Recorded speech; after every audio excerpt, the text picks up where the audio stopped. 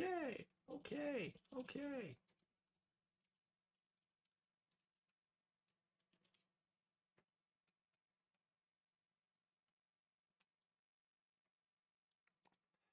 Hello, everybody.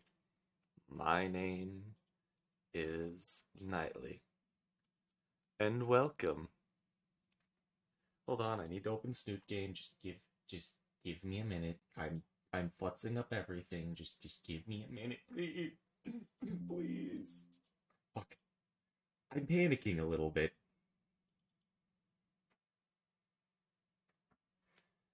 I'm panicking just a tiny amount.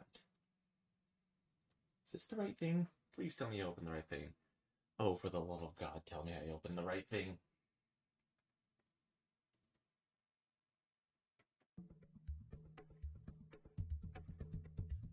Okay, no, I think this is the right thing. I really hope this is the right thing. Yeah, this is 100% the right thing. Docs. Activity feed's gonna go here. Breathe in, breathe out. I'm gonna put my chat. I'm gonna put my chat slightly.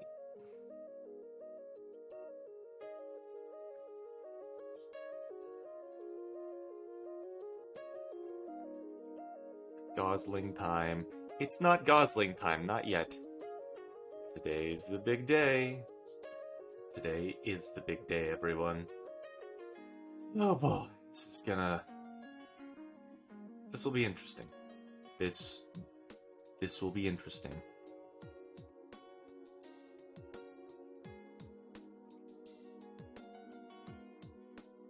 Today is the day.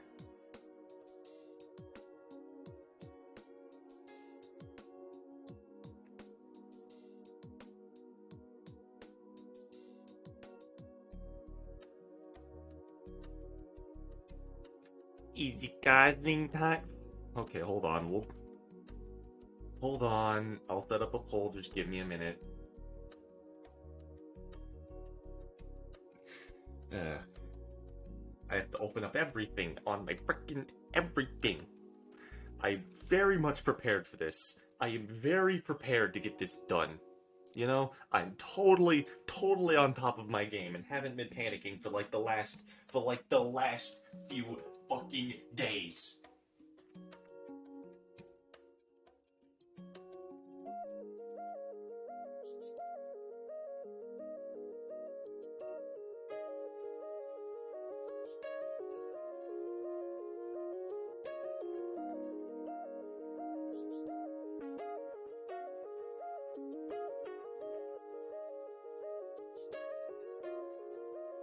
Alright. We're just gonna go 5-minute poll for this.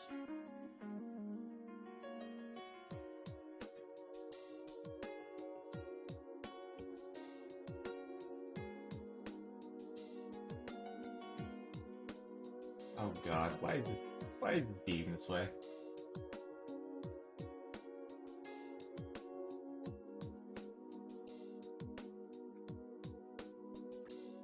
Alright. Chat, go for it.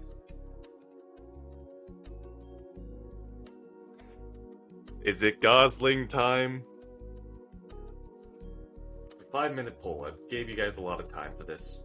I gave you quite a lot of time for this, let's be honest. Probably too much time.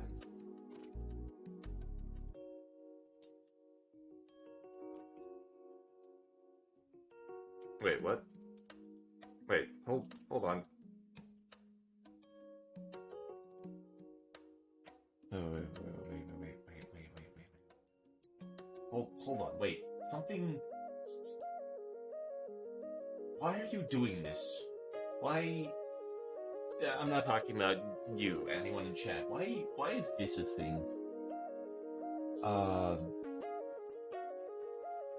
Um...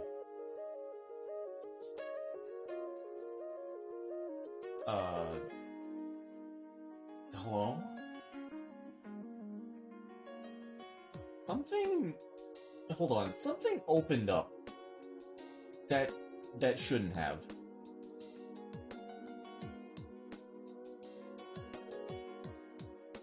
Something is open that shouldn't be open. Okay, give me a minute. Something's weird. We still have like 4 minutes before before this starts. I'm gonna get a drink and figure out what's going on.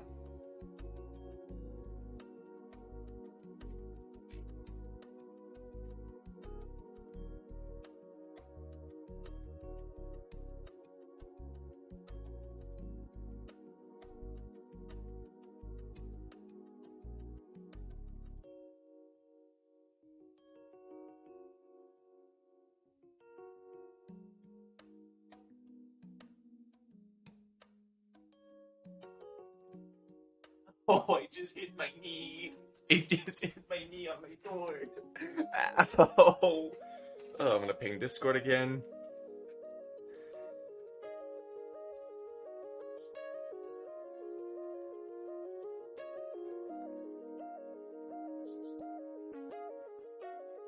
Should I put Fang Friday in the tags just to be funny? I think I should. That would be funny. Fang Friday.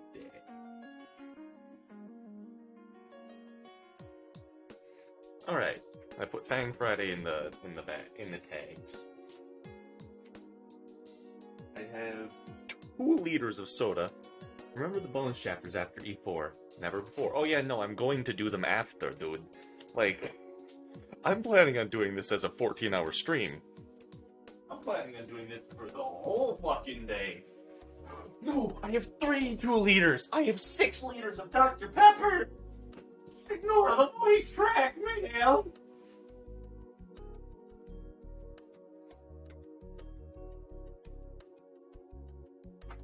Ma'am, ignore the voice crack. Sir?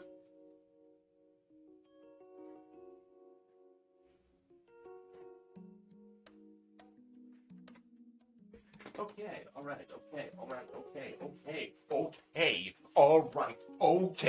alright. I'm panicked, by the way, if you couldn't tell.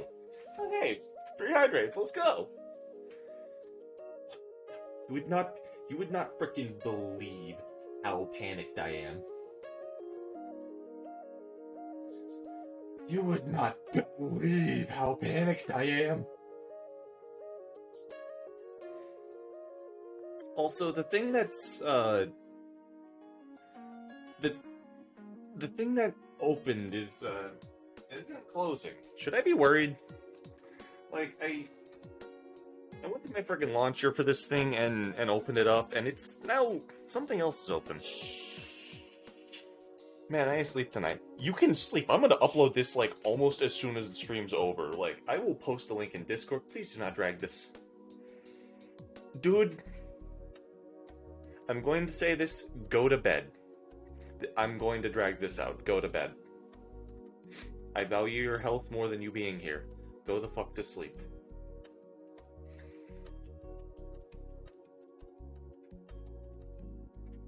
It's not night yet. Okay, but when you get tired, go to bed. I want you to promise me that. I'm going to put my effort into this. I'm actually genuinely proud of what I'm doing here.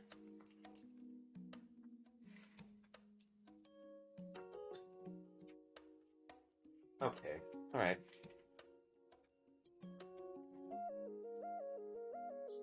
Alright, so let me just...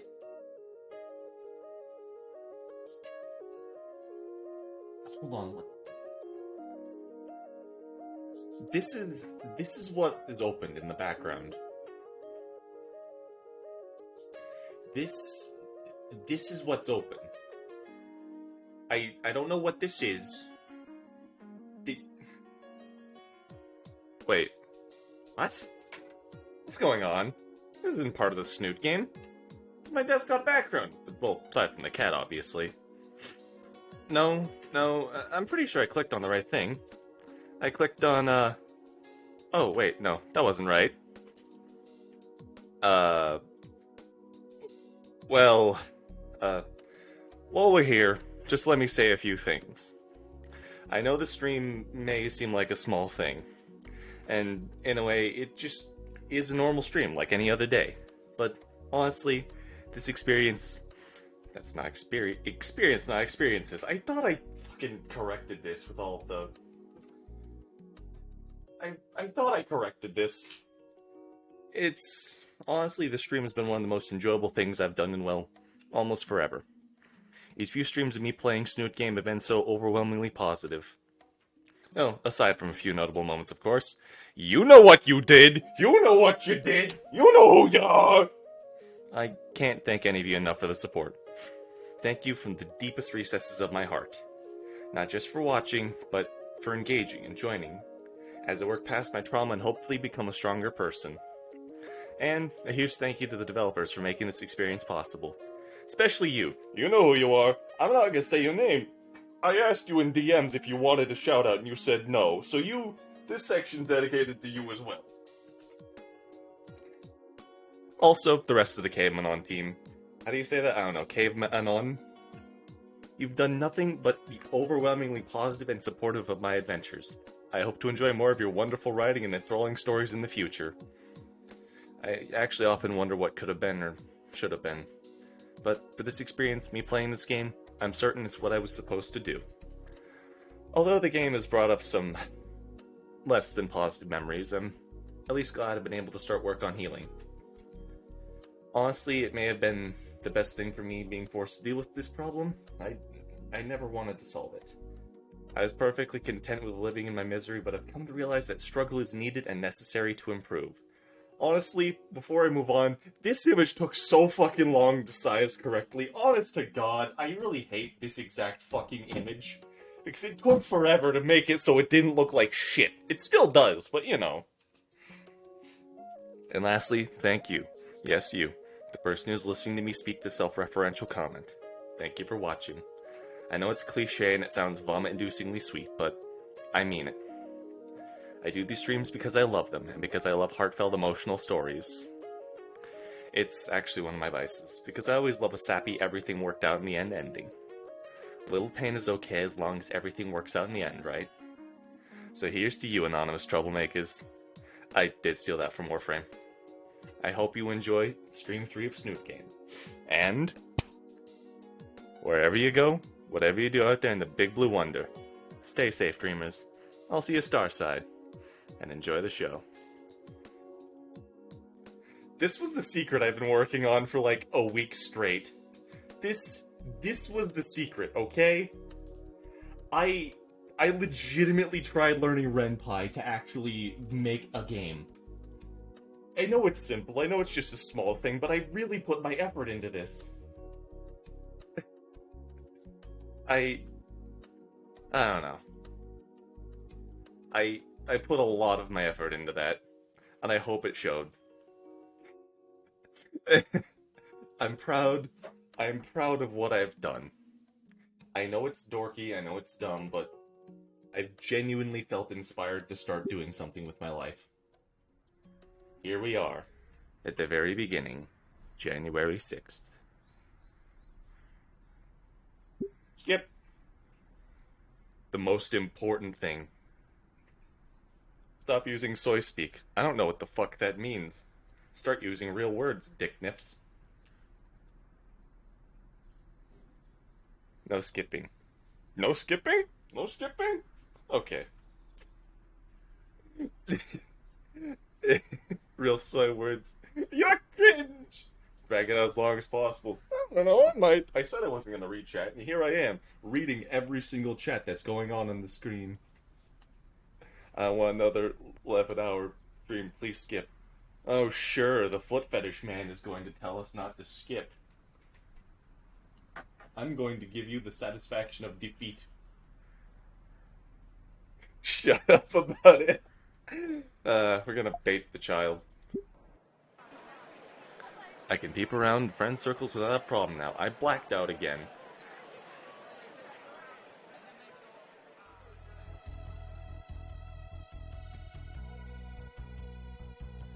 Talk about wanting to stand out. I never thought it was possible to look like you were from a black and white 20s cartoon. Hey, we're only skipping to this point, okay? I wanted to skip the front because there's nothing interesting to look at. We're not skipping from here on out, trust me. Also, yes, I'm doing the voices. She does differ from the other Technicolor students, though. In the worst way possible. I mean, look at that forehead. You could land a plane on that thing. Oh, wait, she's staring at me. With that look. Fucking hell. Has she never seen a human in her life before? Fucking hate that look. Contempt. Judging. Everyone that's looked at me like that never proved to be anything more than an asshole. Like, I'm the anomaly here. You're just dumb, insufferable dinosaur idiot. She's probably no better than me, miss. My snout's so big I can land a plane on it. Go back to your friends. Bastard. Huh? Oh, she went back to her friends. I feel like I should say something.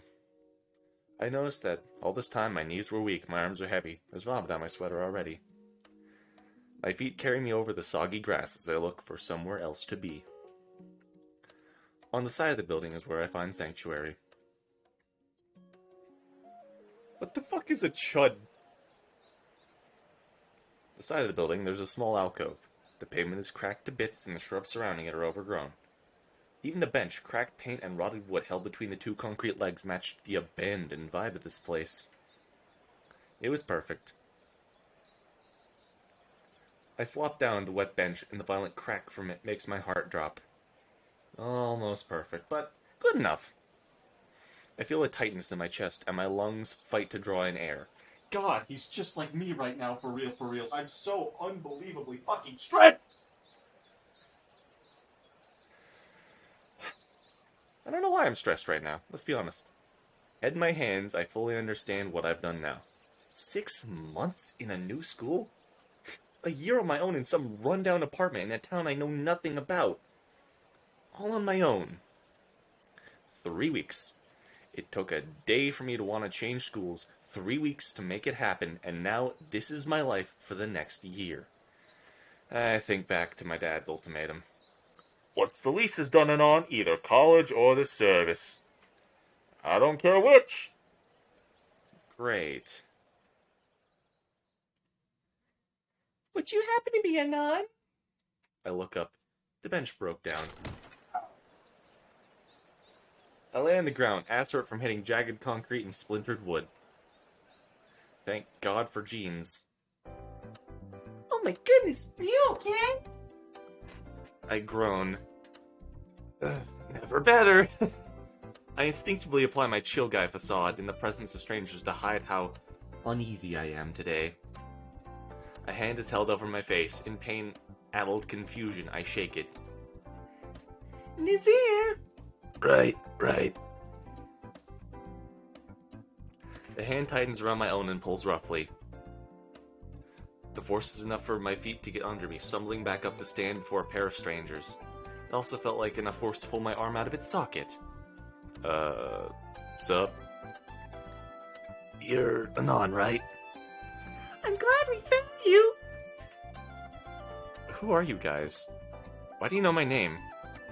Bring my manners! My name is Naomi, student council president and your guide! It's my sincere pleasure to make your acquaintance, Anon. We're your welcoming committee. Okay, then. Is that really necessary? I had this prepared just for you. The orange one, Naomi hands me a brochure. Volcano High in You, A New Beginning to Adulthood. The title alone makes me want to hurl. The orange one, Naomi, looks at me expectantly. The brochure is full of typical trivialities, college prep, financial assistance, after-school programs. None of it matters. Babe, I've got something to take care of. Nasia looks back to the school entrance. I follow his eyes and see some people trying to lift a large speaker to the stairs of the school. Oh, I'll see you at lunch, right, Naser? She looks dejected. Of course, babe. They just headbutt each other. Honest to God, it was terrifying. They just bashed each other's face. Is that how dinos kiss? I still don't get Smokey Naser voice. I don't know. It kind of stuck with me. I like it. It's unexpected for a younger brother to have a deep voice.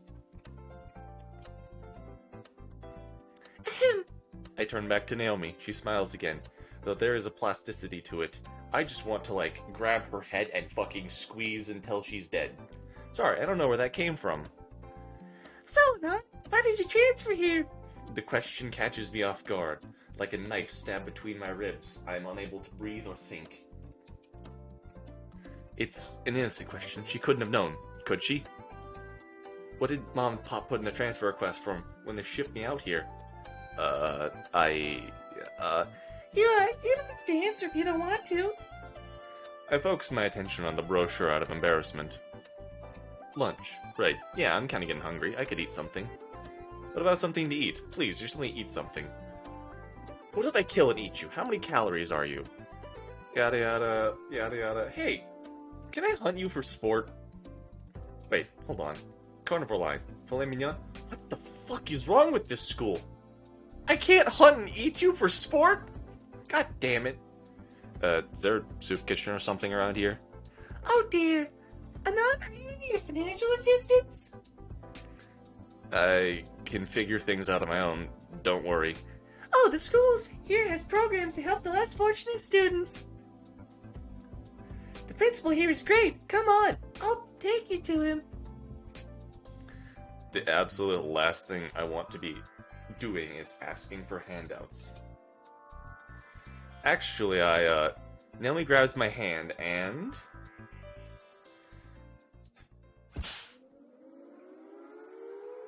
Alert. Alert. DEFCON level 1! DEFCON level 1! Female making physical contact! Panic! We're panicking! Get a grip on the situation! Streamer man, do an Arabic accent for Nazir. I don't know how to do that. I don't know how to do that. You're... Oh god, you're getting those points back. I don't know how to do that. She's taking me somewhere by the hand. Hand. She already has a boyfriend, doesn't she? What? She already has a boyfriend. Okay, I'm safe. Alright, give me like 20 seconds. I need to just... Hold on.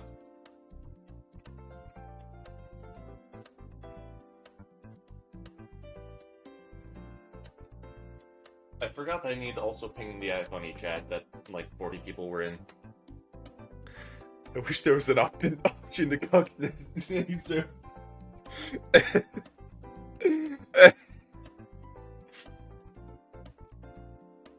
It's so soft and smooth and surprisingly warm for scales. Day one, I've already fallen to such depraved lows as hand-holding. Here we are, Anon. Principal Spear should be able to help you with your money situation. What? Oh, right. Naomi knocks on the door. State your business. The new student needs financial help, Principal Spears. Lend him a 5. I think he needs the loan program, sir. Tell him to come in later. I'm dealing with another student. Oh, the Swedish accent. I have a very bad Swedish accent. I don't know if this is Norwegian or Swedish or... I don't fucking know. But my Swedish accent, I know one word for Sweden, it's fear. My hinga-dinga herka-durgan is Swedish. Spears just becomes Swedish all of a sudden. The fucking hell do you have to clean up after? The orange Parasaurolophus expression quickly changes from whatever that was to the same smile she had up until now. Anon, why don't I show you to class? Homeroom should be started soon. I can't do a female Swedish accent. Oh, we're already insane. We're already insane. Naomi takes the slip from me and blows my eardrums out with a squeal capable of shattering glass. We should first period English together. Oh my gosh! Come on, I'll introduce you to the class and you'll be able to make all sorts of new friends. Yay me. I follow after her to a classroom on the second floor. The seats are being filled with students. I take one near the front, knowing I'll have to introduce myself. I'll probably be doing this for all of my accent. for all of my classes. For all my accents, I'll probably be doing this. The Russian accent. Yeah, okay, we're gonna do it for the lunch scene. My god, it's gonna be terrible. But it'll be funny. My Russian accent is what you would commonly refer to as James Bond villain. The artificial ring of bells blares from a speaker on the wall. With it, everyone waits as the teacher finally enters the room and shuts the door. Ohayo gozaimasu kurasu today ya habu inaisu kurasu mitu su bokeero no hai. What? Anan-kun porizu come up and then turuzu yourselfu. Naomi coughs and makes a subtle nod up. I stand from my seat and face the class. Once again, all the eyes are on me, and the tightness in my chest returns. I inhale deep, willing my erratic heart to slow. The introduction goes perfectly. Please take your seat, Anan-kun. Hai now kurasu. That was nothing like my Japanese animes. Mr. Suki continues on, drawing what little attention there was to himself. I sat down, finally feeling the blood that had caught my legs rush up, leaving me lightheaded. I actually have that. If I stand up too fast, I just sort of fall down sometimes. It's fun. I have too much blood inside of me. Or not enough iron. It's one of those two things. I probably have to do this for each class today. Double fuck my life. Awkward introduction after awkward introduction to classmates that couldn't give less of a shit kept me anxious the whole morning. There's still the rest of the day to go. Eventually, lunch comes around. All the edible stuff is well outside my price range of fucking free, so I settle on a pseudo pizza. The kind that becomes a viable weapon if you leave it out for 10 minutes. I used this exact joke in a D&D game that I played. Do you have an ending guide for E4? No. Do you want to know why? Do you want to know why? Because I actually know the fucking right pathway. Through all of my trials and tribulations, through all of my endings in this game, I found the right way to do things. That's why I wanted to do ending whatever I got, and then the others. Because I know the right pathway to choose. Gets ending 3 again. I want you guys to backseat me if I make the wrong choice. Literally, like, scream at me. Spam the chat. Call me a bunch of things that I probably won't be able to say. Just do whatever you can to tell me that I'm fucking stupid. Got it? You have my express permission. Call me a dumbass. If I make a mistake. Only if. I thought I had found a decent spot in the corner when disaster struck. Said disaster was a hand grabbing my shoulder and turning me about. My plate of pizza-shaped cardboard threatened to smear across my shirt. Hi, hello. Hi, Boofster. Thank you for stopping by. Appreciate it. I fought the momentum of the tray until the hand that had spun me stabilized it in me. Oh there, nearly dropped your food, Anon. Yeah, whose fault is that? Yours? I swear to all that is good and holy, his accent is fucking stupid. Want to sit down with us? What? Want to sit with me and Naomi since you are new here and all? He points to a table with the living pink sugar rush waving. God damn it. Wait, god damn it. I don't want to make a scene. Sure. Sure. Before I even sit down, the barrage of questions begins. So, what do you think of Volcano High? How about your classes?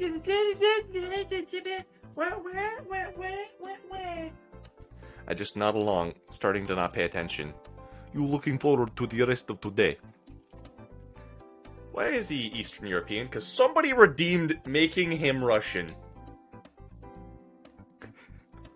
Not really. I don't have any plans. All these introductions just kind of wore me out. I get you. Hard to talk to people you do not know. Something like that, yeah. Hey, hell, last period I tripped in front of everyone. Talk about a great first impression. I do not think that they care at all. Have you had any trouble saving them? Do you have enough money for food today? Oh, you're short on food money, man. I want you to be smart. Okay. thanks for redeeming that, I guess? I don't know. Not really, just gotta sign up for some handouts. Yami's starting to look disappointed. I'm only picking up on Nazer's interjections. If you need a bit more extra food, there is going to be free refreshment at my sister at Fang concert today after school. She is my sibling. I can't do a German accent. I can't do a German accent to save my life. We're not doing that for Fang. We're gonna take this a little bit seriously.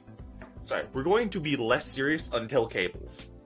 I'm gonna, like, slow down our reading chat after Cables, okay? Hey, you got your points back, Meme Bean. It's cool. Sibling. What? Fang is going to have some... Hey, Fang is going to order some extra pizzas for the show. You could take some home, da? I'm not a fan of concerts. Not really one for public events. Alright, man. Just thought it could use your opportunity to make friends. What's that all about? Poking balls. I'll assume that wasn't meant to be malicious. I'll consider it. Hey, don't interrupt the conversation. How about I help you pick out some cheap food after school? I have some great vegan shops in the area. My stomach rolls at the V word. Maybe another time. I legitimately don't like you. So about that concert. Dinner and a show? Sign me the fuck up. So what do they play? It can hardly be called music. Music? Da. What kind? The kind that you attempt to listen to. What genre? I have no fucking idea. You don't know? Nope. Well, free food is free food. I look at my pizza, noticing something is wrong. I test it with my plastic spork and watch as the cheap utensil shatters to bits. I eat the utensil instead. It's more filling than the pizza would have been. I cursed life for a third time today. The dreaded 10-minute mark has passed, rendering my pizza only useful as a building material or a very, very improvised weaponry. Oh dear, Nazer, why don't you split your sandwich with him? But it's my sandwich. It's fine, we can split my vegan TLT. Okay, real talk, I'm not actually a fan of tomatoes as like a taste. I'll eat them, like, they're not bad, I don't know, I don't prefer, like, fucking just tomatoes on things. So for me, if it was a BLC, like a bacon, lettuce, and cheese, I would eat the fuck out of that. I don't know, that's just me. Does anyone else, like, do the weird substitute thing for specific foods? It's not like you won't eat them, you just, you know, don't like them as much. You can still eat them, you're not allergic, you just don't want to. Because that's me with several different things. I don't mind eating stuff, like, I'm not the biggest fan of pickles. I just don't want them on a fucking burger or some shit, you know? Nazer shudders and looks down at his foot-long filly. Sure thing, baby. He tears the sandwich in two and hands me the larger half. I look into his eyes and see him start to cry. A part of his soul was lost that day. I dare not ask the man for a sandwich. I will never forget your brave sacrifice. With that, we all dig into our meal. Dude, I owe you a fucking sandwich. Is that one of the extras? Can I just go out and buy Nazer a fucking sandwich? Please? Please?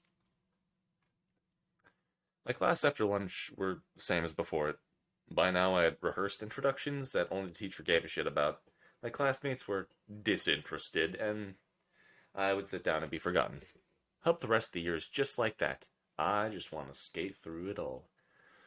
All that's left for today is the concert and dinner. I wait outside the auditorium entrance with Nazer, who is checking his phone for messages. Right, Fang says the show is starting in a bit, see?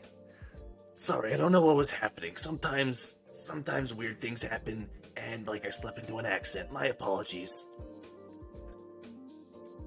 Ignoring what he just threw at me, I think it was a phone maybe.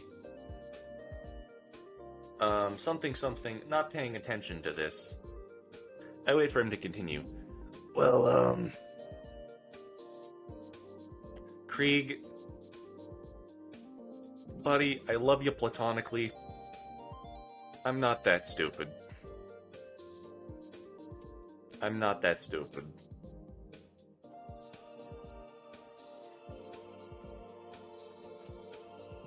Glad I'm an only child. Nazer glares at me. Thing's still family. Sorry, just saying. Nazer deflates. You're good, Anon. And yeah, they're family, but Fang is just so... Difficult? Yes, difficult, and I don't know why. Sounds rough. It is. Like, I know they care, but Fang doesn't even want to be around me. Finally, the doors open and I smell the cheesy, heart-clogging, artery-stopping goodness within. Sweet, come on, Anon. Revolver, Ocelot. 12 shots. More than enough to kill anything that moves. His massive hand stops me. Principal Spears? Yes? I'm guided to the side, away from the crowd that's filtering into the auditorium. So, how are you feeling today about our lovely school, Anon? The spear-shaped pin in his lapel reads Principal that informs me of who this giant is. It's nice. Cleaner than my old school. He guffaws and slaps his chest. Ha ha! You can thank your classmates for that. What? Now, go enjoy the show. Oh, I do need you to come by my office tomorrow morning for some paperwork. I nod and go back to the door where Nazer is standing, holding it open for the rest of the students. Make his voice more primitive. This is not a request, this is an order. That's his polite voice. That's him trying to be nice. I could make him just loud and bombastic. But I'm choosing to make Spears... He's not one to fuck around with. He's somebody who you know for a fact could kill you. But he has enough restraint. Well, not loud, primitive. I don't know how to make a fucking voice primitive, okay? I checked the logo on the box, seeing that it says Dynamo's Pizza. It's a couple $100. Meh, about a month's allowance. How rich is your family? A month? So, about the actual show. I'll check on them. Be right back. Left on my own, I stack my plate up with some quality greasy top delight. I lean against the wall, chewing bits of Supreme and observing the rest of the crowd. Another shit wait, that's not Nazer's voice. Another shit show. She's so stupid. They even bother? Bunch of losers. I'm a nondescript NPC. I don't have a voice. Everyone seems to share the same sentiment. So why the hell did they even show up for this? Nazer finally comes back and opens the door to the main hall. The crowd moves in, so I hang back and talk with Nazer. What's with them? What do you mean? The crowd, they're talking mad shit. What? Nazer grasps at the air, unsure what to think or do at the moment. I think he's angry. Quick reminder that Fang fell in love with the literal life. So you're telling me there's hope for me? You're telling me that somebody could love me? I should have known. I don't. What are you talking about, man?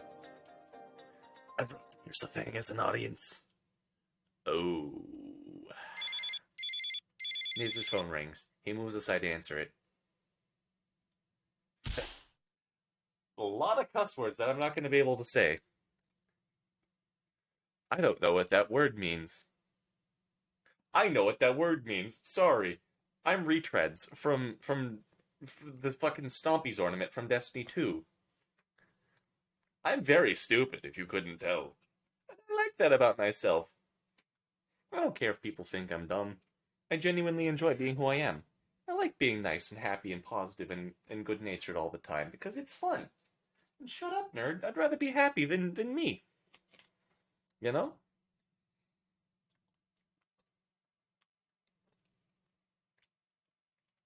No, I didn't mean to say I'd rather be happy than me. Let me rephrase. I'd rather be happy and me than, you know. Why does Nazer have a $30 haircut? You're worried about that and not the jacket. Your insults have no effect on me. They slide off my brain, for my brain is far too smooth. I ironed the wrinkles out of my brain. The worm could stay. He was cool, though. It's not on fleek. Oh God, for real. The call ends and Nazir sags.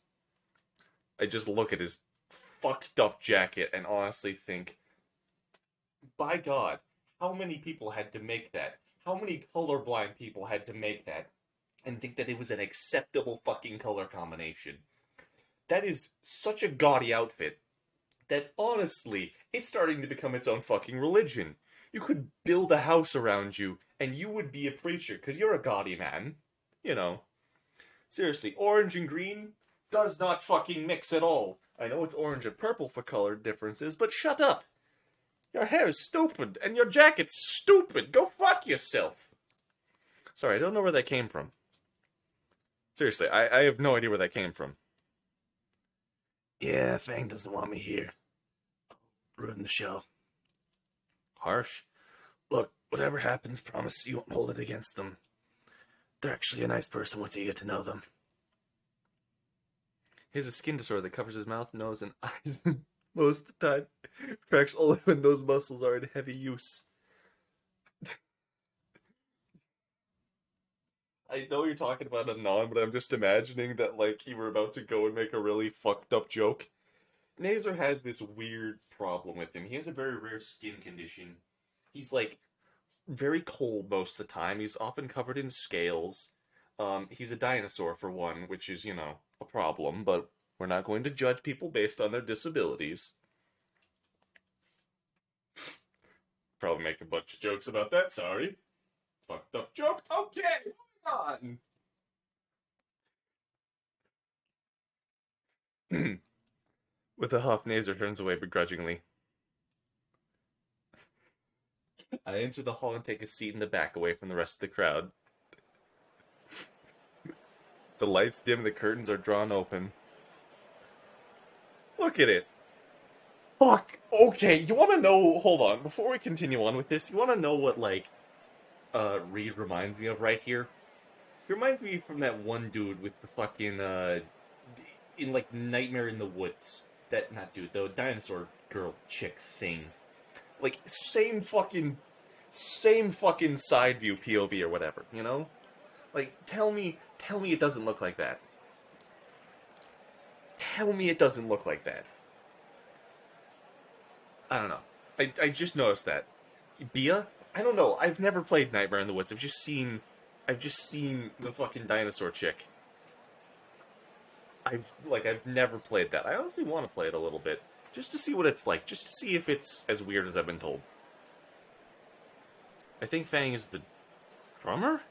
He doesn't look related to Nazer, but maybe it's the main front woman? What? Then why is the whole confusion over her sex? For fuck's sake. Just getting thrown around today. She does look familiar. Oh fuck, she was the person sitting in the front of the school when I had that whole, oh my god, you're the main love interest moment. The purple one decides to start playing on their guitar. It's bad. What I thought was a guitar sounded horrifically wrong, far too heavy. The lead guitarist was using a fucking bass. The vocals kicked in. Terrific screeching combined with the melodious shredding on a bass created a cacophony equal to hundreds of cats being ritualistically sacrificed. Or a man who keeps regenerating getting his balls punched repeatedly. It was just awful to listen to and it hurt me. I fight years to cover my ears. I don't know too much about music, but even I know that you don't use two basses in a band unless you really know what the fuck you're doing. Oh no. Oh no. More words. The crowd was standing, jeering and laughing with whoever said that.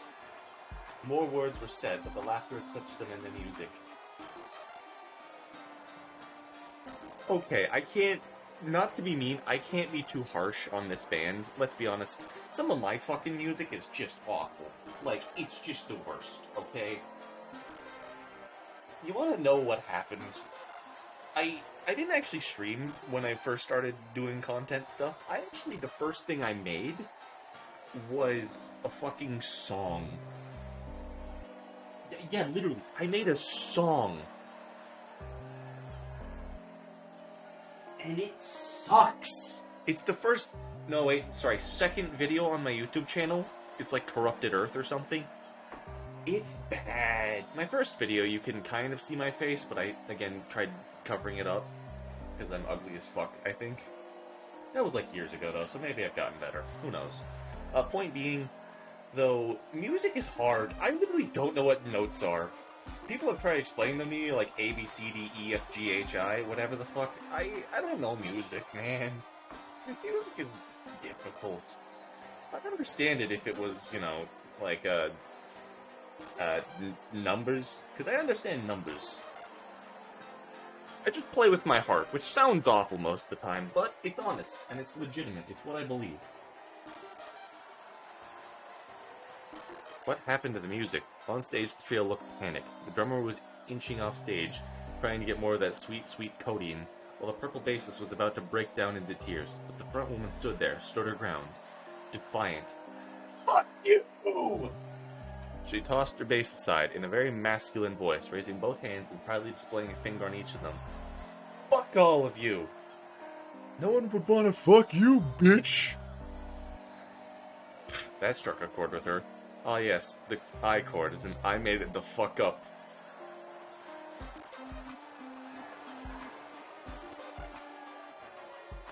This is the future of music!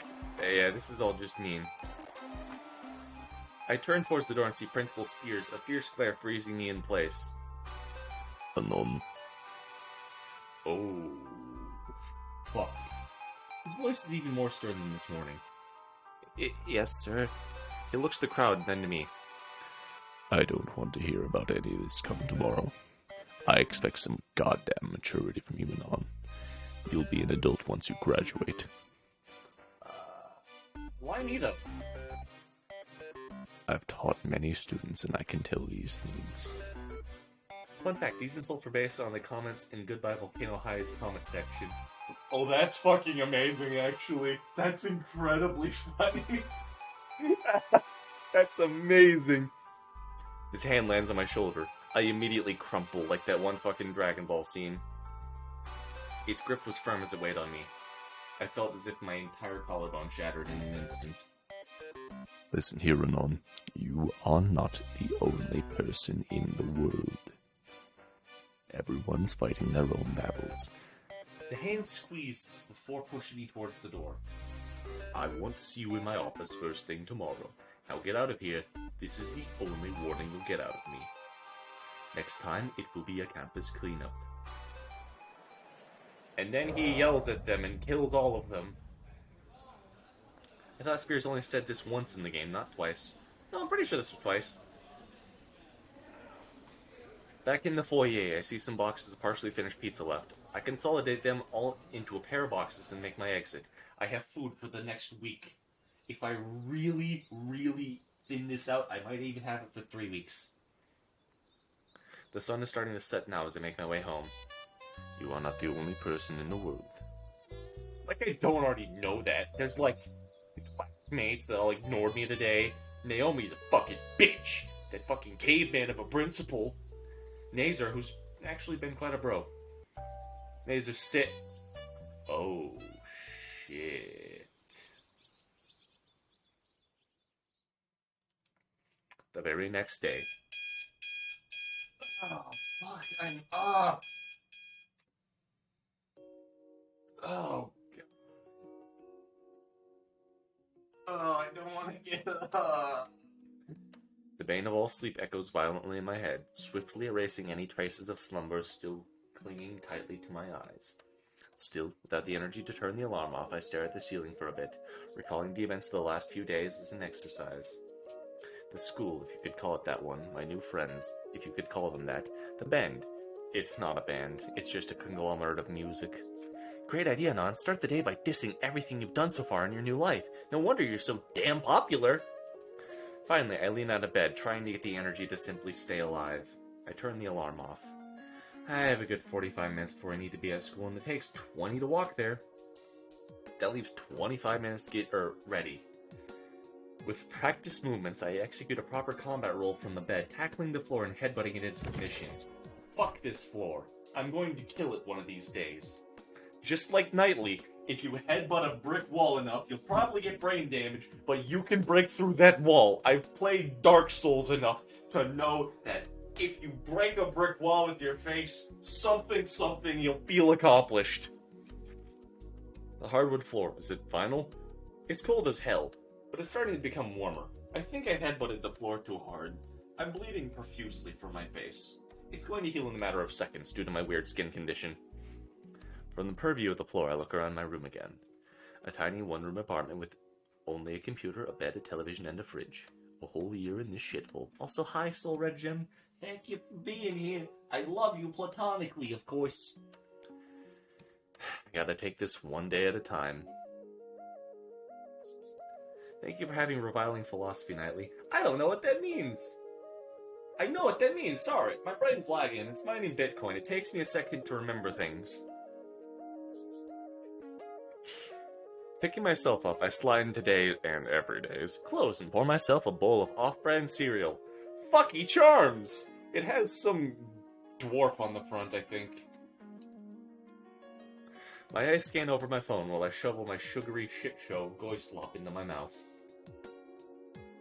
Scroll, crunch, crunch, scroll. I drop my phone in my cereal. Today can't get worse, can it? Take my jacket off the hanger and... I take off the backpack and put the jacket on.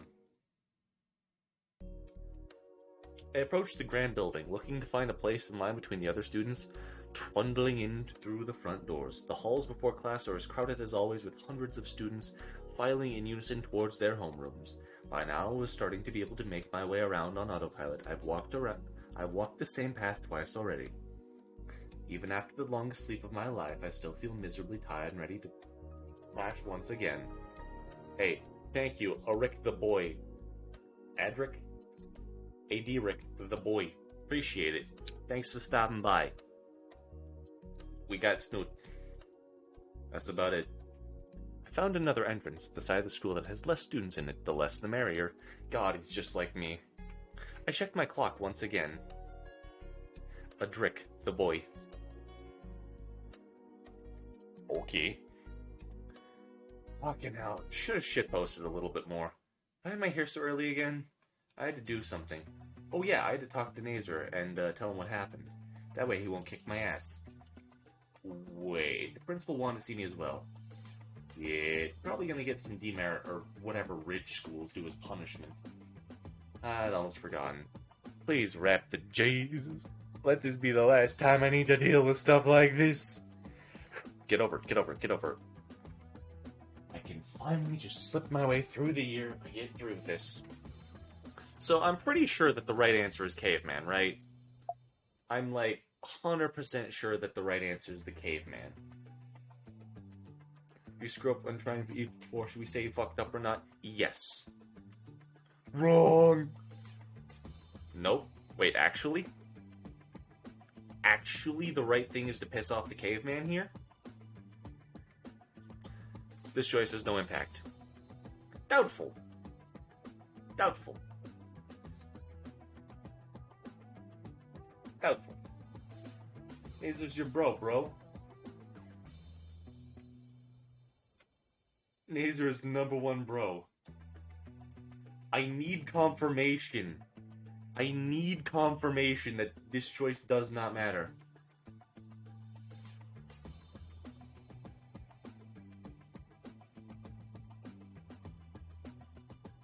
Yeah, this choice doesn't actually matter.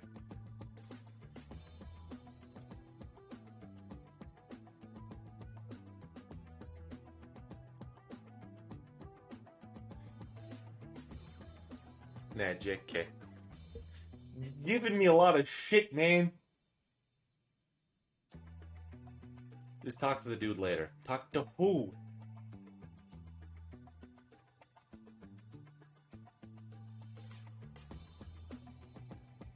Talk to who, motherfucker?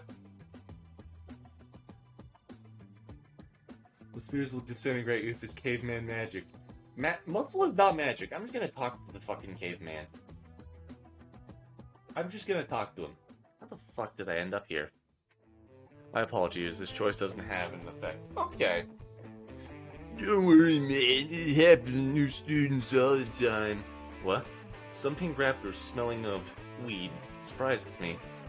If you're looking for the office, you gotta want to go that way. Oh, thanks. Yeah, no problem, man.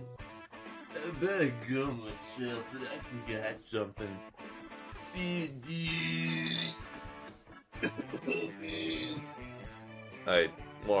He walks off down the hallway. I should follow the directions he gave me. Oh, wait. Wasn't he the drummer from last night? Huh. As I near the office, I feel a heavy tension suffusing the air. In front of the principal's office is Naomi and some other chick, engaged in a heated conversation. No, Naomi, there's no reason for that. You keep us from selling merchandise to school. I'm very sorry, Trish, but we've already told you before, due to your friend's record, we can't allow you to sell anything on school grounds. 7 times, in fact. The purple one, Trish, throws up her hands in frustration. 6! This is the 7th! Go ahead and fill out a form if you really want to try again. How did you just do that in the trash without even reading it? It was illegible, Trish. You should work on your handwriting a bit. I don't have time for this. I need to go track someone down.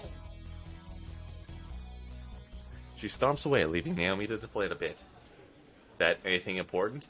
I just relish this horrible look on her face. This is also why I chose to go to the caveman, because I remember that Naomi got yelled at like the bitch she is.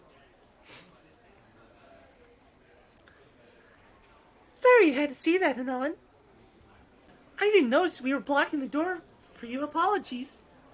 Yeah, the principal asked me to see me early. I'm not really in any rush. Very commendable of you, though. Go right in ahead. I don't care if she got me and Fang together. I still hate Naomi. This game has made me Naomi-cist.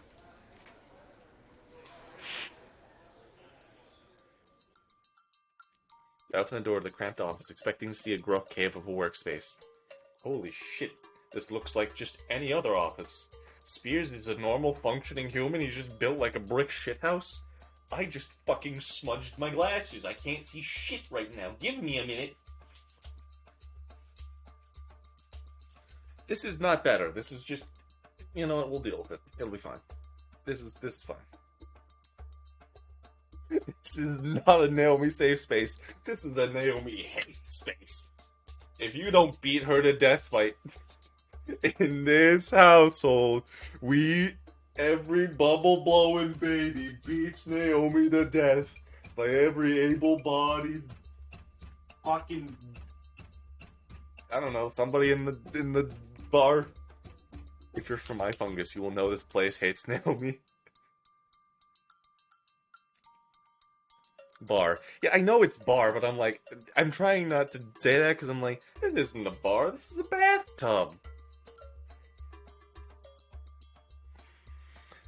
You're going to stand there forever? What are you waiting for? Sit.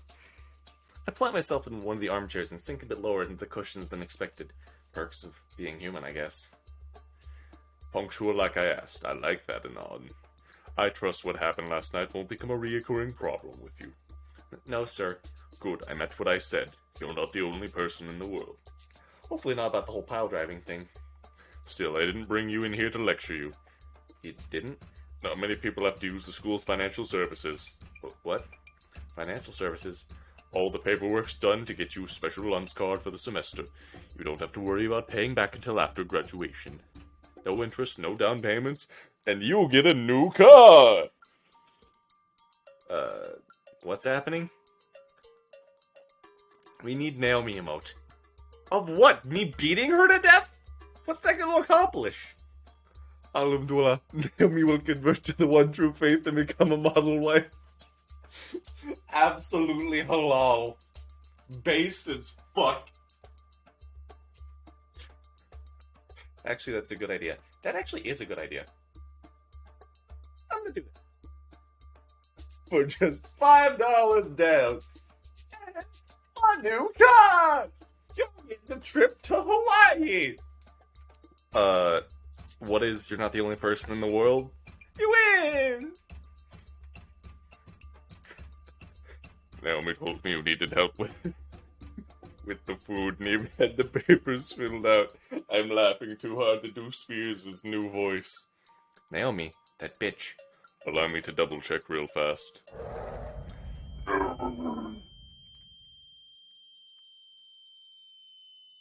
I hear an E sound resonate within my ears. I think this is what Spears did. He just gave me hearing loss. No, this is just how Naomi sounds to me. I don't actually understand what she's saying. I just hear a fine, grating, constant E sound. Oh god, am I stuck like this? Dismissed, Naomi. And just to be absolutely clear, Anon, you did ask for this. Well, he is in need of assistance, right?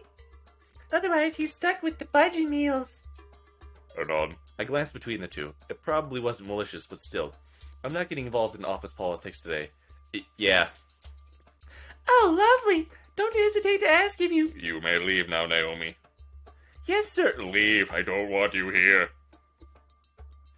We do need the Naomi Snoot picture as a sticker here. We could do that. I like that picture, though. It's a very funny one. It makes me incredibly violent. I get, like, Spears level angry whenever I see Naomi. She reminds me of, again, the chick in college I dated named Naomi. I'm gonna beat her to death if I find her again. This is a joke. Hate to do that, but she goes on for ages. Anyways, sign here, here, here, here, here, here, here, here, here, here, and here. You're good to go.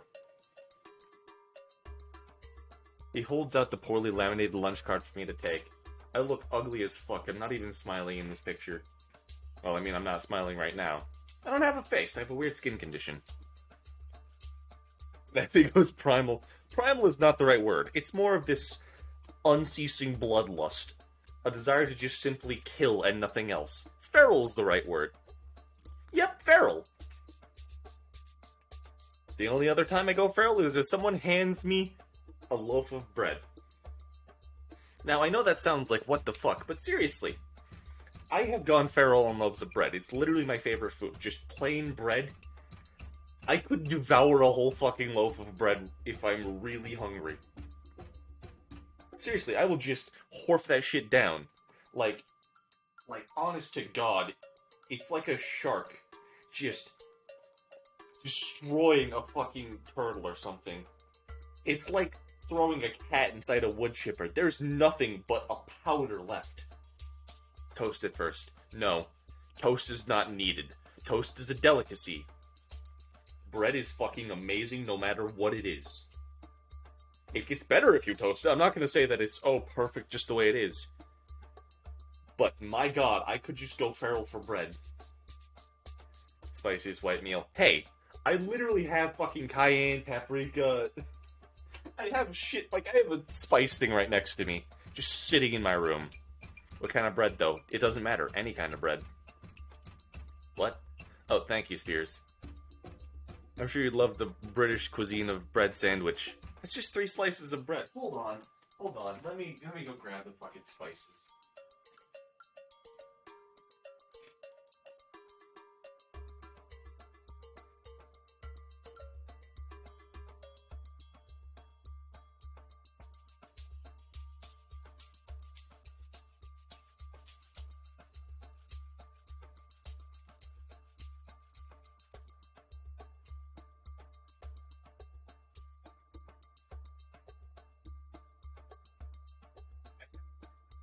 Here. Cayenne, curry, paprika, chili flakes. Like, I don't know. I don't even know what grits are, I'm gonna be honest. I've heard of them before, I'm just too broke to afford them, I think. I don't know. I eat raw bread. What do you think I do with my life? I have a 10-pound bag of rice. I've had so much fucking rice over the semester. I still have so much rice. Sorry. You can come to me anytime. I'm always here to listen. Except for topics relating to estrus season. I sense great exhaustion in that last bit. I still don't know what that means. Thank you.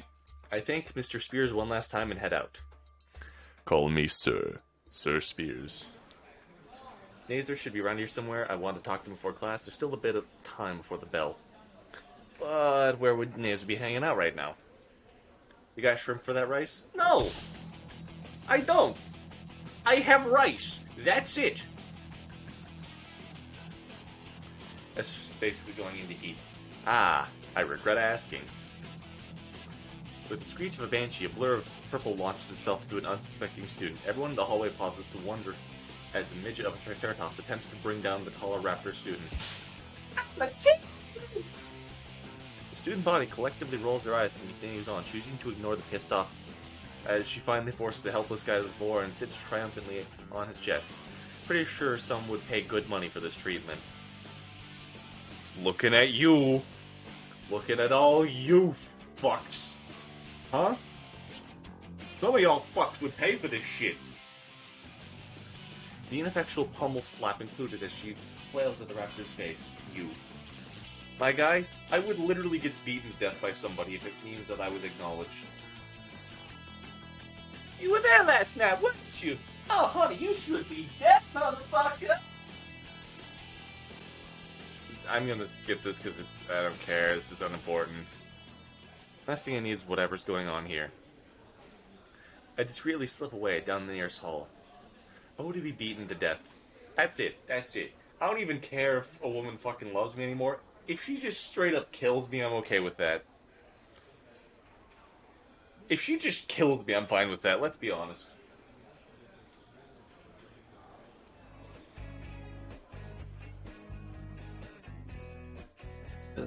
What? What? Oh, I think out loud, apparently.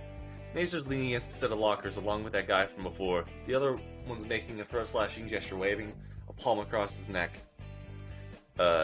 Nothing important. So as I was saying, bro, best tactic in the game. I mean, yeah, if you're close enough to melee them, but like...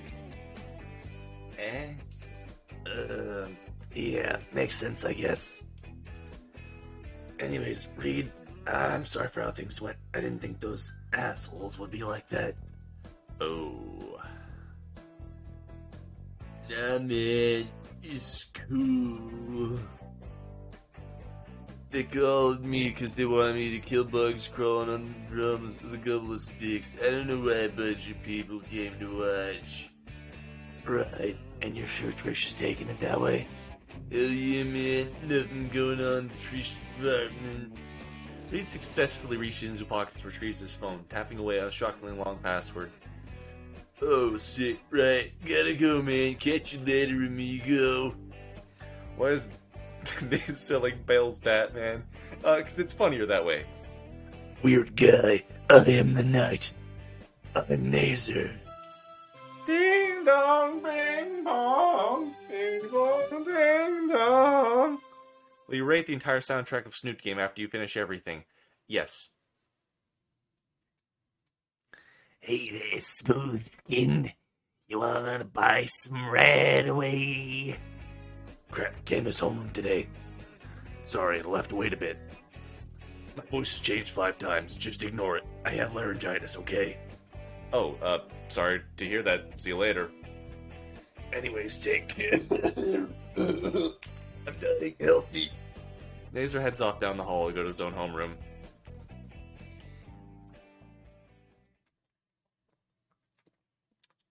The period's passed, eventually to lunchtime again.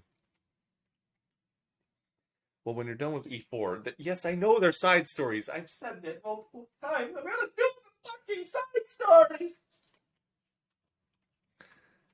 It's like it's only me and the teacher in the class at this point. I follow the flow of students toward the lunchroom, mindlessly looking out at the halls. Passing by the athletic award case, a decent amount of group photos of Nazer front and center. Apparently, the school is pretty well known for their track team. I wonder how we can run with that one broken wing. The last case was reserved for general awards, I guess trophies that don't belong anywhere else. This sounds like he's about to give me a quest in Fallout 3 to retrieve a suit of powder armor. They pass those around every school. The power armor, not the awards. Looking around, there's several posters on the walls here. All simple slogans to stop the evil bully menace. A fat lot of good those did at my last school. They always went all in with those efforts. One time they even got the whole student body into the auditorium to watch a short movie. Some frail, pasty kid gets pestered by a chubby, buff bully, and he gets hit by a car, and then it's over, and then it's the end. We win. Good job. Game over. With my lunch card in my possession, I decide that I should pick up some lunch, because I'm actually allowed to eat things. I buy things. I grab the cookies, because I'm a fat ass. They're rallying to stop Trish. No, you can't say that. That's racist. No.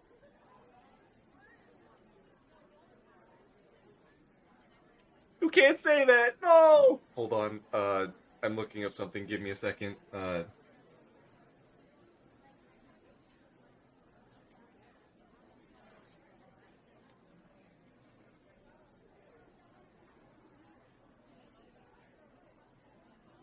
Sorry, Sitcha. Lives matter.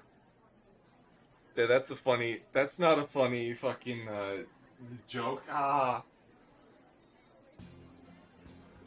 Next to her nasal is a complicated expression. Alright, guys, calm down with the jokes in chat. Just calm down. I know where you're from. Let's cool off a little bit, guys. I am so glad the chat's not on screen. Next to her, Nazer has a complicated expression on his face. I brought the Mr. as an audience. His gritty voice echoes in my head. Shit. I go and sit across from Nazer and Naomi. I don't know what the fuck that means, Krieg. I see you're making use of the lunch card. Yeah.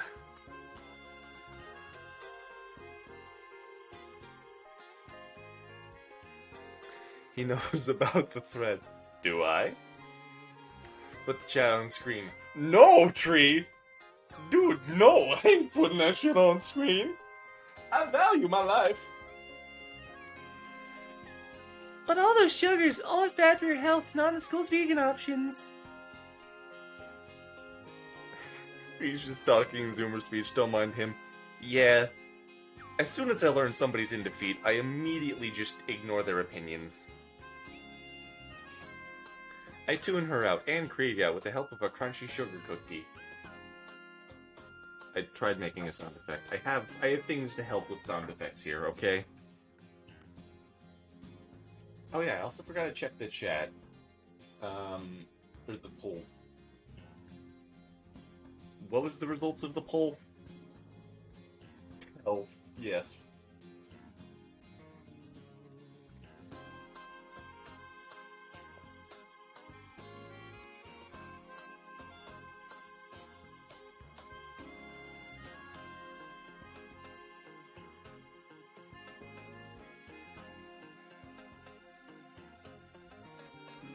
Alright, fuck it, here you go. Say Triga on stream. Okay. I glance at Nazer and I notice that she's poking at his pasta. Nazer, sweetie, you shouldn't play with your food. Huh? What? Oh, what's up, Anon? Not much. Yeah, I'm good. I'm good. So I've already said it the other way on stream. Oh, it's on the YouTube, my guy. I don't get the poll. Well, you don't have to. Pick an answer. This following laugh sounds hollow. Trigger warning. Yep, so we're gonna say some funny things here. Must have missed it. You did. This following laugh sounds hollow. Nazer, that's not your laugh at all. What's going on? Yeah, it's at work can barely hear. No, it was on a different stream entirely is what I'm saying, so I'm just gonna say trigger again. No, because it's not the word that you're thinking of. I'm not allowed to say that word. I would get my nuts chopped off. And I quite value my life.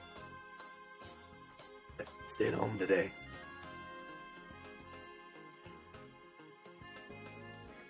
The concert was a shit show and they wanted to avoid everyone. No, shouldn't have invited those guys. Fang is pointing at that mop. Windblade, why do you have to hurt me like that? Why do you gotta make me sad? Emmy places a comforting hand on his shoulder. Yeah. That crowd's harsh. What happened after I left? Naza looks at me pitifully. Trish gave me a general idea. You are not the only person in the world. Ah, shit. The band never made it past their opening act. Someone said they still sucked. Nazer grits his teeth. Hey, don't shoot the messenger, don't shoot the messenger. What else did they say about Fang? You don't want to hear it. And what happened after? Caesar, please calm yourself. I realize now that I had been laughing with them. I left after that. Spears was pissed. He killed a couple of students. Straight up, they're dead now. He just broke them in half like they're a fucking Kit Kat. Break me off a piece of that Kit Kat! It was like ending 1, honestly. It was horrible. The school's covering it up. We have a murder to solve now. That's ending 7. Ending 7. Spears goes on a fucking rampage. Somebody called his wife a trash. Spears is Gerbera confirmed. He just turned them into a red mist. Fuck, that's why she stayed home. If Fang wishes to stay home, then that's her prerogative. Streamer man, you're like manly badass hero, but not badass. Damn, that actually kind of... That doesn't hurt, but I know how to feel now. Going to... Krieg, I want you to take a couple of steps back, look at yourself in the mirror, and then go fuck your own face. Got it, buddy? Alright, go for it.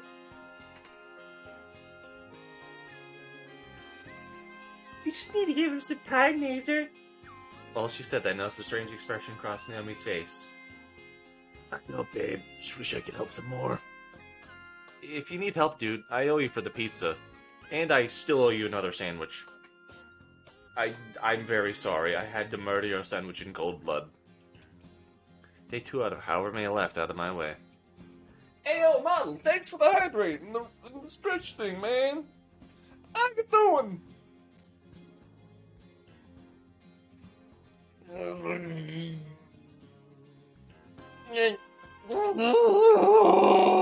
Sorry, I just popped my spine open.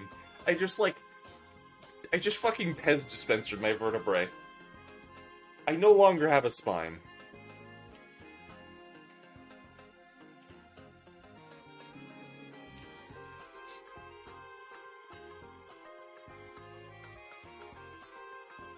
I just thought of the funniest fucking way you could make a secret ending for this game.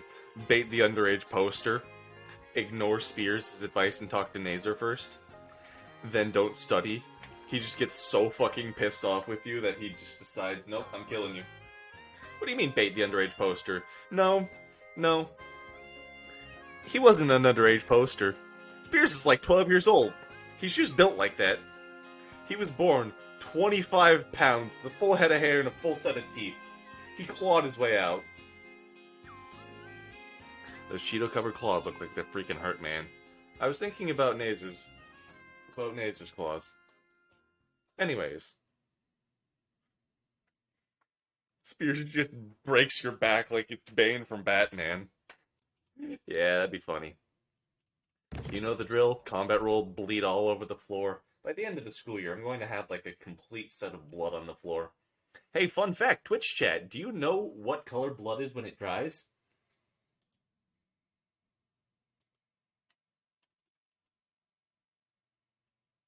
I'm pretty good at this. Brown. You're right. Do you want to know why that is?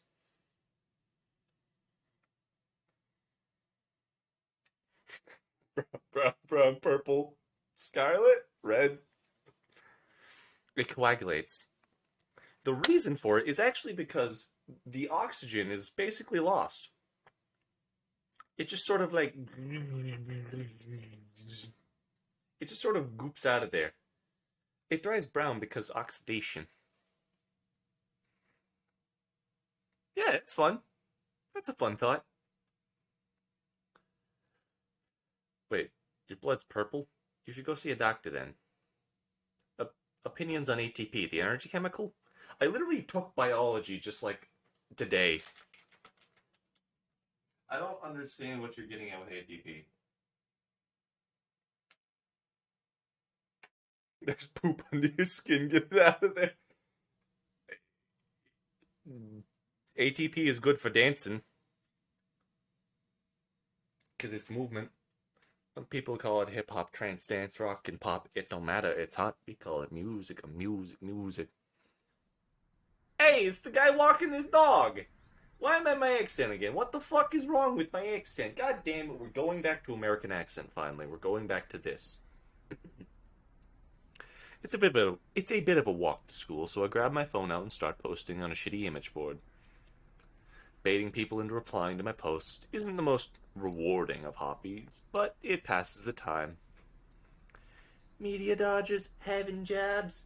Pick one and only one. That ought to get a few. I funny? Yes, I funny. A few wildflowers growing in the cracks of the sidewalk bloom in seconds. What's I funny? Essentially, like, I don't fucking know. It's a dumbass place. The only reason why I use it is because sometimes it has really weird information on there. Like drawing tutorials. And, hold on. And occasionally Virgil memes, which I send to one of my friends. Good morning, Anon. It could have been worse. It could have been better. Naomi catches up to me. You say something? Good morning, Vietnam. Don't you walk with Nazer to school? Where is he? He went early to help today and set up another student event. Oh, he's certainly someone you can always count on for that. He really is. I'm so proud of him. Yeah. Hey, when do I have to stop doing your voice? Wait, you want to take me to the gardens? They do. Come on, I'll show you. I don't really want to. I don't like you. The Peach Menace returns. Pomegranate Parasite is back. Naomi grabs my hand again, and when I come to, we're already there. There's a Naomi root mod in development. By the way, you get to meet her sister. Can I kill Naomi? Can I straight up just fucking kill Naomi in that mod? That's the canon ending for me. I just beat her to death and then eat her. I kill and eat hookers. I've done it. I admit it. I've done it.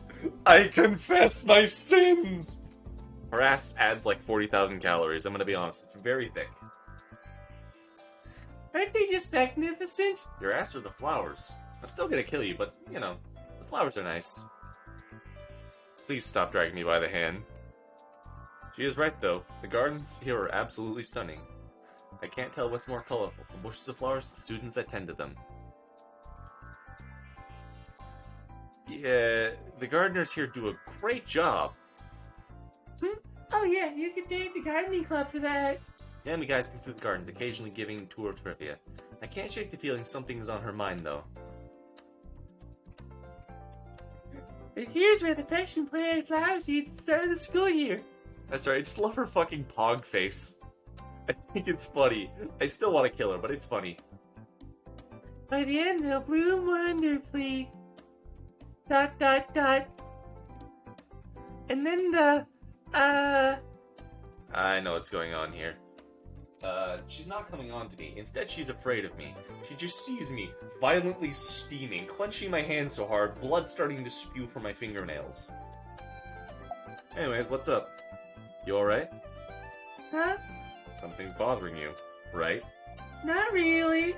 A bit, I guess. I've just been worried about Naza recently.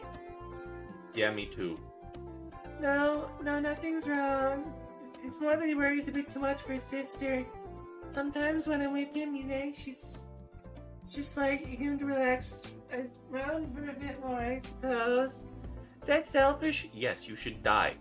I think you should try and kiss a train, Naomi. That would be very funny. That would help your worries quite a lot. I've never had a girlfriend.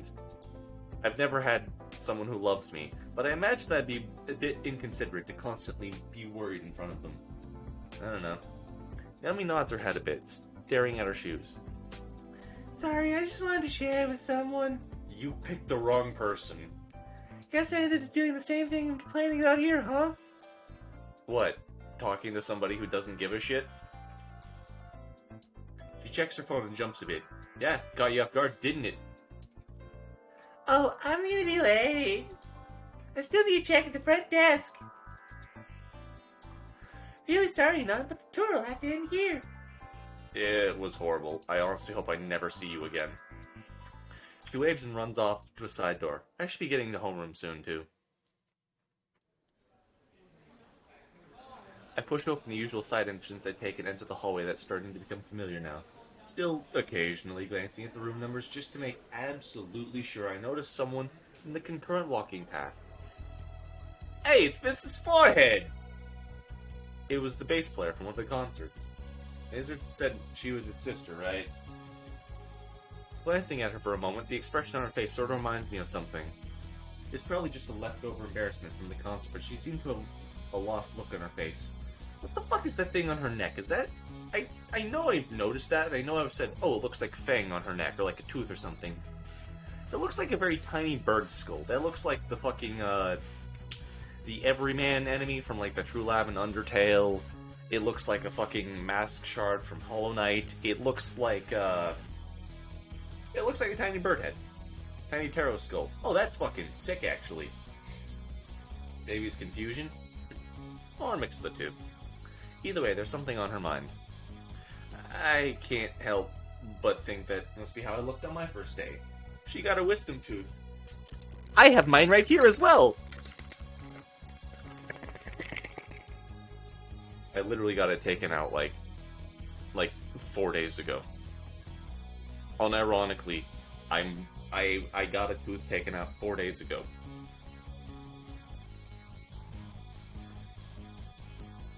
It was my first day of school, and I bet I looked as nervous as that. What's her excuse, though? Either way, it doesn't look like she recognizes me. It sounded like you fucking ate it. You're not supposed to eat your teeth? What do you mean you're not supposed to eat your teeth? Wait, what? Eat the tooth. If somebody pays me 77777777777 hundredths of a cent, I'll probably maybe somewhat eat the tooth. Why is she scratching herself? Oh, she a junk? Oh, she was. God damn it! Who was saying that they're fucking preening themselves? God damn it! I now realize that's what they're doing. Fuck you for making me realize that! You, Skinny, Yeah? do you see where they went? The group with the, Dinosaurs? No, yellow hoodie, red hair, pink tail, and hair buns. Are you describing one person? No, it's multiple. The dinosaurs, though, right? What? I don't know where they went. Whatever you say, weirdo. And just like that, she's gone. Every new stream is a new traumatic experience.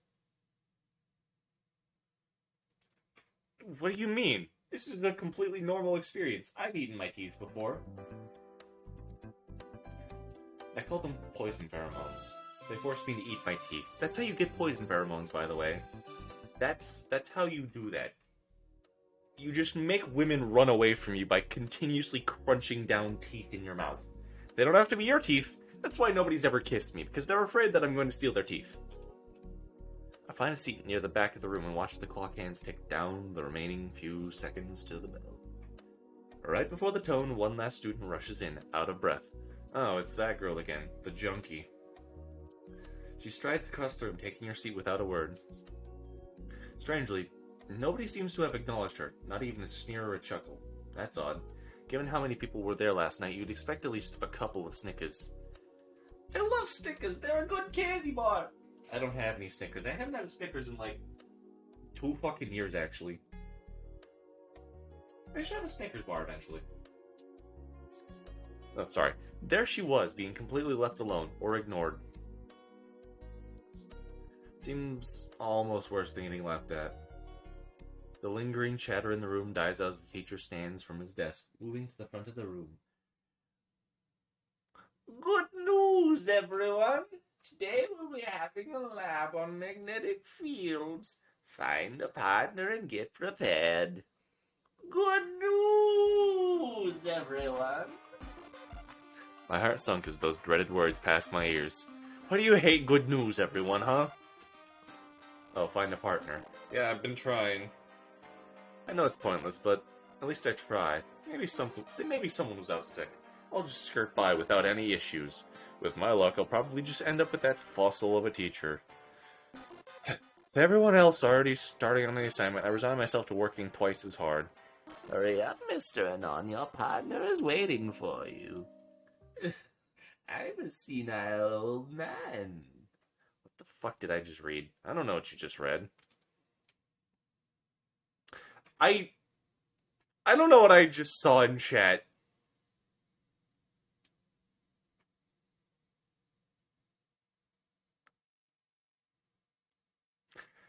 What the fuck did you just type in my goddamn fucking chat?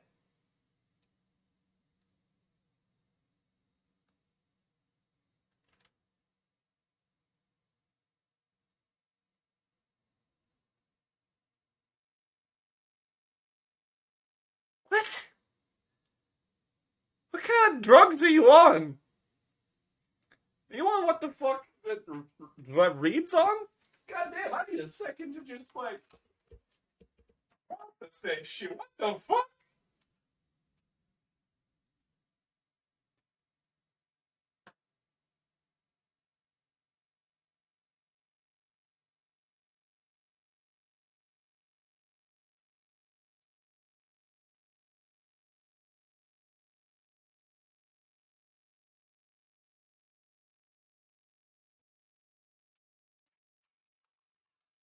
He left. He just left. I just like literally took a lap around like the fucking building. Not literally the full building, but just the room I'm in. I needed a second. What the fuck? Anyways, we're gonna ignore what the fuck you just said. Spaghetti alert! Spaghetti alert! My dick is now a noodle! There's a femur within arm's distance looking at me! Deploy all spaghetti lockdown measures! Sup? Wait, that's not my voice. Sup? Sup? Thanks. You too. Shit! Recovery matters now! I mean, hey, sorry. What's up? What's up with you? Chad, recovery successful. None of your business. Just do the damn assignment and don't fuck me. Oh, you upset right now or something? What's your first fucking clue? Last time I'll say, just do the assignment, don't bother me. Okay, gotta keep cool-headed. I don't understand how Anon's a loser with looks like that. Well, you see, he's on 4chan, so that immediately makes you unfuckable.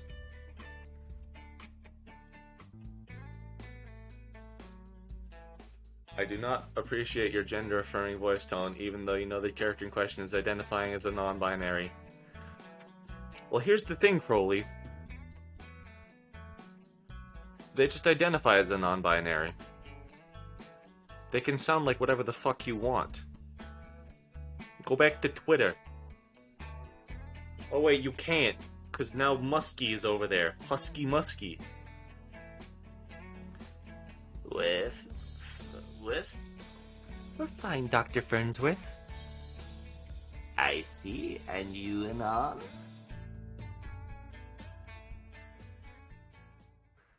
Bitch, I'm no lie. You said that the girl that wanted to gave you something. I forget what. I never said that. I literally never said that. Did you mistake me talking about Doki Doki Literature Club? I literally said that one of the characters in there gave you something stained with piss juice. And then I said, it was weird. but she was a goth with big tits just like Yuri. So you falsely equated that shit. That's on you, motherfucker. You have the reading comprehension of a 2-year-old. Go back to kindergarten and read me your goddamn ABCs. You have the weirdest chat. Yeah, I know. I'm basically wrangling children back into their seats so we can continue with the fucking movie. I turn to Fang to ask her what her deal is, and... Oh. Oh dear. Mistakes have been made. She? Yes. Can you not see? Oh, God almighty, this is the worst case scenario. The infuriated pterodactyl's wings spread wide and her talon finger jabs my chest. I am non-binary. How was I supposed to know something so trivial would set something off like this? Well? I can't bring myself to say anything. Oh, so that's how it's going to be, huh? Fang. You think you can just spit in my face and then give me this cold shoulder? I'll have you know. It feels like the world just stopped. All eyes are on Fang, and in Fang's eyes I see something flash briefly. Judging by those exaggerated movements and the eloquent speech, this is something Fang has been practicing for a while. This was supposed to be a big moment where she stopped an evil bigot, and the whole class would clap. And Obama was there, and she sucked his dick, or he sucked her dick. I don't know. It's one of those things. In all her planning and practice, Fang made one crucial error. Nobody gave a shit. Please consider stepping into the hall for a moment. Fang is quick to exit the room. Dr. Fernsworth turns a sympathetic look towards me. Forgive them, Anon. You must understand that Fang is experiencing issues. What the fuck just happened? Well, she blew up at me when I called her a she. She was already upset with something before. Oh, it's the concert. I just said the wrong choice in a dialogue-based video game. This is real life. You can't unload your save. Everything is the way it is now. Well, time to deal with the consequences of our actions. After a few moments, Fang comes back in and she sits down without a word. Sorry. Don't worry about it. Now that I think about it, something's off. Fang claims to not be male or female, but the clothes she's wearing are clearly provocative. It's almost like she's showing off her femininity. I mean, goddamn, look at that midriff. Would make Horn jealous. And if you know what I'm talking about, you watch my other streams. If not, well, get to it, motherfucker. Come on, I'm not paying you for this shit. You don't actually have to. That's a joke. Please don't watch my other streams. I cringe. And why would someone be wearing revealing clothes in contradiction to their identity? It's almost like they're just looking for attention. Oh. I recall memories of a slightly younger Anon running around school with a cape and pilot goggles. Fun fact, I actually brought my cape to college. You know, I'm gonna go fucking wear that, actually. It's comfy. It's cold out. I could pretend it's a blanket or something.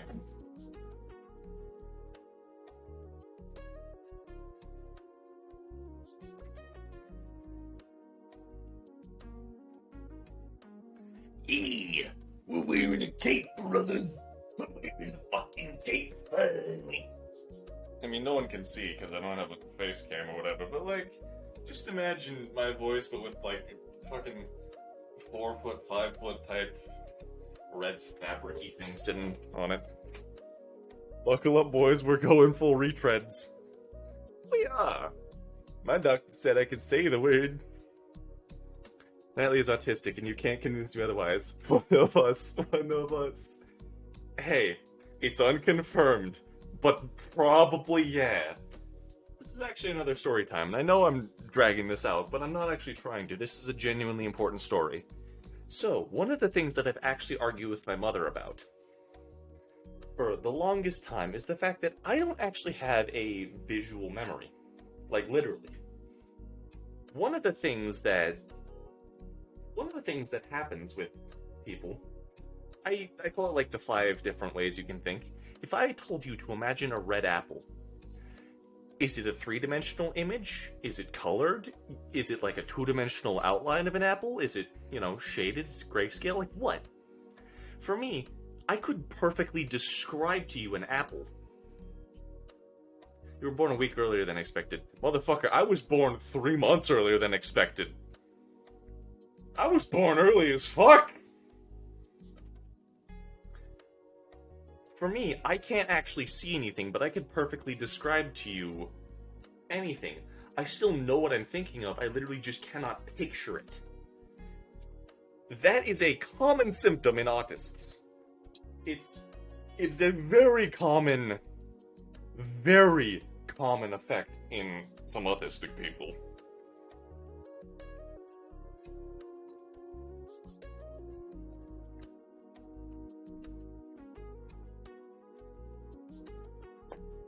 Part of what's happened for me, though, part of it is that kind of like stuff will just pop into my head. I can see things, but I can't control it. Like what meme apparently has as well. So sometimes I'll just be sitting there and I think of something and I just, oh, wait a minute. Oh yeah, I can see this in my head. And then bam. I'll be able to, imagine it, but I can't control seeing the image. It's just a way that things are. Nightly is autism personified. Maybe. And I don't care what I am. I'm just happy to be here. Imagine feeling naked. That's not feeling, that's something different. I can't read. I'm very stupid. Also, you're saying like, oh, Knightley was born premature? What gave it away? The fact that I have like a 2-inch indent in my chest? It looks like some motherfucker like the Hulk just walked up to me and punched me in my fucking chest. It caves inwards. I love you, autism angels. Ah, that's amazing.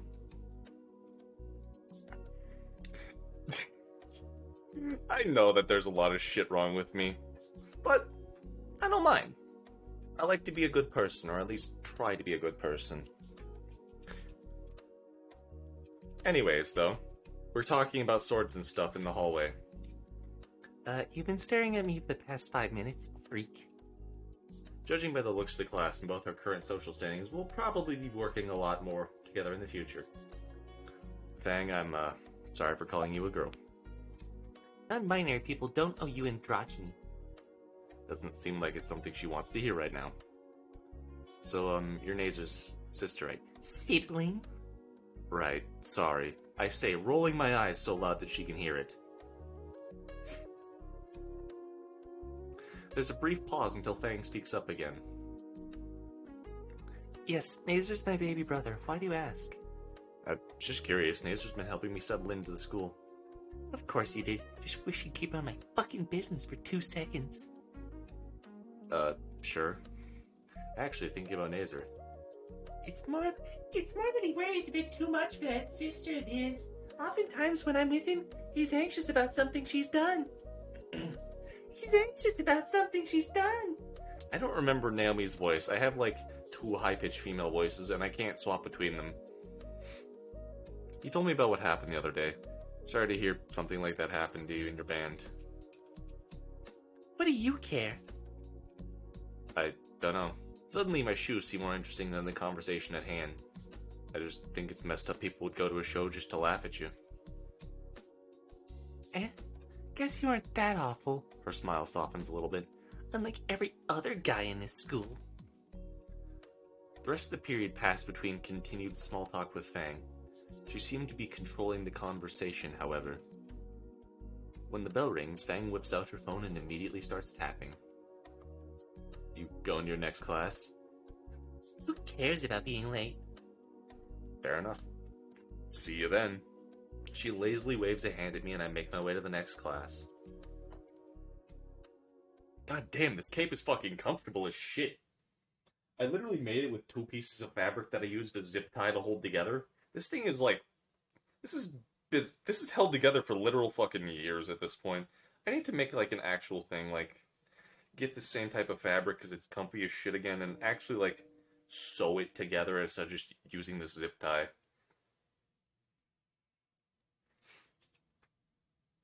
Isn't that just a blanket? No, like I bought some fabric from Walmart and just like, fuck it, this is good enough. Zip it together. I don't want to do his voice because I don't really care. I don't care. And I hate this.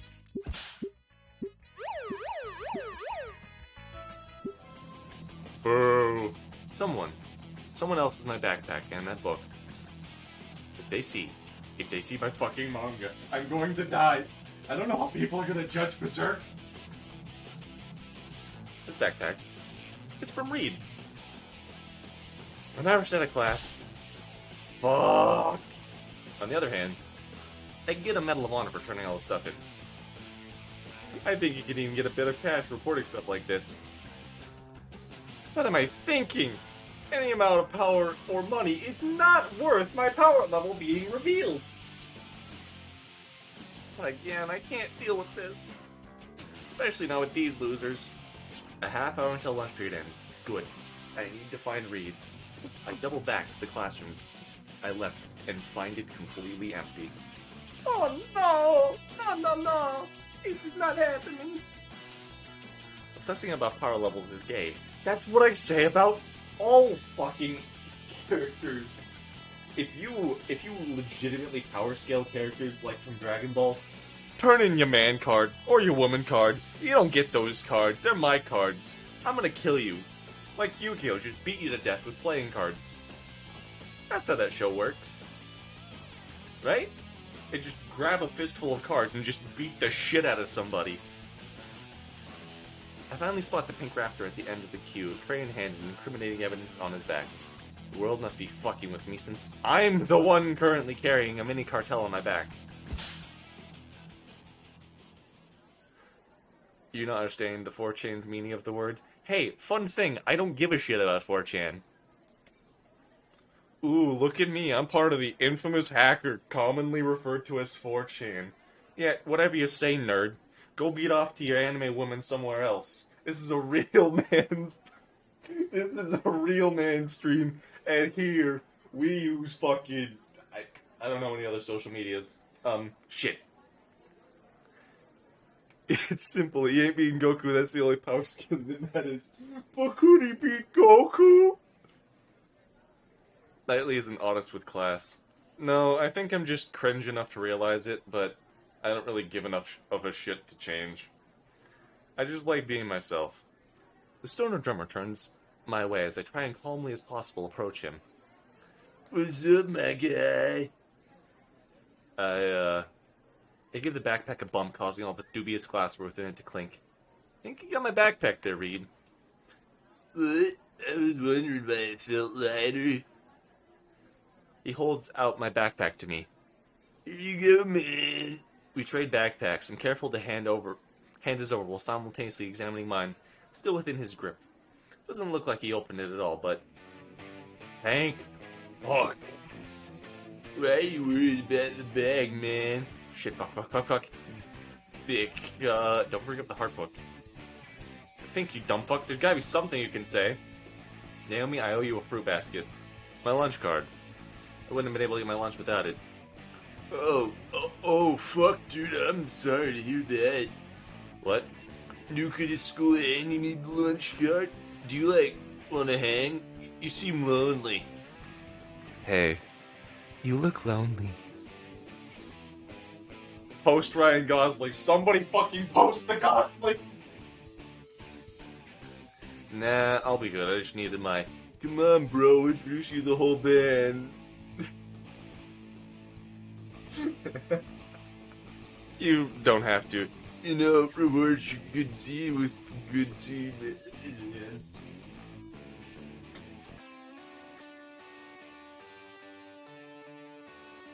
Reed gets his head cut off by... I don't know what that means. I'm not gonna say it. I was gonna try and burp into the camera, but I almost kind of threw up there because I'm I can't burp on command. I would throw up.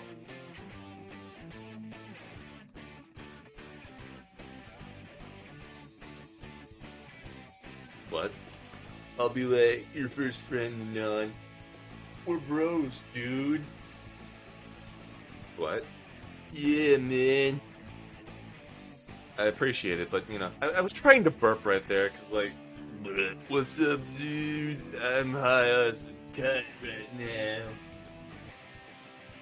I can't do, like, drunk person voice with burps. I'll just do normal voice. Worried about Trish, bro?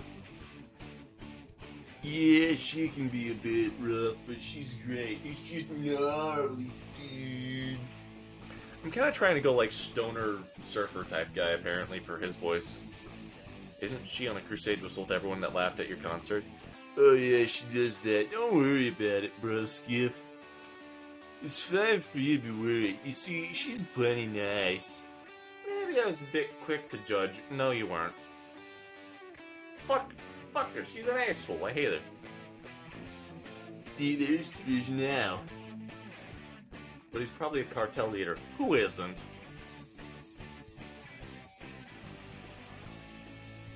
Hey, Reed. Sorry, gonna have to return that crowbar a bit later than I promised. Also, I got vengeance on another one of those jerks. Those aren't related, right? Who's asking? I need to get out of here. Well, Reed, thanks for the talk. I don't want to be here. Hold on, man. Trish just got here, dude. Reed, what's all this about? And Aunt and I here had a little mix-up. Anyways, he's a bro. He's like super poor and stuff. What the fuck is Ebonics? I'm too stupid. I only know like big words and stuff, not little words. How poor? You know that lunch card thing they advertise? Oh! Show her and on. My guy, I'm gonna be honest, the only hood fucking accent that I know of is like Native American hood. I lived on the fucking res for like a fifth of, not even a fifth, a fourth of my life. I don't fucking know what that sounds like, okay? I'd rather not. Oh my goodness, you poor soul! Literally, even. So I figured, why not be a bro back? Where's your casino money? Sorry, I'm white, I didn't get that shit. I was told that I was Satan, and I got attacked. I still have the scars from it. Like,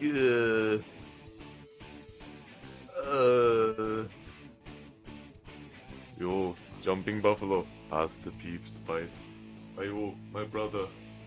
I say run them pockets. Brother Owl. There's problems. I don't fucking know. I suppressed most of those memories. I honestly don't remember them anymore, so let's just move on from that. I appreciate the thought, but I should be going right about now. Oh, Fang. What took you so long today? Why me? Yo, wait, is that Anon? What is he doing here? No, it's the other new human transfer student with the dress sense of Lex Luthor. Hey, Fang, good to see you again. Well, lunch is almost over, so I'll be... He's poor. Like, super poor. How poor? You know those lunch cards they have posted nearby the principal's office?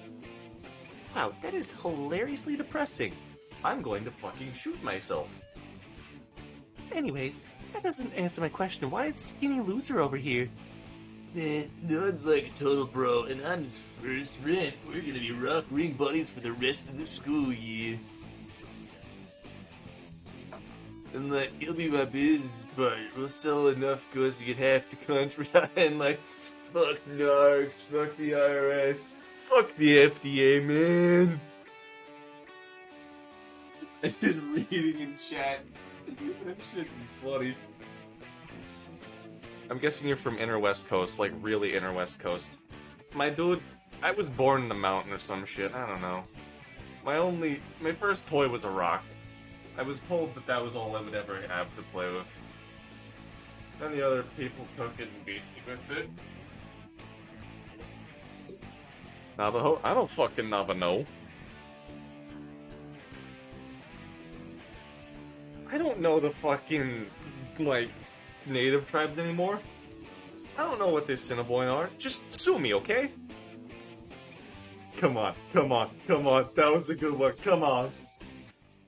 What the fuck? Self-voicing. Oh god, I pressed B again. Self-voicing disabled. Fish. Tomorrow I swap backpacks and now they're best friends some. Yeah, that. I blacked out. What's happening?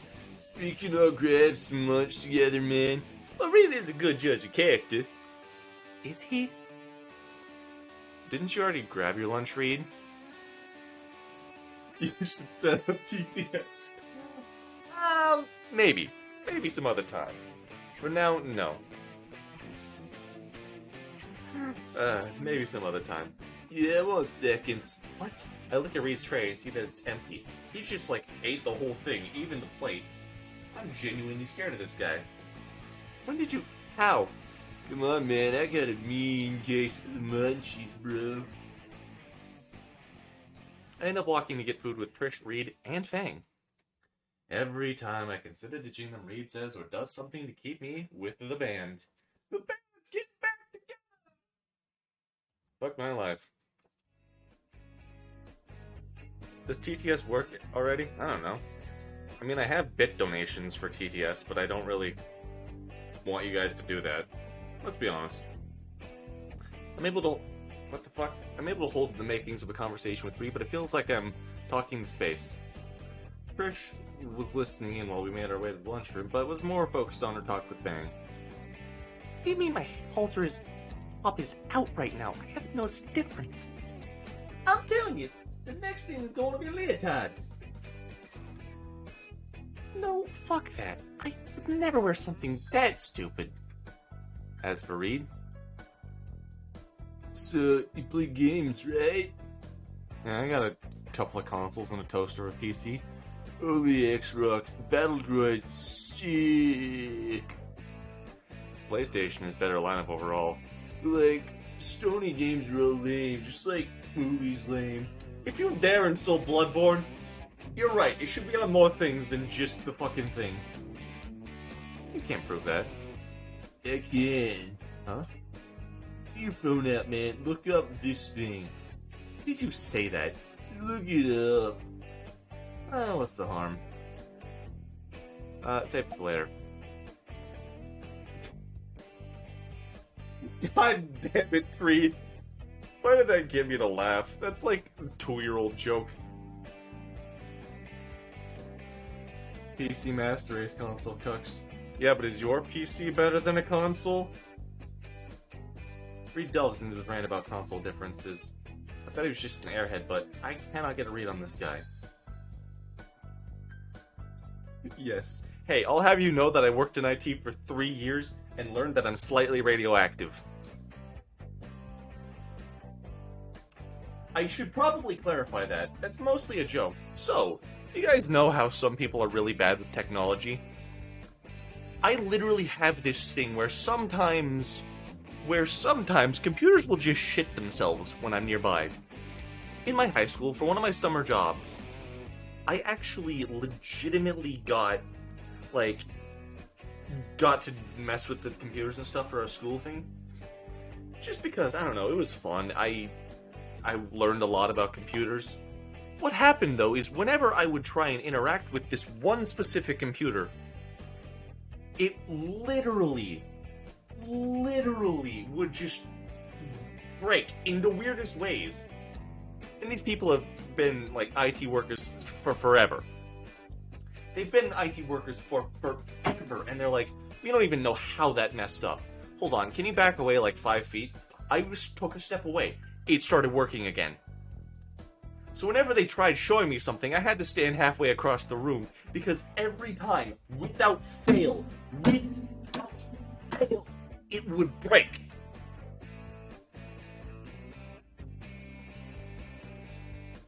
So yeah, I think I'm either slightly radioactive or magnetic. One of the two, because my god, computers just decide to break randomly around me. sorry, long rant. Here.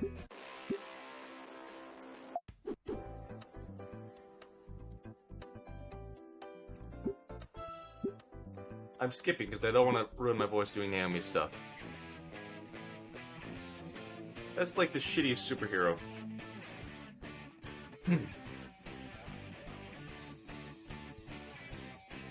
Autism so strong it has a radioactive field.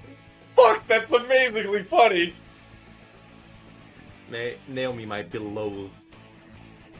Not betrothed, beloved. Say it right.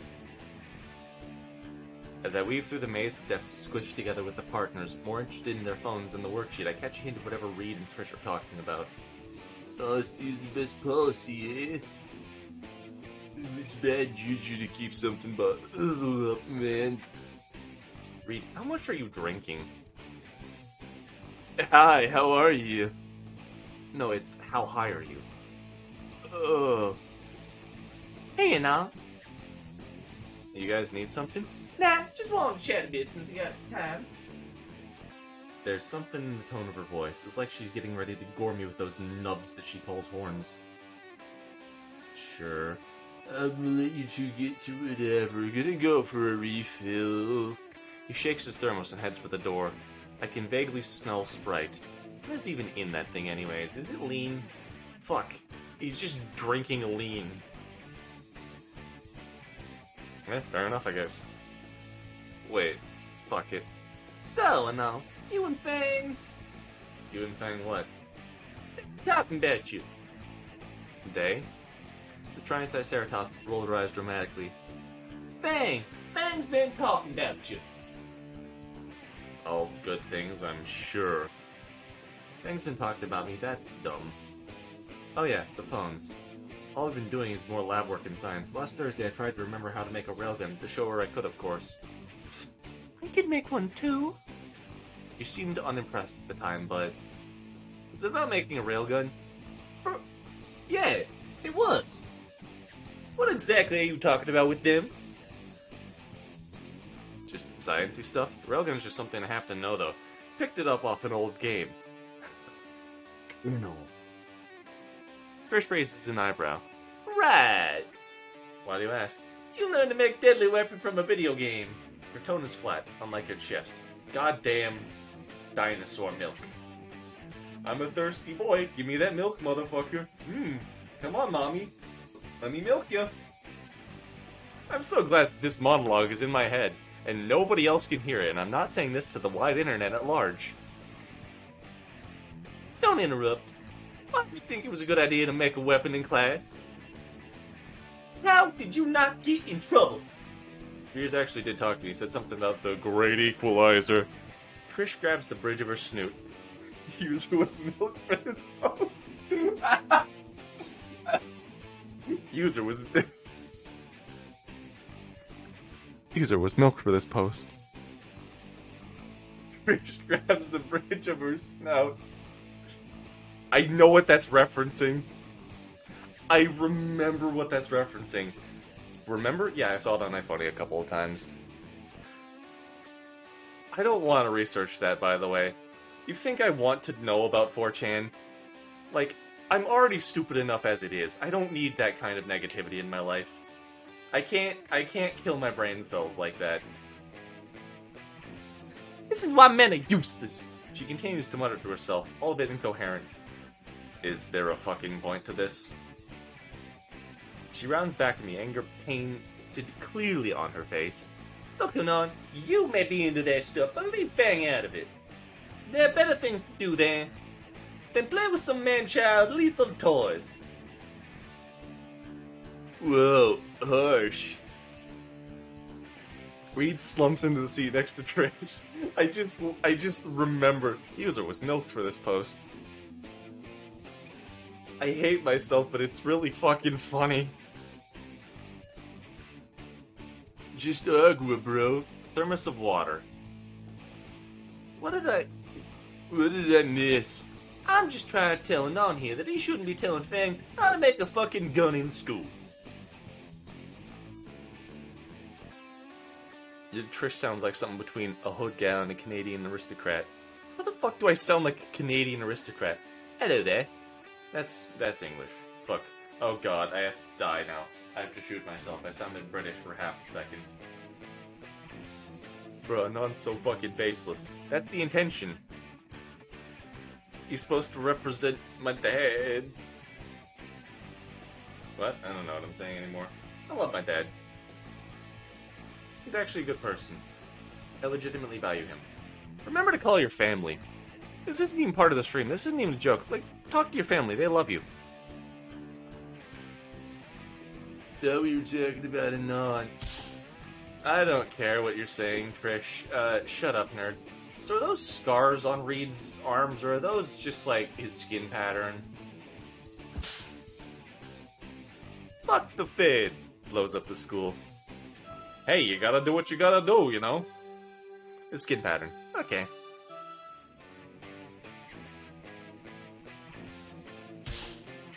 She just punched him in the dick! She just punched Reed in the dick! Hey. Reed pats me on the shoulder. Bruh. He gives me a thumbs up and exits as well.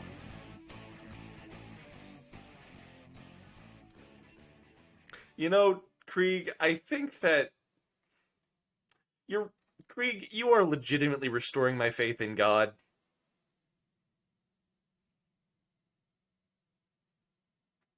Because the devil is surely real for allowing me the privilege of reading.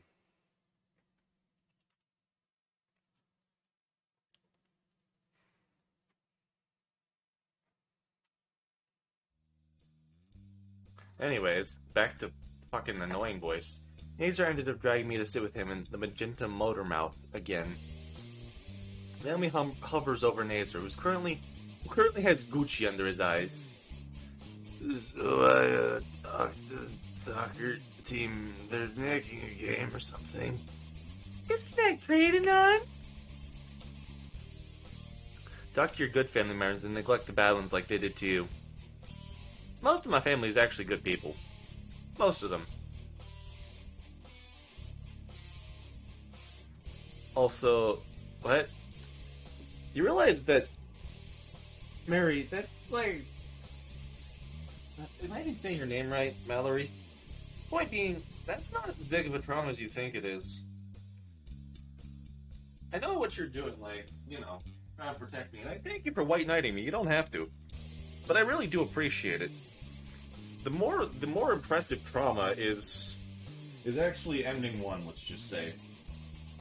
Because it's not the fact that it happened once. It's the fact that it happened twice. That's the part that makes it worse.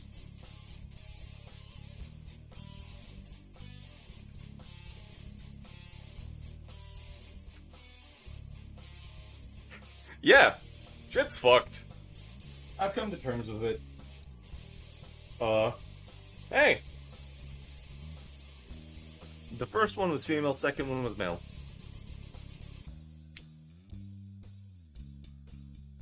Anyways, Snoots, we're gonna stop talking about this. I got to know from it. He falls into his pasta. It's smeared on his face. Oh, good lord, not the water! Oh. Sorry about that. Did you say something, Anon? Izzy, you look like you fell into another blender. What's going on, big guy? Come on, talk to me. I owe you a sandwich still, but like...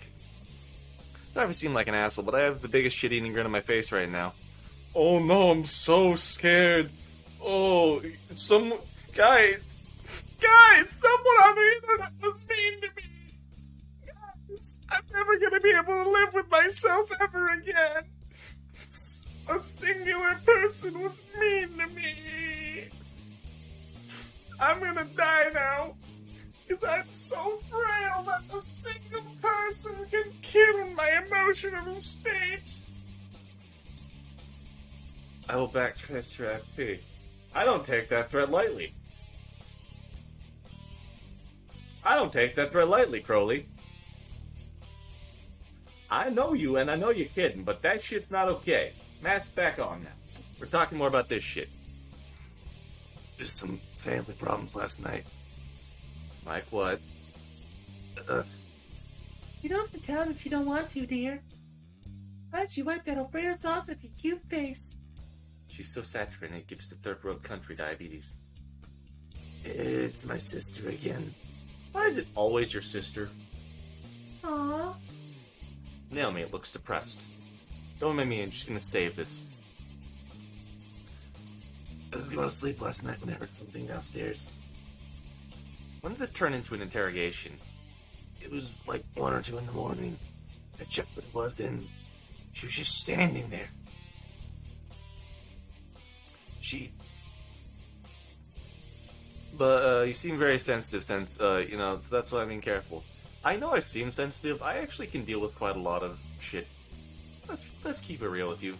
I absolutely can deal with things going badly. It's what I'm good at. Nazer watched too much. We're just gonna block that thought out of our memory for a few minutes now. Staring at the dino nuggets inside the microwave. At 1 in the morning. This is a personal issue, isn't it? She's just staring there. That might have been my fault, actually. I kind of told her how to, like, build a weapon out of microwave parts, and she somewhat maybe sort of, Oh, he's out. He's out cold. I've been doing this for several nights in a row with actual dino nuggets. Too lazy and too busy to cook lately. Hey, Bird, you should eat some food. You should go and, like, take care of yourself. He says before crying to fictional dinosaur. Alright, motherfucker, you deal with your worst repressed traumas, huh? Huh? See how you deal with that shit. He's always like this, but it's been getting worse recently. Going unconscious? Trying to help. No, I'm pretty sure going unconscious is more of a problem. That Fang. You should help Nazer. What? By taking him to the nurse's office. Oh, fuck. Naomi looks at me with the biggest, wettest doe eyes possible. Naomi's wet now? Okay. Okay. Alright, doesn't look too heavy anymore. Alright, Naomi, lube him up. Let's go slip and slide this motherfucker. Doe is a deer. Yeah, Guys, I live in the middle of backwater fucking forest area. Like, I know what a deer is. I could literally, like, walk for 10 fucking minutes and find a deer in my backyard. Wyoming. Yes, Wyoming. How do you... Never mind. Naomi puts herself under Nazer's left arm, motioning me to take the other one. I sling his arm around my backhand. Good fucking lord, he's fat! Alright, the nurse's office is down the main hall on the left side near the front desk. I'm clenching my face too much to be able to speak. I can only get a slight nod out. Deers are fucking everywhere. Yeah, it's almost like deers are some of the weirdest animals to exist and they just fucking exfoliate out into the wilderness. After dropping Nazer at the nurse and leaving poor Naomi could argue with her about staying until the lunch bell rings. Did I misread that? I think I did. After dropping Nazer at the nurse office and leaving poor Naomi could argue with her about staying, the lunch bell rings. Deers are an invasive species. Yes, and that's why we need to kill them. Because deer are fucking terrible. With music at the ass end of the campus, I have to sprint through the halls. Fuck, today I avoided gym class for a reason. Halfway to music, I slam into somebody and tumble to the floor. Oh, fuck. Shit. Oh. Ew. Sorry? I get up from the floor and look at the stego who bumped into me. The plate on her back twitches as she looks me up and down. Judgment. Yeah. Judgment. A chill rolls over me. Carla. No, maybe a second change. She draws closer, a contemplative expression on her face. I see now. What? You have important choices to make. I do? Wait. Back up. What the fuck are you talking about? Yes. She reaches toward my chest, plucking something off it. She holds it up to me for see some sort of oversized playing card. Why does this half the school sound perpetually high? How do you think that Reed's staying in business? I'm still lost. It's you with your card. You're on the precipice of a great ordeal. Many different points of divergence and concentration are coming your way. Reflect on them. I think about the green weirdo. I think about asking the green weirdo to make sense, but the bell is about to ring. Yeah, thanks, sure. Sorry, I gotta go. Whew. I dash out of there. Stella looks like she's taking a shit, honestly. I don't know what she's looking like. I slam into the band room door just as the late bell trills, panting and sweaty. Good timing, Mr. Mouse. Just in time for free period. What? Take up anything you like and just have fun. The teacher then took his extremely lavish love seat, threw on a pair of headphones, and blacked out.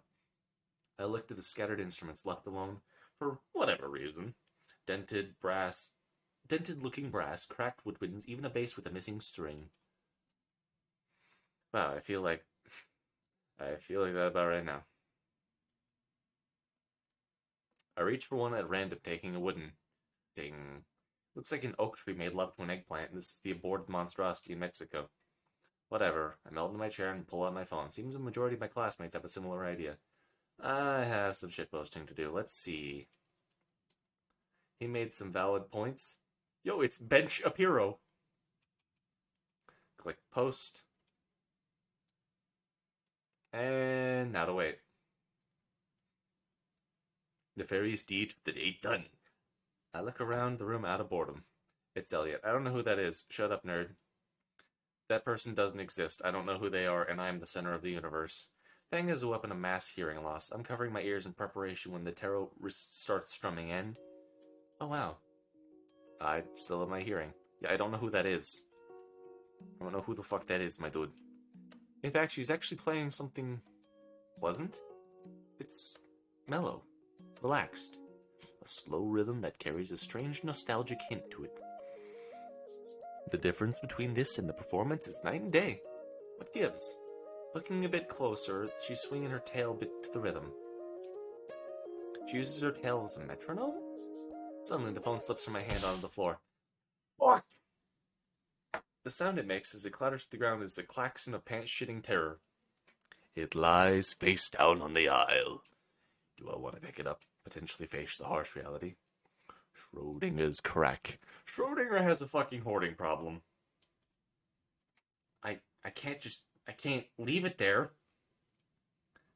I pick up the phone and slowly turn it over. It's the moment of truth. Fun fact, yesterday I dropped my phone and it got a crack in it.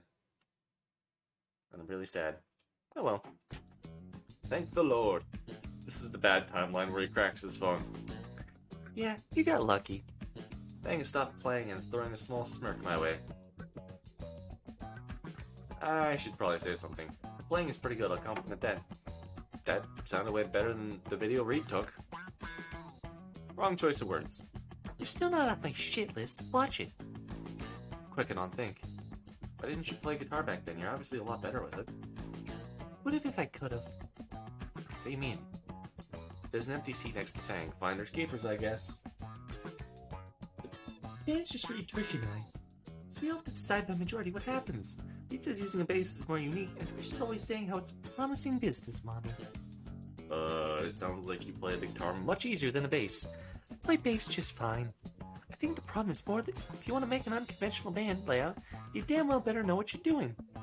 If you're anything short of masterful, it won't sound good. When it comes to music, it either sounds good or it doesn't. There are some songs that sound okay and some that don't. She continues strumming. It's just a high school band. Shouldn't it just be fun? It is. Even though you're doing what they want without getting a say in it? Fang flinches and misses a note. It's not like that. It's just... Trish... God damn it. Look, we're better with two basses. Trish and Reed say so. The, uh, I almost said the audience at the concert tour out loud. What was that? Nothing. Fang growls at that. You know what? We're having band practice after school today. Just show up and see for yourself. What if I don't? You'll be a little bitch that's wrong. Oh, in that case, fuck you. I'm right, your band sucks with 2 basses, and you should have been on guitar. I lock your eyes. Fuck you. Fuck you. Fuck you. Fuck you. We're calm now. Fuck me. Flip phones are based. I fucking miss my flip phone. I've been drinking too much. Y'all redeem and hydrates more still. Sucks. I hate it.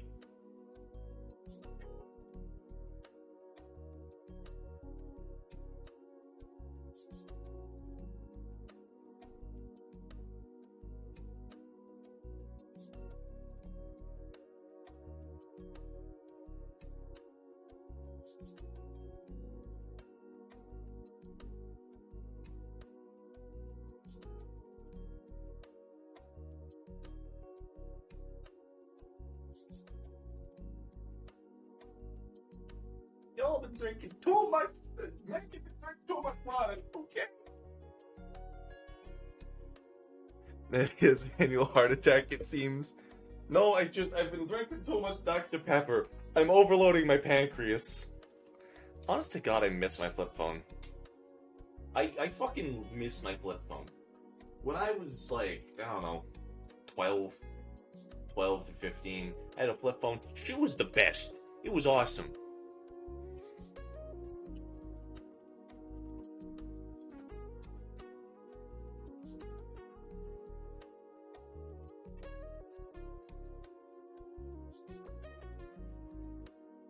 She recently got a big phone. Flip phones were pleasing. It wasn't actually even a flip phone. It was like a Nokia. It was just this like tiny dense motherfucker. It was a really good thing. Like, I swear to you, I actually threw that thing off of like the third story of a building. That fucking thing bounced. That shit bounced. It was awesome. Hurry up, Tweet. If I can keep ahead of you while carrying 2 instruments, you can speed walk. You sure you don't want me to carry one?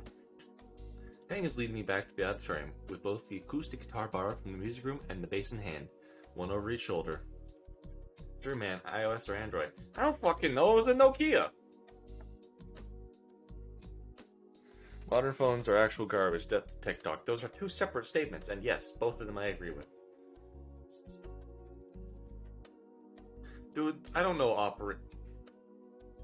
fucking know operating systems. I have a Motorola. Is that Android?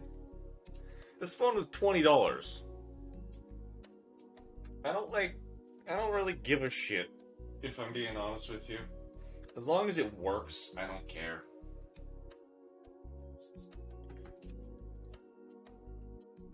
Is something wrong? Is everything... The doors, moron. She swings the guitar case on her shoulders around a bit. Oh, I step around and grab the handle, pulling the door wide open. Ladies first. Fang growls and stomps on my foot as she walks past. Oh, fuck. Hurry up already. You're an asshole. But, yeah, no, that was fair. Inside, Reed and Trish already have everything set up on stage.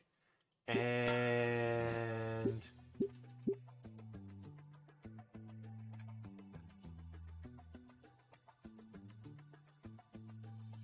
I'm pretty sure I need to speak up here, right? I'm pretty sure this is the right thing. Fang does seem very passionate about playing the guitar. It can only help with the music, right? Just give Fang a chance. Have you ever even let them play guitar with the band? That seemed to stop Trish in her presidential Yeezys. Well, not really. We voted in the first jam session.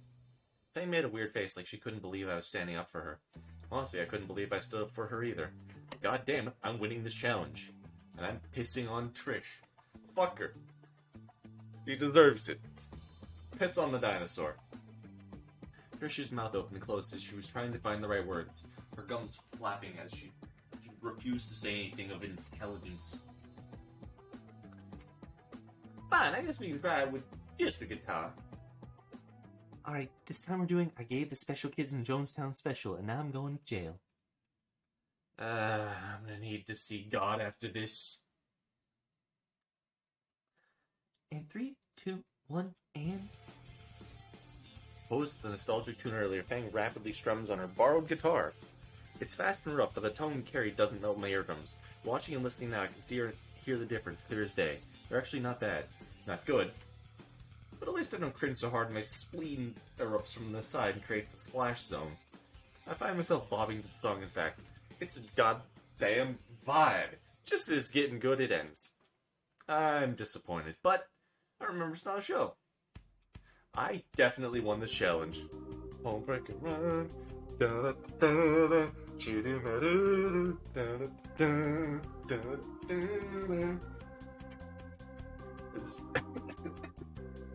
There's sweat dripping from Frang's brow, and her black clothes are clinging to her a bit more tightly. User was milked for this post. The grin on her face stands out the most, though. See, totally better with a guitar, Trish. I win! First Reed and Fang turn to look at me. Oh. Oh, god damn it! So you're now a normal band? I mean... Krish scowls. A vote then! Who votes we stick to drum and bass? She's the only one to raise her hand. And against?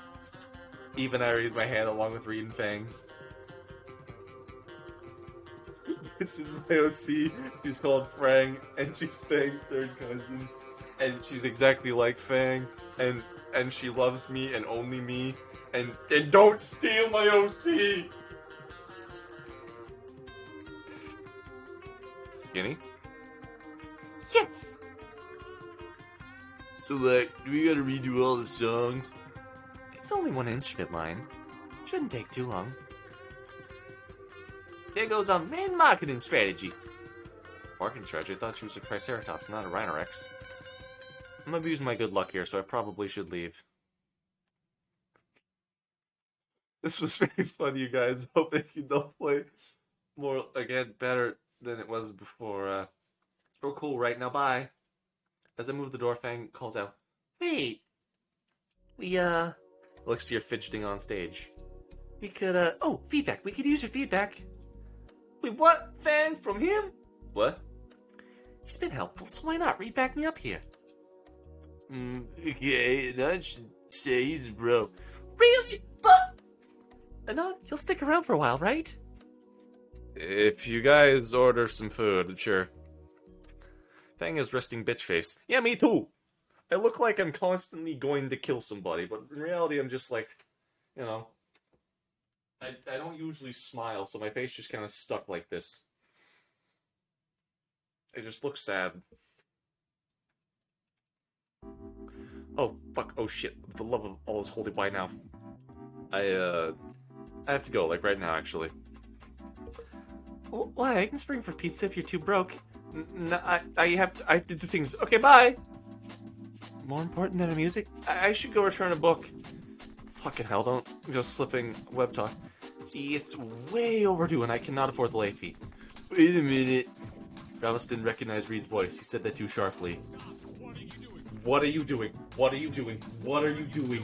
What are you doing? Oryx, why the fuck would you do that?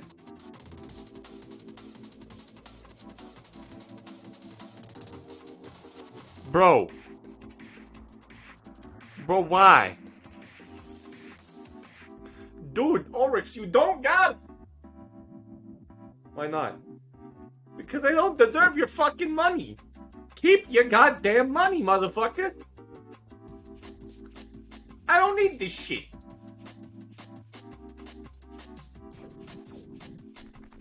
Gotta be the first to a year. Don't throw money at me. No.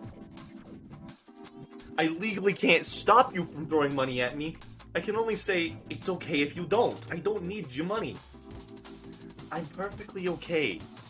Anything that you give is a donation. I'm okay. You're a prostitute now. I'm not. I'm definitely not a prostitute. You're not my dad! Just... All I'm gonna say is, thank you so much, Orcs. I genuinely really appreciate it. You seriously don't have to, like, spend money, though. Like, actually, you don't have to spend money. I'm perfectly okay streaming just for the fun of it. You owe us sex now, Niley. But what if I'm shy? What if I'm shy? Huh? What if I've never done this before? Well, shut up, you know what I mean. It's paid money for entertainment services. You know, it's the Prime sub, though, right? No, I don't know what that means. I don't know what the fuck that means. I don't use Twitch enough. I don't watch other people's streams that often. Aside from you. I don't know, man. I don't know how this shit works. He sounds completely lucid and didn't slur any words. Oh no. Shut it down. Shut it down. The pink Cubone nose. It's from the library near my place. Super strict, you know, like public libraries. It's free because I have Amazon Prime. Well, thank God you're not actually wasting money. Holy fuck! Don't waste your money, okay? Right. You're trained by practicing with the snake. You know,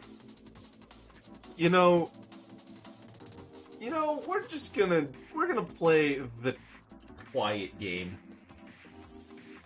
We're gonna play the quiet game. Whoever talks now is dumb. Will you just fucking leave already? I love you, Trish. And bye. I scramble away to the exit. As I turn to make my way out there, the stage I hear, "Thank you." I hear them chattering. Okay, now about, I'm not sure why, but the burglar joined me threesome.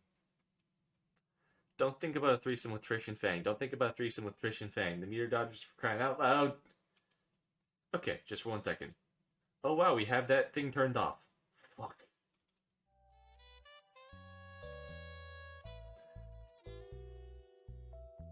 We have that turned off.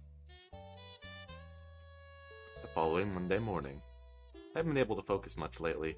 My original plan is in absolute tatters, as opposed to staying silent and not facing any conflict. I'm now a buddy-buddy with the school reject club, and then there's Nazer and Naomi as well. All their issues. At any moment I feel like I'm going to get found out. Okay, eat dinner. Then go eat! Trish would certainly beat me senseless. Fang might as well. Definitely Nazer. All this shit happening, I can't even get into my favorite hobby. I don't think I've made a single forum post in 3 days. My life is over. I can't be on my phone. I just wanna die cause I ain't got no iPhone. I don't know how that song went. I never watched that song. Called him a loser nearly instantly as a harem.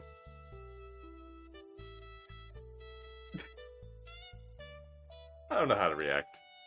My honest reaction. The fluoride stare. I stare down my phone screen and see a sea of threads posting. Yet I have nothing to say. Wait, it's already 7? Fuck, I dragged my feet too much. I sprint the rest of the way to school. Luckily, I'm able to slink into homeroom without the teacher molesting me for a tardy pass. Without them doing what now? Classes tick by the daily slog like all things. Lunch eventually comes in to pass. I grab a packaged lunch from the omnivore line and begin looking for a place to sit. By now, it's a foregone conclusion. I already know what happens next. And now on! Right on cue. Naomi rushes over, followed by Nazer. Natalie, I don't get it. I don't either. I don't remember what I just said. Did I say something funny? I don't know. I'm stupid. I'd really rather not deal with her anymore today. Come on, Anon, let's continue our conversation from earlier. You know, about extracurriculars like the gardening club. I don't care, Naomi. I'm behind on my classes. Why? Adric, boy, why the fuck would you? Why would you do this? You say all this shit about yourself, but you don't want to be data mined. it's funny. God, dude. Valerie, you realize that I'm genuinely open and honest with what's happened with me. Like, I know that eventually all of this shit that I say is going to catch up with me. Not even because it's lies or anything, just because, you know, I know the internet's a fucked up place. I know that all this is going to just collapse on me eventually. I don't have any other point to that. I know that this eventually will end up badly for me.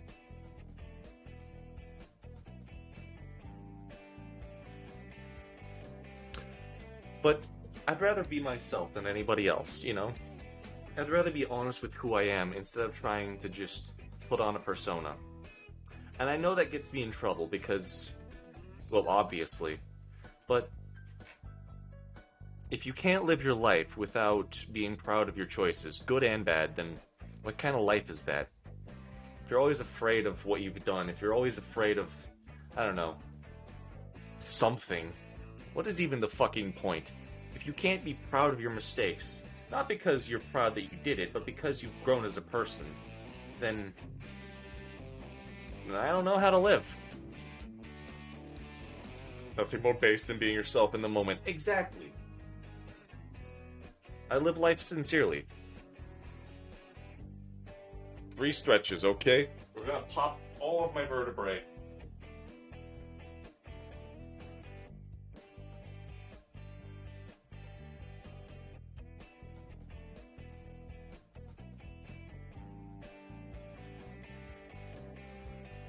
Yes, tell us as much as you want about yourself.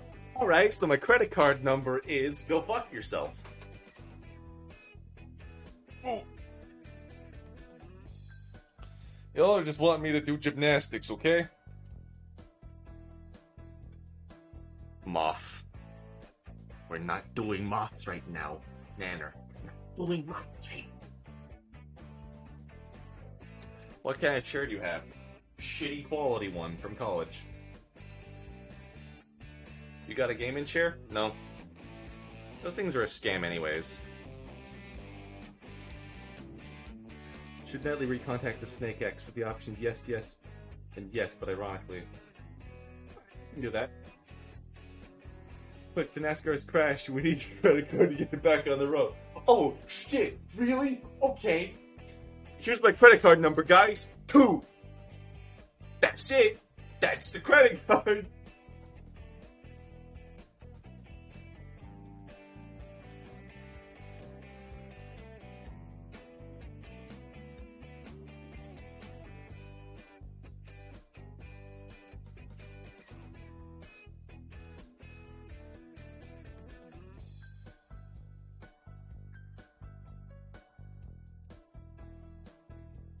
I'm typing it.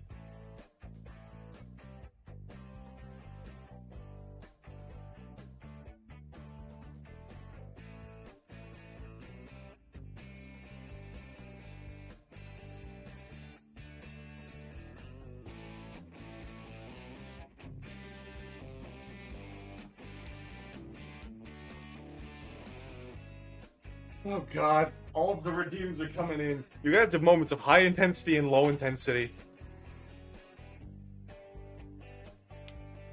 Give us the moth. 3. Y'all just gonna seriously keep redeeming shit so this stream can't do a thing.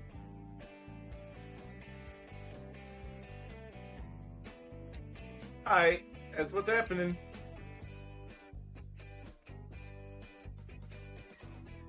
Eight, come on. Any more? Any more? 8 so far? Bloody Bloodborne X? Yeah. 9, 10, 11, 12, 13, 14, 15, 16, 17, 18, 19, 20, 21. Fuck.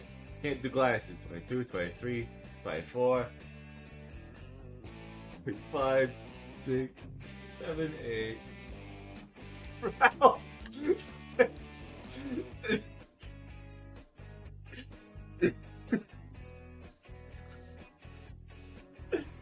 39, 40, 41, 42.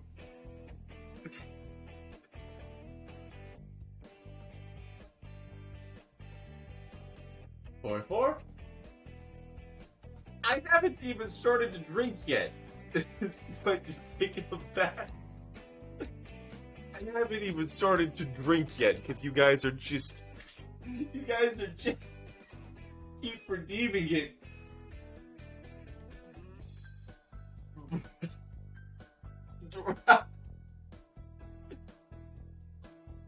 You should hydrate yourself now. Jesus Christ!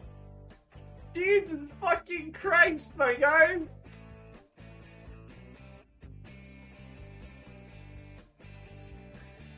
I'm just gonna chug the rest of this shit and that'll be good enough. I can't even count how many fucking...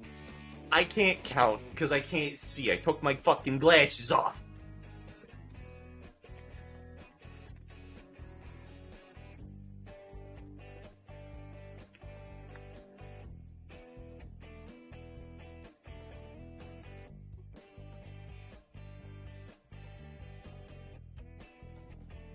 What's up, guys? Badlands Nightly here. Oh, it's so much water. You'll consume the ocean. I literally have to, like, stay 2 inches from my fucking screen to see anything. I literally have to, like, just... I'm nearsighted, by the way. I don't think I've ever said this before. You'll eat the water. I'm nearsighted, so whenever I take my glasses off, if I want to read chat, I literally have to, like, just fucking almost headbutt my screen. Call her on a stream for the laughs. Hold on. That the planet is nearsighted nowadays. Alright, hold on.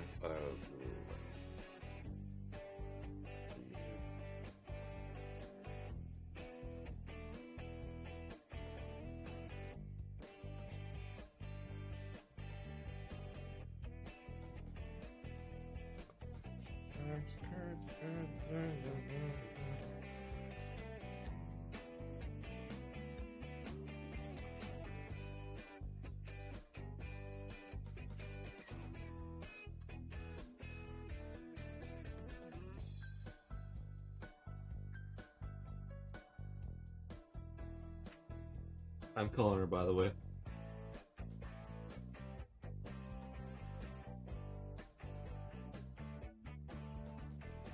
It's ringing.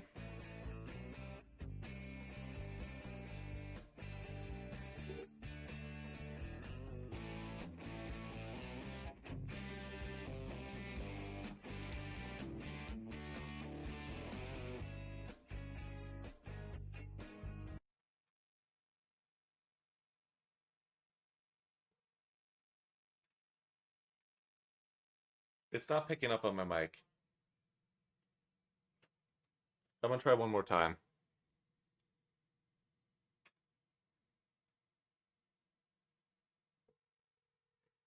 Yeah, it's not picking up on my mic. Hey, Mary. This is Gabe. Alright. Well, take care then. Have a wonderful life. Oh, hey. What's up? Oh, I'm sorry. Nothing much. People are paying me money to call you. I'm currently doing a live stream. I don't know. Sorry, hope you're doing well. It's nice to hear from you. We can talk later sometime. Take care. Bye.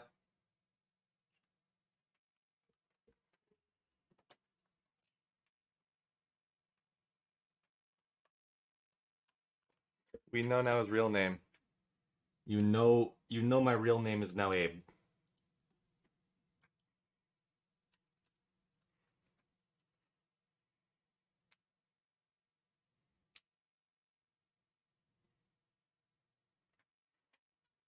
Like the president, yes. Like the president.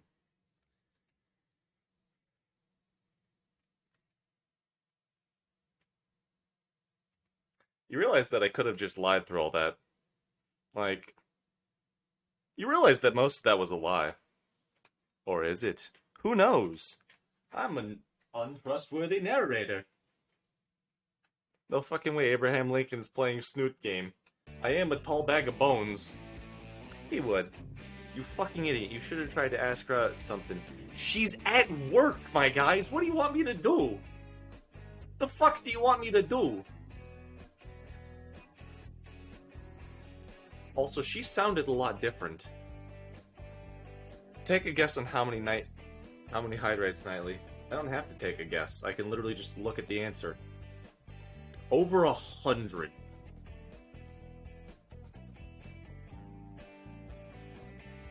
150, 200, 207. 207 hydrates. Drink up. Okay, we're chugging the rest of this one then. Better get gulping. Alright.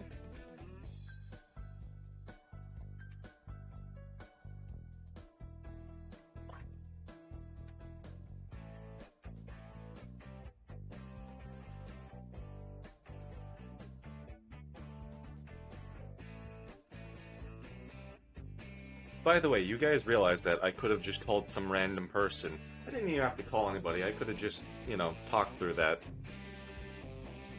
You don't know my real name yet.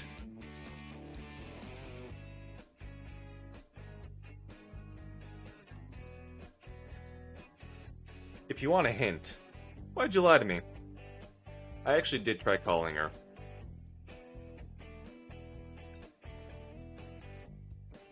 If you actually want this, and this is legitimately true, my name was Noah.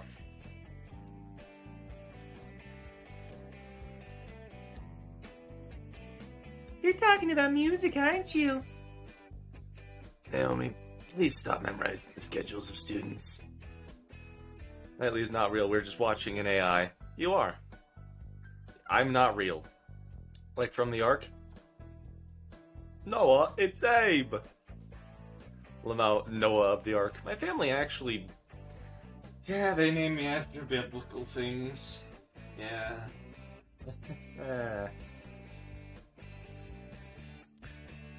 Sorry, but I did help in non-pictures electives. Why did I agree to padding out my credits with the new subject I would have never thought? I would live to regret zoning Naomi out. Naomi places a finger on her chin, her snoot, stares off into space. Suddenly, her face lights up. I know someone named Primus. Oh god, I know someone named Crystal. Spelled with a K. Your namesake splits the sea, at least in legends. So why didn't they name you Jesus? I don't fucking know. It's a way better name. I don't know, man. My name was almost fucking Wolf Snot. My family was trying to name me something kind of dumb. Let's be real. What? Wait, don't you share that class at Fang? Why did I ask her? I'm sure she'd lend a hand. I don't know. She's usually busy with her own work. I don't want to bother her more than I already do every day. Finish backtracking your IP. Your real name is Obongo Otenyo Osas, and you live in the Disia, Nibumaya district, UN police have been dispatched to your associate, the terrorist organization known as Fortune. No! No! The infamous hacker known as Fortune! I hate the blue helmets. I do hate the blue helmets. They can lick my ass cheeks. Anyways, will you be joining us for lunch again?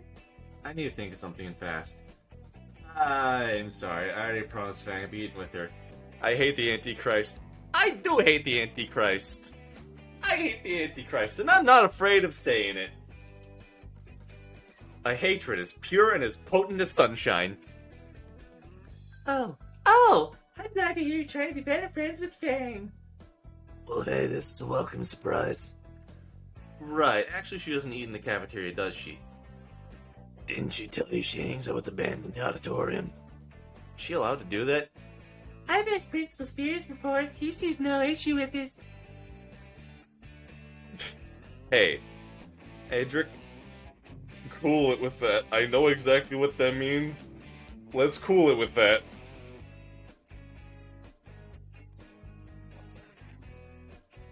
Anyways, I don't want to keep them waiting. See ya. Have fun. Right, bye. I turn away from the two of them and leave them behind.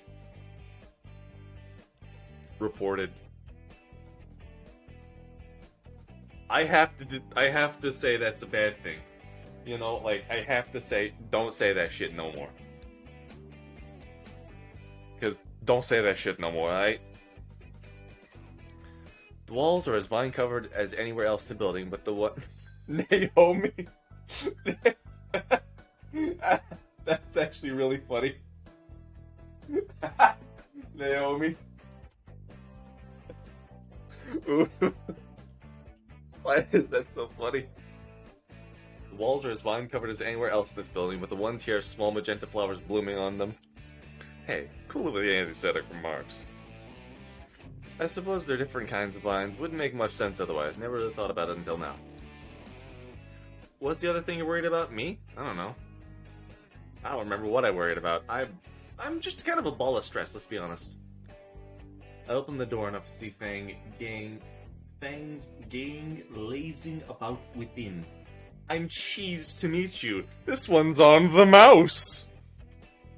Reed is messing with some box on the table, and Fang and Fish are shitting on the first row of seats, just stinking the place up. I promise... I can't fucking think. I put my hand on the door handle and hesitate a bit, then I pull it open. The squeak of the door echoes through the near-empty auditorium. Squeak! Immediately, all three turn their heads and stare. There's an awkward pause that goes on for just a bit too long. Eventually, Fang calls out of her seat. What the hell are you doing here, dweeb? Hiding from Naomi. Fang throws her head back and goes limp in the shitty wooden chair.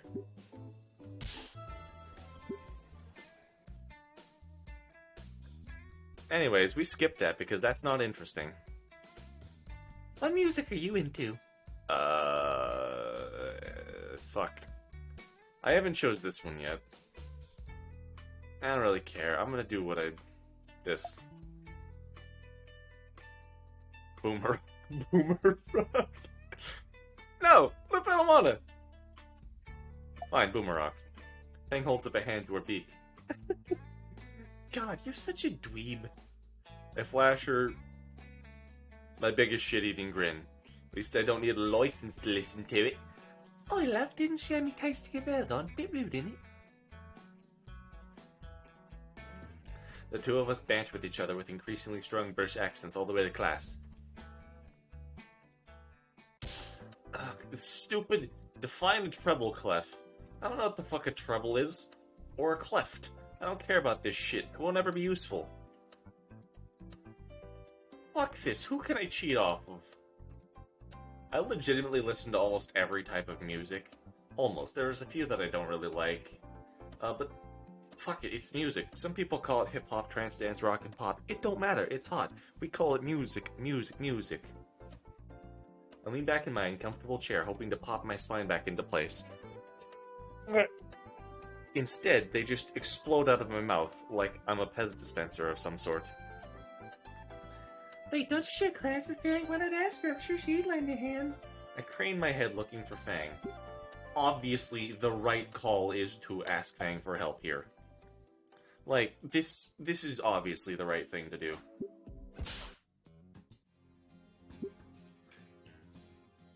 Am I wrong? Am I wrong? Tell me. I'm like 100% certain that this shit's right. Right? You know? I can't go back any farther. Point being...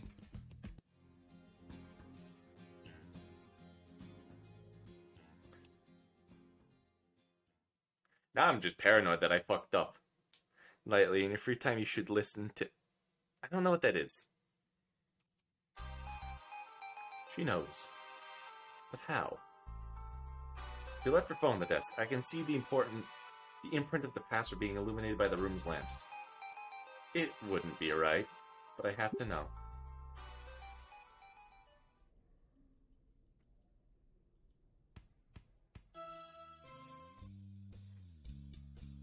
I'm walking to school on a Saturday. Fuck my life. As it turns out, the school keeps a log of what Wi-Fi bandwidth goes to. The IT guy basically ratted me out, saying that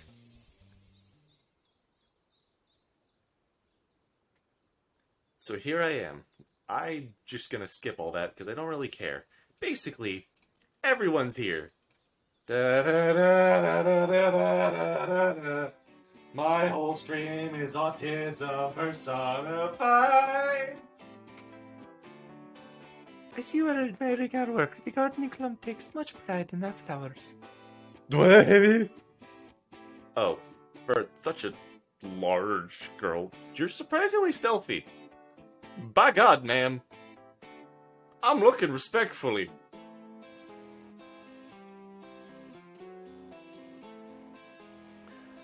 Good morning, Rosa. Ready for today?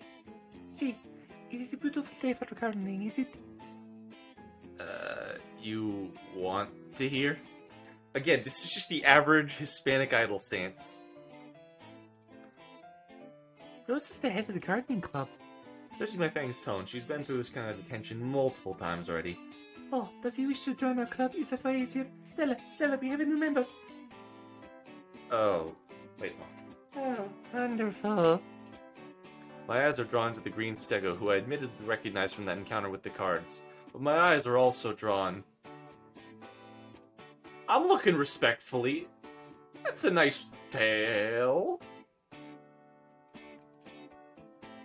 Her smile falters ever so slightly. Did I get the wrong person? My name is Stella, and I'm not weird. Right, so what was with the raptor cards? I was just saying what my tarot guidebook told me. The work of astrologers to show people what fate has in store for them. Look at those. Hands. Yep, that's what I'm looking at, the hands.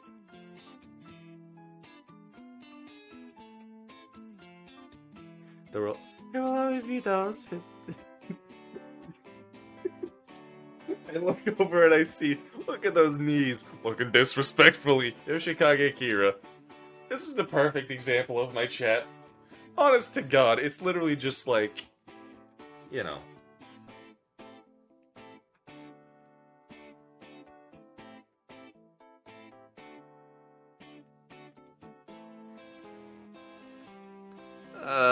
That's stupid. Astrology is stupid, and thirdly, that sounds like something from a bad video game. Aw. The silky stego is pulled into a hug by a happy Hispanic girl. Fuck that sentence, I can't say shit. There, Stella. You're still my friend no matter how much of the black arts you believe. But you should put more time into the faith of the Lord Jesus Christ, our Savior. He died on the cross for our sins. I still don't understand why are Hispanic people considered not white.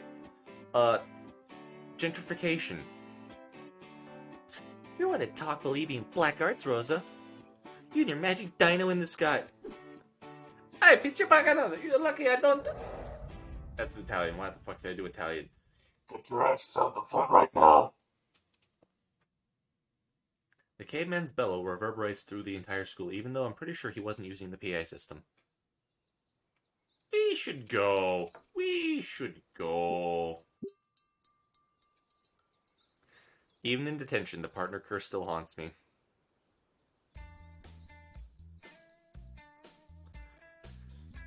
Leaving just me and take a wild guess who else. I don't like how often this is how this is happening. Can't say I'm a big fan of it either. Whatever, let's just take Vine from me and get this over with. Fang starts heading to one of our ladders already set up near the wall. Wait, don't you need gloves? What? I'm not a wuss. If you get some if you're so damn concerned about getting a few cuts. I just don't get this chick sometimes. Gotta go. Be a bit back later. Alright, take care, soul. Stay safe. See you, Starside. I get a pair of gloves and some loppers and rejoin Fang at the ladder. Alright, cool. Give me the snippy thing. I don't like the idea of you with a weapon very much. She flashes an evil grin. Hold the ladder steady while I do this. I've been here a few times. This is the easiest job of the three. If you say so. Fang is quick to scale the ladder, leaving me to hold it in place. I wish I could shitpost on my phone right now to distract myself, but my hands are occupied. Fang's disregard of me is made extremely clear. She carelessly lets the remnants of dead vines rain down on my head. Kinda glad I don't have hair, because I can't imagine how bad it would be to have the sticky plant bits tangled in it.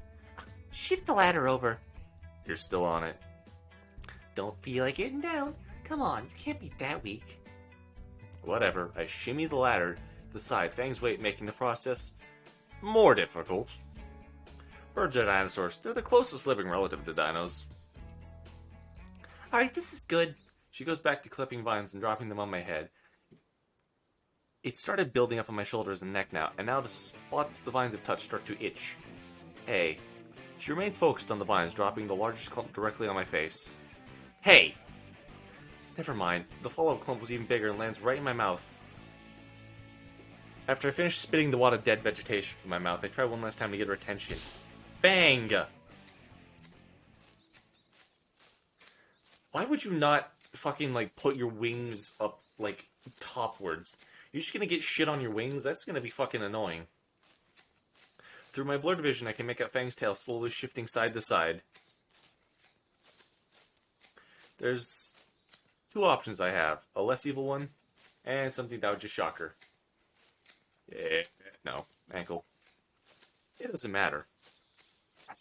I can't see shit, Fang! Why is your face all red? I was trying to fucking tell you. These fucking vines are hurting. I've got shit in my eyes. It makes no sense at all. Oh, wait. Yeah, humans. She tosses another discarded vine in my face. Fuck off. Heh. I could report you for allergies and shit. That's the weakest threat I've ever heard.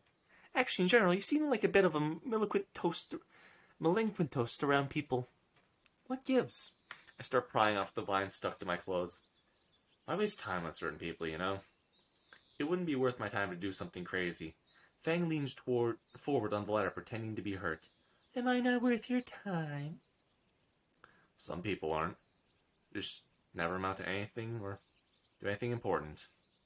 She drops the smug expression for a second. Anyways, you should get up. Rosa will kill you if she sees you crumple into stupid flowers. A yell echoes from somewhere across the school grounds. I will be back. Explain to her honestly.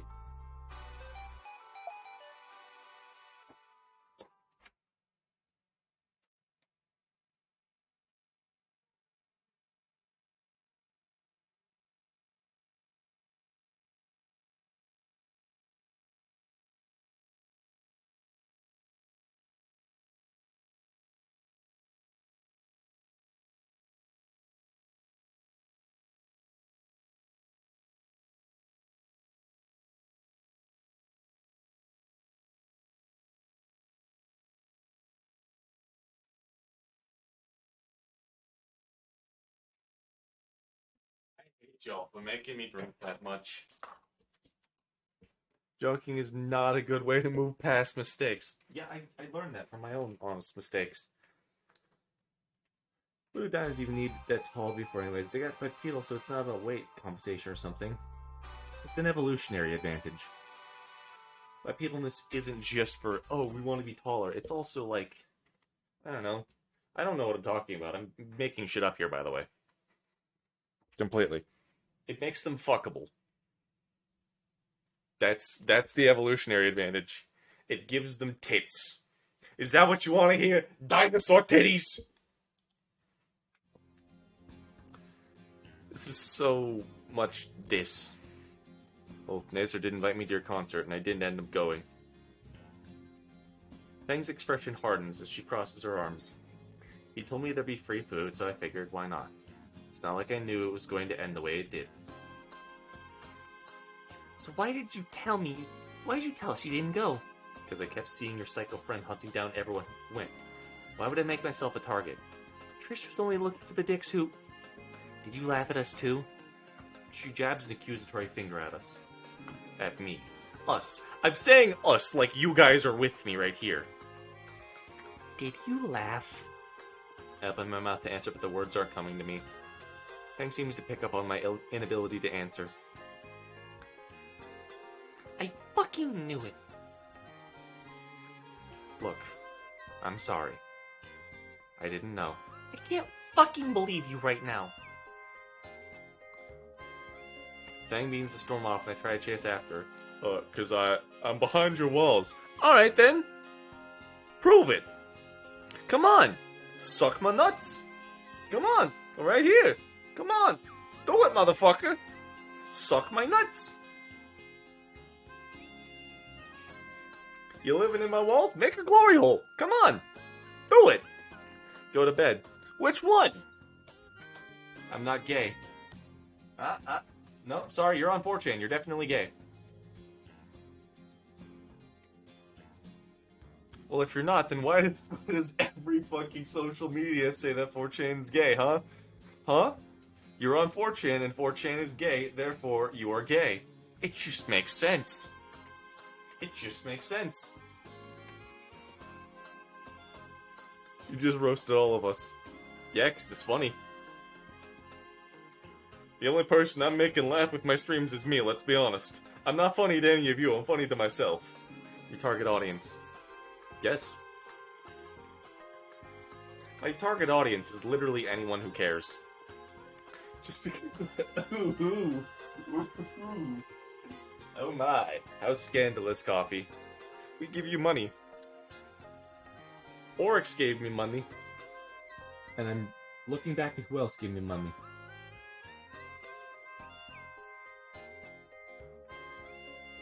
And holy shit, is it not showing up here? What the fuck is it not showing up? Okay, it just cut out a whole bunch of them, I'm sorry.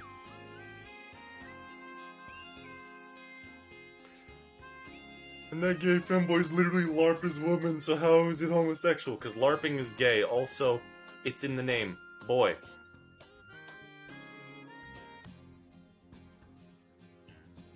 Also, it's not gay if you say no homo. But isn't it implied? If you're not strong enough to have your actions stand for themselves, then, honestly, what even are you doing? You have to exactly say it, that means you're afraid. If you have to clarify it, that means that it isn't what you think it is. Why don't you LARP these nuts?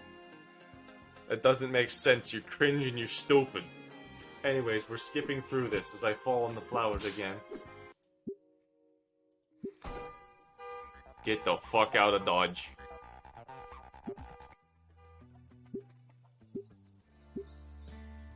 Not you, Anon. You stay. Gray. Right before everyone goes. Stella approaches holding a covered pot and paper plates. And my lunch. The small crowd gets a bit more energetic. Uncooked, mole poblano, enough for seconds and thirds. I aggressively accept the plate and stack it high with salty sweet goodness. The hot food is absolutely heavenly. Reinvigorates me as I bite into the Mexican meal. I'll only skip the beginning, guys. Yeah, I'm skipping parts that we've seen multiple times already.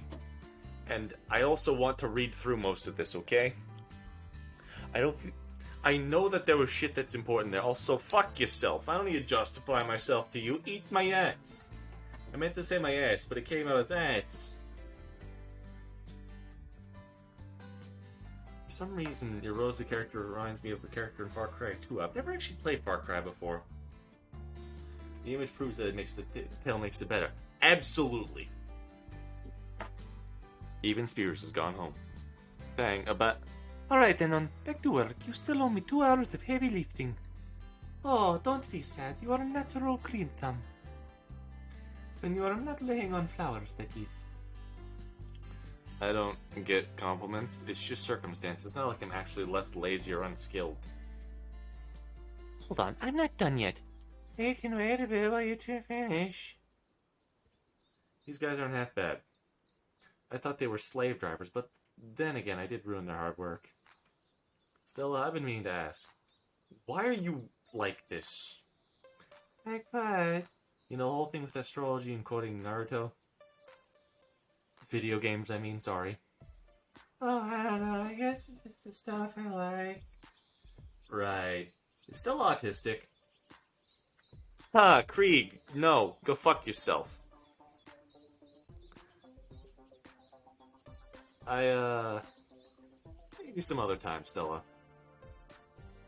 The rest of the lunch passes by without incident, and I'm left savoring Rosa's delicious cooking. Like they say, the first rule of Mexican food is, the more it looks like raw sewage, the better it tastes. The next 2 hours of work fly by relatively quickly without Rosa and Stella breathing down my neck. Replant the rest of the flowers I had crushed, all done by me. Collect all the discarded vines and clippings in the compost bins. All done by me. Carry all the tools back to the maintenance shed. Guess who did it? Me. Fang stuck around for some reason, even though I don't think she had any other work to do. But now, my prison sentence is finally over. I'm free to leave! My feet hurt, my arms hurt, my back hurts. God, my soul hurts even. Benon, you did such a good job today. You should sign up for a gardening club. Yeah, you could come and help us with all our needs. I just want to go home, actually. I'll think about it. I walk away before either of them can push joining the club further. I'm too tired to argue. Fang seems to have disappeared. Guess she didn't want to stick around longer than she had to after all. As I pass by some of the gardens, I take a moment to admire my handiwork. As much as I hated this, I have to admit that the gardens do actually look a lot cleaner.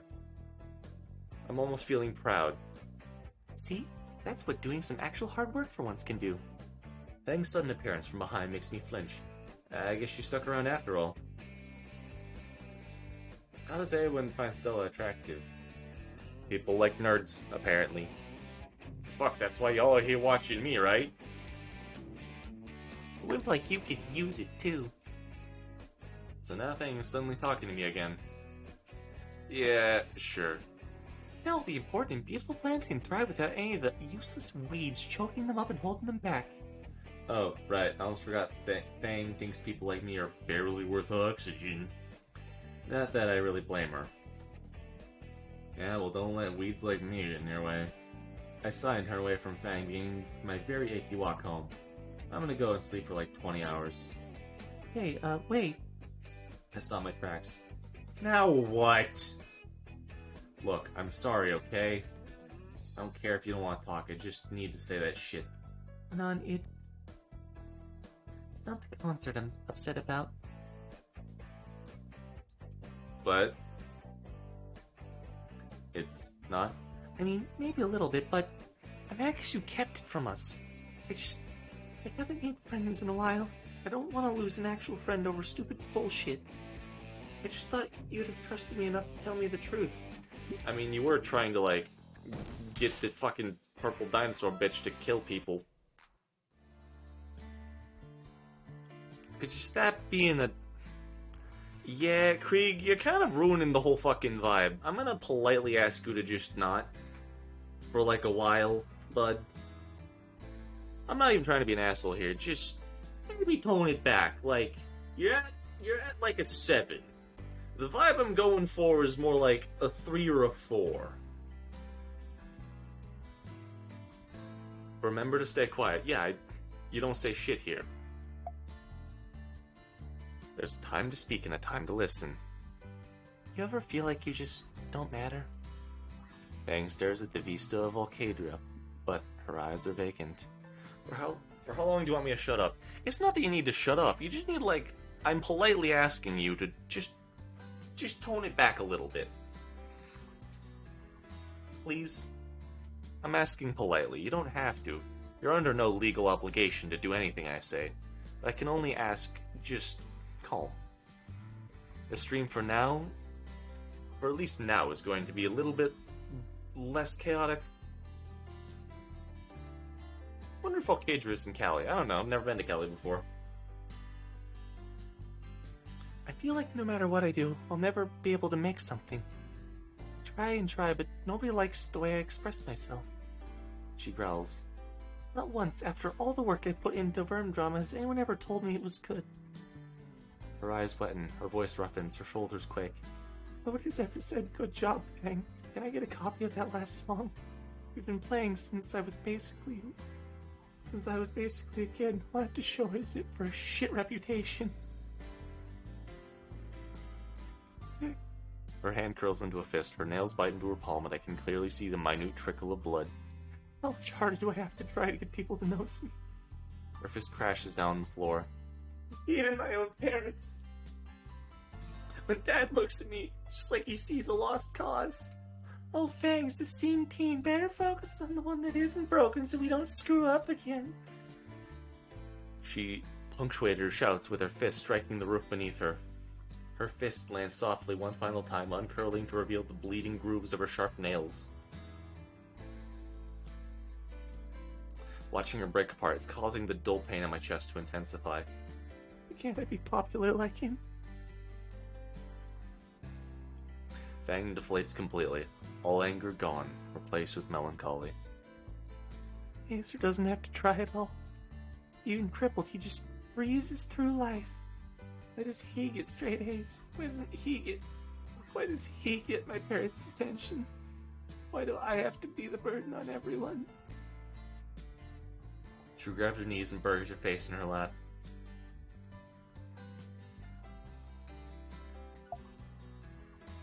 And the worst part is he can't even hate me. She picks her head up. Maybe. God. Rivulets of tears and orange eyeliner run down her cheeks and leave bright stains on her knees. I know to stay quiet, guys. I know how this works. I did this the first time. I can tell him to fuck off every day and he'll just be there the next. As if nothing fucking happens. He's a constant reminder of everything I can't be. He's a goddamn Boy Scout. Little Mr. Perfect, and always being his fucking shadow. I can't just change, can't just magically get better at everything, even if someone like Nazer tries to help. And it's clear he wants to. But the difference between us, it won't ever happen. But my brother tries. He's always trying. He just fucks up every fucking time. She wipes a tear with one of her hands, leaving a bloody smudge instead. Nazer knows who he is. I don't even know what I am. Do I step in now? Absolutely not. Who am I, damn it? I can only define myself by the things I'm not. I'm not a good band player. I'm not a good sibling. I'm not a good friend. I'm not a good person. My mind's a fucking mess in my head. It's all just foggy. Half the time I'm hating myself.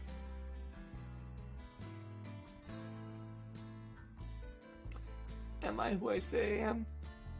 Maybe. Not really. The other half, I'm daydreaming of being something special. That I'm different from everyone, above them. I'm more than them. Both lies. I'm lying to myself. It's like I'm just here to be drained on myself and others. I'm stuck with myself. I can't just drop everything and try other things now. It's too late for that. There's too many ways to fuck up. Music is the only thing I've ever been decent at, and even then... She looks to me desperately, at a loss for words. Bang. I just gotta say.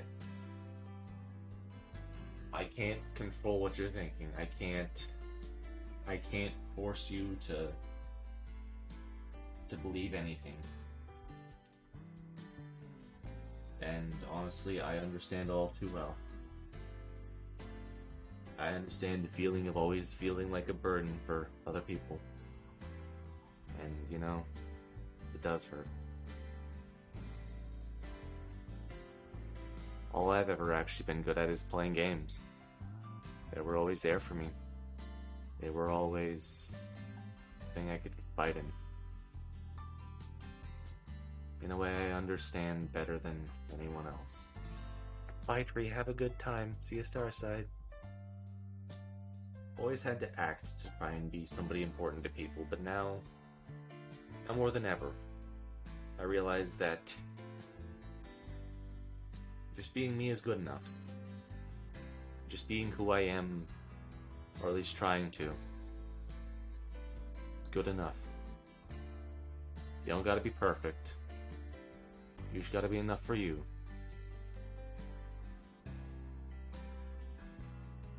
I've never been good at much, but, well, you do what you can. One step at a time.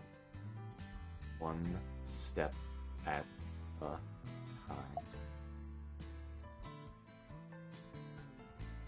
If you've changed lives, then you made an impact. I have. I have changed lives for the better and worse. Who knows? People don't remember what you say, it's how you make them feel.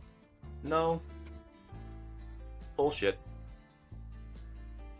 I'm at my worst when I'm myself, so I don't think it applies to everyone.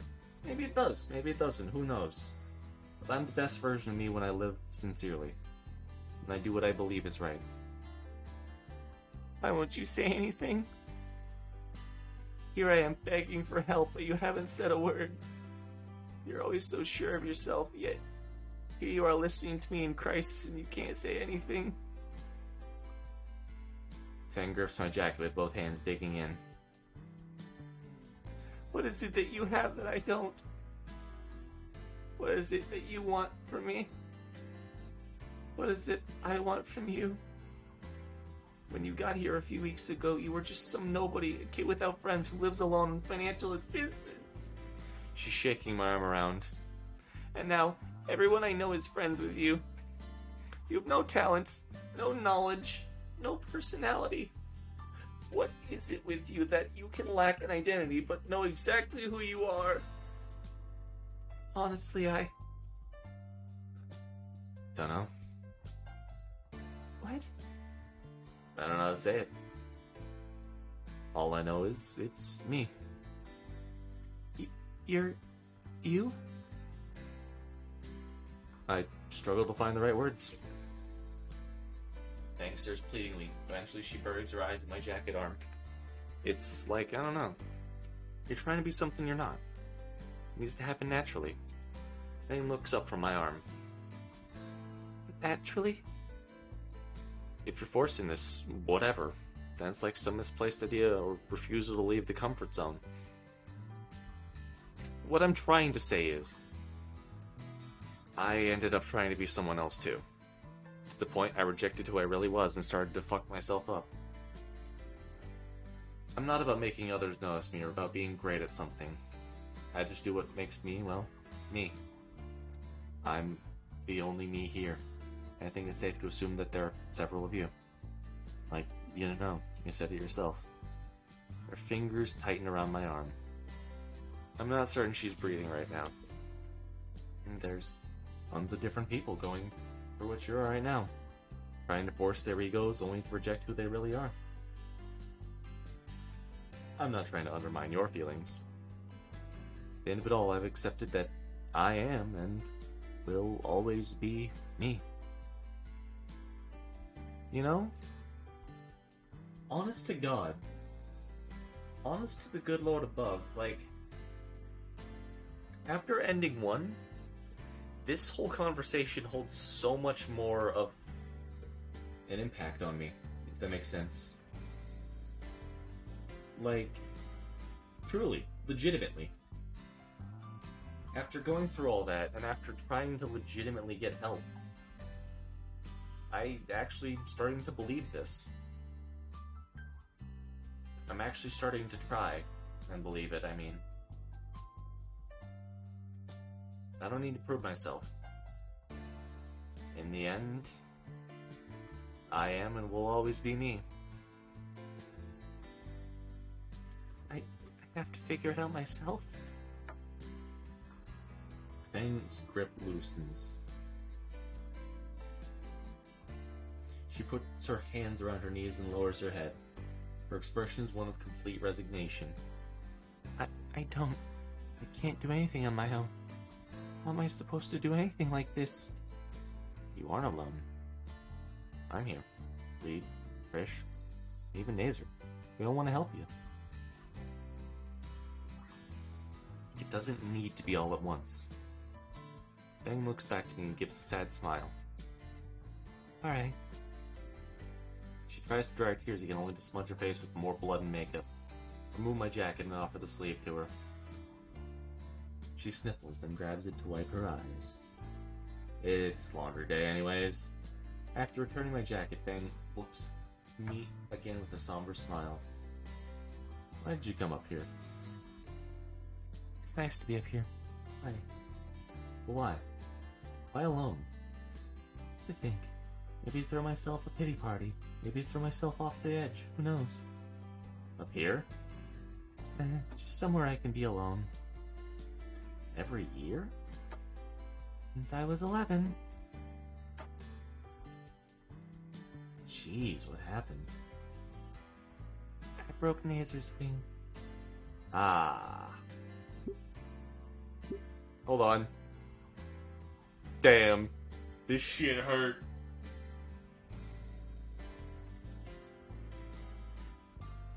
Man, I hate this. Not just the hug scene because it makes me sad, but also y'all made me drink too much.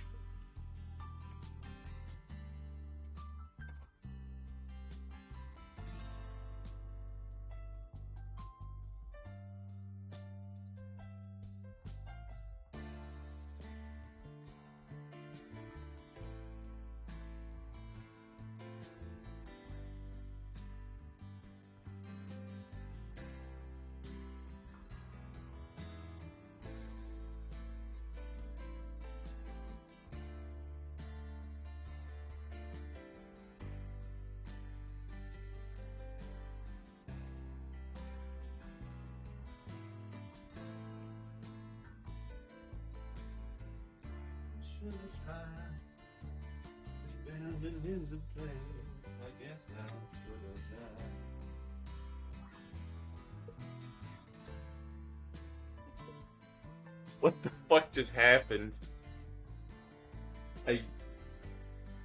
Gosling moment, Gosling. I have a need. You will cry. You need to get a girlfriend. Thanks for the reminder. We all need to get a girlfriend. That didn't work. I mean, fuck, we tried calling her earlier. Or an ex of mine. Not gonna happen.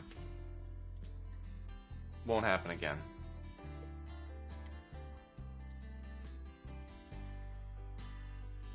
Get another. No! My eyes are having an allergic reaction.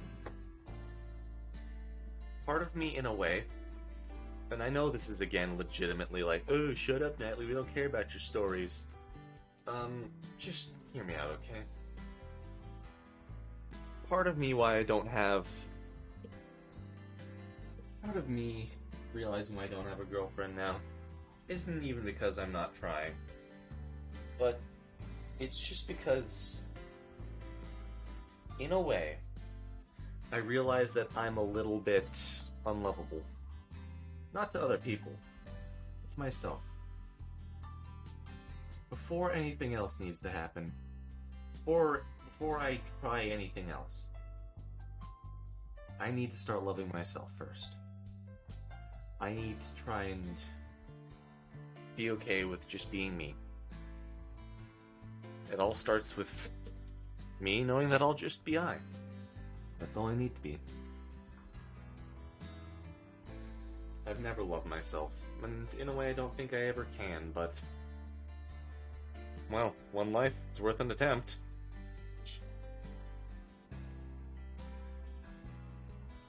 I don't care how cold and lonely the nights get, I am not burdening others with my presence! Pain is what you make it.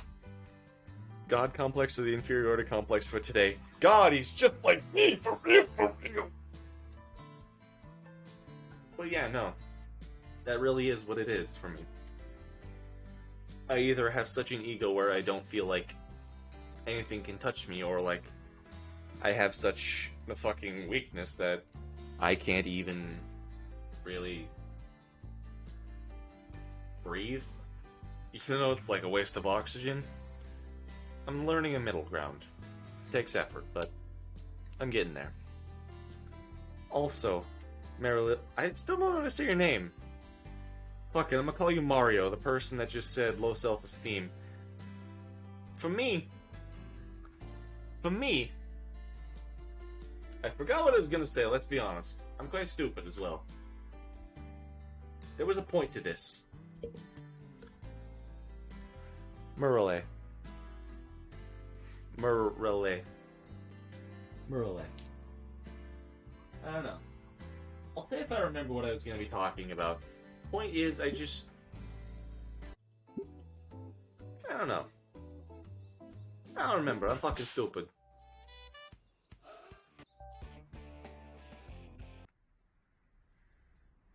Crap, I've never done anything like this before. We skipped a lot of that. Let's be honest, all this was just kind of like worthless. You skipped the funny door. Do you really want me to go back to the funny door? Do you really want me to go back to the fucking funny door?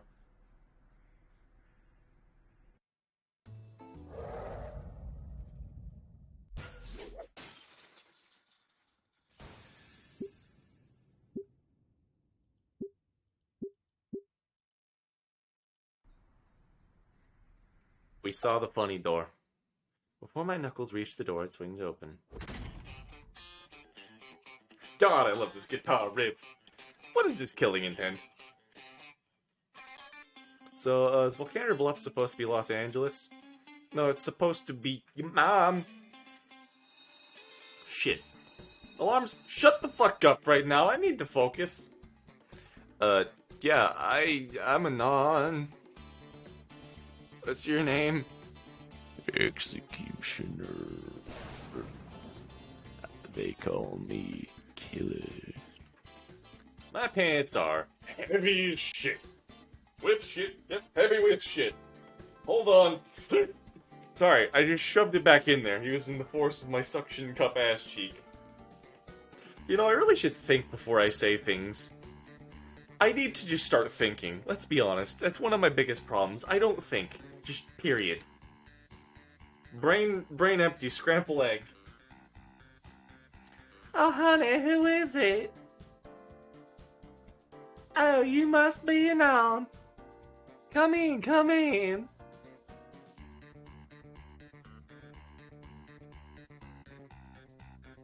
The petite tarot matriarch drags me into her abode. I could see the patriarch's jaw clench as Fang's mother pushed me into the comfiest couch ever to exist.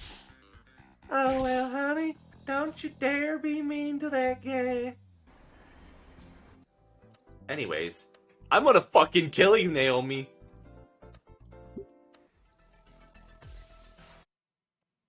We're gonna wait for Fang.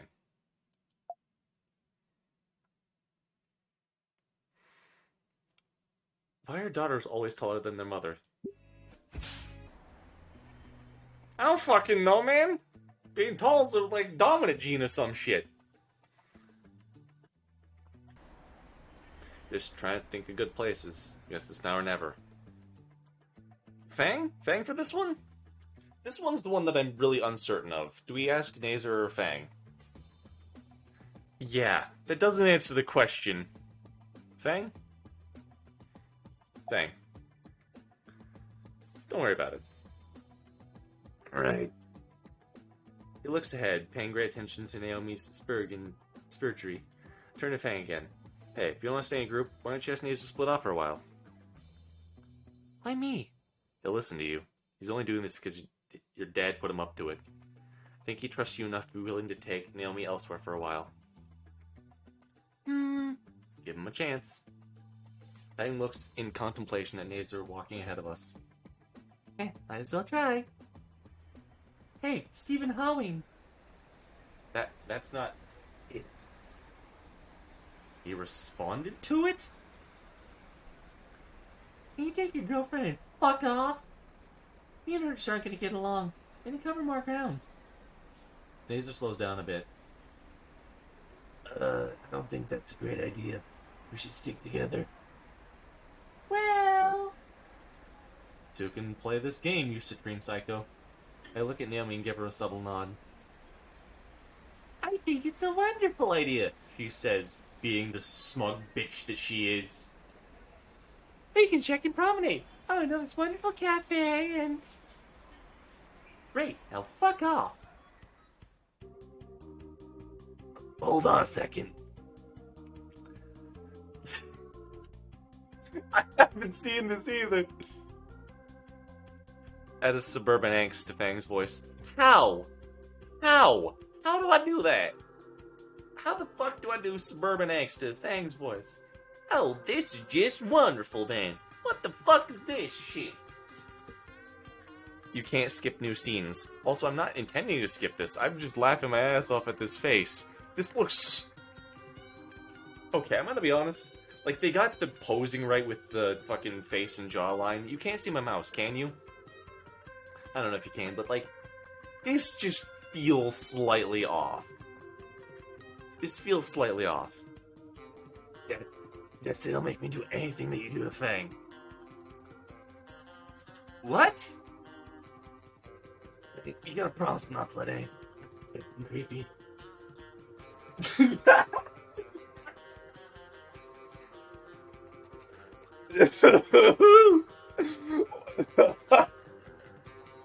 Oh, that looks so off. Oh, that looks so fucking off. Look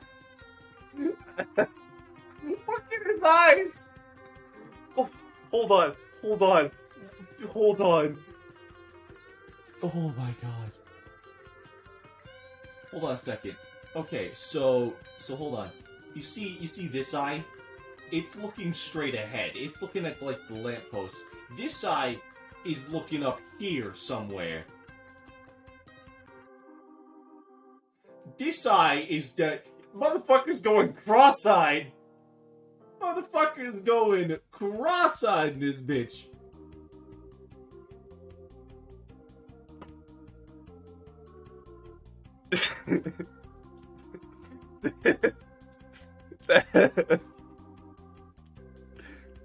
God damn, he's going cross-eyed. He's looking down and up at the same time.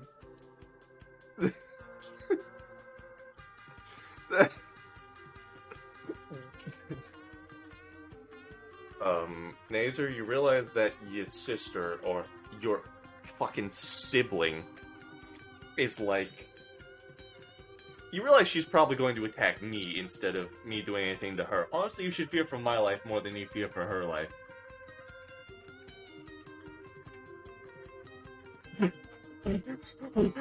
What the fuck was that face? What the fuck was that face?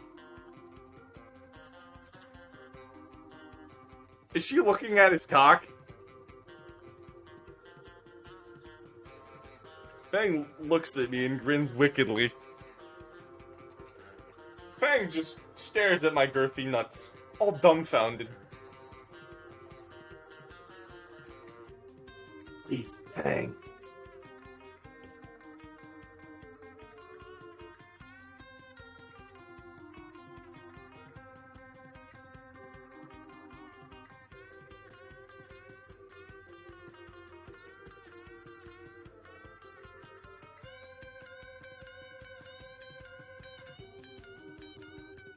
The funniest thing is that one of my friends messaged me on Steam right now. They're like, hey, do you want to do some Destiny 2 right now? And I'm like, sorry, I can't. I'm doing a live stream. Also, I don't know what the fuck Suburban Angst is supposed to be. Sorry, I can't do Destiny 2 right now. A pterodactyl girl's looking at my cock. Bruh.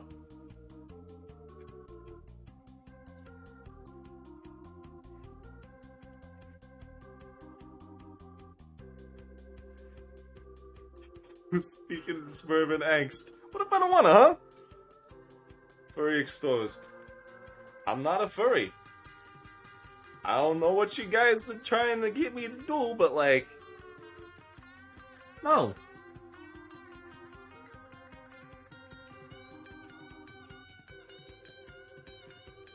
We're not furries, we're scalies. Speak for yourself, motherfucker. There's no we in that sentence. I know this is fiction. I'm not actually going to fuck a snake. you were dating a teenage pterosaur. Actually, in ending 1, it confirms that she's, 20. Right? I just remembered ending 1. I promise. God damn it. God damn it. Alright, Gal redeemed the fucking line, which I have to say. I would like to fuck a snake. Anyways. I promise. Now go. These are gulps and nods. You better not do anything creepy and on. You should fear for my life more than you fear for your sister. Realest thing you've said all stream. Hey, he forced me to say it. Anon, I'm not a fucking wagey. Take that back before you fuck my sister. Why'd you leave Snake X, you damn hypocrite? She wasn't the snake.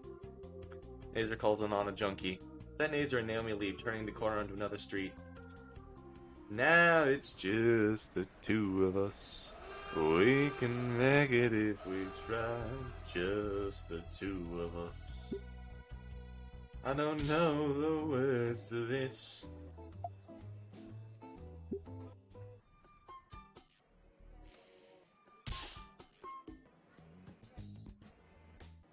Hold on, I missed something very important.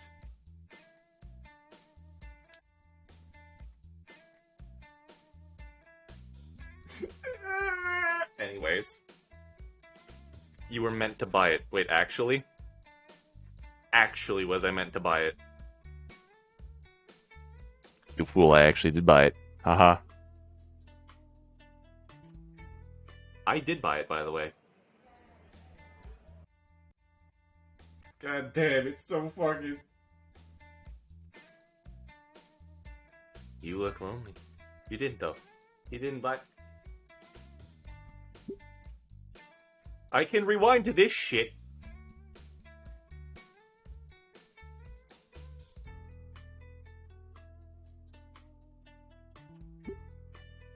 Fuck it, we'll do this shit.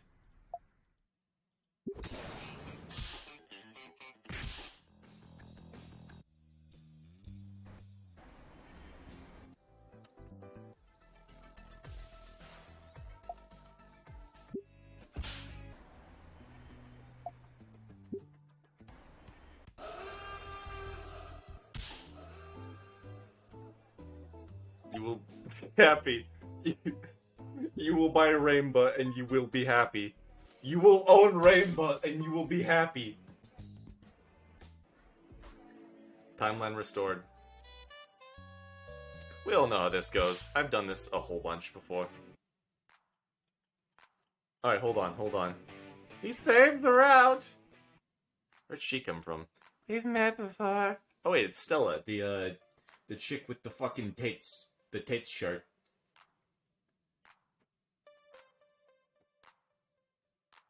I used to watch this when I was little. I wasn't back in elementary school. That's amazing. What's your favorite anime? Ah, Jesus. Takes my strength not to physically cringe at Stella. Well, we should watch it together sometime. I have a box set of every season. We can marathon it over a long weekend. Maybe some other time. I'll just block my calendar for this, maybe after the heat death of the universe. Anyways, chosen for another half hour. You know, Judgment.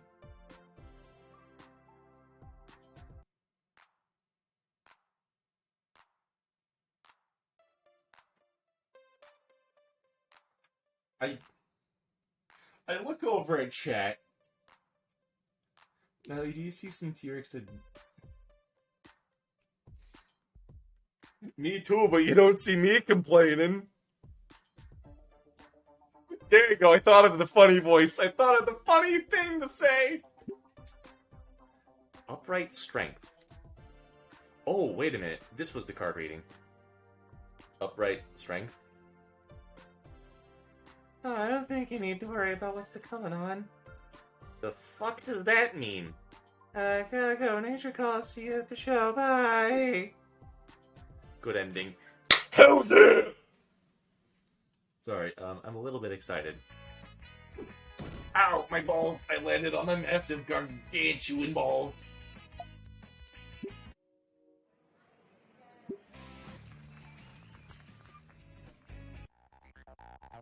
None of that.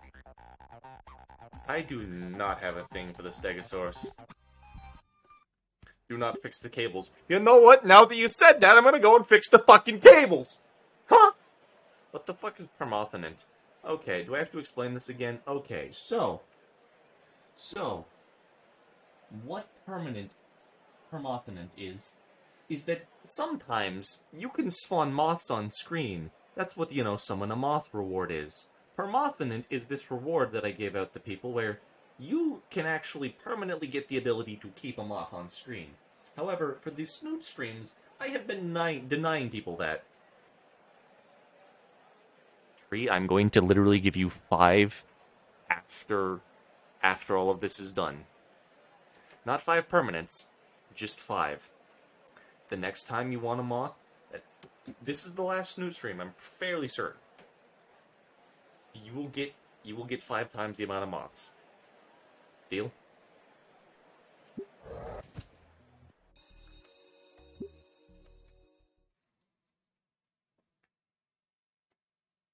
Play the guitar.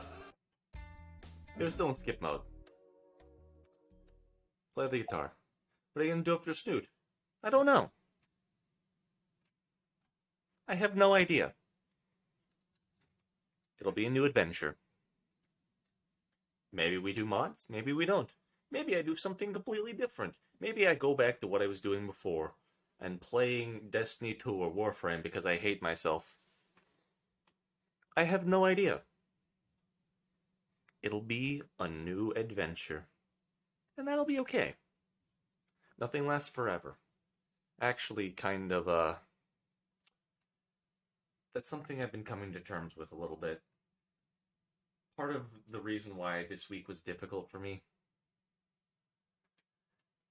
Part of the reason why these streams were so impactful for me. Because I realized this is, like somebody said to me, lightning in a bottle. I think that was you, Crow. Or Coffee, I don't know which one. It was one of you two. I know for a fact that this will probably be one of my most viewed streams ever. And I have to come to terms with that. But at the same time, it makes me a little bit more hopeful for the future. Because just knowing that it's possible is fueling enough to me. Knowing that eventually, one day, everything will be alright.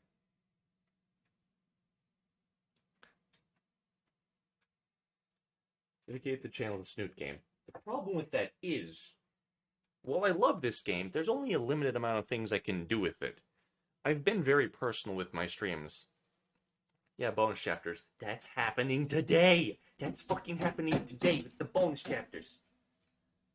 The problem with this game is that I've been open with it, and I've said a lot of the stories that have come to my mind with it.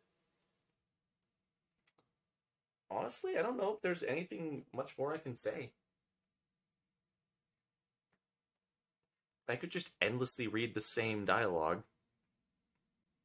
I could endlessly read the same things, but I think that, in a way, that wouldn't be right.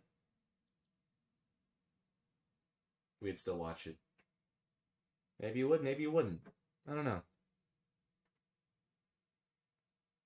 I could endlessly read the same things. I couldn't. That's what I'd say.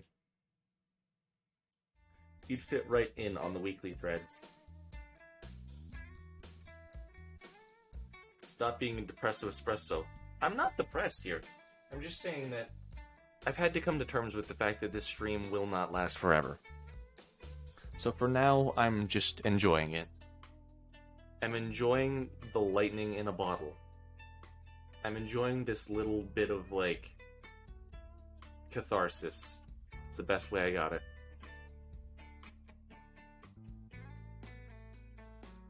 Just let me live this out, okay? That's why I fucking made that one shitty game. Because I know it's not gonna last forever. I'll probably come back to this game. I'll probably come back and after years and think this was a very impactful moment for me. But I can't stay here forever. Just like what the game has taught me, I need to move on. Not move on, move past. Will you do the soundtrack review, play the mods, and date AI thing? I don't fucking know. I don't know what I'm doing tomorrow. Maybe. We'll see what happens when it happens, you know? We'll see. By the way, I know it's really dumb. What is this? What is this?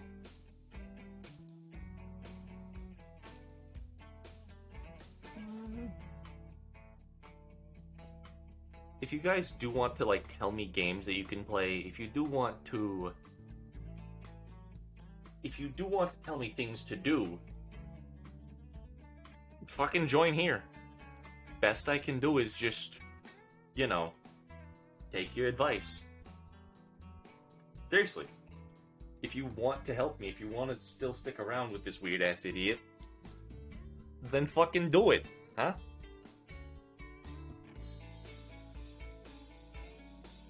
Snoot game, any percent speedrun. I honestly really want to try that, like, as a joke. Maybe we'll do that after all the endings. Who knows? Why not? Take the guitar from her hands and put the strap on, letting its weight hang from my shoulder. Bang hands me the pick as I aimlessly strum the guitar, the mess of noise sounding a far cry from her elegant playing. Well, I tried. Here, like this. All endings, no skip button. Should do text speech. I'm not doing 40,000 fucking playthroughs of this game.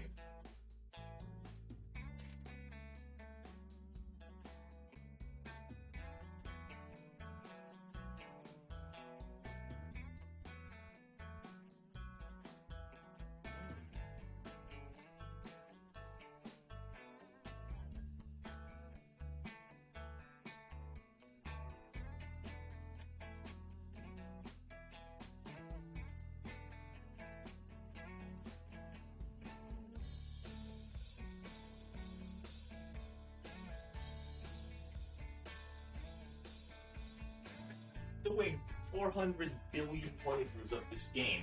I know I could, but I don't.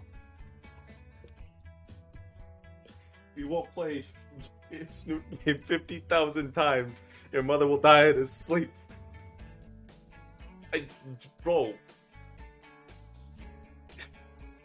Bro, who's gonna fucking kill her? You? I'm gonna tell her, hey, like, plant the claymore. Fucking, you know.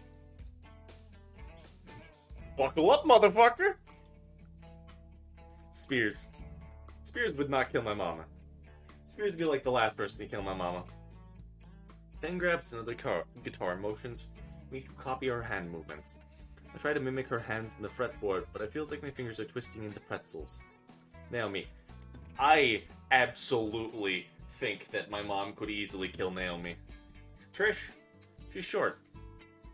Just like, fucking, I don't know, stand on like a stepladder. She can't reach you. She's short. Peng sets her guitar down. On the stand, it comes over to me. Cripply, I have no idea who the fuck that is. Holy fuck. No matter, you sound like a horny cougar. Wait, like the cat or... Here, like this. Her hand covers mine as she tries to readjust the position of it. No, like, stop fighting back. Ow, hey, quick, ow! My fuck, just relax your hand. I would if I could, but the goddamn alarms weren't. If the goddamn alarms weren't freaking me the fuck out. Fang, you. Hold on. I had to hear this. Disabled. Fang, Yuerg. Yuerg. Self-voicing disabled. Yuerg. What? I fucking love the text to speech. That voice is so hot for her. Fang walks behind me. Stream is to NSFW. Go dump your milk somewhere else. This is not the time for the stream. This is not the stream for that. Turn around. Why? She's just standing right behind me. She's standing right the fuck behind me. Her body presses against my back, her arms come around, each her hands taking my own and guiding them into proper position. Okay, hold on. Hold on a second. Serious question. What would be the better playthrough of that? Like, should we do text to speech ending 1, 2, 3, or 4? Because I think if we actually seriously attempted to do a text to speech ending 2 would be the funniest. I think ending 1 is depressing enough as it is. Ending 2 would just be hilarious with. And I knew that dot dot dot. I think ending 2 would unironically be funnier. Yeah, text to speech ending 2 would be better. You agree. Her body presses against my back, her arms come around, each her hands taking my own and guiding them into proper position.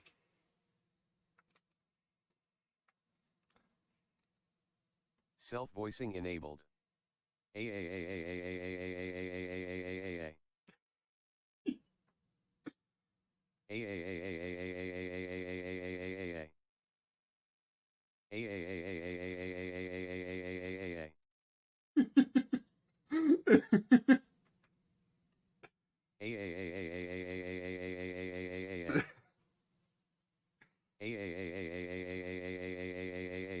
I would Self-voicing absolutely disabled. shut up, text to speech guy. I would absolutely be willing to help out with a voice mod. I legitimately love voice acting. And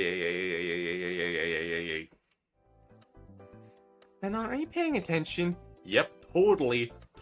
Spaghetti, keep it locked down over there. Canon voice of Anon, by the way. Oh, that would be funny as shit, too. And help out. Dude, I don't know how to fucking do that. Send me the link of some shit if they're actually making a mod to that. I would legitimately fucking voice act. I hope my voice didn't just crack. Fang's hands now move mine along the neck of the guitar. Alright, try these chords. Vocaro. I don't know if that's actually what that is. I'll have to look into it later. I probably just admitted to something horrible, but I don't know what it is. So if anything, you're just being a bastard if you're forcing me to go to some weird site. Her fingers pressed mine down, holding down the strings in an awkward position. Then this. My hands are slid down closer to the base of the neck and too close to my crotch.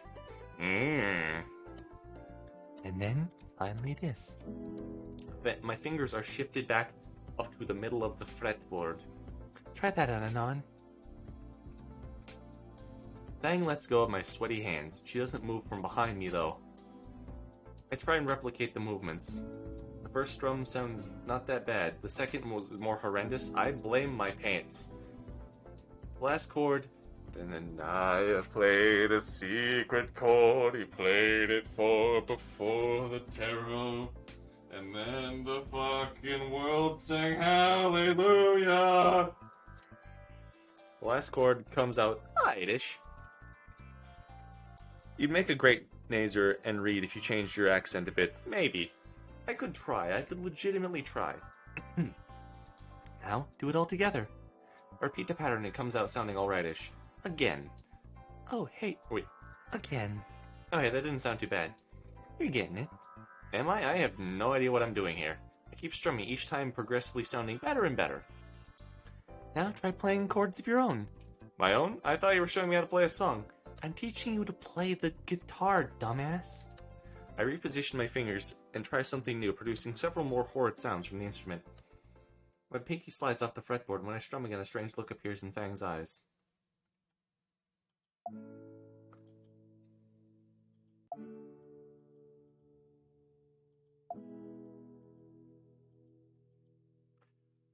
play the same notes several times and repeat.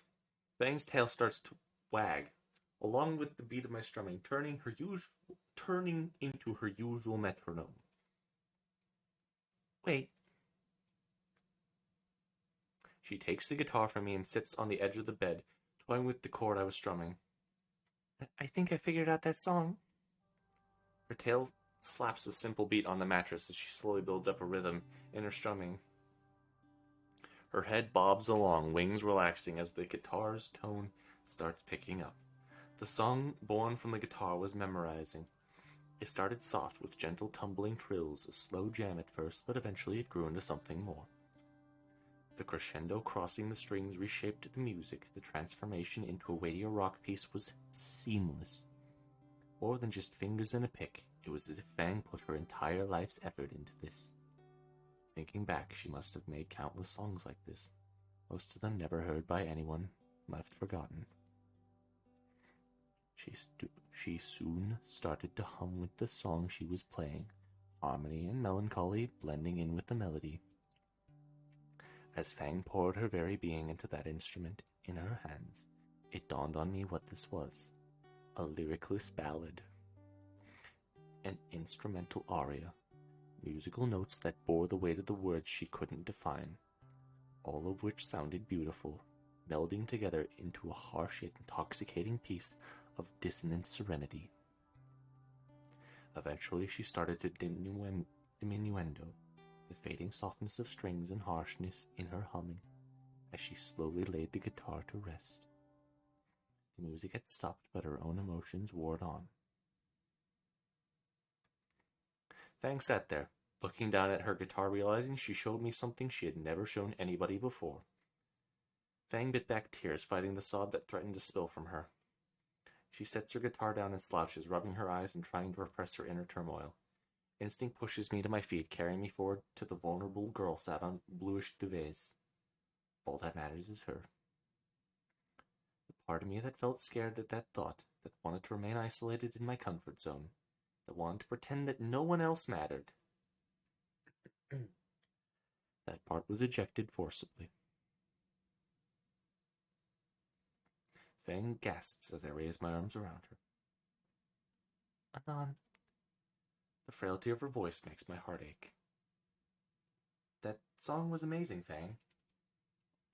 It truly was, because it was her. Her heart and soul were carried within it, her very being. My heartfelt words reached her. The dam burst. She felt like a porcelain doll in my arms. Tears of sorrow and relief stained my shirt and wet my chest.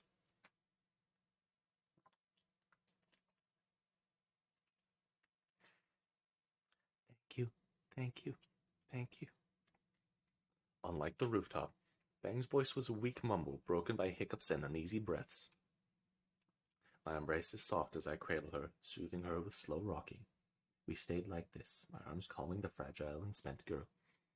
I have no clue how long it lasts, but Fang is able to compose herself with time. I let her move away, choosing to sit next to her on the soft mattress. Her eyes are puffy and red. Once again, her makeup has left tracks of orange and black on her cheeks. Once again, she shares with me that smile. But this time I can tell exactly what that soft expression means. Relief. God, Anon, that's twice now. My bad. How are you feeling? I don't know. She looks down at the guitar she set aside. I lean over her lap, carefully taking the instrument by the neck and bringing it to my lap. Can you teach me? What? The song. Can you teach it to me? She looks at the guitar and then me. Her surprise slowly turns into happiness. Sure I can. Hold up a sec. She stands from the bed and goes for another one of her guitars. Along the way, she grabs the shirt off the floor, using it to wipe her face. When she comes back, Fang sits closer than before, our shoulders together. So for the opener... After what feels like hours of back and forth to learn guitar, my arms feel like they're about to fall off. God, it hurts so bad. Oh, this scene hurts so bad. fuck, dude. I can't handle this. I can open a window, man. I just need a second.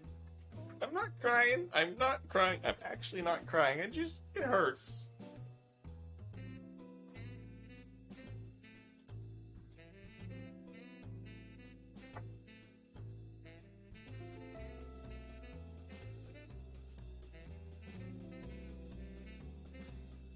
You press space too much, your hands hurt.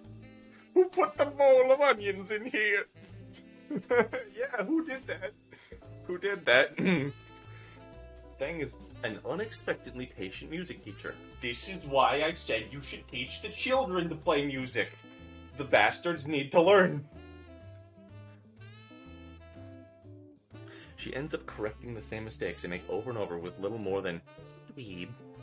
I end up calling it quits halfway through the 20th practice song. By that point, my acoustic screeching turned into something that resembled actual music. You're no Stegoslash, but not half bad. I'll take it. I fucking suck creatively. Do you? You made that railgun way back when. That's just something I read. Still managed to make it. Yeah, but that, had instructions and shit.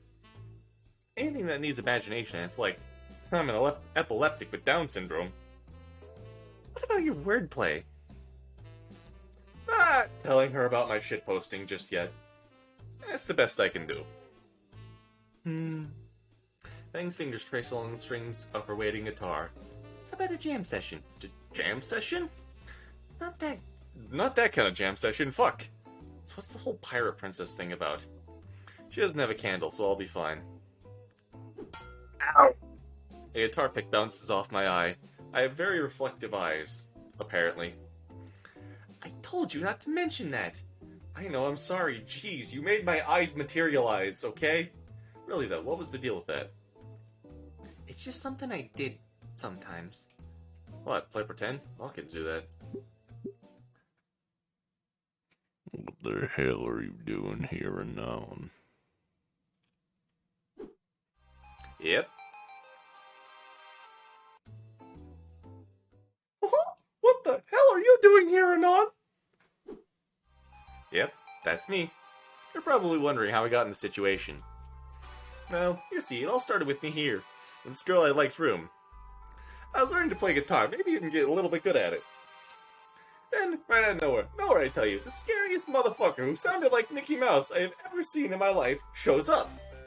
Yep, you guessed it, it's his dad. No warning or anything, just literally appeared out of midair, like a copyright claim, from Mickey Mouse. And he brought his murder weapon, a 9-iron, which is very good for distance, but not that great for, survivability purposes. My life flashed before me, and my first thought is, God, my life sucks. The Fang bits were cool, I guess. At least I hope someone deleted my browser history. Anyways, back to the show! Oh, no! I'm going to die. It takes all my strength to prevent myself from just constantly pissing. Honest to God, it's just pissing itself right now. I'm so water absorbent that I just absorb my piss back into my bloodstream. And it's filtered through my kidneys. He got kicked out of the Mickey Mouse Clubhouse. I'm gonna keep doing his voice as Mickey Mouse, just because I think it would be funny. Feral claws hurt like crap, man. The next time I catch you alone, my daughter, I will use your head as a Rubik's Cube. Huh? I'll fucking kill you! The fuck did you say to me, you little shit? I sound like that Ronald McDonald thing, like I just, commented, quoted. Come on, did. Snoot game will get a live-action remake. Okay, good for it, I guess. He gives me a shove off the porch and I hear the door slam behind me. I can hear her father's raised voice from here. Sheesh, Mickey Mouse needs, all the chill pills. Or maybe some Carpe. God damn it, Reed. I turned away from the luxurious home and walked down the pathway to the sidewalk. Everybody's played by Ryan Gosling, except Ryan Gosling. He canonically exists in this universe. He's played by Mickey Mouse. Getting Alright. I just made music or something. The Mandarin. And no, fuck you. I don't care. I don't give a shit, Naomi.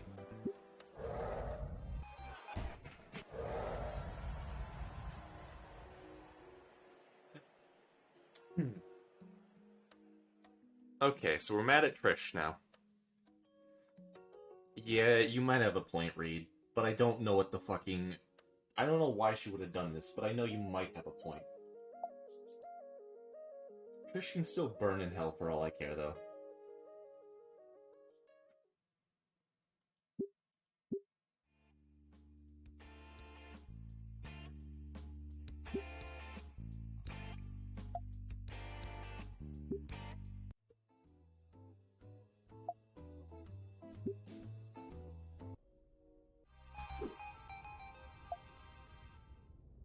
Family Guy funny moment number 14. Peter fucking dies.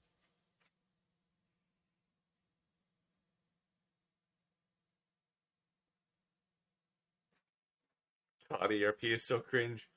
Oh god, there was this chick who fucking in high school wanted me to do that shit, and I didn't, and she was like so mad about it, but I'm sitting there like, dude, I don't know how to do this shit.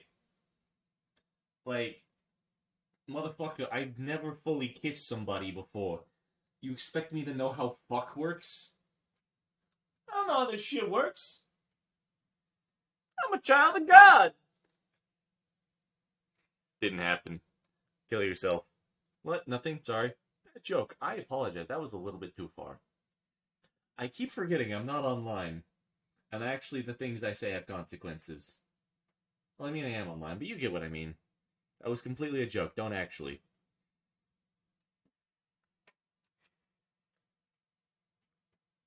I actually am genuinely very sorry. I apologize for that. That was a bit mean. Ugh, I feel like I was in a Family Guy. Family Guy death moment number 15. Come on! My lungs feel like they're on fire. Fang helps me my feet over to the cab, opening the door so I can shamble in. Hey, it's me, the devil, you know. I'm told that, yeah, I know, but this is Twitch and I do need to apologize so that my nuts don't get chopped off. I'd like to keep them. Give Fang French accent. Do you expect me to do a French accent correctly? My eyes feel heavy as the ointment begins to warm up, drawing away the tension from my aching muscles. I can make out a steady thumping on the bed. My senses fade more. The only French accent I know is the fucking spy from TF2. How the fuck am I supposed to do a female spy? Also, fun thing, fun thing and fun fact combined. I can actually kind of, maybe sort of crack my voice on command. That one was not on command, that was a legitimate voice crack. But I can kind of do it like this, guys! Makes me sound like Shaggy from Scooby-Doo, but you know. I wonder what that is. Fang's hands slow to a stop and eventually pull away, leaving me disappointed. The bed shifts. Anon? There's something in her voice, but I can't discern it. Huh? I need to do the front. That's... oh god, that's horrible. I need to do the front. Oh. Okay then. I roll over onto my back. And I find myself face to beak with her. Dangerously cheesy. I can feel her breath on my lips and I blush. It never even occurred to me that I could apply the ointment on myself. I want to look aside, turn my face away and hide the growing blush. But I can't. I'm entranced, looking at Fang's warm amber eyes. Millions of words flash through my head as I find something to say.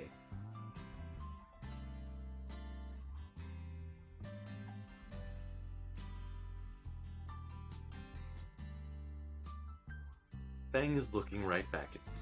Eyes that seem to glow with what little sunlight filling the room stared into mine. I wonder, I hope, you like me, Fang. Anon? I'm pulled out of my thoughts by her voice. Fang's blushing heavily too now. Their tails positively hammering away at my bed. Wait. Oh, fuck, did I? What was that? Did you hear that? Yes. Fuck. My head sinks back into the pillow. Fuck. A snort escapes from Fang's beak. You're such a fucking dweeb. This is a horrible spy. Oh. Yes! That would be your mother. You're such a fucking dweeb. Her fingers brushed lightly against the largest bruise on my chest without ointment. You mutter to yourself from time to time. I didn't start noticing it till our date. I moan aloud. So, the entire time? Yes, it's kind of cute. You know, like I'm fucking this scout's mom. The spy is fucking his own mother. He is French after all.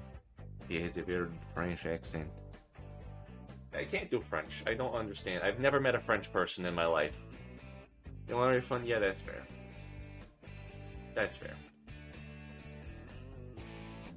Chance it back, please. Chance it back to what?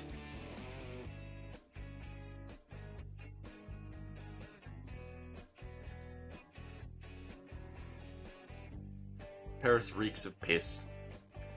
I mean, it does. The normal? Okay,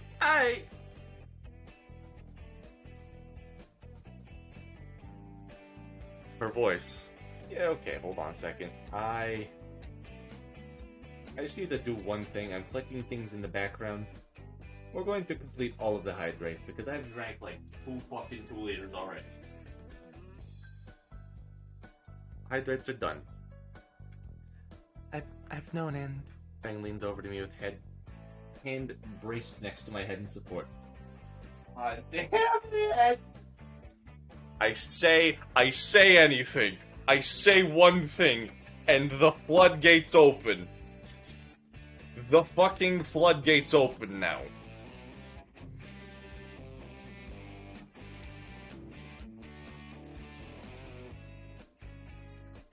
You're done when we say so.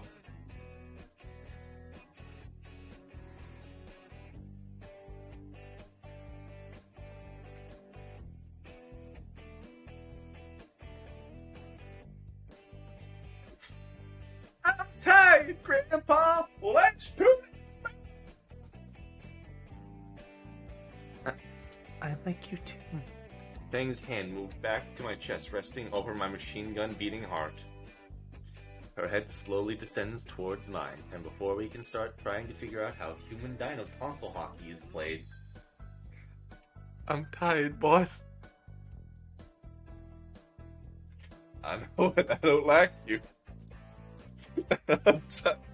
I'm tired, boss.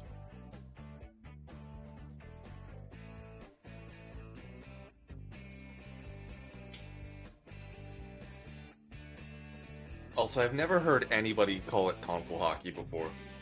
I legitimately don't know what the fuck tonsils are, and I'm kind of scared to ask at this point. Fang's weight begins to press down behind her hand, which is dead center of the worst wound on my chest. Oh shit, sorry. Basically, she tried fucking killing him. Oh. I managed to catch my breath. I'm okay, that hurt though. Oh, fuck. My hand wraps around Fang's. Maybe something else. It won't hurt. I nod at the blemishes across my chest. Like, hug? Maybe I don't. Okay. Sing Dark Red by Steve Lacy. I don't know what the fuck that is.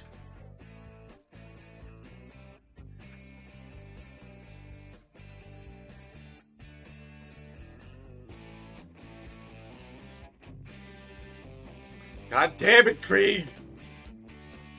We're skipping past it so you can't get off to my stream. You're not allowed to like feet. No feet! I'm gonna cut yours off. I'm gonna cut yours off. The next day, I was about to get ready to school when I remembered that I had to cut off total. But I remembered I had to cut off Krieg's feet. Why do you have to sing a song, actually, if you aren't gonna sing? Because it's also a way for people to, like, you know, try and see which songs I know. You'd be surprised by the amount of songs I don't. I refund them, by the way. I refund all the fucking song stuff. If I don't know the song, I'm giving it back. Bamboozled. You expected me to be so cruel to steal your fucking fragments and not say that? Like, scam. If I know the song, I'll sing it. If I don't, fuck you want me to do about it? I told her I felt fine, but when I crumbled after she poked my ribcage, I decided she had a compelling argument to stay. Fang and I ended up just watching movies and playing X-Rocks all day. I don't think I've even seen Fang this morose. Didn't want to pry too much. Even if we're dating now. Oh god.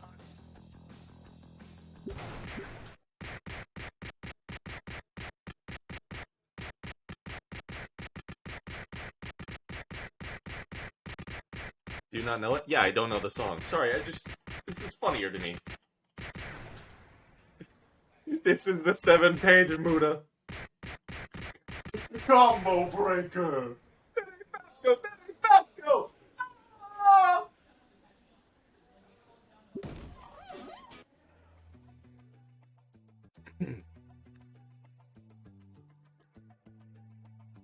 I shouldn't have pushed you earlier. Yeah, like you did 40 times. Austin, what the fuck was that about, dude? Sorry, it was a moment of weakness. Don't worry about it. I can take a hit or 2,000. Silently nods. Sure. He nervously chuckles. Look. When you told me Fang could kiss you because you told her feelings, I can't describe it. Don't take it the wrong way, but my mind screamed, worst case scenario. Yeah, no, that's absolutely fair. Because it's my sister we're talking about. So, thanks that she likes me. I look over and see Krieg just... You know what? We need to make a new fucking reward sometime. No horny. Which is just like a 2-minute timeout. So I guess we're dating now? Not me and you, me and your sister. Sorry, I'm having a schizophrenic attack and talking to the voices in my head. They really liked it when you beat me up. I don't know, they want you to beat them up, but they're also attached to the thing? I don't know. Nizar clumps his hands to his crest. Dating even sweet. God almighty. Are you surprised? I told you like months ago I liked her. Yes, you told me you liked her. I never expected her to like you back. Explain yourself. I don't even know, okay? Why would anyone want to go out with me? Answer me that. I wouldn't go out with me. I have no idea what I'm doing. Nizar leans back with a hand holding his beak. Oh man, you are worse off than I thought. Breathe, dude. I am, and it hurts. Jeez. At this rate, I'm gonna be more concerned for you than Fang. Like, thinking about Fang, being with Fang, a part of me is fucking exuberant to the point of being higher than Reed. But then I start thinking, I don't know how to date, and get so worried I feel like I'm going to vomit. Then there's the heart beating so hard, the fucking bruise and everything's fucking fuck! Breathe, dude! I finally notice the black spots on my vision and gasp. My lungs explode in pain and I falter back against my chair for support. Is this a panic attack? Hey, sir, I think I'm having a My head snaps aside as a fresh stinging pain blossoms my cheek. I take the seconds of intense pain to focus and collect myself. Did you just slap me? Yes. You calm now? Another slap help? I'm calm now. Dude, you've got it bad. Got what bad? You're in love with my fucking sister. You want to know something completely fucked?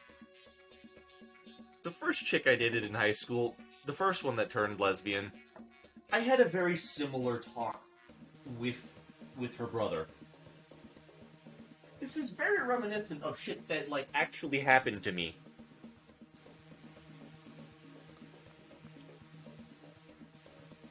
Honestly, I'm actually better friends with the brother than I was the fucking chick I tried dating.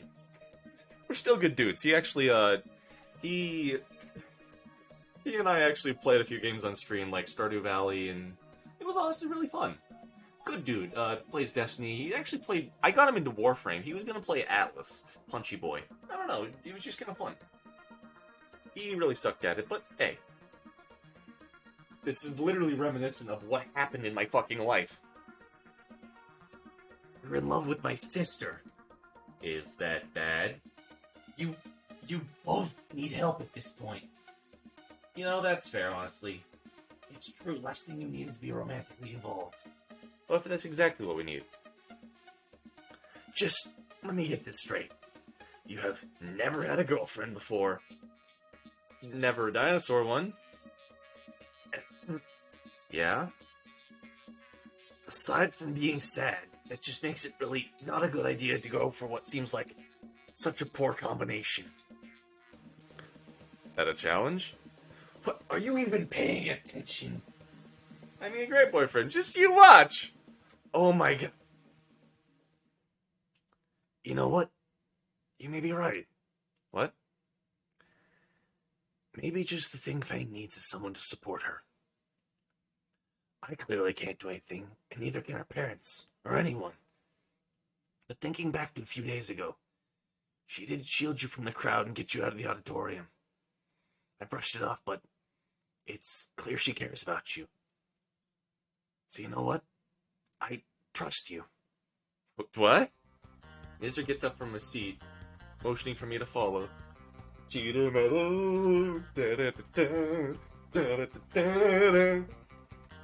I'll help you get to know Fang. Hold on, that's not my voice, that's Nazer's. I'll help you get to know Fang a bit better. In return, you need to keep your promise of being a good boyfriend for her. Sure, I'm just confused about this. Where the fuck are we going? You're gonna need supplies. I follow Nazer to the parking lot where his half-beaten car waits. Listen, because this is all I really know. Wait, should I be taking note? First thing, you should always have a giant bag of Dino Nuggies in your fridge, with her name written on it with a Sharpie. Goddamn, I'll sing the fucking song now, okay?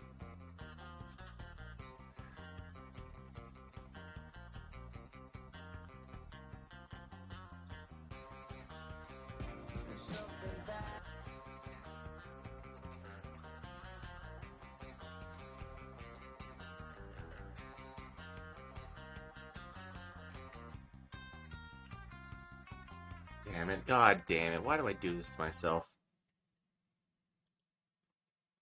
Why do I do this to myself?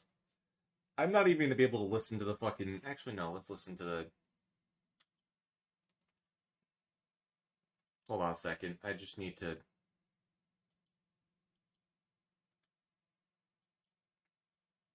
It's gonna go here, so I can fucking listen to this shit. And turn down the music volume to nothing so I can fucking hear the shit. Can I pay for the opposite? No, that doesn't count. Doesn't count.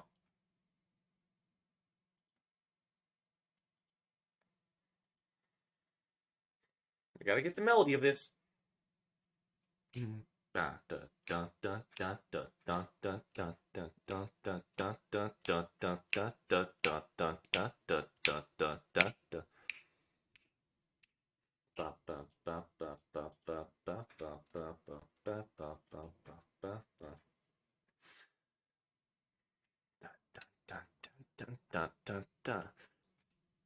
Get to the fucking... Something bad is about to happen to me. I don't know it, but I feel it coming. Might be so sad, might leave my nose running. Wanna leave? What the fuck? I'm fucking stupid. Don't you give me up. Please don't give up, honey. I belong with you and only you, baby. Only you, my girl. Only you, babe. Only you, darling. Only you, babe. Fuck it, that's good enough. I'm bad at this. Peak. God, I hate myself. Let's be honest. Let's be honest. I genuinely hate myself.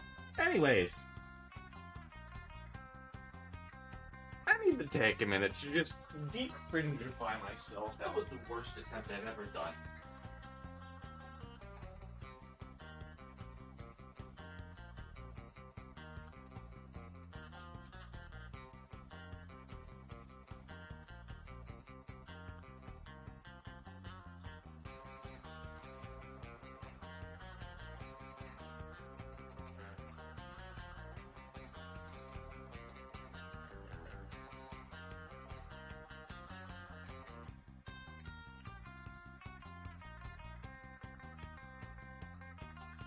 Also, by the way, actually, I will put that on my playlist because that had a great fucking vibe. Like, legitimately had a great vibe. Not even a joke. I'm actually going to listen to that. It's pretty good. I like it. It's pretty good.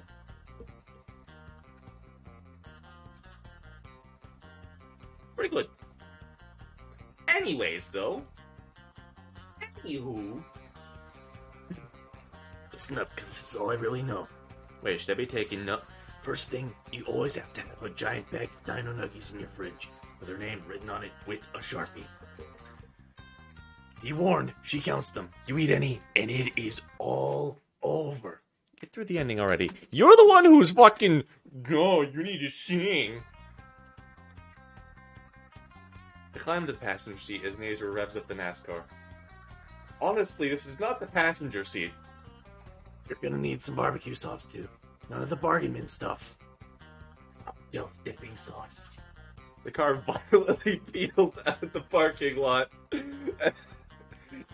As I continue to rattle off a checklist of do's and don'ts for Fangs, even as he takes me around various stores and stock-ups. It's literally an action that you gave to me.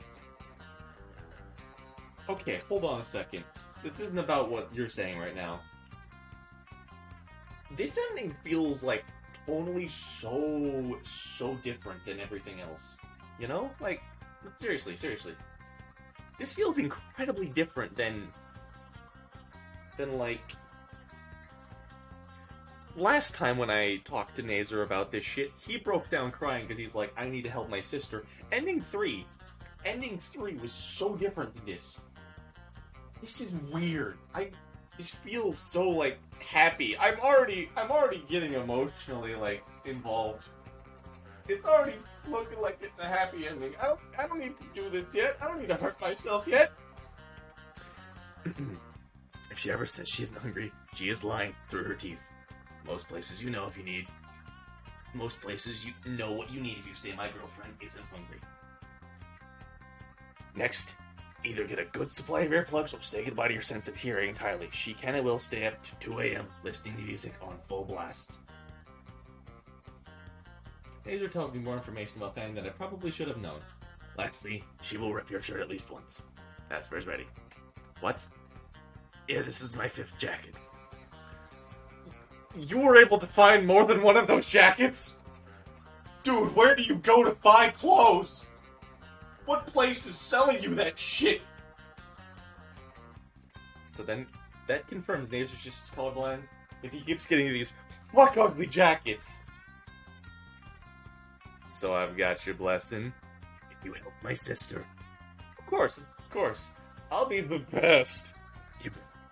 Otherwise, it won't be me next time. Chinese sweatshops stay open because of Nazer. Oh no.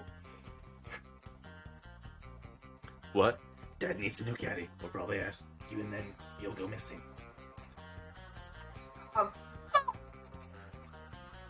great places so I can drop you off. Nazer hesitates when I give him my address. Skin Row. I should have figured, but still. He speeds off in the direction of my apartment with the grace of a semi-truck. Once we reach my neighborhood, his driving gets even more erratic. Never stopping at stop signs, just staying above the speed limit. Paranoid much?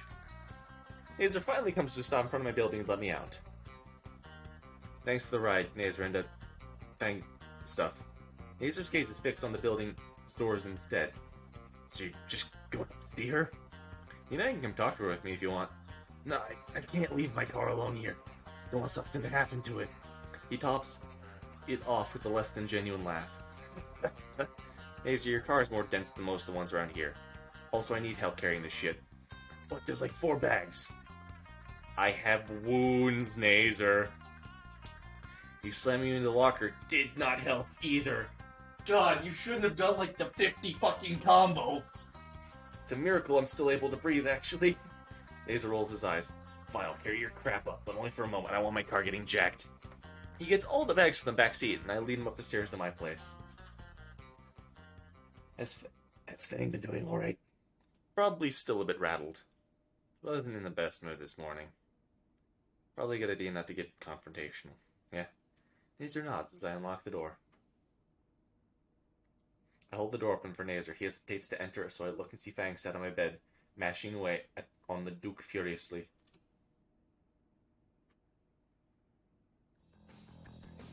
Nazer? Don't freak out. He's just here to... Wait! Why are you playing Rock Band with a controller?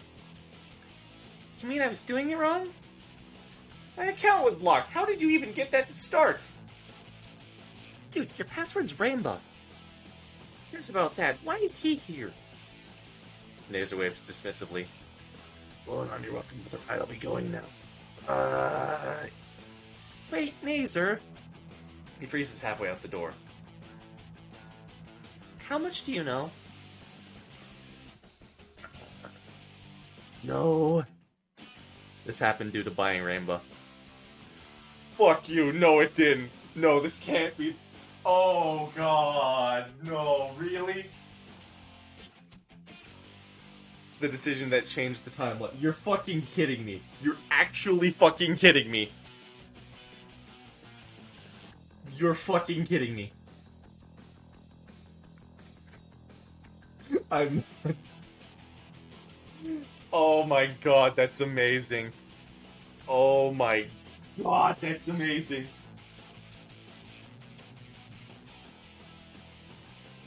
You know about me and Anon?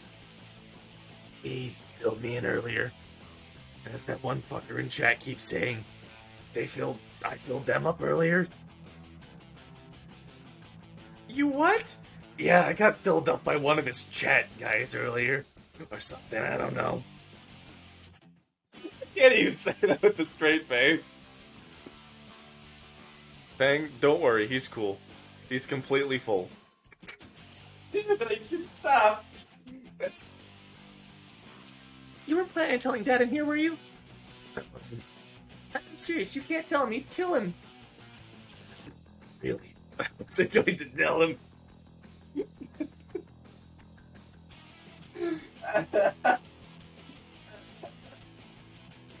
I hate that I'm playing into these jokes.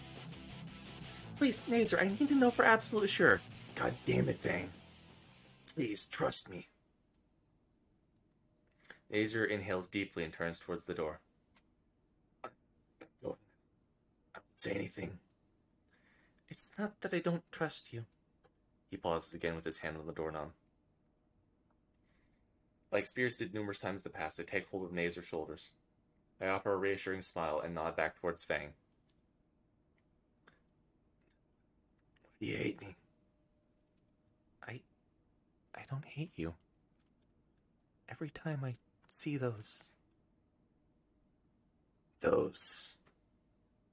scars, I just remember that day back then. What does that have to do with anything? It's... Arbok55, thank you for the follow. Appreciate it. Why are you here? I mean, it's my fault, isn't it? I lied to you. You got hurt. It's like you don't blame me, even though you should. Everyone depends on you. You're the star. But it's in spite of your family instead of because of it. You can't even bring yourself to hate me. All this time, that's what this was about. Fang wipes away a tear in her wing and nods. Nazer brushes my hand off his shoulder and turns around. I don't hate you because I don't blame you for anything, Fang. We were kids. I was 11, 12. I was always thinking I'd done something wrong because of how you acted differently. You hated me, actually. You look at the shit I've ruined for you.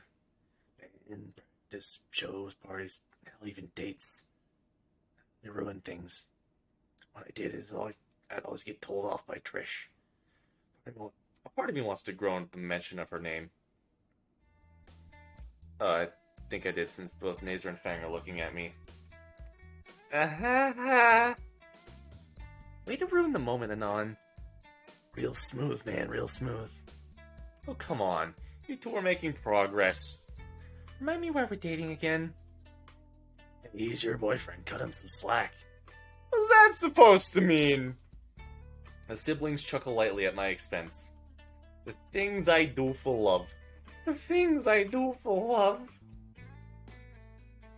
Once the laughter ends, Fang looks at Nazer. Look, Nazer, for all of Anon's faults, I do like him. Which is why I'd rather Dad not arrest him and kill him. I know I haven't been a good sibling. I'm begging you here. I told you before I wouldn't say anything. Just come home later, okay? Fang hisses and looks away. You are coming home, right? Well... What? What? I need to stay up to look after my idiot. I don't need... Ah! Fang withdraws her finger from the bruise on my chest. Fuck God, why would you do that? Oh, that hurt. What am I supposed to tell Dad, huh? What have you been telling him? That I've been staying at Naomi's place for a group project? Well, I can't say I'm staying with Trisha Reed. Naomi. If I told Dad I'm staying at Anon's place in Skin Row, what do you think would happen? Okay, fair point. Are you actually staying here, though? Fang shrugs and looks away. It's not bad here, just boring when I'm all alone. There's not much to eat. Well, I can fix the last part. I get a questioning look from Fang as I take one of the grocery bags from Nazer. Her eyes instantly lock onto the hefty bag. Back! It's not bag, it's... You caveman, and I need you to fix this!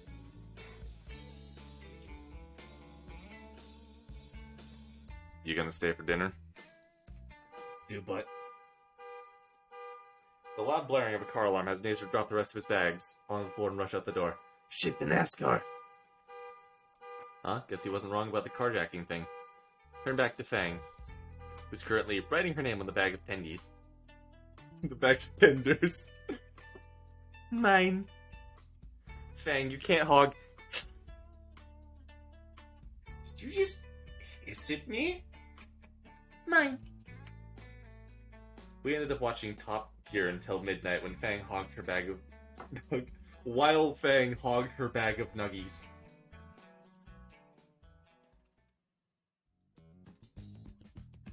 I was ready for an uneventful day at school. In fact, I'd be extremely happy if it was. Tonight, on... Hold on.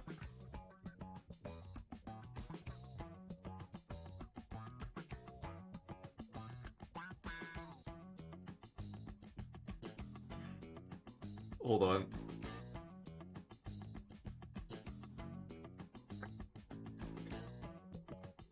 Tonight on Top Speed. God damn it, I can't read any of these shits. Tonight on Top Spear, I pleasure myself with an exhaust pipe. James poops out of that, and a McBomb, and Richard becomes a vampire that only sucks cum. I fucking love these like Top Gear parody intros. Tonight on Bottom Gear, I throw a dead baby at the Queen's face while masturbating. Richard comes back from Syria and blows up a Tesco, and James does his testicles on eBay to buy himself a Russian World War II era T-34-85 tank.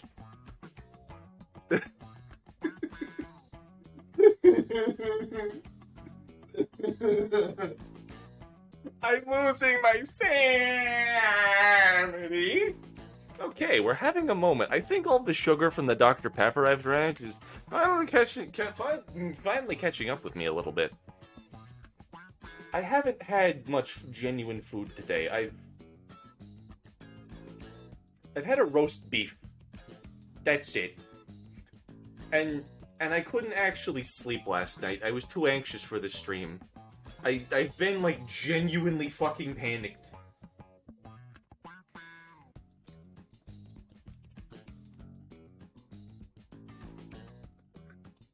Fuck it. What even is codeine? I should try some. You know, try to make some lean. Live on stream. Huh? Why? I don't know. I'm broke. College is a bitch. Haha. College is a bitch. I don't have any fucking money. Nope. My roommate got kicked out for being on meth, actually, last year. It was really bad. Horrible situation all around. He then worked at the cafeteria as a cook. Nobody trusted him to cook anything. He got fired for being on meth. This entire week has been the most dramatic week of my life. Even the walk to school was dramatic, with Fang escorting me as if she was Secret Service. Make a Storytime channel for the infinite content. Yeah, but then I need to, like, learn how to animate shit, and I could do that, actually. I could do that. You know, I actually genuinely kind of want to do that a little bit. We'll do that sometime. You don't need to animate. I just have interesting stories. I could ask interesting stories for my family and shit. Either you make shit up or you are the most interesting person I've ever met. I've just wanted a simple life, let's be honest. I've had a lot of fucked up experiences. And my family is very weird when it comes to things. We just, like, breed creativity and breed chaos out of every fucking orifice that we have. I have a grandfather, and I'm going to tell this story because I fucking love my grandfather. He's slowed down a lot recently, actually, which has been very depressing, but dude was, like, the literal most chaotic motherfucker on the planet. And I love him for that. So, what happened? Thank you for the follow. I need to read your name. The MC Maniac. The MC Maniac, bro. So, hold on, sorry. So, what happened is that my grandfather, very country, basically disappointed in me because I don't know how to fucking deal with animals. He is completely, like, southern country. Doesn't have the accent, but basically, just going to, like, do everything country. Has his own farm, built 3-4 houses. Great dude. We went to a national park together because, of course, what else are you going to do with somebody who lives outside? Take them outside. And we were driving down a single-lane dirt road to get to, like, the groundhog viewing area. As we are driving, he is in the driver's left side seat. Left side? I don't fucking remember which side. Yeah, left side. I'm stupid. Sorry. Having a moment. My dad, who, when next to my grandfather, Bompa, that's what we call him, B-O-M-P-A, Bompa, Sam, whatever, is the most chaotic motherfucker on the planet. He's usually very, like, my dad, very smart, very reserved, very intelligent man. But when you put those two idiots together, they lose all sense of logic. They're just dumbasses, and I love it. So what happened? What changed? is that we are driving behind a semi-truck for some fucked up reason. Single-lane dirt road again. Off to our left is a 100-foot drop onto trees. If we fall sideways off of this cliff, we're going to be impaled by a fucking tree. Off to our right is a rock face, like a cliff. It's not like a downwards fall, like we literally cannot turn right because it's just a rock wall. So obviously my grandfather decides, as he's driving, take the wheel, I want to look and see what this is. He pulls out a pair of binoculars to try and look at the license plate of the semi-truck in front of us. Because of fucking course he would. That's just something that he does, because he apparently doesn't think life is worth living, apparently, or something. You know, can't crash into the wall, can't fall off the thing. Oh, let's just be really lucky and look at the thing in front of us. Is it from Iowa? Idaho? I can't tell. What do you see up there? Sam, give me those, you're driving! My dad tries to wrestle the fucking binoculars out of his hands, because of course, what else are you gonna do in that situation? And they start fighting, like pulling back and forth, like two feral dogs just tearing at each other with scraps of meat. Just like, they're mine! No, Sam, you're driving, stop it! Finally, my dad manages to get them out of his hands, pulling them away, acting all triumphant like, fine, I'll look, you keep driving. My dad puts the fucking binoculars up to his face, smug look on his face, because I can see his face right now. I'm leaning forward, trying to not panic because we're going to probably die. My grandfather, bless his heart, pulled out a second pair of binoculars, took his hands off the wheel, and started looking as well. What is it? Iowa? Idaho? I still can't see it. Is that Missouri? Is that North Dakota? No one's driving. No one has a hold of the wheel. There's a turn coming up in like 15 feet. Somehow, he manages to like bump the steering wheel enough so that it turns just enough to not fling us off the fucking edge, but just enough to make us take the turn. Then my dad sees that we had a thing here. He's like, wait, hold on, Sam. He looks over and sees that, Sam, pick up the wheel! My grandmother, who was not even focused on the fact that we almost died, was like, I bet you want to be on your phone right now, don't you? She says that to me. I'm like pale white as a ghost because we could have just fucking died. I couldn't have done shit about that. What happens, though, is he grabs the wheel, like, still has binoculars in his right hand, grabs the wheel, kind of steadies it a little bit, goes back to trying to look at the fucking car again.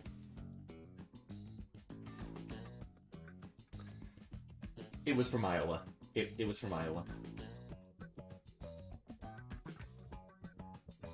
This is just one of the stories from my grandfather. You could write a whole book on things that he did, and it would, like, it's almost impossible to guess what the fuck he does. Honestly.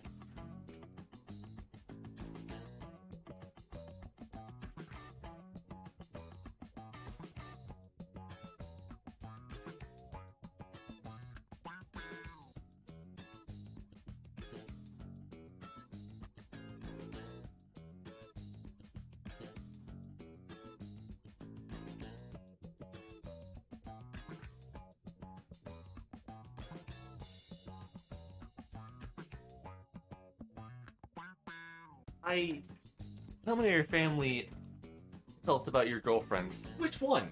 Which one? You gotta be more specific than that. Which one? Are you talking about, like, Naomi, the most recent one? Snake? Grandfather never knew about her. I'm really glad. All of them, if you want. You know, let's go for all of them. He actually, my grandfather only figured one of them. Like, he only got to meet one of them. And it was the most recent one, Naomi. And let me tell you, he was right. Nah, kiddo. I just need to tell you, I don't think that she's good for you. I'm like, if she probably isn't. I got a bad feeling about her.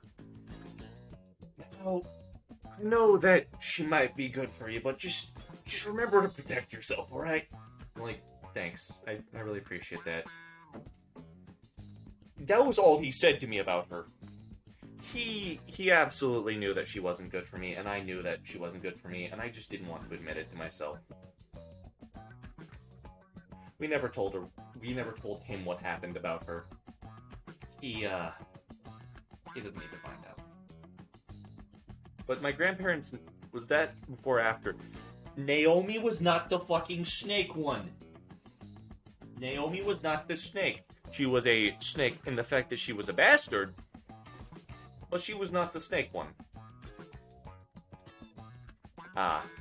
Naomi was the most recent one, the one from college. The one who cheated on me and got pregnant. So yeah. I don't have much else to say about that. I already read this, but I'm gonna read it again. Gregnant Lamau. She got Gregnart. Even the walk to school is dramatic, with Fang escorting me as if she was Secret Service. In English, I'm still trying to catch up with the rest of the class. In any other class, I'd have been caught up, but Mr. Suki is an absolute slave driver. My phone buzzes, and I try to tell myself it's not worth getting distracted. The next question is on Surf's history. However, I decide it's not worth it. Please tell me your morning's going better than mine. Could be better. Why? I don't even think of Trish. She hasn't seen me 2 days and is trying to bottom you fan stuff. She's really not taking a break, well. The Ouija board? Ouija board? Ouija board? Oh, you serious about quitting music? What? Why would I quit music? Just taking off from the man for a while. Ah. I think Trish gets the memo now. Apparently, cold shoulder works wonders on her. You think that'll work for long? No, I have to make some distance at lunch.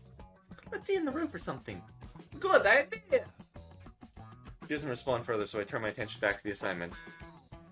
Serif fonts can be broadly classified in one of four subgroups: old styles, traditional, Theodon, slab serif, in order to Nope, just writing our review of B11C, a post-Polina RPG. Is that a fucking reference to Yeek?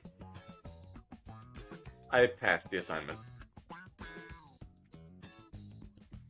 After a torturous science period where Fang poked my bruises whenever she got bored, lunch came around. Fang and I got plates of country fried steak, started heading up the stairs. God, country fried steak, so good! Chanting about possibly seeing a movie this weekend. Ooh, I'm eating out, baby. Yeah, I'm ready, macho. What am I doing with my life? What the hell is going on? Honest to God, I'm losing my fucking mind!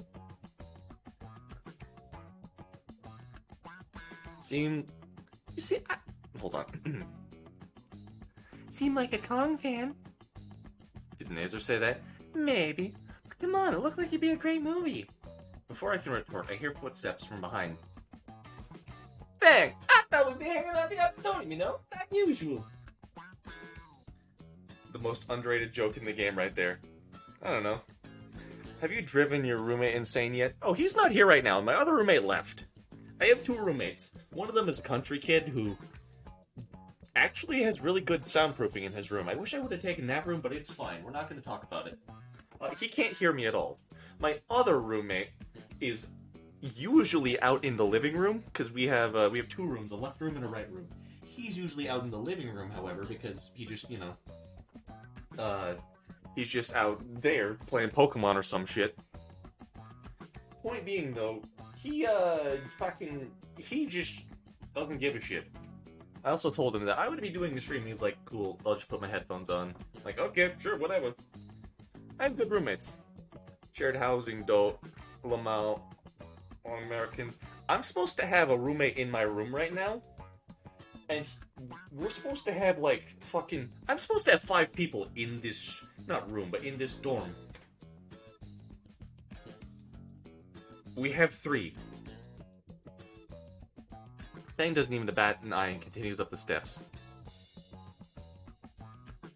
Trish follows even as Fang starts taking up the steps 2 at a time. Fang, come on! If the door was still here, I'm pretty sure Fang would have kicked it open.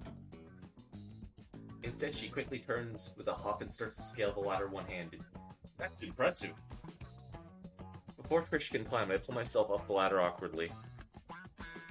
Each step up a rung, I need to pause, the rough movements causing bouts of pain across my chest.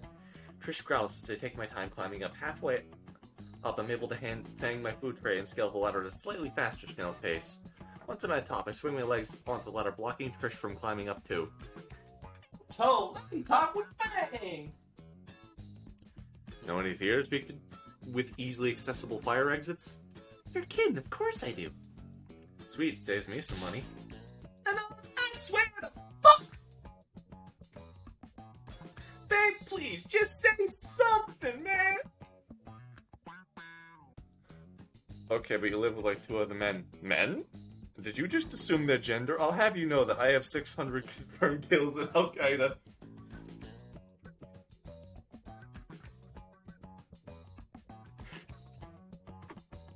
Also, you realize I do lock my doors. He's a JoJo's fan.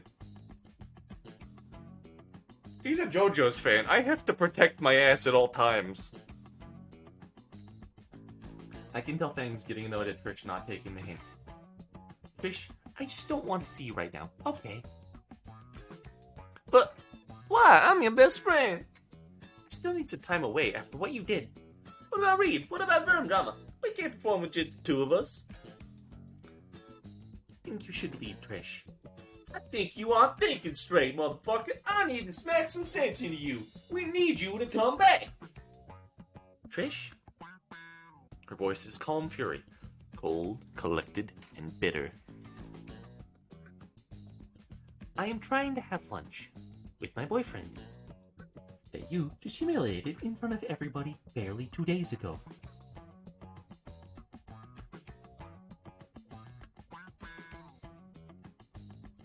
That's funny. You can allow that. That's a funny turn. Fuck it. I hate Twitch Automod, by the way. There's a lot of shit that just doesn't get caught, and a lot of shit that does, and it's funny.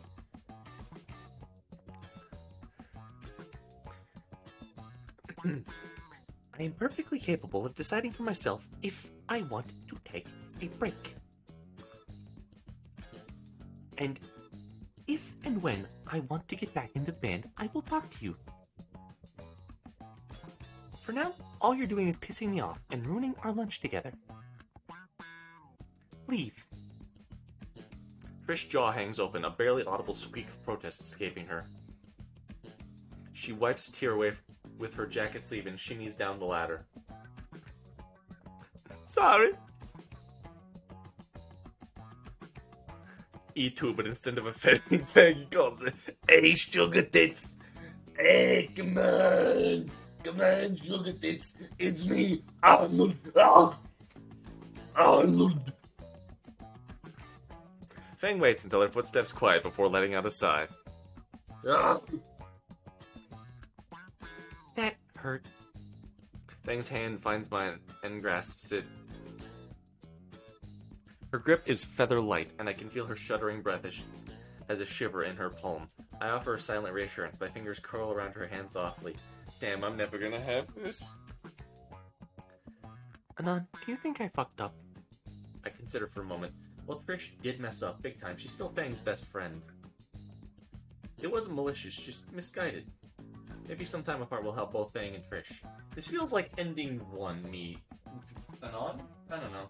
But I also don't think that this is entirely bad, so I'm just gonna let this play out. Is there another decision? I don't know. I can hear this, though. Fang simply rolls her eyes. Such a dweeb. Yep. She held my hand the entirety of lunch, which was nice. Made eating my mediocre steak fucking difficult. If you can't eat with one-handed, die. April 1st. Fang and I have been together for a month now. And right now, I'm gonna win our prank war. She may have gotten me with that stupid kiss prank. How the hell did she even put a mousetrap on her fucking tongue without activating it? Dear God. It'll never be the same. It's missing a chunk. Circumcision 2, Electric Boogaloo. But I got a special Pocky treat. Patchy? Patchy. Pocky? For once, I can use my weebiness for the greater good. Sugar tits! Fang groans at the pet name. Honestly, that hurt me to say too.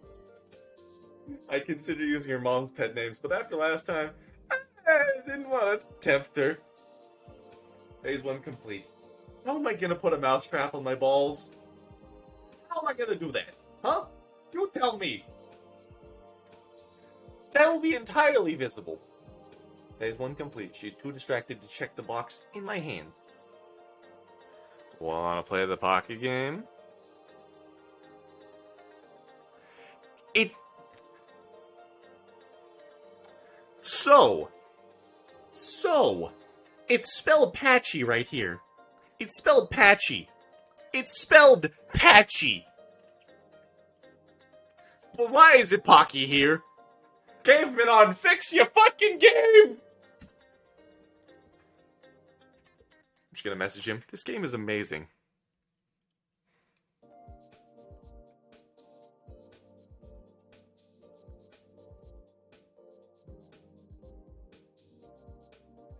Hockey.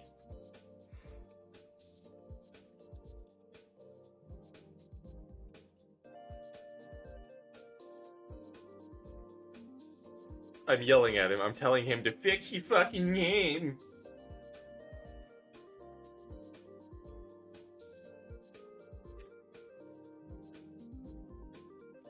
How do you play that? Well, I hold one of these, take one of the green sugary sticks from the box, and hold the plain end by my teeth. Between my teeth, then you have to take it with your lips.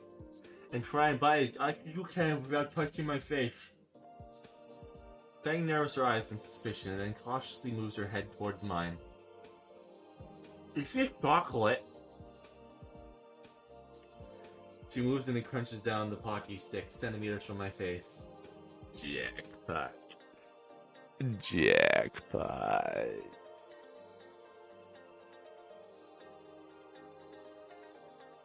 Her face contorts almost immediately as she spits it out into the floor. What the fuck was that? Where did you get that?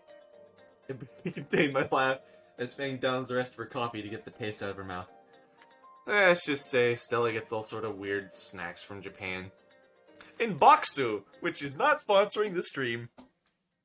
Go today to Boxu and fucking... I did not make this joke.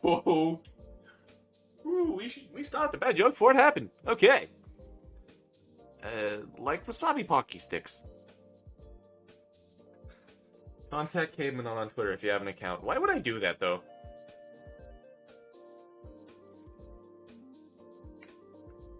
Okay, you know what, Krieg? You've held off for long enough. That's your joke for the day for that type of shit. That's a little bit... Let's calm down with the political leaks. You're not on funny here, bud. You're not on funny here, bud. Fang looks ready to strangle me, but I still have one card left to play. Hey, I have amnesty for today, fools. April Fools! Payback for the mousetrap on the cock the other day. Seriously, why did you get that? She growls at that and jabs me on the shoulder. I deserve it. Before I can make my retort, an announcement comes over the speakers. School prom.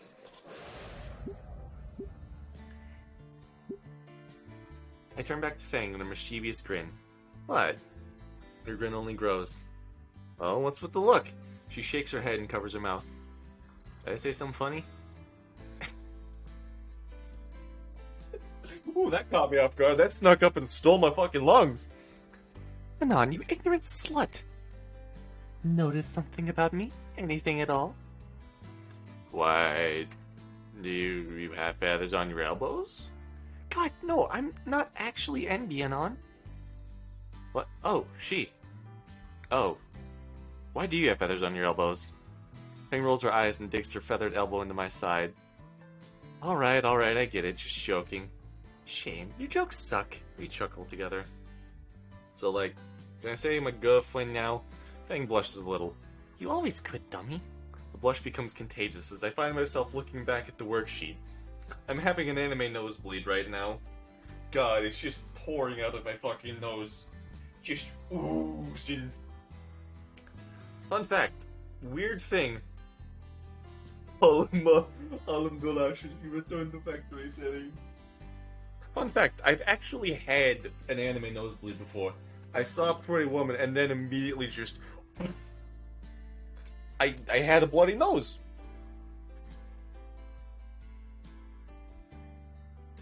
It was just weird because everybody else looking at me was like, oh shit, are you okay? You're bleeding. I'm like, oh yeah, sorry, I'm bleeding. That's what happened. That's it. I don't know. I've had them before.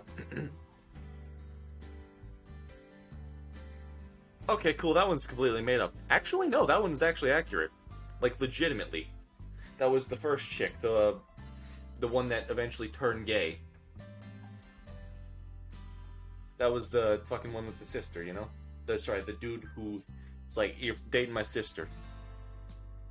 His name is your boy Bigfoot. Like, I could literally call him right now.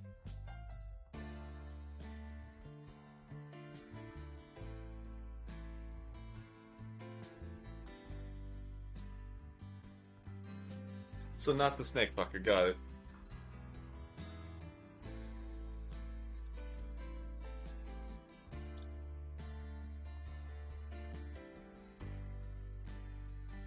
Mine's busy.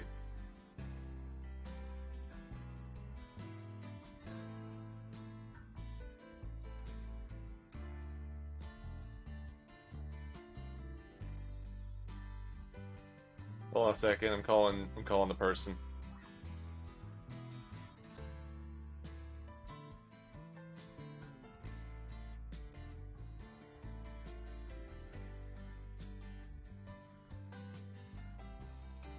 Let's see if they pick up.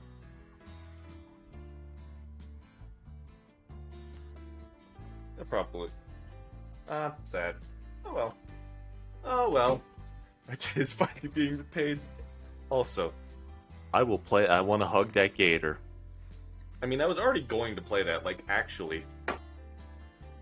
I was gonna play that whether you said it or not. I'm actually going to do it, though. I fucking, like, did you not hear the intro to the stream where I was like, I want to play all the future games that these guys produce because I legitimately like their writing. Did you not pay attention to my whole fucking, like, ooh, I did this. I went to Renpai and made a fucking miniature game. Just to say I could. No, of course, let's ignore that. Let's ignore the heartfelt message. Sorry, that... I forgot to. It's okay, I'm not actually upset. The blush becomes contagious as I have an anime nosebleed all over my paper. Girl, right, and... Suddenly I'm feeling squeamish all over again. The pasta's just piling out of my pockets. I drop my spaghetti, everyone's laughing at me. It's like the start of Cars 2. Hey, this guy's eating beans! I mean, we went on dates before, but she never straight up said that she's my girlfriend. You gonna play some of the mods as well? I don't know, maybe. We'll see. We'll see. I have no idea. I don't know what I'm doing after this stream. I don't know what I'm doing with my life. We'll take it one step at a time. I'll play whatever I feel like I want to play. That'll be it. Now I'm on the spot. It only makes sense that I ask her to prom, right? Wise man, Natalie. How's one acquire GF? Dude, trust me, don't ask me. I don't know how to keep them, but I know how to get them. If you want actual advice on how to ask somebody out, something I learned from a good friend of mine, what you can do is you can invite them, let's just say to something small, something non-romantic, just some small little thing. So, serious advice here. What you do is like, hey, I don't know, when I out sometime, I got X, Y, and Z, or like, I don't have a real big reason, just, you know, want to get some lunch or something? Not even as a date, just like, as to hang out. If they say, oh, sure, yes, go for it. You got it, you did it, you done something. If they say no, or like, maybe some other time, drop it. It's not gonna work out. Not gonna work out. If they reschedule, though, they legitimately either think of you as a backup plan, or they want to actually do it, but they're trying to reschedule, you know? If they're like, maybe some other time, not even gonna work. Just ignore it. It hurts, but move on. But if they try and reschedule, you have to consider, are you the backup plan? Or are they actually rescheduling? They'll fit right in on Fang Friday. Don't worry, not understanding women makes you the ideal player for this game. I understand them. I just can't keep a Goyle flame. What do you do if you grab your head and run into your backyard? I don't fucking know. My dude, I've been like hugged before. That's about it. Did I fumble? I don't fucking know. That's up for you to decide. You have to live with the consequences of your sins. Want to play Muck sometime? Sure, why not? I'd be up for it. It only makes sense that I asked her to prom, right? I need to take a drink because I've been talking nonstop. Are you kissless? I have kissed somebody before, but not like anything special. It's just been like a little peck on the cheek, you know? That's it. That's all it is.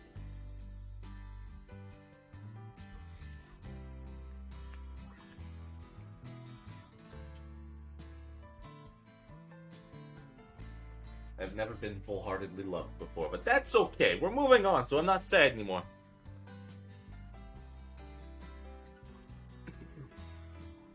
Why am I getting so worked up all of a sudden?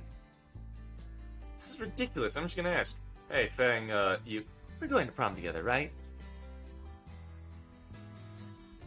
Crowley, shut up! You don't... Shut the fuck up, okay? I don't need to justify myself to you. Suck my ass from the back, motherfucker!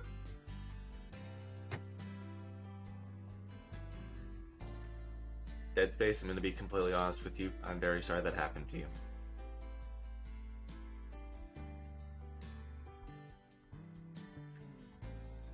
Oh yeah, totally. We're going to prom together.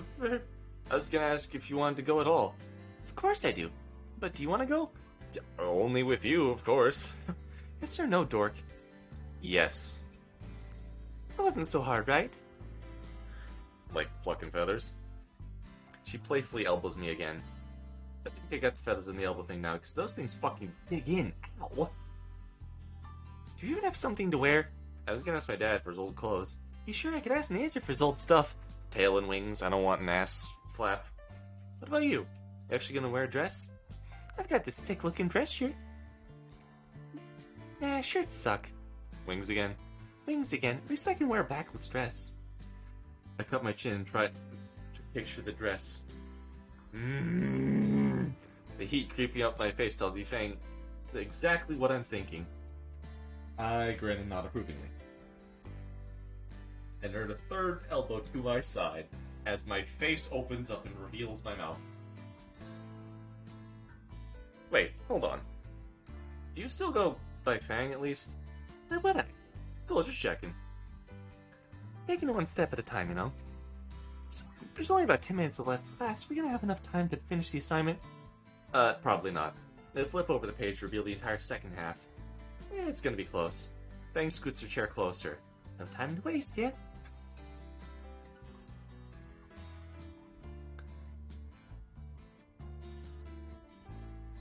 Damn, I'm just sad now, because it's not even like I want to be loved. I just want to be cared for, my guy. I would just like to be cherished and told that I'm good enough. But this is why we fight. This is why we keep going. For a better world. For a better future. No time to waste then, yeah? Splitting the questions between us, Fang and I are able to finish the assignment seconds before the bell. Somehow.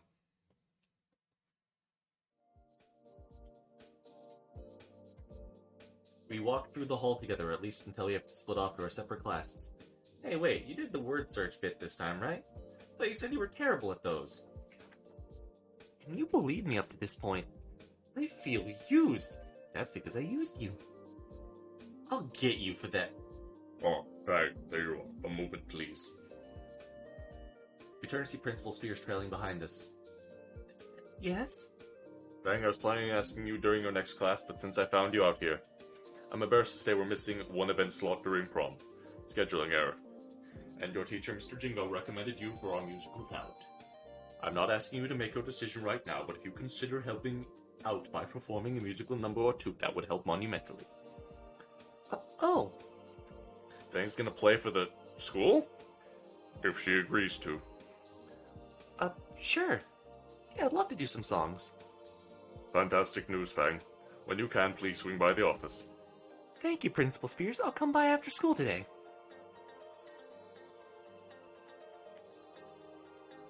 Spears nods and heads off. Shit, now I really need to get a good dress. Thought you had one. Party dress isn't a performance dress. It's like, you know what I mean. I guess.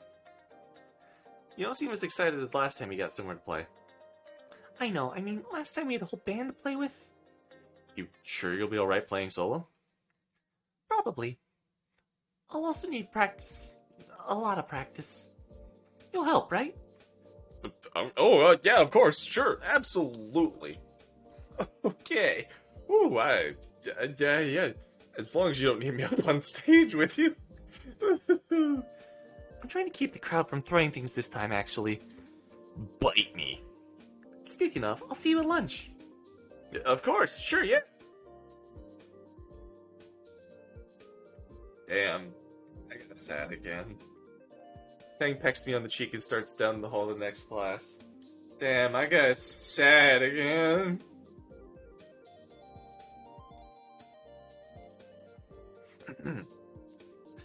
I feel my lips spread into a grin, my skin bursting open to reveal my glistening white teeth. It's kind of weird to think of it, but I'm actually excited for prom. Man, I hope Dad's suit has actually been to the cleaner. Ooh, I really hope it's been to the cleaner. Every day after school for the next few weeks, I would join Fang to help her practice. Some days we would go to her place, and other days Father was home early. Those days, Fang would politely ask Nathan to drop her off at my place. The bribes to keep her from bad stopped being necessary after the third time. The some sessions themselves were long and arduous. Sessions would go on until either her dad kicked me out or sundown. Fang would play for hours on end, occasionally stopping to let me try and take a break. Despite my warning, she'd play until her fingertips were red and raw. Decided it was time for a real break once I ran out of band-aids. My great idea was to take out the map of the city since I moved in and throw a dart and decide where we go for the day. There's lots of neat places for the city for dates. The mall, arcade, amusement parks. And the dart landed in the ocean! The look from Fang told me she wasn't stepping anywhere near a tuna boat. Yeah, no kidding. Yeah, great it is. Oh, no. Oh, God. Sorry, this just hurt my emotional state. Sorry, I've been listening to that one song, what was it? Don't say yes if you can't say no. Victim of the system, say it isn't so. Whatever the fuck it was, like Lost Kitten or something?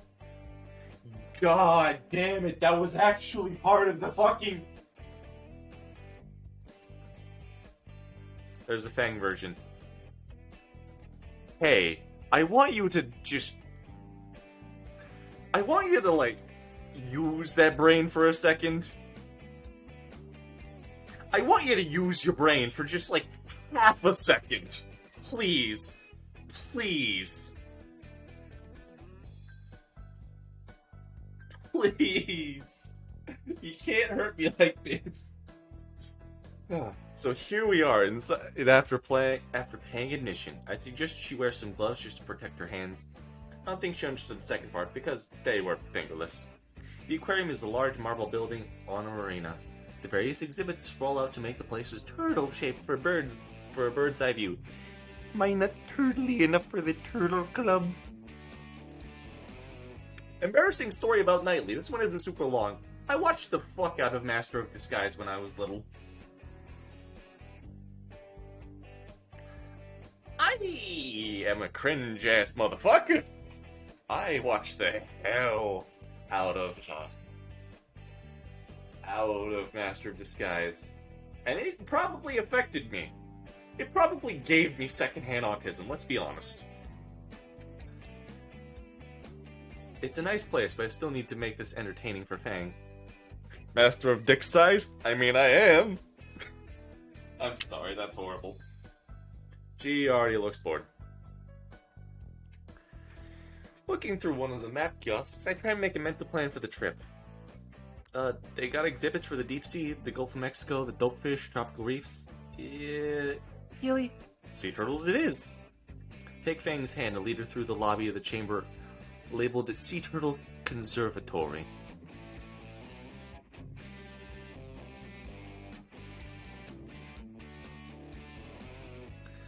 Anon, are you sure you want to spend the day here? You wanted to go to the mall or something? Oh my god!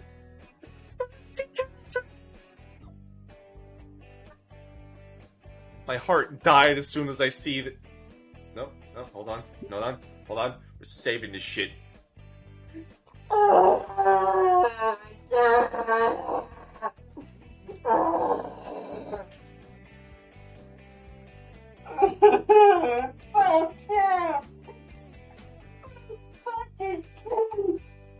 God, it's so cute.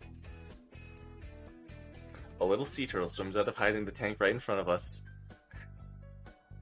Immediately, Fang breaks free of my arm and presses against the glass. These cute little shits, I love them! Yeah, I see them. I peer into the tank to see a few more hatchlings bob out of the decorative grass. The hype becomes contagious and I find myself pressed against the glass as well. Please avoid touching the glass. It stresses these guys out. Sorry. Come on, Fang, there's more stuff to see. No! There's more here than the turtles.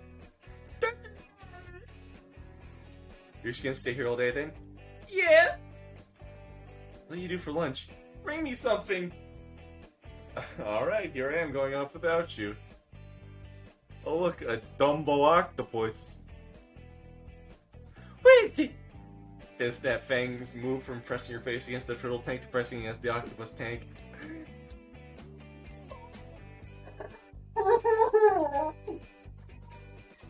It's so fucking cute. It's so fucking cute. God. God.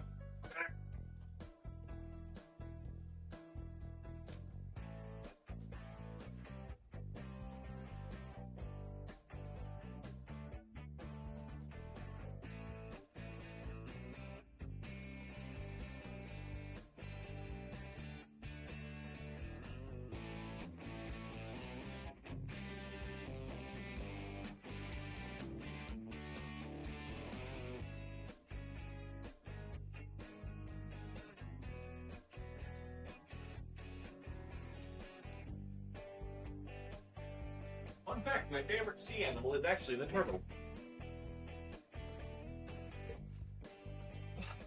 My favorite animal, my favorite sea animal is the turtle, actually. Fun thing. Turtle. Am I not turtly enough for the turtle come? Ma'am, please refrain from. Oh, you turtle head! It's like a living egg yolk with button eyes. Is that the first analogy you can think of? What's that over there? Those seahorses? Holy crap, I have to take a video of this! Her voice has changed so much. I shrug apologetically at the attendant, who has given up entirely. Fuck. It hurts because I know I will probably never experience this. That's okay. I shrug apologetically at the attendant, who has given up entirely. Watching Fang zoom between the exhibits to gush over each oddly cute sea animal is just too much. Suddenly, my phone finds its way into my jacket pocket, already set to record. She'd probably kill me if she found out, but it'd be a good death. Wait, where'd she go?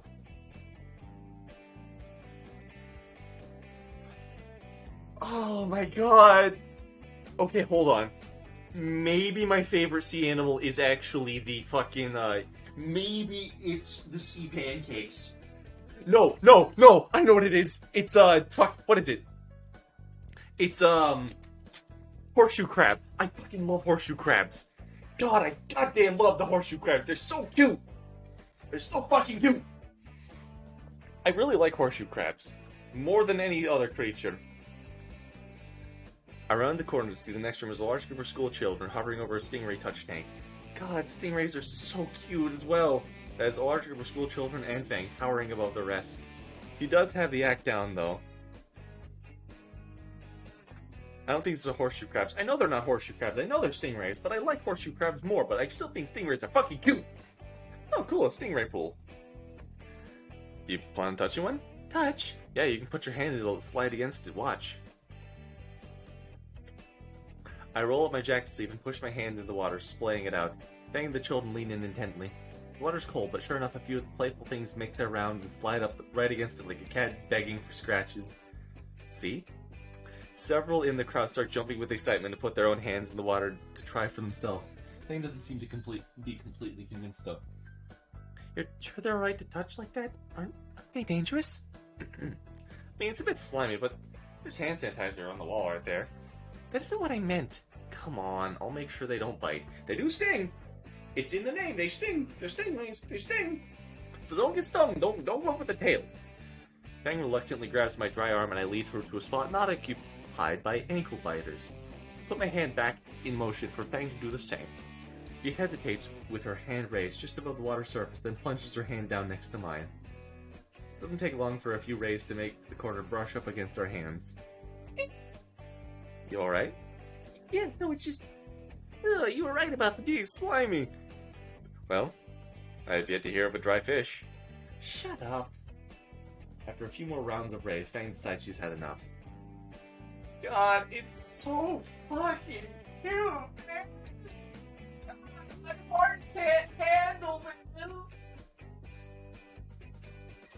You were right, the internal gosling is just hitting me in the face.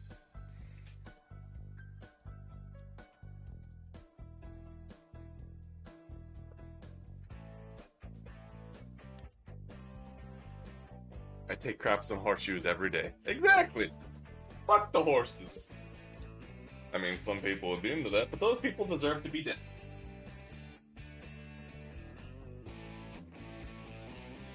Don't fuck animals. I'm just gonna say that now. Mask off. Don't fuck animals. Mask on. We're back to the aquarium scene. Cuteness overload. Whatever. Ha ha ha. See, that wasn't terrible, right? Actually, you got all your fingers. Hopefully, still.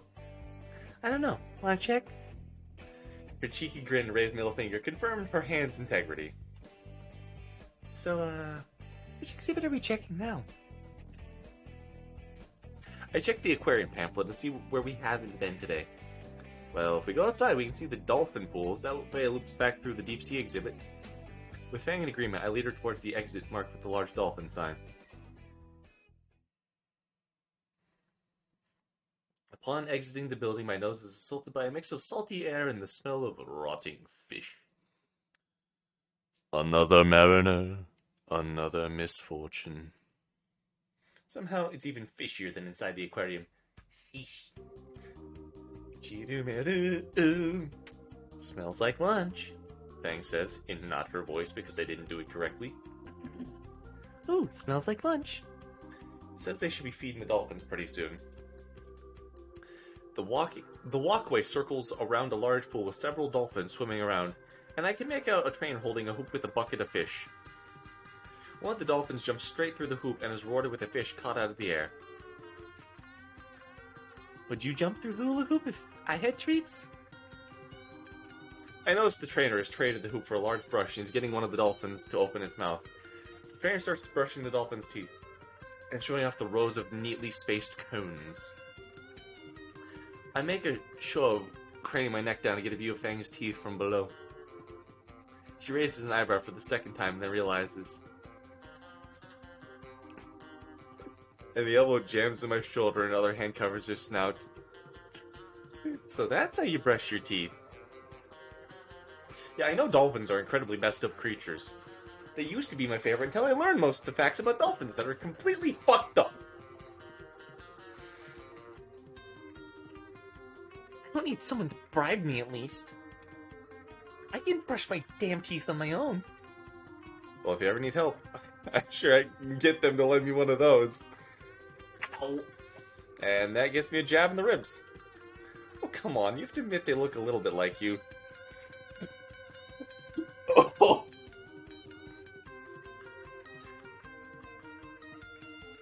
want to know what this just reminded me of?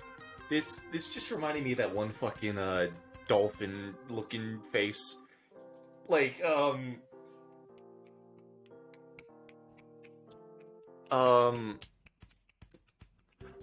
fuck, what was it? It was like that really creepy looking dude, like the photorealistic shark looking guy. You know? Right? Right? You know what that does? Like, that does. Do you know what the fucking, that image I don't know. Maybe post it in Discord later. Who knows? Whatever. But it just reminded me of that shit. Oh god, I'm never gonna unsee it now. I'm gonna have to brain bleach that. I'll just drink bleach. It'll be fine. Ugh. Anyways. I don't see it. The dolphin beside her nods in agreement. Right. So how about we hit the last spot and then go grab our own lunch?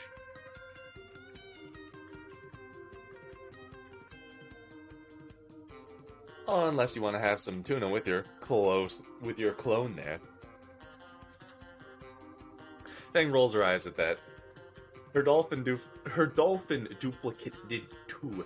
You're fucking with me now, aren't you? What are you talking about? Fang's aquatic doppelganger makes a laugh like chirping and finally swims away. So, deep sea then?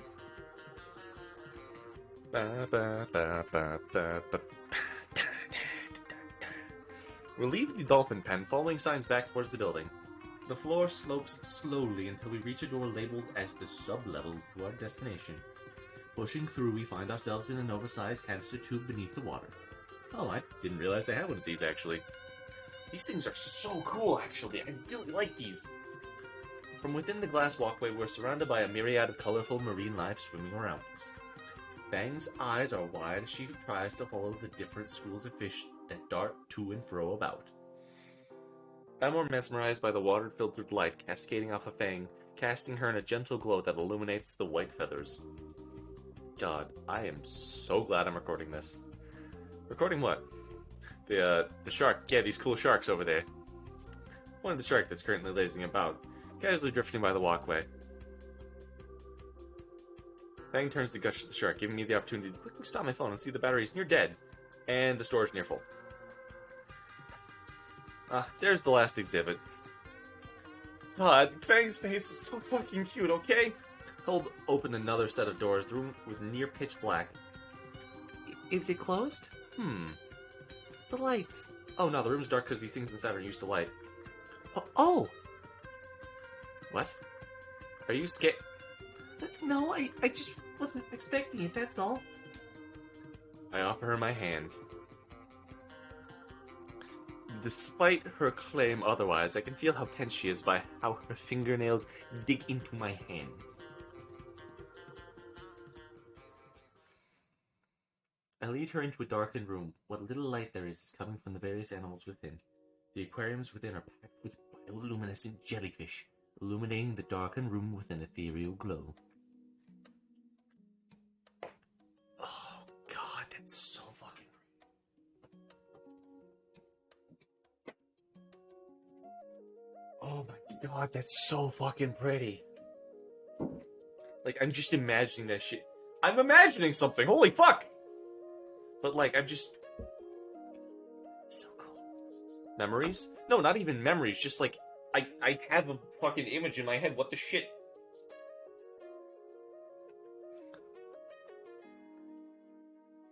NPC Awakening. Motherfucker, I am not an NPC! I have met people that are way fucking stupider than me.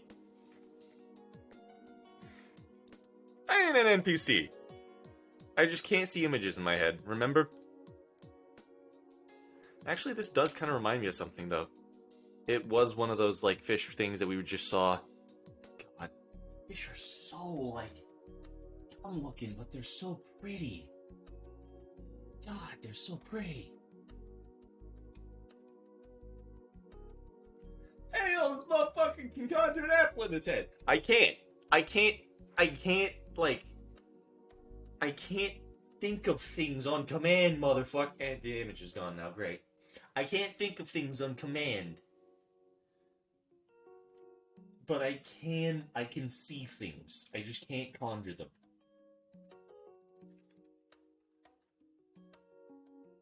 talk about what the fuck moment. No longer. Yeah. You guys like, oh, he can think now. Fuck you. You ruined it. You ruined the moment. Whoa, this is... Beautiful. Yeah, that...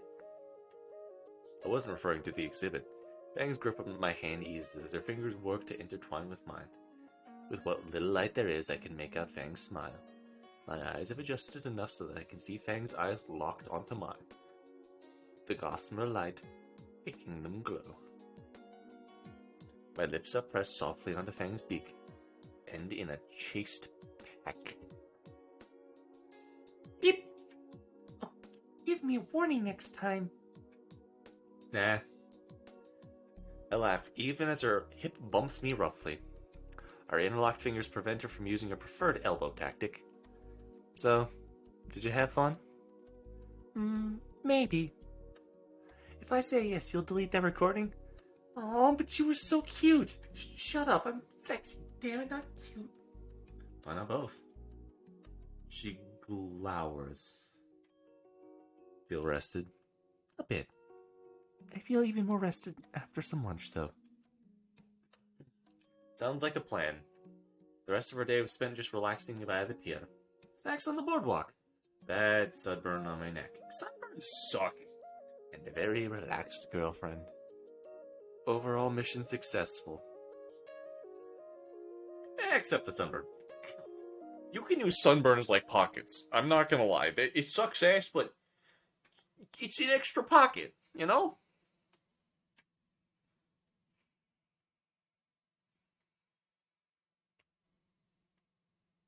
The pain is setting in of never being loved.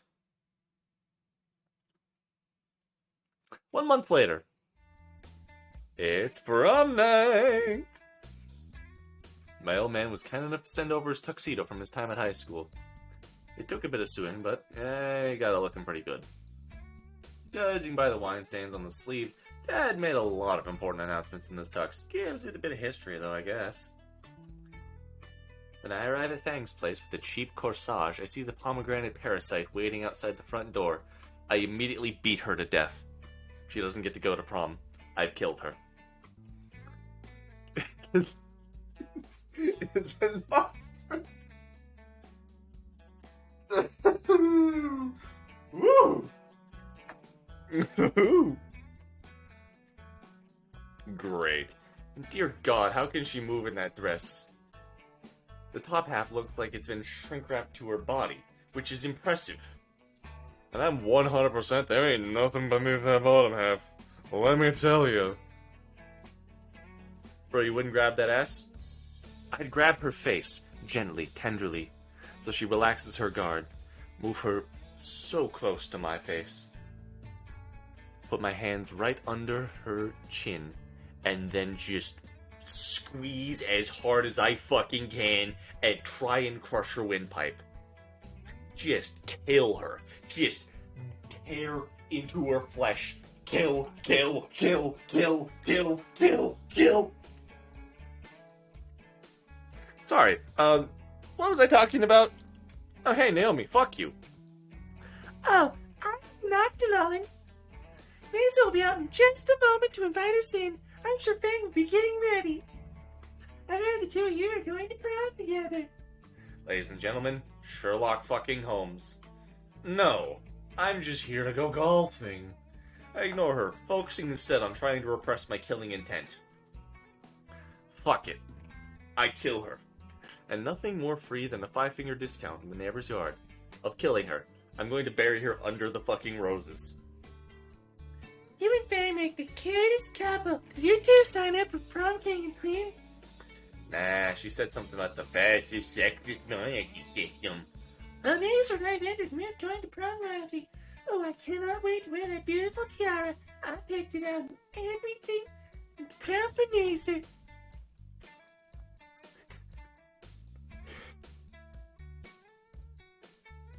Fun fact, where I live it looks like it's been snowing for a month, and like 1 hour drive away there's barely any snow. Dude, fucking same! I walk outside and there's like 5 feet of snow. Not actually, it's more like 3 feet. But still, there's a fuck ton of snow, and everybody's like, "Oh wow, this is a lot of snow," and I'm sitting here like, I bet if you drove 3 miles that way, not a damn bit of snow. You know what snow is? How can you live? Okay, seriously, how the fuck can you live like that? I love the snow. We're going into story time. Shut up, shut up, shut up, shut up, shut up, shut up! I love the snow. It's honestly one of my favorite things because, genuinely, I like being cold. It's Florida. Ah, I see you live near the... You should not be playing this game, dude. Don't fuck the crocodiles! Americans have snow? Oh, Krieg, you have no idea. You have no fucking idea. Snow is fucking annoying when it refreezes. Exactly! Dear God, it's so annoying, but I live in a place that is almost constantly snowed over. It's actually really good. I like it. I also do like being cold, though. There's no snow here. Well, then make some, huh? Go on. Piss out some snow. I've already tuned out Naomi. I wanna who the crocodile. Woo! Nazer opens the door. Dear God, how can you function in that suit? You look like someone from Hotline Miami. I love alligators so much I've eaten some. Dude, it's actually pretty good. Yo, dude, Dead Space. I actually have a gator skull from Florida. One time my mom went up there for like a fucking teaching trip or some shit. I don't know. But teacher's convention. She went up there and like brought back a fucking gator skull. I actually still have that thing. It's so cool. It's so fucking cool. Hey yo, yeah, no, it's like, it's cool as shit. I don't know, just wanted to say that story, because I really like it. I don't have it with me at college. But yeah. Well, if it isn't that fanciest jacket I've seen in a while. Certainly better than the background of Avatar he always wears. Sorry to keep you waiting, babe. Oh, no offense. Oh, you're talking to your girlfriend, sorry. I'm gonna cuck your girlfriend. Why? She's a bitch. This thing is a nightmare to get over my wings. Wings, because you have one functioning wing. Oh, come on, come in. Didn't know you were here, man. He waits for the two of us to enter, pecking Naomi in the cheek when she passes. Fang's mother speaks up from the kitchen. Oh, is that a non?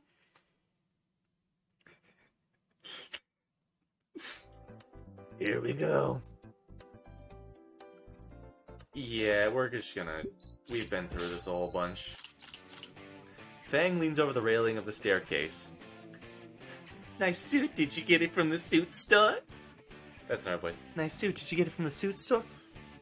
Hoochie mama! God damn!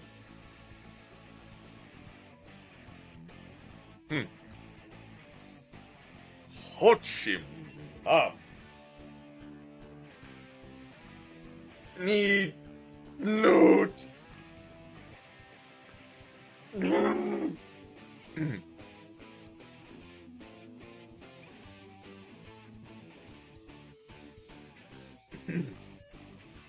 Him. Ah, shit. Dad, stop scaring in the hun. I'll scare who I want in my own home. Not gonna lie, all the prom outfits are good. I think one prom outfit sucked. The fucking, like, the vest was okay, pants were absolute ass. Let's be honest, if they had different pants, it might have been fine. But no. Not wrong, but in terms of which one is best, honestly, unpopular opinion, I actually like Ending 3's dress better. I actually like Ending 3's dress better. Fang's mom saves me, taking the mountain's pterodactyl by his head crest. Now, dear, Anon is a lovely guest. Come on down and pose for pictures with everyone, Lucy. Actually, stay up there so we can all rest. Ha ha. Best thing to do is get it over with. This one is more a Wooga factor. Yes. Yes, meme. However, the thing about it is, I like the color coordination on her 3. Plus, it looks like a wedding dress and shut up. And she's my wife. This is my wife. I like how the executioner over there is just sitting there like, I'm gonna kill this motherfucker. And I'm just sitting here rambling like the schizophrenic motherfucker I am. It's my wife. I just immediately get punched and killed. Just punches my skull straight off. Ugh, kill me. Later. What? Oh, no. Hochi mama.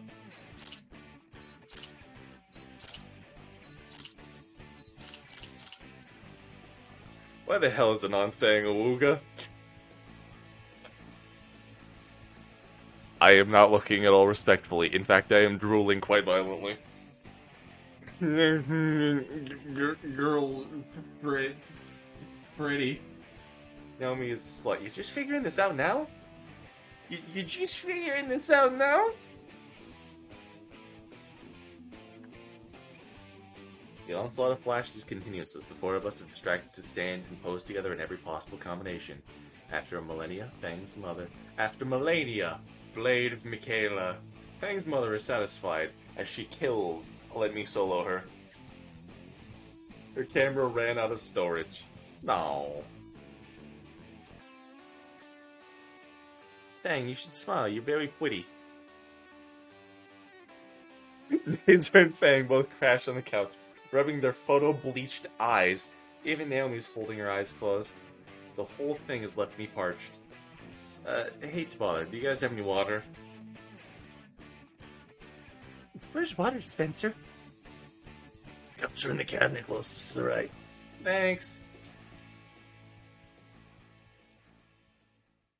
Bonus chapter's gonna be emotional. Oh god, I don't think I can prepare at all to be hurt any more than this game already has. While pouring my glass of water, Naomi walks in after me. Oh, you need a cup too? I'll grab you one. No, thank you. Actually, Anon, can I speak with you for a moment? Oh, boy. Go ahead. I'm very happy that you and Fang are together now, but... I take a long, slow sip.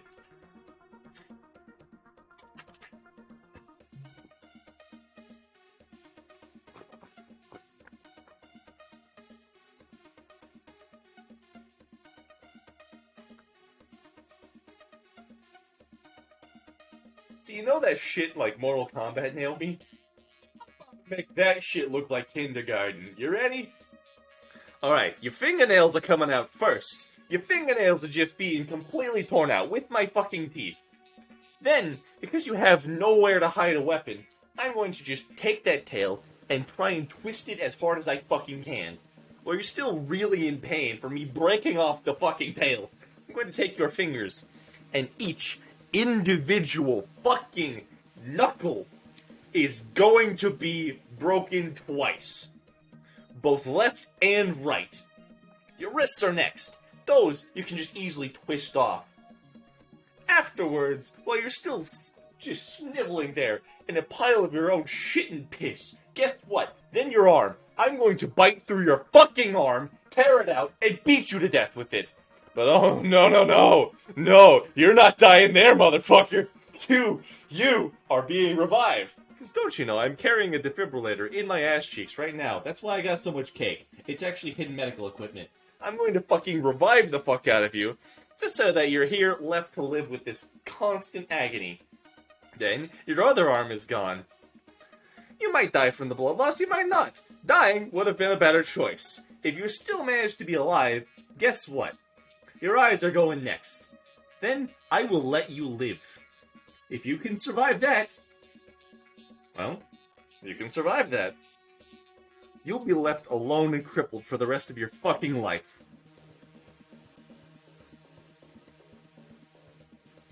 So how you doing, Naomi? What's happening? Sorry, I blacked out for a second. Look, I mean, just look at her. The school year's almost over and she's barely changed from being that weird punk goth type.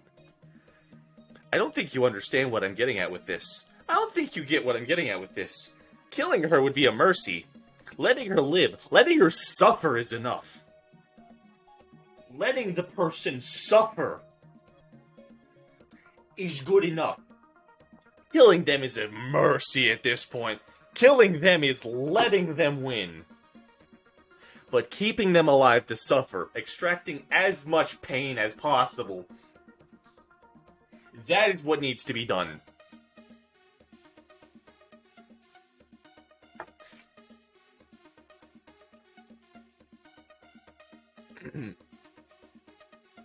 Refreshing. So? I mean, I thought you would try and make her presentable, you know? Love me some water. Could you elaborate on that, bitch? But it's like you aren't even trying to fix her. Damn, now I need a refill. Could you stop that? I'm being serious here. No, keep going. I'm listening. I give a shit. I'm not thinking about ways to murder you in my head. It's fine.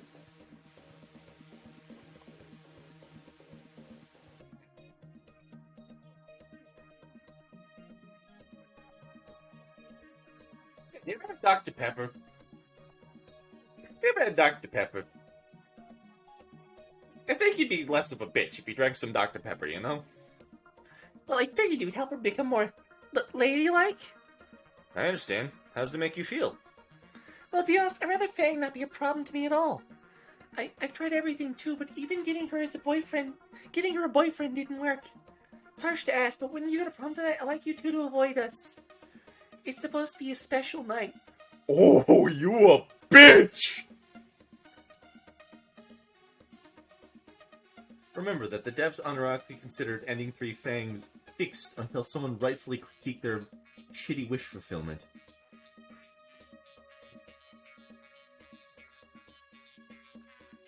Darkest pit. The darks. But there will not be peace for one of you. For you see, one of you, the darkest pits of hell have opened, my friend. So don't keep the devil waiting.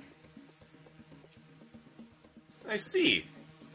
Oh, really? That's great. And how does it make you feel, Fang? Yes! Yes! Yes! Yes!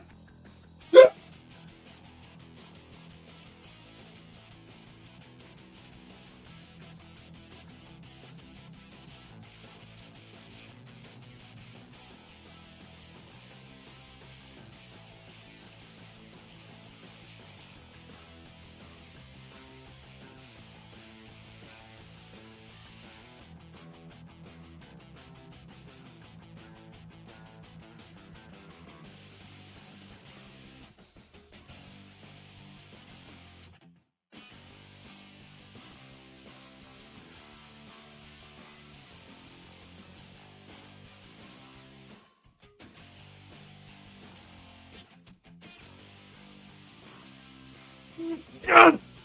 Yes! Yes! Yes! Fuck yes! Oh! Oh my god! God! Oh! Sorry, that just like...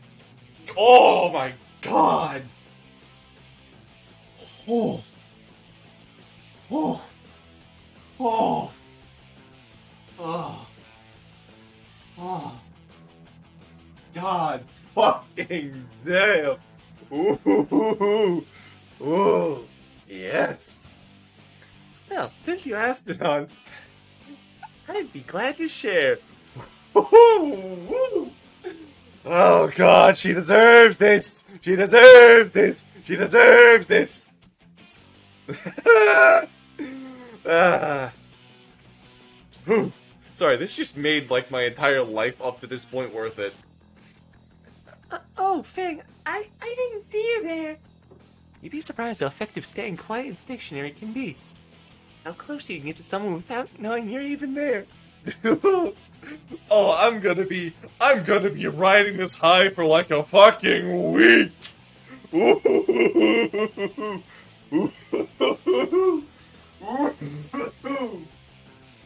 Ooh, baby. Also, confused garbage. Can we, like, confused garbage and Dead Space? Can we calm down with these jokes? It's a little bit much, okay? Let's chill. Oh god, though, this is fucking satisfying! How close you can get someone without knowing they're even there. I see. Very impressive. Why do you look surprised? Isn't me being invisible exactly what you wanted? Well, no, I was only planning. Oh. Right, your plan.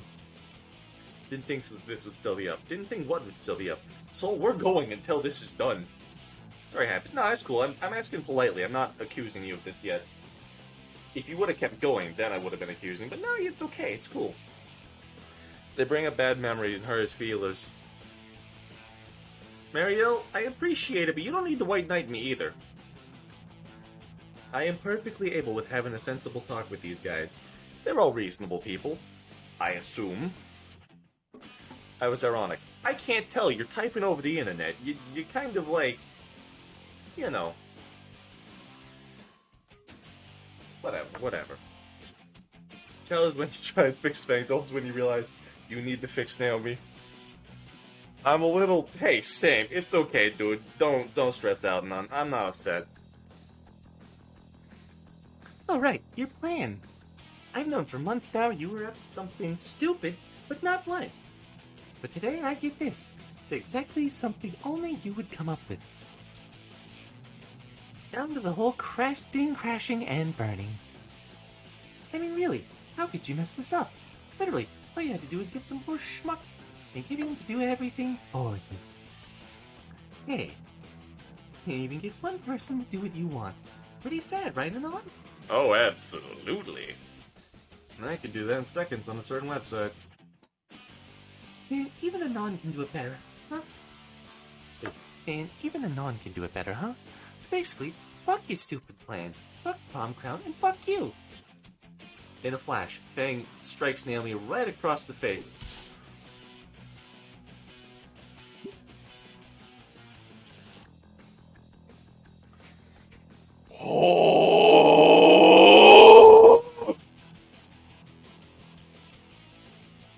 Yes.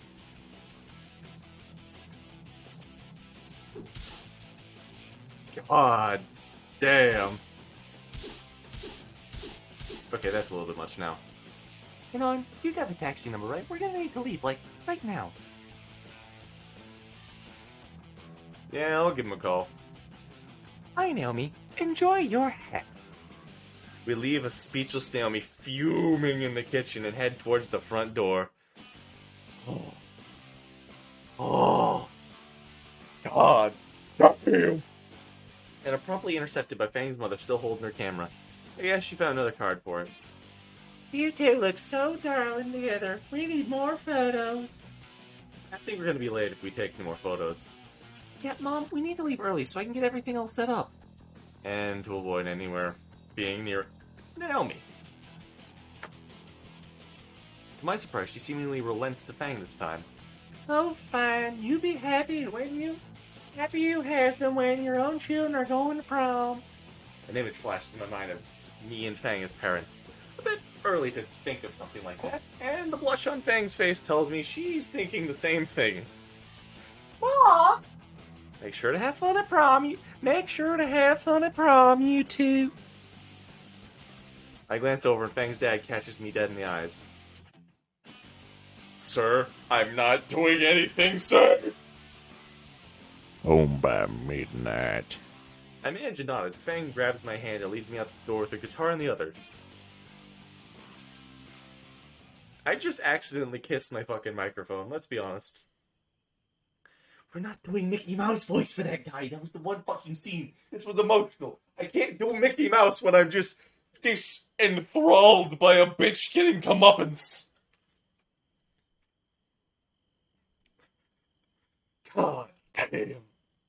My voice actually hurt because I legitimately screamed like 4 fucking times, yes. I dialed the number for the taxi service. City taxi service. Yeah, can you come to the bus stop at... Yeah. Did he hang up on you? Did he hang up on you? I don't know, maybe. Taxi skids around the corner, barreling towards the bus stop. In the last 10 feet, it slows to a graceful stop. The window rolls down. It's the same Velociraptor driver from before. Ah, fucking course it is. Yeah, still got it. How did you get here so fast? I was in the neighborhood, you know? Yeah. The driver turns his head and looks over at us. Chee-doo-me-doo. Hey, it's my favorite couple again. How's the leg, Skinny? The driver chuckles at his own remark. I briefly considered calling a different cab, but decided to give him the benefit of the doubt. Kill all Tohu fans. You think I'm a fan of Tohu? You realize that Warhammer is literally just Tohu, but for dudes. It's fine now, actually. Thank you for asking about the leg. This guy must stake out wherever we fucking go. Aren't there any other taxi drivers in this town? I open the door for Fang and we climb in the back, fitting her guitar behind the driver's seat. So, where are you two lovebirds heading, dressed all snazzy like that? My accent has changed 5 times.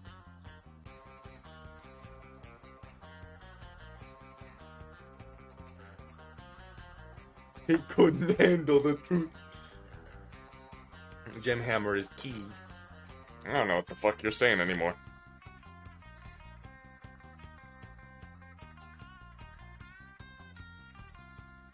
Volcano High.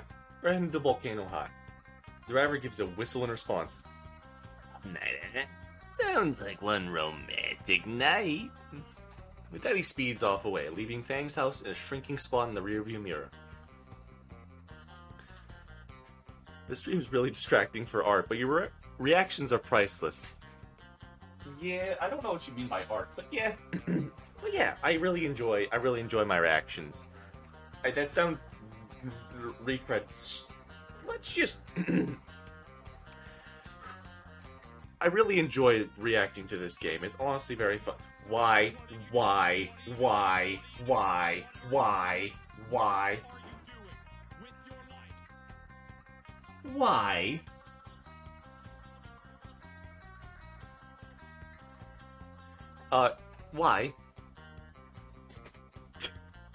would you do this? Thank you, but what the fuck? Bro! Reddit? What? What are you talking about, Reddit? Yeah, I don't care. What? Was trying to draw Snoot, I mean. Ah, that makes sense. Okay, probably. I don't know. But yeah, no, I really enjoy this game, and it's been really fun to play through. Again, I have no idea what we're doing tomorrow, but we'll figure it out. The drive back to the school is rather calm, despite the driver going at least 30 miles over the speed limit the whole time. In the rearview mirror, the driver makes eye contact with me. The bottom of his eye curls, and I know exactly what he's thinking. His hand darts the radio knob. Don't. The way I dance with you. Fang's heels dig into the back of the driver's seat, making him yell. Jeez, no wonder they call them stilettos. The driver kills the radio with a smug grin, victory spreading across Fang's face. What are you doing? So, what the fuck? What are you doing? What are you doing with your life? Dude, you don't need to. Please, no. I don't know what I'm doing here. You don't need to support me financially. It's supposed to be hidden. My bad. Bro, what the fuck? It doesn't hide it from me. It doesn't hide it from me. I can still see this.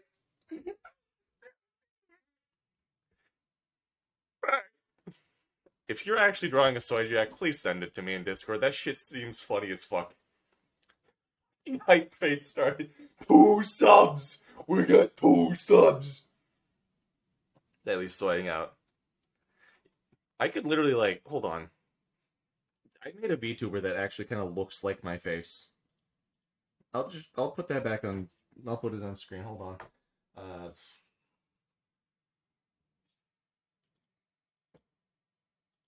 No, let's not replace that thing. Let's just try and write a new scene, fuck it. Hold on. I'm adding the fucking image. Let's see what this is.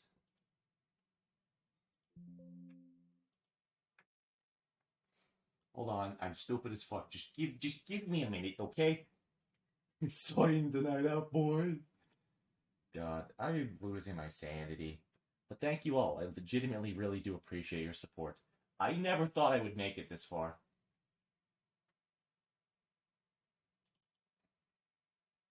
You wanna know what I look like? This. I have just weird fucking strands of hair everywhere.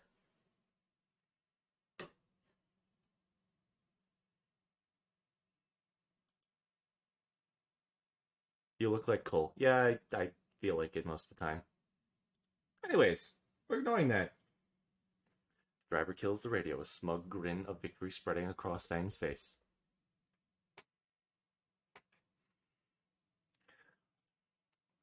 Eventually, the cab pulls up to the school gymnasium, illuminated by the celebratory decorative string lights.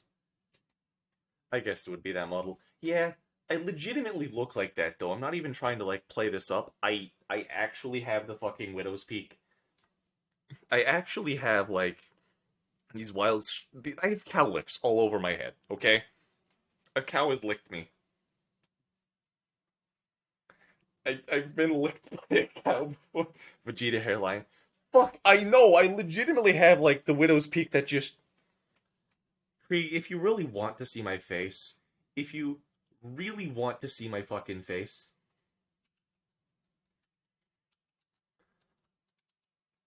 I'm not gonna just post my face. Like, that's stupid as fuck, honestly. You could just go down to, like, my YouTube channel very first video, right?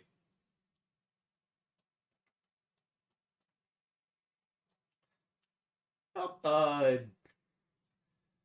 fifth video. Fifth video. That wasn't high school, but I basically look the same, let's be honest. I look like the default me. Don't let them bully you into face reveal. So, I'm never going to do an official face reveal. I'm gonna be honest with you. I'm never going to willingly show my face on camera because I don't feel like it's needed. I hate my fucking face. I think I look ugly as shit. This isn't a bait. I think I legitimately look ugly. And I'm not going to post it. But I don't think that, you know. Okay, stretch time. I don't think that, like, just having my face out there is bad. Because if you're gonna fucking kill me, just kill me. God, you look ugly. Yeah, I know.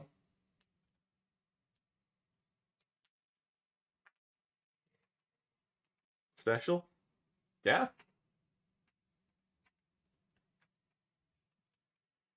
You know what? It's on the house this time, kids. Just have fun, you two. Well, that was a weird thing. Painfully average. I know! Dude, I look like the default me. I just fucking said that. My face has all the complexity of tap water. I'd rather get called disgusting than average, honestly. Honestly, I'd rather get called average than disgusting. Let's be honest. I'll take just being mediocre because, eh.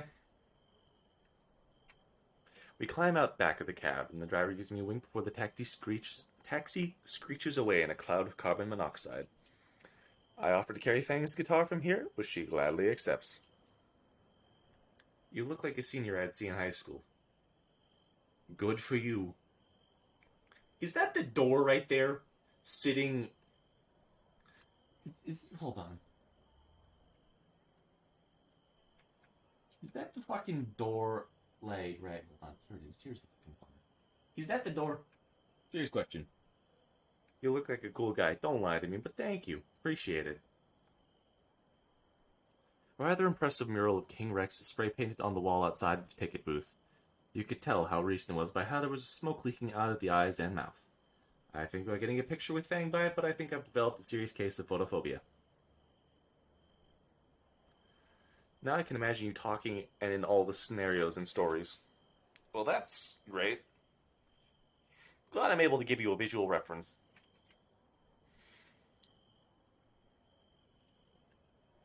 Imagination bros, we have won. Fuck you. I can't imagine shit in that head. Die. I preferred you without a face. Yeah, that's how most people prefer me. The line to get in isn't too long, and it only takes a few minutes to get inside. Inside is about as well decorated as outside. If you prefer to have me without a face, like, you can just stop imagining, right? Oh, we have mental images in our head. Alright, stop imagining then, huh? If you don't like some, don't think of it. I can't. Well, then you're just a bitch. You're just a punk bitch, motherfucker. Stop imagining. More lights hang from the greenery and even the ceiling. Those nerdy little Chinese lanterns are strung about from wall to wall. Gotta wonder who picked decorations to go perfectly with her dress. Perks of the job, I guess. I can imagine yourself close to the mic and speaking. Yeah, okay, shut up. Really cringe. Ooh, I'm so hurt by your little comments. Oh no, I'm gonna go kiss a moving twain now. Oh no!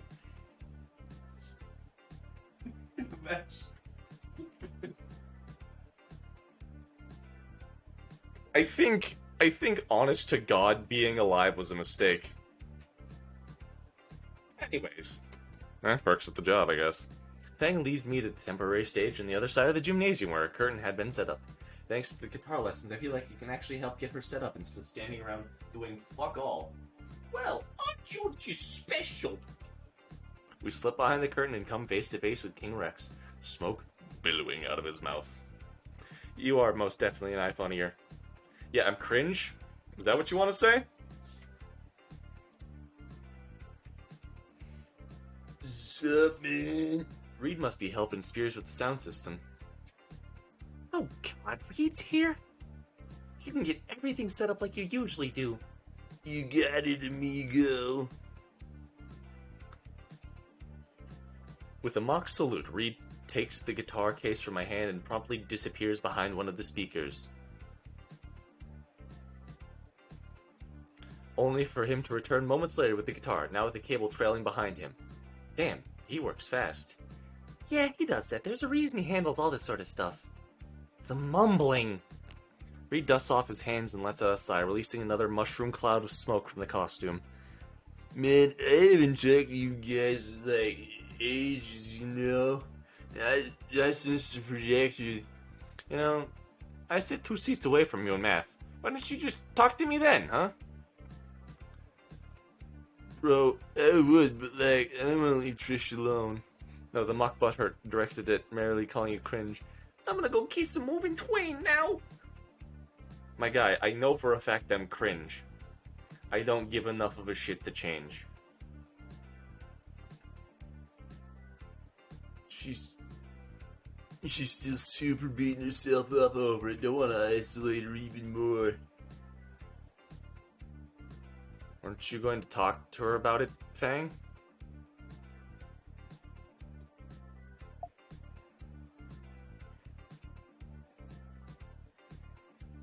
Make Reed's voice not sound like a 40-year-old druggie. Well, what else am I supposed to fucking choose, eh?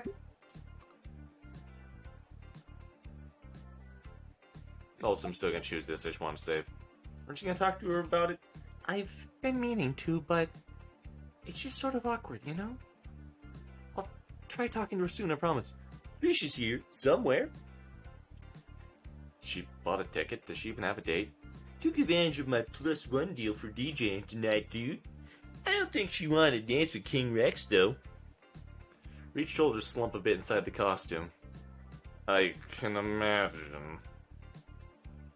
Think everything's set up now? We can just enjoy ourselves for the next 30 minutes. 90? I didn't read that. 90 minutes. You guys going out or something? Yeah, see you later, Reed. Don't get so hyped up on fucking coding that you die, okay? He waves us goodbye and turns his attention back to the mix table. You getting hungry? Yeah, actually. Oh god, now Reed sounds like he's in the D&D podcast. Okay, hold on. I need to do two things. The first one's close my window because it's cold out. It's cold.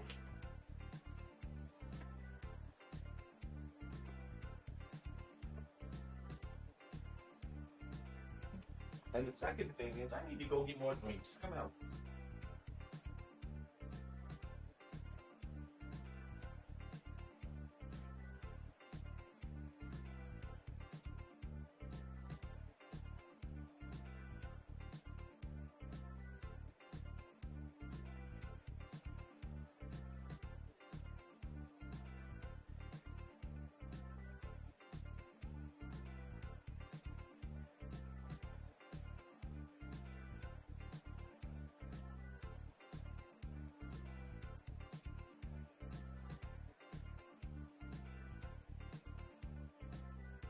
Actually had this one friend in high school. Great dude. Was a pretty funny guy. His name was Garrett. He actually was just like really great at voice acting, and he had the voice of like, "Well, hello there, weary travelers." Like he would always do that voice so perfectly, and it was so fucking funny. He always did this one that I'm never gonna say it as funny as he always did, but I'm just gonna try anyways. Well, hello there, weary travelers. Welcome to Dave and Buster's. I'm not finishing it. It's too cringe. My voice is not built for that high of a. Well, hello. God, I'm already giving up on my life right now. Anyways, I saw there was a bitty pig food table in the way. Come on. We're just going to keep that sentence as was. Despite the selection of food being rather diverse and professional, Fang piles your plate with barbecue. I myself end up with a bit of this and that, bites of sushi, various meats, a few of those tiny party sandwiches, and a few things I don't recognize, but they look tasty enough. The cringe names are taking over stream. How about you just shut up and deal with it? If it gets too much cringe, then, like, I don't know what to say. I have no idea what the fuck to say. Gonna be honest. Because I am a cringe motherfucker. Spears told me Rosa helped cook most of this. But how? This has got to be at least a month's worth of food. I don't know. She just did it. Is she here now? Probably in the kitchen working her tail off making more. If Rosa could make children as fast as she makes food, whoever the fucking chat's simping for her would just... Well, you know. You know. We sit against the back wall and wolf down our surveys, and Fang makes me go back to get seconds. To get her seconds. Eventually she decides black hole in her esophagus is satisfied. Man, what are these tickets worth? But man, were these tickets worth every penny or what? I'm doing a massive amount of self-control right now, and I appreciate that. Thank you. I'm not sure what those things are filled with. Melted cheese were. I'm not sure what those things filled with melted cheese were, but they were great. Let's go see what the other crap is happening over there. How much time we got? Spears told me I should head back once the slow dances start. Probably another hour to go. You know what? Speaking of dances, we should go and hit up the dance floor while they're still playing the good stuff. Why, you don't like slow dances? What I like are the bones in my feet. You know that's fair. Fang takes my hand and leads me into the crowd of dancing teenagers. Reed actually has a pretty good selection of music going. Instead of whatever garbage was in the weekly top 40 list, he's been playing real music. Holy shit! Fang's already lost the music, grooving along with the other students. That would be a good time to mention I can't dance in any capacity. Not just slow dancing. Oh, same, I can't dance for shit. Also, it's up to you how you want to react. You can go crazy, you can show self-restraint. It's whatever you want. It's your choice. Do whatever you feel like is best. You're not free from the consequences of your choice, but you're free to choose how you want to act. Stand with your conviction. I can't stand there like a spurg. I just need to think of something fast. Stop being a dweeb. When in doubt, improvise. I bob... I do the fucking Gmod dance. I bob my knees to the fast rhythm of the music. He's just like me, for real, for real. My hands mimic the reload animations for various first-person shooters I've actually played. For good measure, I spice up with a couple Dragon Punch moves from some fight train cabinets. Fang seems glad I've joined in and even tries to mimic a few of my moves. My favorite green text of all in Snoot game. Activates Gmod dance, and she raises an eyebrow and her smile curls a bit. Wait, Anon, are you? I'm not sure what you were expecting. Yeah, no, that's great. Keep doing it. Holy shit, you're weird. At least not flossing like some of the over here. God damn, man. Oh god, I can't fucking dance for shit. But you would not catch me dead at a place doing reload animations.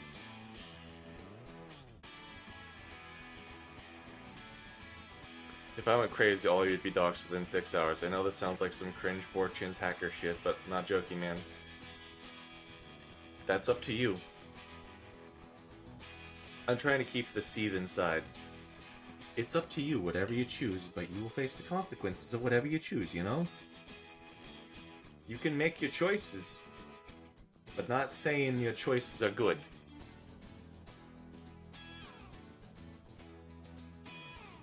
Reed wades through the crowd and grabs Fang's shoulder from behind. What the?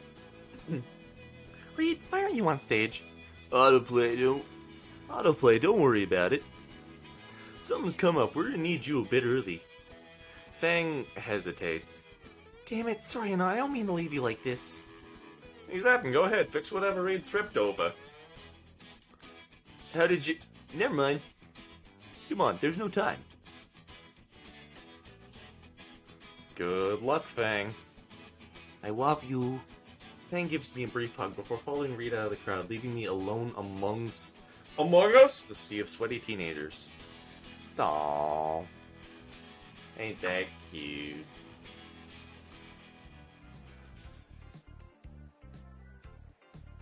Thank you for being yourself. It's what I've always done. I will say, though, that, honestly, dude, like, real talk, I know you're like, oh, I could go crazy, I could dox this, but, like, why? Like, why would you do this? I know it gives you a sense of power. I know that's why you want to do it, because you want to feel important, but, like, why?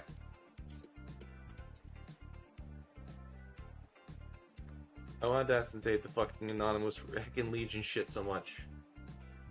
That's just whatever you associate with. You guys want to know some? Part of the reason why I'm always like, oh wow, Nightly, you're a furry. No. I could absolutely be considered one because fucking I don't give a shit. I do this type of thing. I play fucking Snoot game on stream. It's whatever you choose to associate with. And you being so like, oh, I'm gonna dox you, I'm gonna hack you, I'm gonna... Legitimately, like, why? You have choice. Why not just be nice? You know? You could be all nice and neat. Because of Seed. I have no idea what the fuck that means.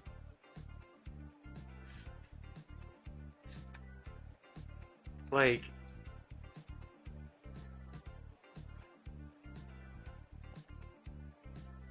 You realize you put me at an ultimatum. Mask off now. You realize you put me at an ultimatum of this shit.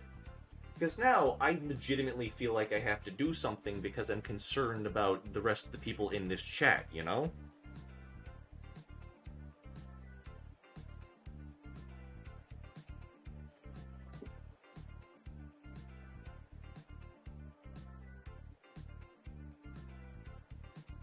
I knew how this would go. Then why did I do it? I don't know. I don't know why anyone does anything. I'm stupid. Hey, that's no fault of you. I'm stupid as well. But like, it's okay. We don't judge people here.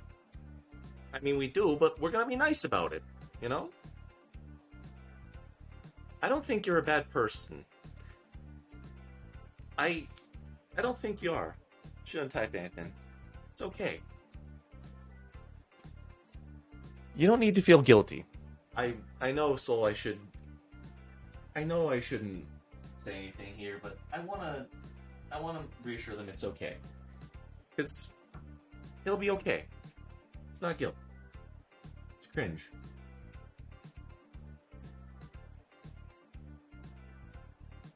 I'll admit this shit to the world. I'm cringe as fuck. It's okay though. Cringe is actually an okay thing, weirdly enough. It means that you realize the way you're acting is, I don't know, detrimental in a way. To just think that you're cringe and not do anything about it like I do is, I don't know, weird? But realizing you're cringe and wanting to try and move past it shows that you're growing as a person. Don't be afraid of being a better person. Not that you need to improve, but just, I don't know. It's okay. It'll all work out. Take a breath, take a sip of water, I don't know, Dr. Pepper, whatever. But just, hey, it'll be okay. I promise. Stay safe, okay, friend? I should go get some more of those things from earlier, the cheese things. God, those cheese were amazing. It's nice to eat like an actual human for once, instead of some fucking food-deprived ape. On my way over to the catering table, something catches the corner of my eye. Oh god, it's you. Dang you, man, I want some Dr. Pepper. I'm sorry to hear that. I hope you can get some Dr. Pepper eventually. Sitting alone at the table in the back is Trish, blankly staring at her phone and not touching the plate of food in front of her. I really don't pay any mind to her. I focus solely on getting to the buffet table. She's still super beating herself up over it. I don't want to isolate her even more, you know. God damn it, Reed. I don't feel like playing therapist again, especially at prom.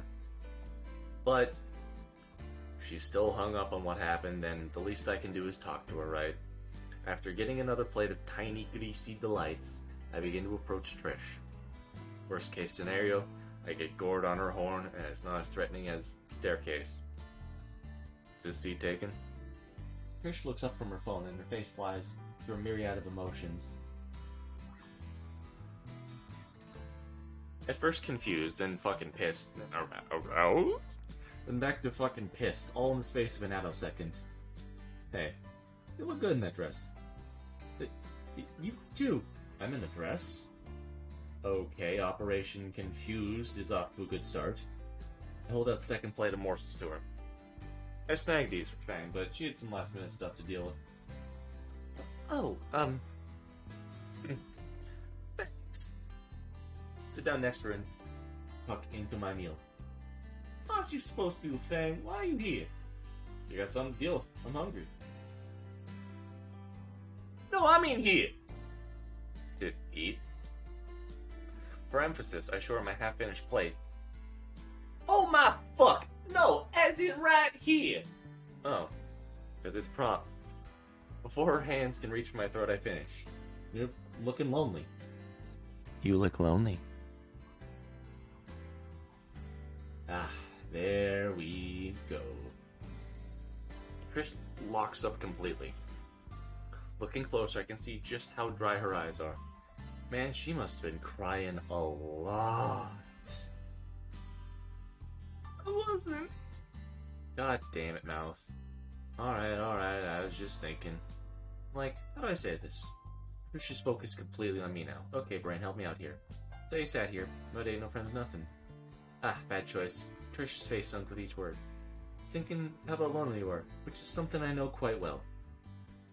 Being alone and all. So, since I by myself down, you were looking lonely. Figured we'd be lonely together. Make sense? Trish lets out a sigh. Why are you doing this? After everything I did, you should hate me. I sigh. Yeah, I mean, I still get called names and stuff. Stella keeps trying to get me to watch shit with her. But fuck it. I won't have to see those fuckers ever again in a few weeks.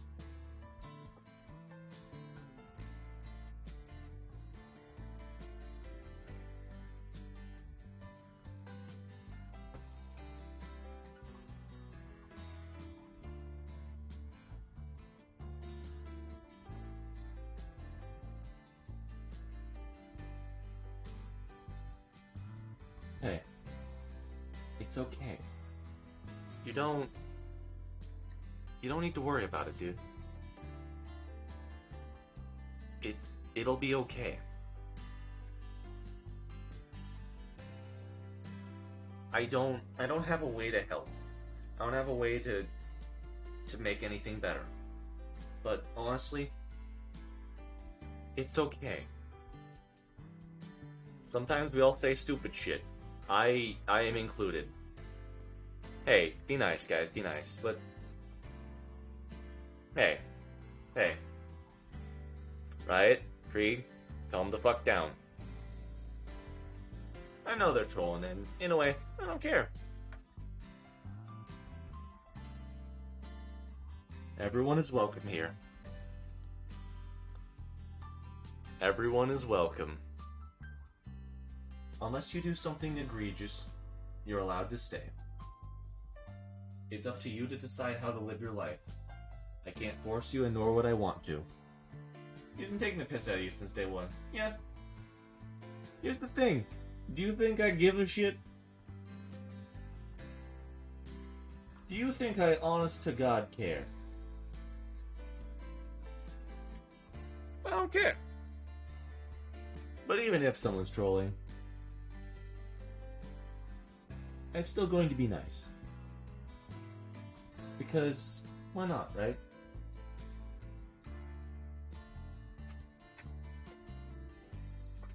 I'd rather be organically me and care about somebody even if it's a joke, even if they're being mean. Because, why not, right?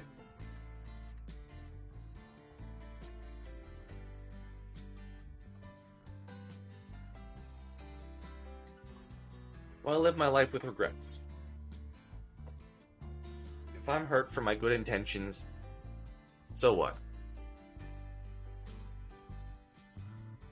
Just...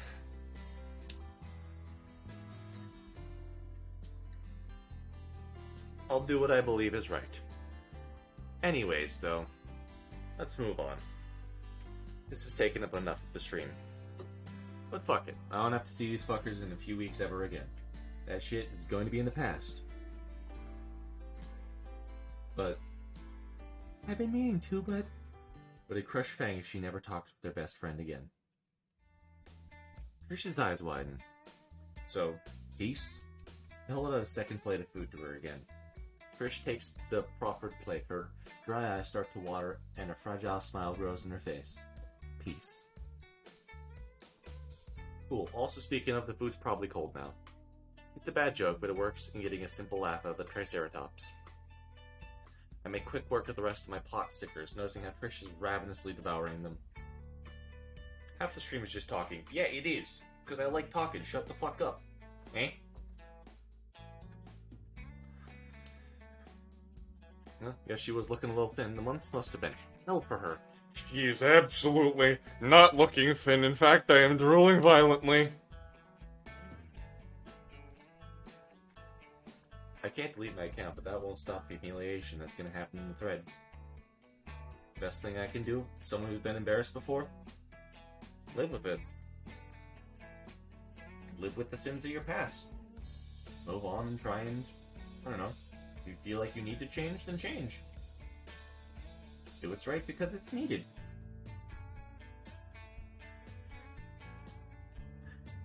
This is definitely not my kind of music, by the way. I peer over and see Trish staring longingly at the couples dancing. Guess no one's bothered to ask her. Reed has... Why not dance with him? I am not dancing with King Rex. Poor Reed. Well, how about with me? Do you even know how to dance? I can improvise. let me rephrase that. Do you even know how to slow dance? There's a difference? Trish sighs in frustration. The things I put up with. Alright, I'll teach you. Wait, what? I want to dance, so help me rap for Jesus. I'm getting a dance. This is not her voice, but I'm too just dealing with shit right now to deal with it. Trish grabs me by the elbow and pulls me to the dance floor.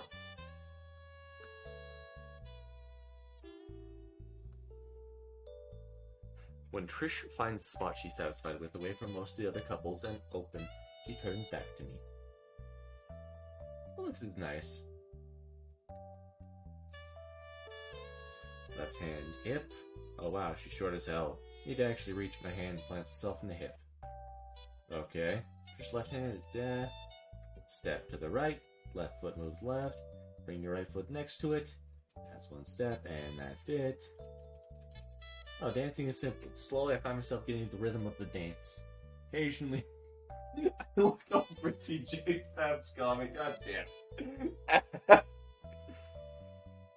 Occasionally, Trish would give instructions. One song in the dance grew into 3 or 4. I lost track. But as we ease in the next time, I realized Trish was starting to smile at last. Good. Trish's face grows bright red. That was Fang. I'll head back to the food table.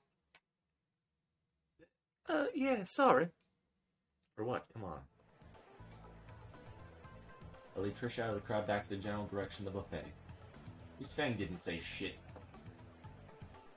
Thanks for teaching me to dance. I'm coming for you, bad for your things. Got a broken toe. Noted.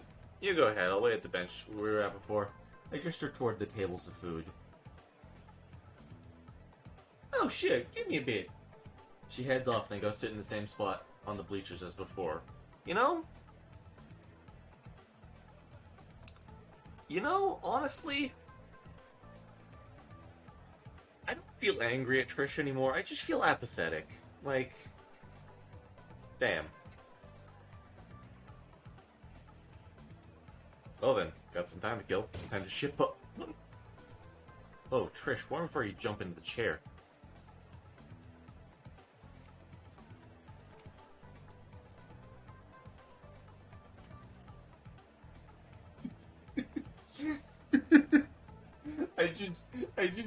I just opened the Discord and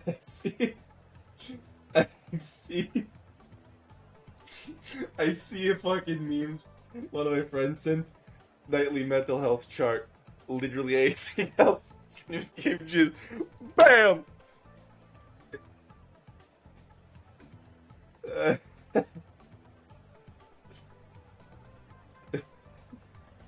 My bad. Oh, Flint. Hello, Principal Spears. Is Fang doing alright? Yeah, she's still getting everything ready. I just want to have a word with you. Got a minute? Sure. When you first got here, I noticed you were a bit more on the egotistical side, if I may say. You've since become a fine young man. You were in a muddy situation, were able to get this much out of it. I can tell you're going places, son. Thank you. Principal Spears leans over and places one of his gargantuan hands on my shoulder. I'm real proud of you. Why does that hurt so much? He pats my shoulder out of its socket and gets up. I won't keep you any longer. I have my own business to attend to at the moment. Giving Naomi Nazer their crowns? It's a bit obvious, but I won't ruin their moment. I'll be seeing you later, Principal Spears. He marches away to get ready for the announcement. I check my phone to make my post. Hey, forgive. This was a prom. Lady Virgins. Pickrell's my date. Hey, let them know. What the fuck is that? Oh yeah. Welcome people. We have to give your Cement Eater and Soul. You can now speak. You have.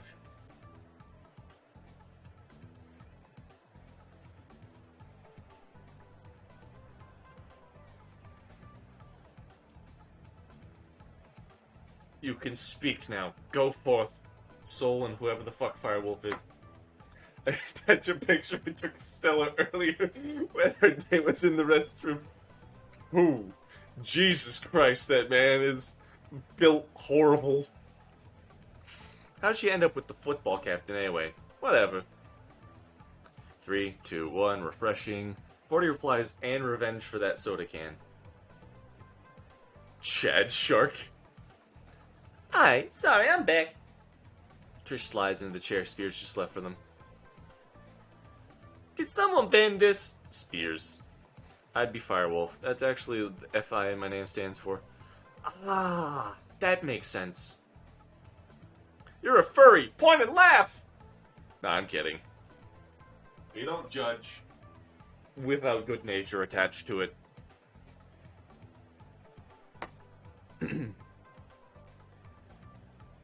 She puts her plate down. It's a veritable bake sale. Hey, you can't have dessert for dinner. It's off. The music fades until all that's left is chatter. Spears takes the stage with mic in hand. Alright everyone, before we end tonight's prom, we have a couple of items to take care of. First thing is, the principal pulls out a tiny gold sheaf envelope from his lapel and holds it up for the audience to gawk at. The announcement of prom, king and queen. Oh, this is a foregone conclusion. A few students are already congratulating Nazer as he's led by the arm of the handler. A drum roll, please. Reed steps onto the stage with a small block in his arms. He smiles and nods, pressing one of the myriad of buttons on the block. A mediocre recording of the drum line plays over the speakers as Spears clears his throat and tears open the envelope. And your winners for the 1 mil 2020 class are Nazer and Naomi. Hey. He tosses the paper over his shoulder and yanks out the crowns from a pocket inside his jacket. It's Pickle Rick! Ah!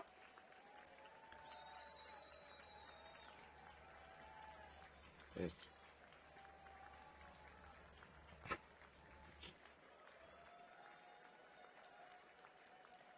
Spears backs out of the spotlight, giving a polite applause to the pair as they rush on stage to accept. The rest of the class is in celebratory uproar. Spears offers the crowns to Naomi, puts a larger one on Nazer's crest to droop off, and then dons the tiara. Hi, Volcano High. I turned myself into an oikle. I'm Pickled Naomi! What the fuck are you on? Oh, hello everybody. This is Moo Moo. I don't know why they are. They just are. The whole moment is picturesque, just like Naomi wanted. Thank you all so much, Volcano High. This is such an honor. Why, I don't really have a speech prepared, but in just one short year. Alright, let's stay on schedule. I promised your parents we'd be out of here by 10. Go fuck yourselves, Naomi! When did you get famous? Tomorrow. Yeah. Now I know she's played before with mixed results, but please give a second chance. To finish up, please welcome Leia. Mumu the Death Summoner is one of the persons who's ever been. Spears puts a microphone up and gives a welcoming applause. The cheap curtains draw open.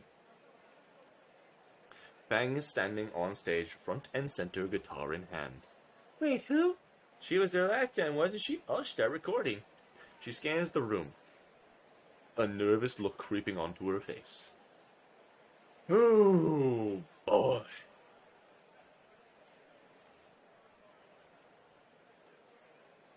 These dicks!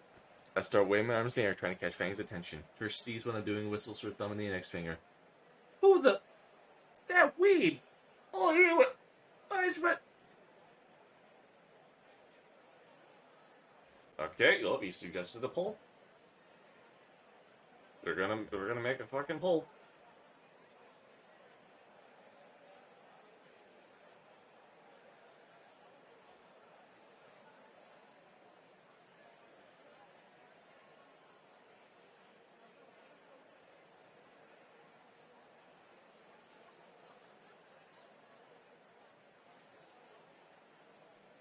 She takes a deep breath and starts strumming the first notes of her song.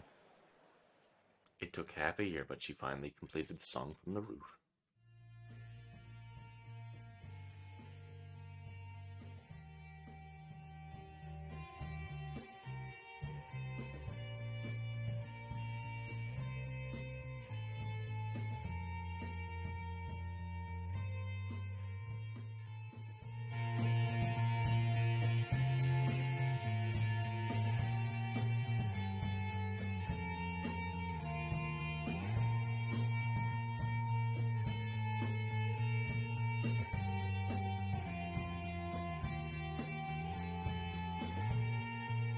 God, it hurts. God, this fucking hurts.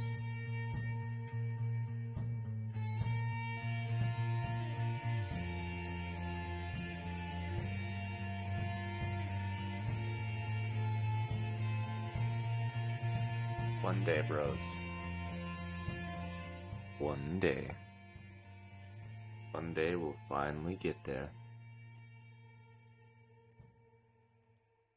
The cascade of chords is a slow build that increases the tempo gradually.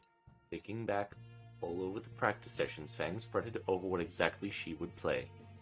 Turns out, a rock ballad fit perfectly, both as a final song for prom and as a summation of Fang. After all, as she plays her heart out on stage to the growing surprise and cheers of the crowd, the song is the best representation of her.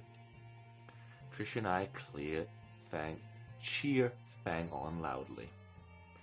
The lyrics we composed together were a mix of her admittedly overflowy and edgy poetry from her wall and my own shitposting.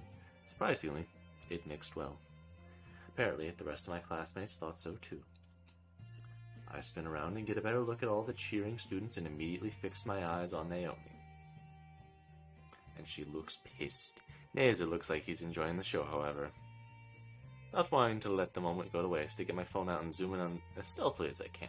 Snap a picture of the seething prom queen before she stomps off. Seething prom queen she stomps off, probably complaining how her perfect night was ruined. Shame that someone other than her gets the spotlight for once. Satisfied that Fang will enjoy seeing the picture, I begin pushing and squeezing my way towards the front of the crowd. As soon as Fang's eyes lock with mine, I catch a look of unreserved glee on her face. That same look she had during the concert at Moe's, when we even found Moe's in the first place. She's finally in her element, and loving every second of it. Fang's voice is beginning to grow hoarse as she nears the end of her song. As the song reaches its crescendo, her final lyrics are echoed by the crowd and reverberates all throughout the hall. Goodbye, volcano. Her voice shakes as the words trail off, delivering a meteoric finale to her show. The guitar echoes for several seconds before applause begins to fill the air. Cheers that I didn't initiate this time. I begin to join in, but take notice of Fang's utterly stiff posture, eyes wide, wings pressed against her back, legs look like a statue. She looks like she's about to faint from shock. I realize I have an opportunity here and stone the fuck up. God damn it, I'm going to take it. I push my way through the crowd and jump up on stage, taking nearly catatonic Fang into my arms. Standing in an embrace on stage, my mind barely registers the crowd of students in front of us. Fang gasps and snaps back to reality. I could see the embarrassed mirth playing across her beautiful eyes. No thought at all, I press my lips against hers. Behind me I can hear the audience cheer grow louder.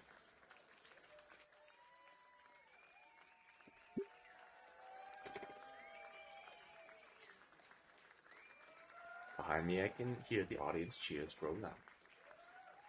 I can hear Rosa and Stella's wolf whistles inside the crowd. I can even make out Mazer, Trish, and Reed their own supportive calls. It's a picture-perfect moment. Wait, missing one thing. Extend one arm out towards Naomi, who I know is suffering from rectal Ragnarok by now. Raise one finger in particular at her. The picture-perfect moment. We did it, boys. We won. We fucking did it.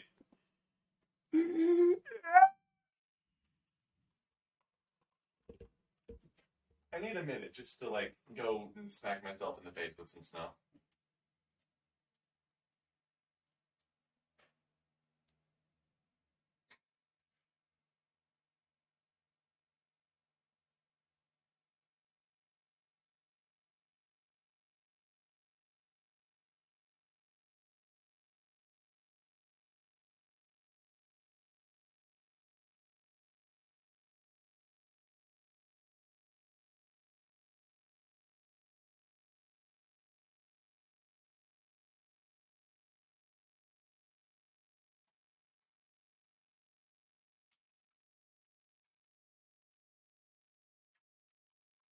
I won.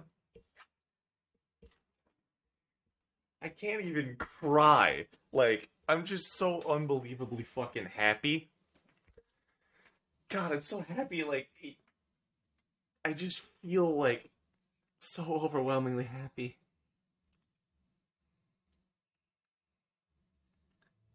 The cool night air feels absolutely amazing after we spend so long. Feels absolutely amazing after we spent so long in the sweatbox of a gym. No, you can't let the doctors, it's bad. No.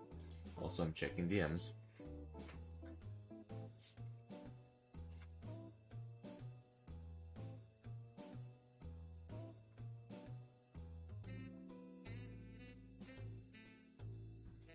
When I had brought up calling the taxi to take us home, Fang insisted on walking instead, and I couldn't turn her down after she gave me the look. Feels fucking nice now. Her wings flutter and surprise me when droplets of sweat are sent flying down them. Her wings can sweat? Good to know. Yeah, it's nice and breezy. My arm finds his way around her waist, and Fang takes the hint and starts walking closer to me. In companionable silence, we find ourselves drifting nowhere near Fang's home. The quiet streets of the town are lit well enough, yet provide more interesting mystique to it. As we pass by the park we had visited so many months ago that my phone buzzes in my pocket. And Fang's hit. Startled noise from Fang's mouth was part eardrum shattering and part fucking hilarious. That's skin and muscle like it's sweat. I have no idea how sweat works, I'm gonna be honest. Shut up! Her hip collides with mine, forcing my still buzzing phone roughly against my leg. Sorry, one sec. A check of it shows I'm getting dangerously close to the midnight curfew. Also, Reed had been texting me several pictures in rapid succession. All of them depict King Rex dancing with every girl he knew except Fang. Even Naomi, with a face fueled by pure cesium. And Stella, with a blurred gray elbow barely in frame. Reed, man. Yo, I got that dancing. Also, swing by the hospital sometime. Bring my backpack. He really does it to himself. Right, the curfew. Or I can pocket my phone. Fang stops my hand. Anon. There's something I wanted to do before you get home. Very high in your smokes. That dress doesn't look like it has any pockets. Not like that. Christian Spear stole my slow dance. Oh. Oh. Out here, though? Why not? No one else is here. Look around and see that she's telling the truth. Okay, Before I can ask for a music request, Fang yanks my phone out and my hand is already looking for one online. The music is tiny and tinny coming out of my phone's ratty speaker. Okay, just like I saw with you and Trish. Wait, do you not know how to slow dance? I can improvise? I chuckle as my hand finds a place in hip, and she takes the other. Fuck, dude!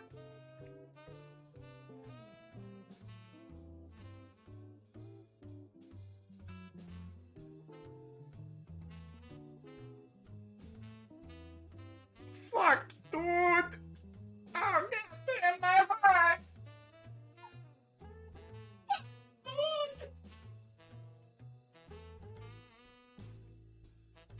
God, I'm tearing up. We did it! We fucking did it, dudes! I'm not crying, I'm tearing up. There's a difference. I think she said it like this. I try to explain Trish's instructions to Fang as we slowly move with a barely audible rhythm.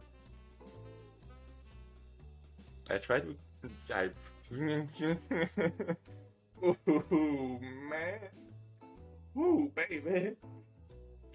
And between the too quiet music, the constant footsteps from Fang, and my own idiocracy giving bad instructions, we find ourselves in a close embrace beneath the streetlights, now just swaying along and loving each other's company. Happy tears, I guess. Oh, abso-fucking-lutely. We're gonna make it, bros. We're gonna make it.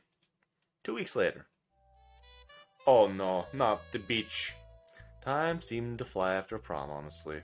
Probably the stress of finals and graduation rehearsals. And graduation itself. I nearly gouged out my eardrums having to sit through Naomi's speech. Of course, the bubblegum blockhead was the valedictorian. Of course. Her speech, as rehearsed as it was, still sounded like we were at a funeral. Even now, I think she's still seething from prom night. Or maybe the photo of her face is currently circulating in a certain Albanian car trading chat room. Infinitely better than any reaction I could have made. About a week after, Fang came to me with news that Trish got the idea for a celebration, and Nazer was organizing it.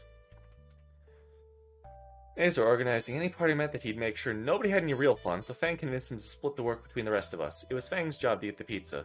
I, the broke fuck that I am, was put in charge of the fire and finding a good pit for it.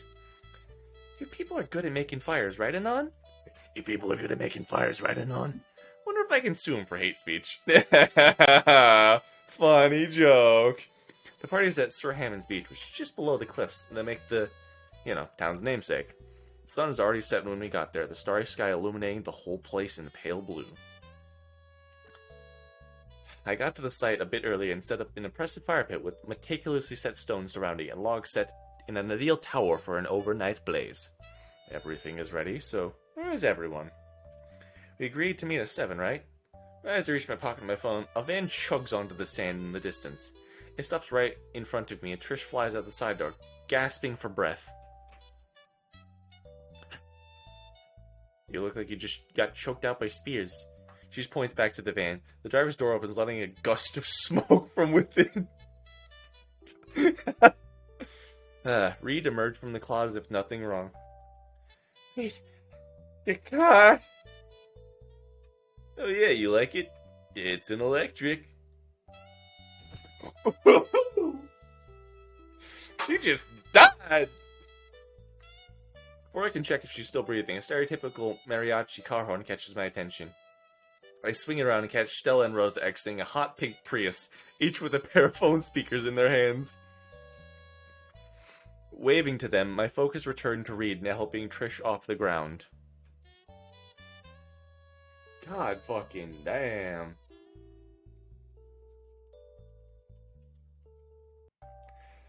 Whew, I'm gonna need, a fucking video of just Trish falling in the sand. It fueled my soul a little bit. Diverting my attention back at my masterpiece of a fire pit, the realization slowly dawns on me that I have nothing to start the fire with. Need a light, amigo? Before I can respond, he reaches his pocket and fishes out a lighter, which is promptly tossed my way. Catching it out of the air, I briefly catch the words, "Fuck communism," engraved on the side when I hear yet another car approaching. Recognizing it by sound alone, I see the NASCAR glide to a halt next to Rose's car. That name might still be dumb as hell, but I gotta admit, it's kinda growing on me. Fang emerges from the back seat and waves at me. She hunches in the car to get out the pizza boxes and starts sliding towards us. Come on. You know that she didn't do it on purpose. Naomi erupts from my car in a frothing rage, her shirt noticeably stained an orange red. Fuck Naomi, she a bitch! I don't wish I did. Oh yeah, the box top is a bit messed up, long story. Did you throw a pizza on me from the backseat and get it back in the box? Nazer, bro, you were driving the whole time, right? Yeah, why? Just a feeling. Stuff has been happening ever since that picture of me was posted online. Relax, babe, it's the start... That's not his voice. Relax, babe, it's the start of summer. Here, take my jacket.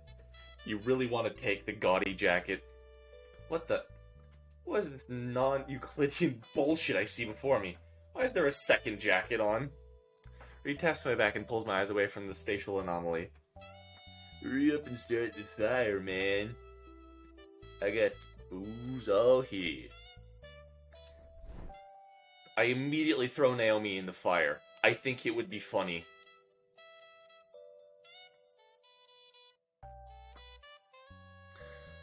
Are you sure this will be loud enough? They're only a few dollars at the supermarket. Oh yeah, those would be louder than the car food this time. Why would coffee be allowed within stereo? Anyway, Reed drops the ice chest he was holding in the sand. When all in man got the name brand and everything. Surprised you got Nazer to bring you this stuff. Nazer returns to the rest of the group wearing his jacket again. Got me to agree to what? About that. You brought alcohol? I mean, I call it liquor, but... Damn it, Reed. We're all underage. You know, even if we were to agree, Naomi would pitch a fit. Dude, we've all just graduated. If now isn't the time to live a little, then when? Nazer hesitates. Besides, I did think of you guys. Huh? I got a special brand for you beginner stuff. You... whatever.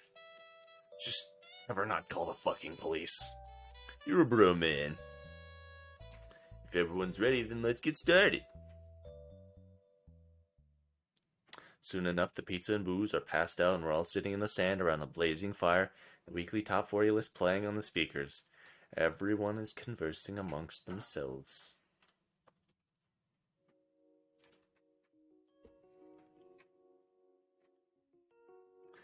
I'm totally in. Come on, you look great in. No fucking way. That's fucking real. Beach maid? Have you been sneaking Reed's stash again? Oh, and another thing!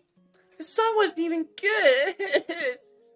Why was it not so good? I mean, I liked it. Is that not good? I'm not doing Naomi's voice. Fuck her. You know, I'm something of a gardener myself.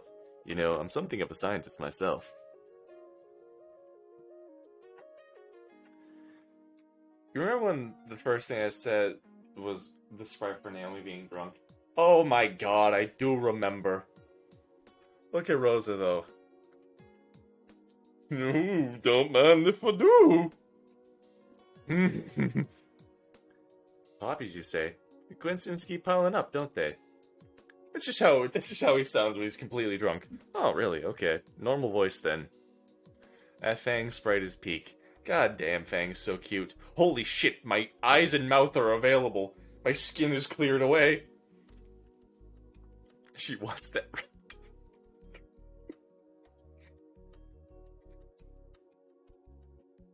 Oh right, Stella was talking to me. Forgot what. I was zoning out for a bit. Sure, yeah. Great, I'll get my copy and we can watch it at your place sometime. I'll bring Fang too, she'd love it. Did I just agree to something? Okay, enough about Escaflowne. I want to show you something neat. She brings a small box from her front pocket. I got a new set of cards. Do you want to be the first to use them? I'll see why not. Stella shifts a crisscross position and fans out all the cards for me to pick them. I pull one out and turn it over. The lovers. The lovers?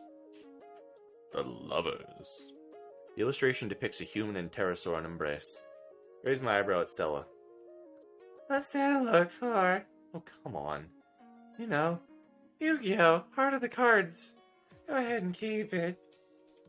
I sigh and tuck the card in my jacket pocket. You did that on purpose. Stella's not so innocent smile tells me all I need to know. I think it is cute.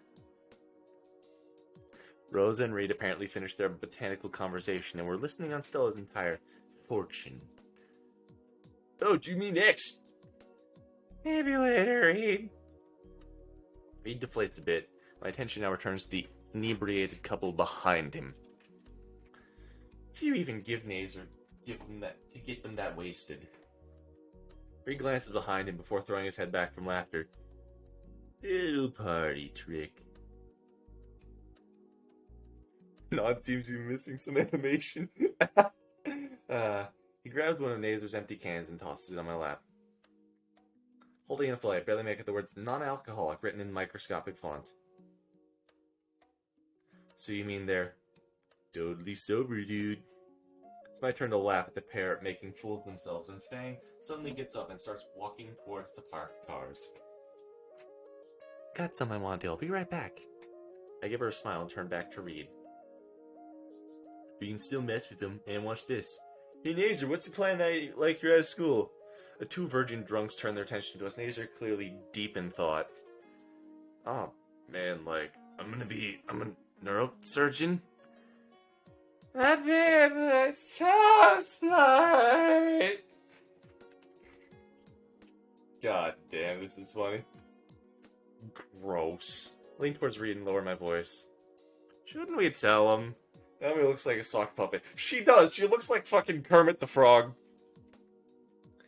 Hey dude, Naomi's having fun for like the first time forever. So, tomorrow then? Definitely tomorrow, bro. Reed lets out a sigh and turns back towards me. So, Voicing God disabled. fucking damn it. I didn't mean to press that shit. Reed lets out a sigh and turns back towards me.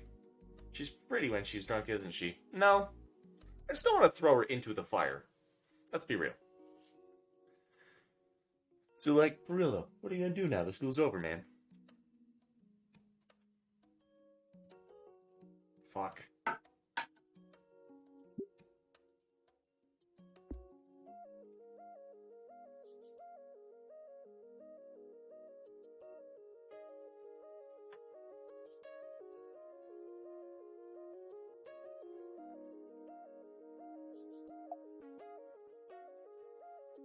Oh, Spears convinced me to send out a couple application letters for college.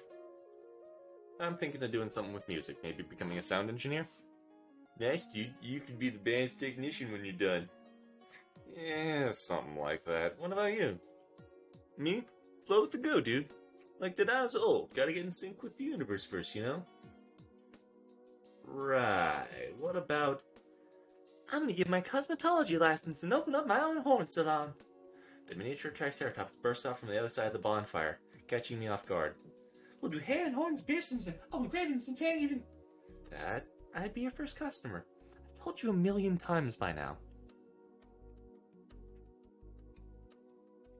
I just looked at Naser's shoes. Oh shit. Ooh. Oh no. Fang returns from wherever it is she went, now carrying an object in her hands. The flickering light of the bonfire is enough to illuminate the cover of the school's yearbook she's holding. Without a word, she walks in front of us, conspicuously carrying the yearbook right towards...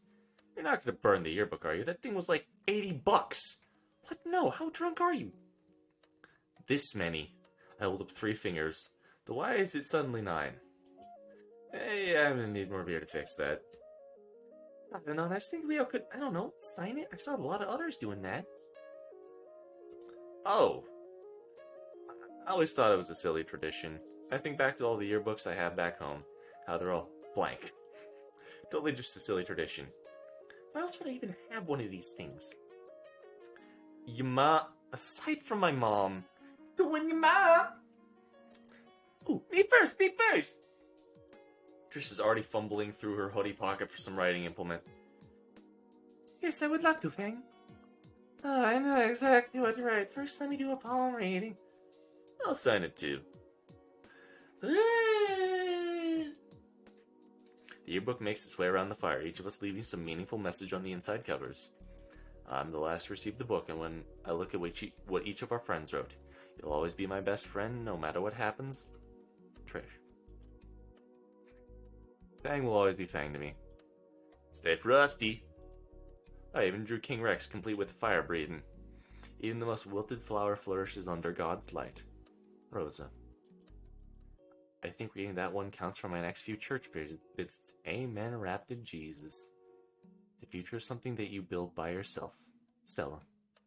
So close to kneecapping her with this book. Fucking Sailor Moon.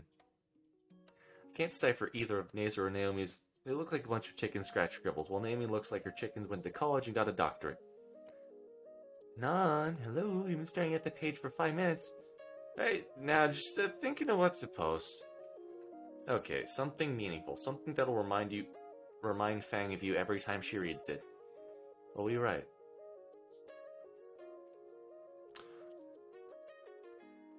Oh! Oh my god. Pour your heart out.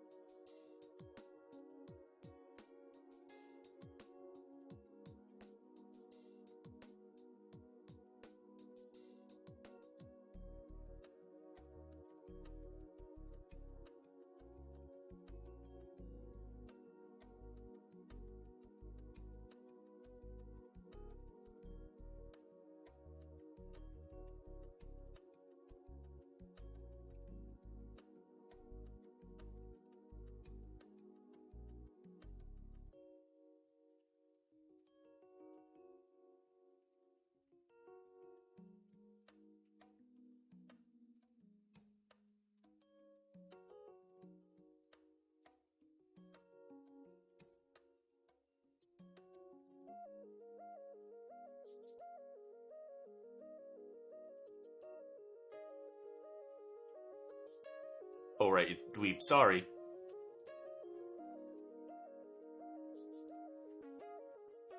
Why is it so hard to write? Why is my vision going blurry? I can't. I can't.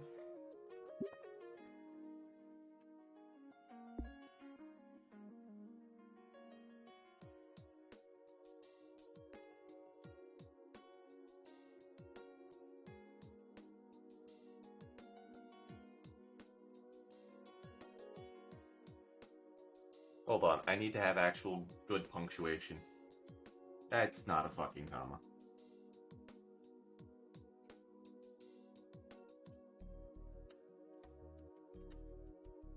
Perfect. I hand the yearbook back to Fang. She skims the page and shakes her head. Really? Such a dweeb.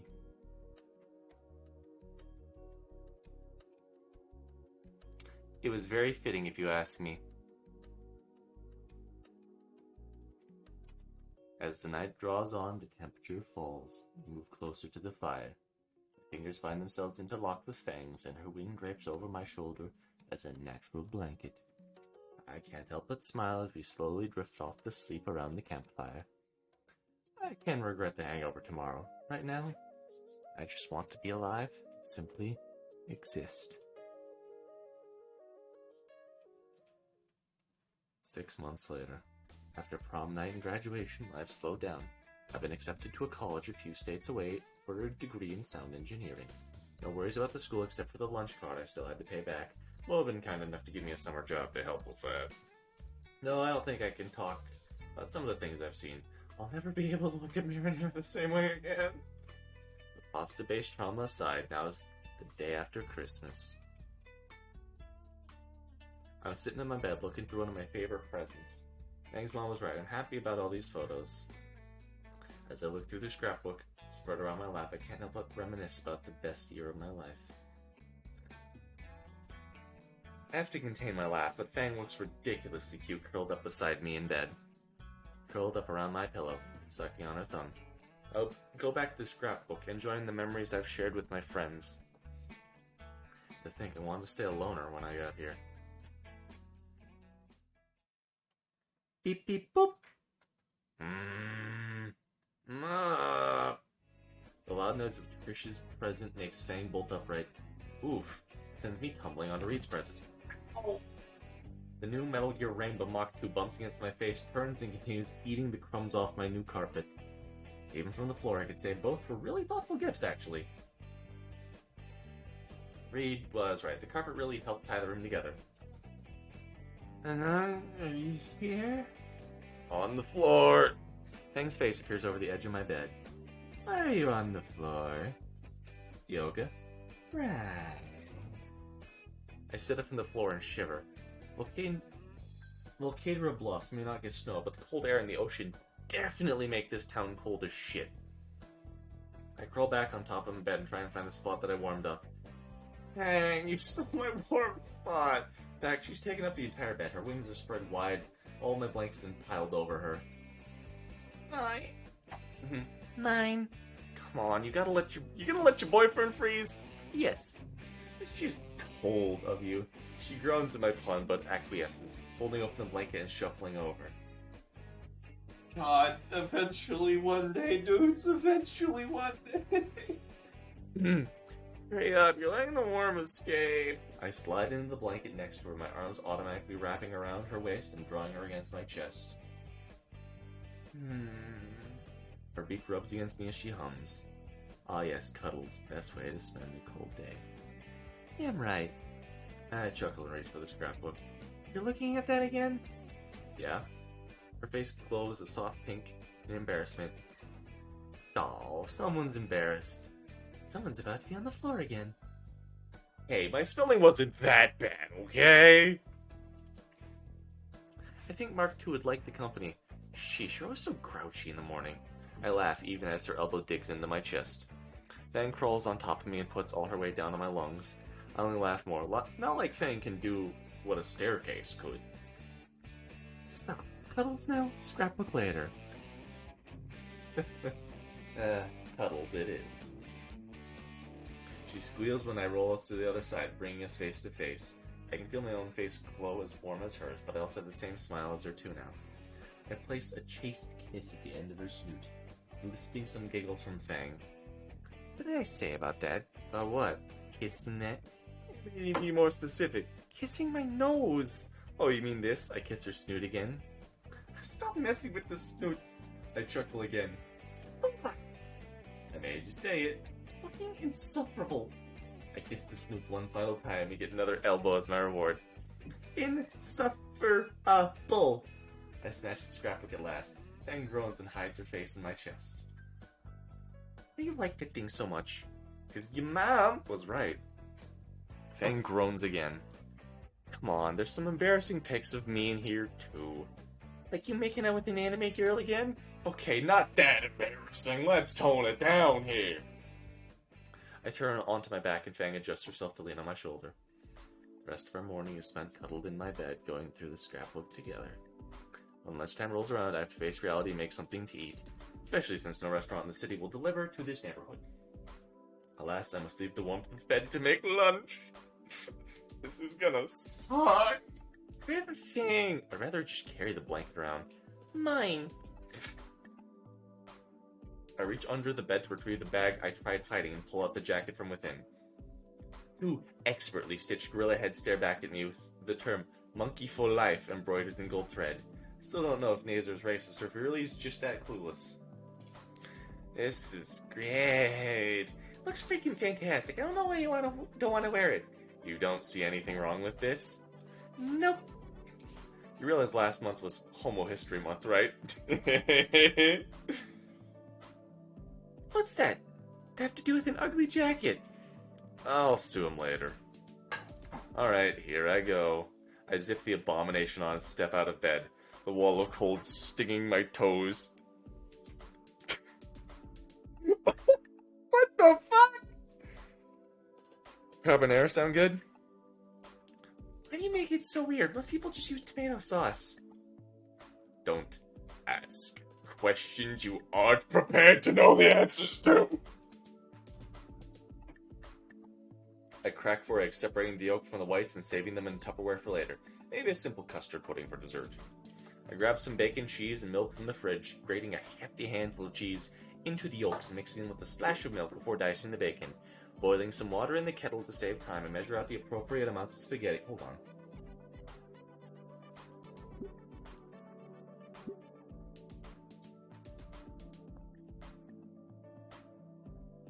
I'm just gonna save this, because every fucking game that has a recipe in it is always good. Like Helltaker. You get crepes in that fucking thing. Chocolate crepes or whatever. Chocolate pancakes? This game. I don't know how to make a carbonara. Like, I'll learn. Books of Balloons Tower Defense 6. Wait, actually, they have some stuff in there? Like, recipes? Didn't know. Cool. Stop acting like you're on a cooking channel. I start frying the bacon to render out the fat before adding in some pre-chopped garlic, sautéing it until it's fragrant. When the bacon turns crispy, just in time for the spaghetti to finish cooking, I remove the pan from the heat while throwing in some of the pasta water to bring down the temperature. The final step was to add the yolks, cheese and milk, the bacon and garlic with some more pasta water and toss it with the spaghetti until it all came together as a creamy, salty and delicious lunch. All in less than 10 minutes. It's ready! Alright, Rainbow, nap time. Move the rug so we can eat. Fang grumbles and starts shifting in the bed, so I turn my attention to making the plates. Hochi mama! Sorry, I have to say that again every time I see you, Fang. I grab a few sodas from the fridge and place everything onto the new rug for an indoor picnic setup. I don't know how to cook very well, I'm gonna be honest. You want to see a really cool paper magic? Sure, go for it. Alright, I'm having a moment though. This is my wife. alright, so this is what I need you to do. Alright, grab onto the top piece right here. Alright. Alright, now we're going to open it. Halfway, we're going to spin it. Like, we're going to rotate it. Alright, it's rotated. Open a little more. Now we're going to give it another rotate. Now peek what's in Yeah, hold on. the penis. But wait, there's a more hidden trick. Alright? The straightest JoJo fan, everybody. If you reverse it, and then fold it, you get Homer Among Us. There you go. Thanks. Yep, problem. He just walked into my room. He just walked into my room. They're yelling at you to rape me.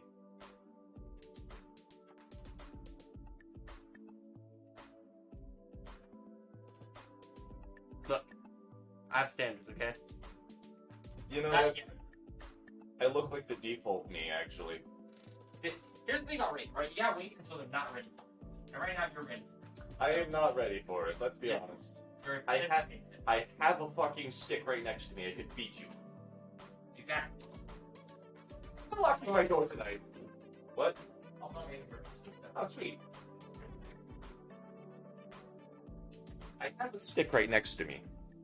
It's a golf club that I don't have the head on it, and I can, I covered it in duct tape. I'm just gonna beat him to death.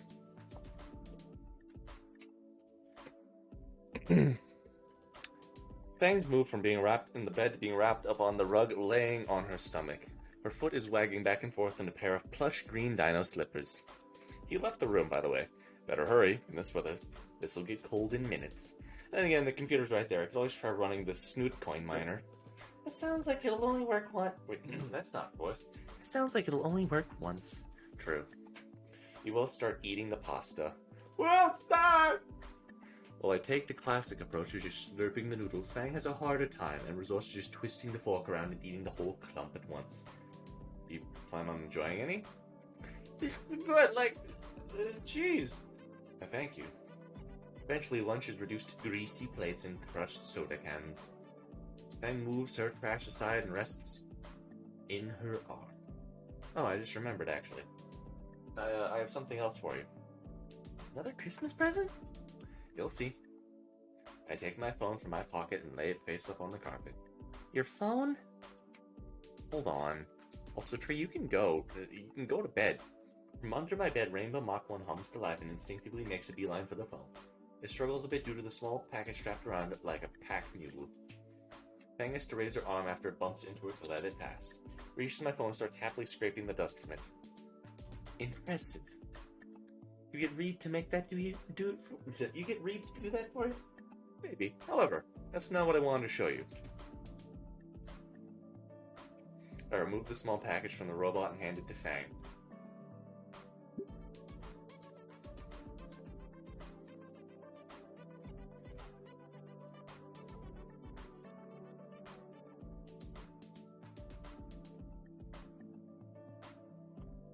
Oh, non, you got me the hit gate overkill on Steam. Now like support for the sex update. You know, I hate you. Also, I forgot I need to read out some other reward requests.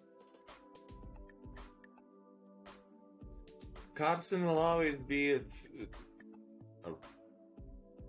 I don't know what that means. Hate communism, love Fang. Naomi, more like Pooponi. Alright, I think we got through all the requests. I remove the small package from the robot and hand it to Fang. Go ahead. She examines the box carefully before removing the paper packaging. Sliding the box open reveals an amber pendant on a silver chain.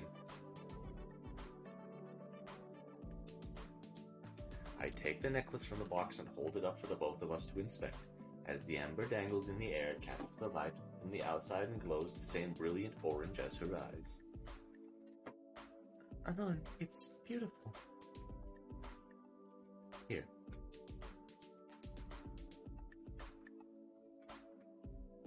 I take the pendant from her hands and hold it open and put around Fang's neck. She holds up her hair for my hands to reach across. I try to fumble with the clasp. It's a bit tricky with the wings getting in the way. The tip of her beak is mere centimeters from my face. There.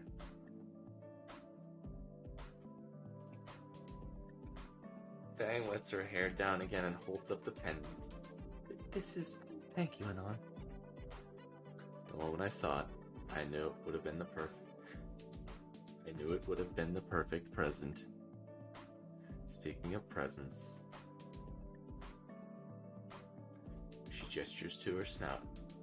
She gestures her snout to the ukulele resting against the corner of the room. You're gonna try playing that? I could, yeah. Do the song I taught you. I happily oblige and rip off the bow still wrapped around the small instrument. I'm not singing for you, you know that, right? Fang giggles as I begin plucking away at the tiny little strings, producing a very familiar melody. No.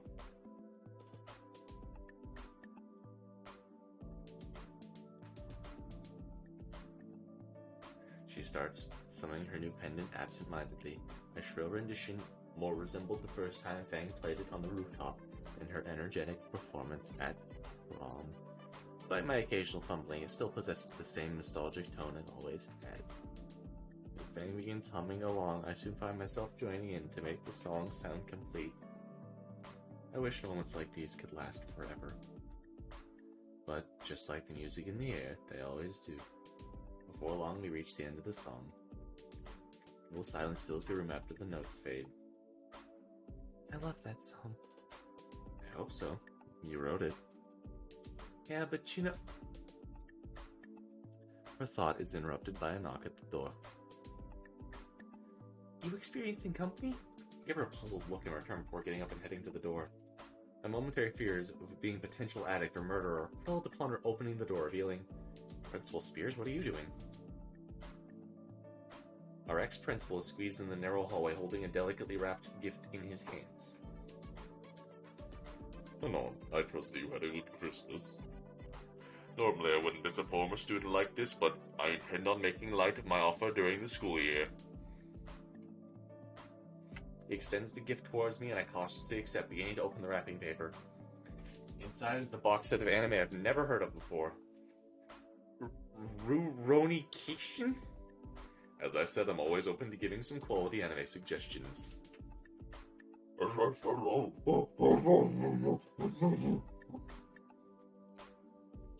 think you'll find this quite enjoyable.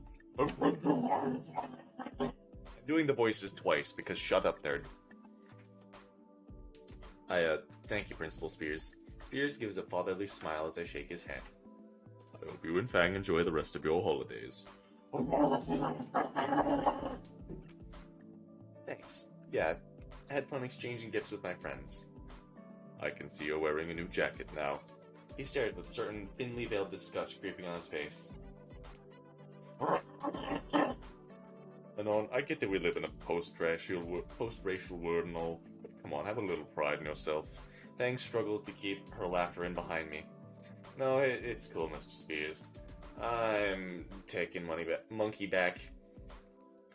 If you say so. At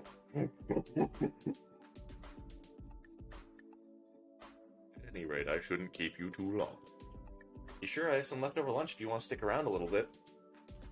I really appreciate the offer, but I have my own plans for lunch with my family. Alright. Thanks again for stopping by. I had to do it at least once before you leave next month. I'll be seeing you, Fang. Fang throws a hand wave back at him. Spears clambers out the door and shuts it behind him, leaving just Fang and I in the room again. That's right, you're leaving next month. Fang curls up in the blanket. Yeah. I sit next to her on the ground and wrap an arm around her shoulder. Do you have to go? Can't you just go to community college here in the city? You've seen the acceptance letter, Fang. I got a scholarship to stay there at a fraction of the cost. I can't just pass it up. But 5 years? You got plans of your own, don't you? Yeah, so... Still gonna talk. Obviously. But... Fang takes a deep breath. I'm not doing a distant relationship. Oh. Is this a breakup? It's ow, my fucking heart. Fang shakes her head from side to side slowly. My God. I don't want to break up and on. But I was thinking, You've been helping me ever since you got here. You've helped me too. I know. But you're leaving for college, so I want to do some thinking. More thinking? That's crazy for you. Plastic plate bounced off my head harmlessly. Ass? Ben giggles as a fake flick on a soccer pitch. I want to do more thinking, self-reflecting. This entire year has been one of the best of my life. I want more of them like this. With you gone, I gotta make good on my own, you know? I get you. I pull Fang closer, my chin resting atop her head. So not breaking up? No, just break. She giggles again. Break sounds right. Not breaking up, just break. Plus, I'm not leaving for a few weeks. Fang perks up. True, that's a few weeks to cram all the cuddles I'll be missing.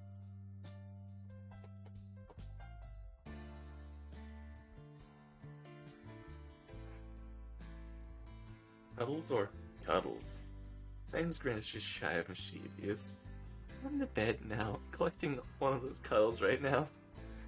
Yes, man.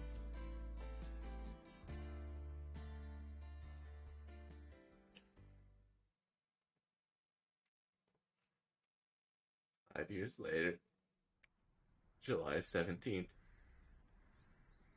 Volcano Bluffs. Weather condition hot as tits. The evening sun is boiling hot, and I'm reminded of one of the myriad of reasons why I first loathed living here. The sweat dripping in my eyes makes it difficult to see anything. Me too, motherfucker! Me too! Oh boy.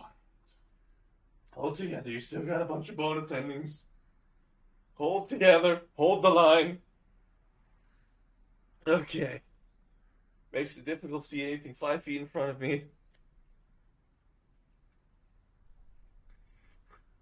Like a runt of a tree planted in the sidewalk that I swerve to avoid. The air is hot and humid, and I can feel my body grow heavier as I get closer. I can't determine if it's from the sweat soaking my clothes or the welling trepidation inside me.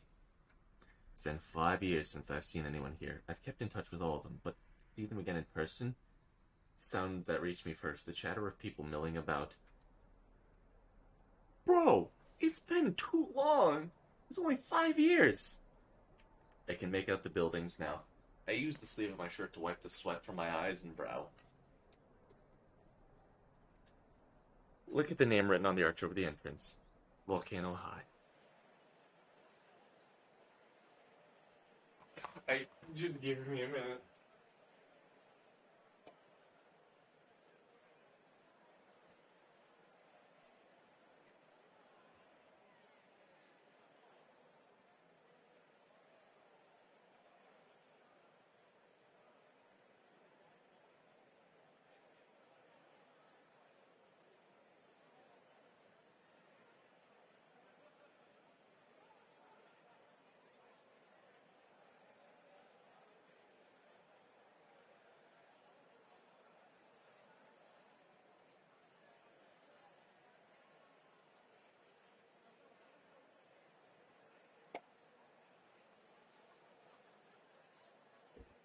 Okay. Just give me a minute. Like, I can't deal with this. Still the perfect setting for a horror game, or maybe a shitty wad. The attempt at humoring myself just made me feel more anxious. Checking my phone says I'm 30 minutes early. Wonderful! I move to the entrance, only to see all the steps occupied by 20-somethings waiting. Yeah, is this the line? The nod! A hobo raptor at the top of the steps pulls his oversized shades down to peer at me. Hey, Anon, what's up, dude?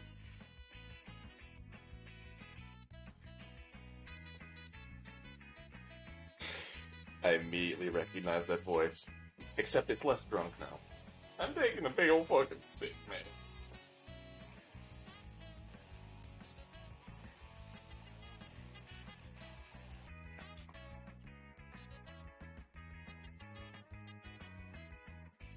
Harry, what's happening? You seem to certainly have changed. Why do you look like I don't want this to sound like rude or anything, but you look homeless, Reed. You look fucking homeless. Well, dude, I'm not a hobo. I'm the richest raptor in the world, guy. Think Reed's lost it. What do you say, man? What? Nothing. No idea what you're talking about. How'd you get to become the richest raptor in the world? You wouldn't believe it, man. See, it all started with... Reed proceeds to run his mouth with a bunch of gibberish. I cannot understand any of it. I think I heard pharmaceutical business. And that was brought here by birds, dude. So what have you been up to, man? You look like you haven't changed a day. You're not drunk on codeine, that's for certain. It's not as exciting as your story, honestly. Just went off to college, got my bachelor's, and now I'm a sound engineer. Sounds pretty sweet, dude. We stand there for a moment in the blazing heat. Dude, it's fucking hot out here. You want to get inside? I got drinks and shit. Definitely need some air conditioning right now. We quickly moved along into the gymnasium. Started his famous store, Reed's Feed and Seeds. Yes, I got the joke. Man, it really hasn't changed. Takes me back. Yeah, it takes me back too. Hold on, have you signed in yet? No, I didn't know I had to. Reed gestures the sign-in table. The clerk is crouched behind the table, sorting through a box. I go over to write in my John Hancock, and the person behind the counter stands up. My nose is assaulted by the pheromones of perfumes that probably cost more than a year's salary. Oh, you had a glow up. Oh! Hey, Anon, you made it. I did, yeah. Life been treating you well? Oh, just last year I moved in with my dear Kanye-saurus. What the fuck is this world anymore? No shame about the last presidential run. Oh, he got over it. There's always 2028. Presidential Yeezys shall rise again, he says. What the fuck? That reminds me, have you seen Nazer's college posts? He got top marks on his last exam. Krieg, we're gonna stop there. We're gonna stop there, Krieg. We're gonna hold on. This game was made before Kanye went and shit the bed. Krieg and Brand. Dead Space, fucking... Hold on a little bit. Calm down. Calm your tits. No, I lost touch with him about 3 years ago. Oh, sorry. How about work then? I've been working, mostly staying back at home and looking after the kids. Sounds like you got a pretty good deal going on. I turn around and see a short line forming behind me. Sorry to keep you so long. We'll get out of here. Thanks for catching up. When I'm done here, we can chat more. I would rather kill myself. I go to rejoin Reed and we enter the gymnasium together. The setup is rather similar to that at the prom night all those years ago, albeit without the foreign decor. Young men and women mingle with small drinks and party foods across the floor.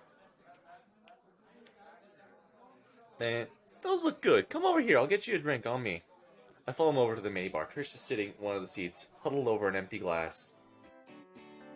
Rosa's, hell yeah! I am drooling. Not at all respectfully. Let's be honest. I am rapt with attention, gazing desperately at them tits. God damn! Rosa's pouring drinks for a few other drunkards when she spots us approach. Oh, Anon, it is great to see you after all this time. Please, sit and talk a while. Hey, Trish, glad we found you here. Ooh. Businesswoman or some shit. She looks up from her sulking and her face lights up at the sight of us. Oh, it's been years. Trish, Rosa, glad we found you here. Come on, man, we've been texting this whole time. Reed flashes two fingers at the barkeep who sets out a few glasses. Yeah, it's good to see you too. Why are you looking so gloomy over there? She's been telling me about how it is the end of our world. It's nothing that serious. It's workplace drama, eh? What are your employees raising another beef with the concept of horn piercings again? No, this time it is with engraving tools. Tell me, people would rather go to the dead for all the drills we use. Mostly with bad designs for hollowed out horns. Rosa instinctively rubs her own horn. Hello? Of course, I get it. Even in contact with the sculptor, we figured out how to make them whistle in the wind. Reed leans over to whisper in my ears. One of the designs makes it sound like a road warrior. I shudder at the image. Don't knock it, my satisfaction rate is clean 100%. The only problem is getting people willing to try it. Sounds like there's a lot of risk there, yeah? It's not even the bloody, I only hire the best. Bloody? Never pierced before, same thing. Reed shakes his head. Anything more than regular piercing is an abomination before our Lord. I finish my drink and Reed downs us in one shot, tossing a few dollars on the counter. I look up to see one person I'm most anxious and excited to talk with again approaching. Dang, you're here.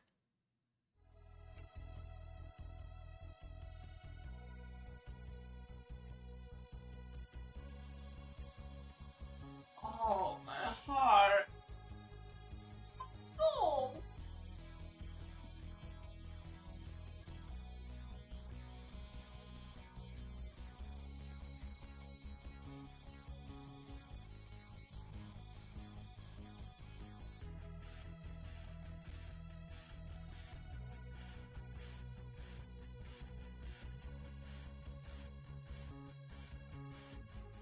God damn it, man. Oh, God damn. Isn't the name Lucy used back in the senior year? Yeah, I think it was.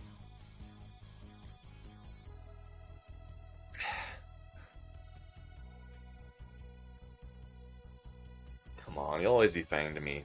Lucy covers her eyes with her hands. You haven't changed a bit, I swear.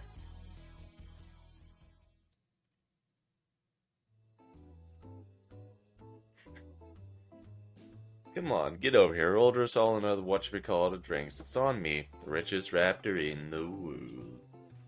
Reed cheerfully throws his arms up and shouts the prolonged world. Sure, thanks. I can't have too much though. I'm the event organizer and all. God, Fang here looks so fucking pretty.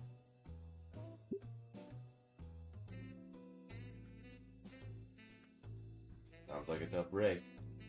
Wait, I thought you were the music teacher here. I'm getting there. Still working with Mr. Jingle until he retires next year. Until then, I'm teacher's assistant. Oh, alright, I see.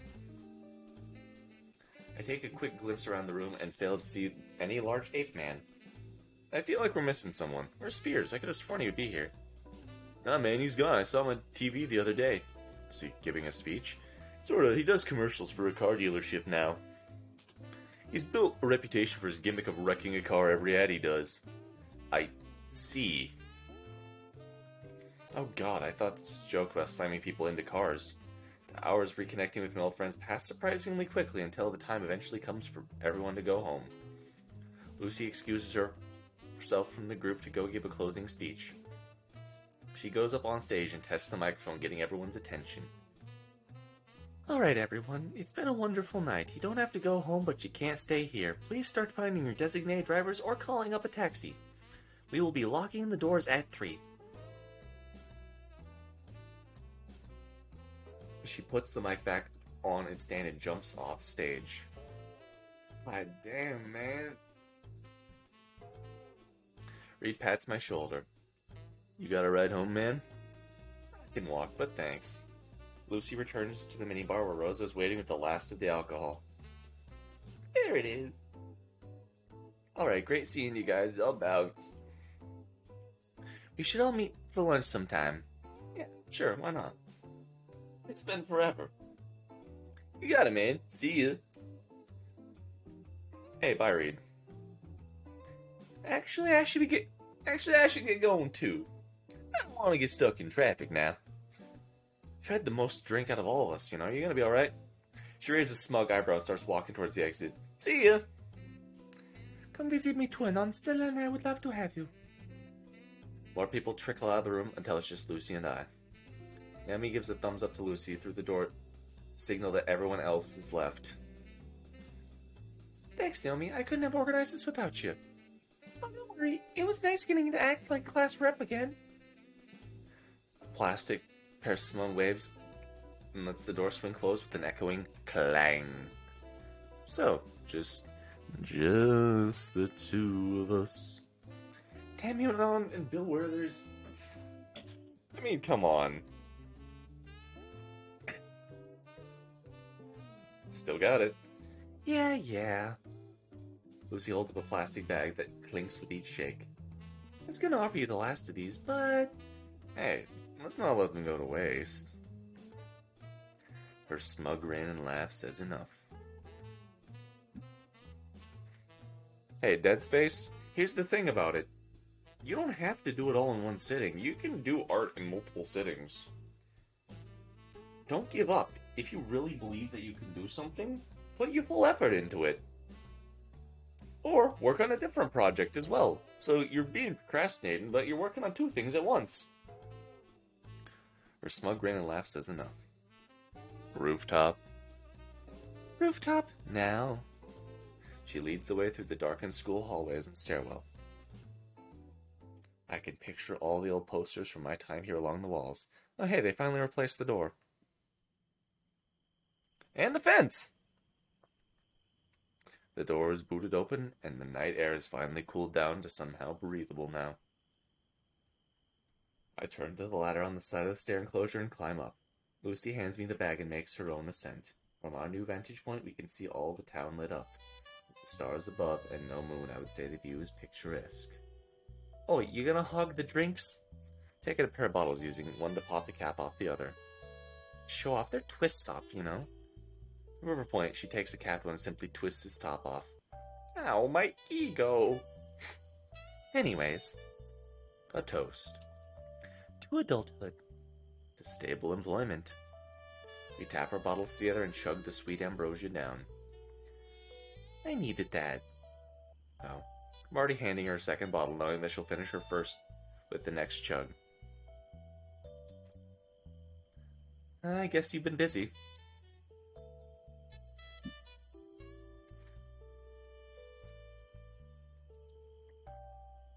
Dealing with teens is a fucking nightmare. There's this one brat, Kenny. The little shit has broken 2 trumpets. See that bad? Well, you see, it happened during band camp. Lucy went on for what felt like an hour. This one time, at band camp? I thought, judging by the pile of beer bottles, it couldn't have been more than 20 minutes. Fucking dance at all places. What? Sounds like us, honestly. Bullshit. You were just as bad, for real. God, I can't. Lucy's elbow finds a familiar spot in my side. Nuh-uh. Yeah, Fang. She groans and hides her face in her knees. Why the fuck was I so edgy? God damn, man. Oh god, it hurts. It fucking hurts. Trish. Okay, so maybe we were that bad. That's life for you. She sighs and relaxes, her legs stretch forward and she leans back in her arms. Yeah, that's life. I mimic her pose and find myself staring at the small dot spreading across the night sky. God damn it, man. Teacher at your alma mater. Wasn't expecting that, you know. And you're a sound engineer? Pfft, I figured you'd be making a sex bot or something. The self-cleaning subroutine never worked out, honestly. We chuckled together. Hey, Lucy. I keep my eyes on the stars even when Lucy turns to look at me. I can feel the heat creep across my face. I got a contract with the studio here. I'm thinking, since I'll be here for a good while, how about we get some dinner? You know, together. I look at Lucy at last. Her face is turned back to the sky. There's a dusting of pink across her cheeks. I totally would, Anon. But I've got work like you wouldn't believe. Oh well, if it's too much. However, something covers my hand. I quickly glimpse down and see it's Lucy's atop mine. I've got time in the morning. So how about breakfasts?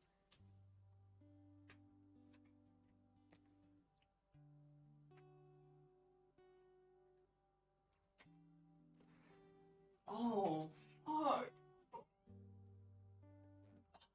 Fuck, man. Is that a date then? I don't know. Is it? Lucy turns back to me and smiles. It is then. You're such a dweeb. I know.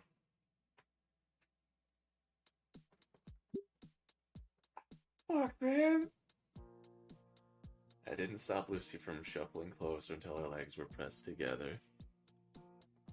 I didn't stop Lucy from leaning her head on my shoulder. I grin and wrap my arm around her shoulder. Feels just like old times, honestly.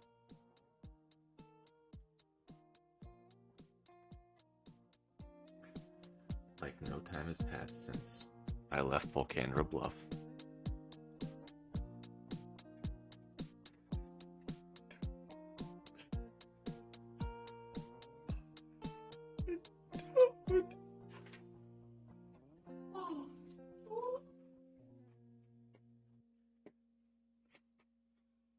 Oh, God.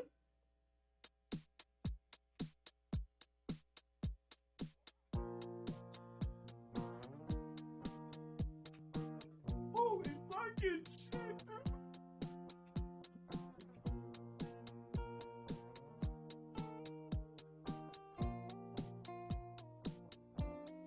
Oh my God, dude.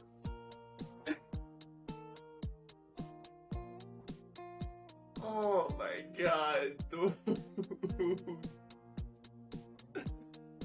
Oh my God. Fuck, man.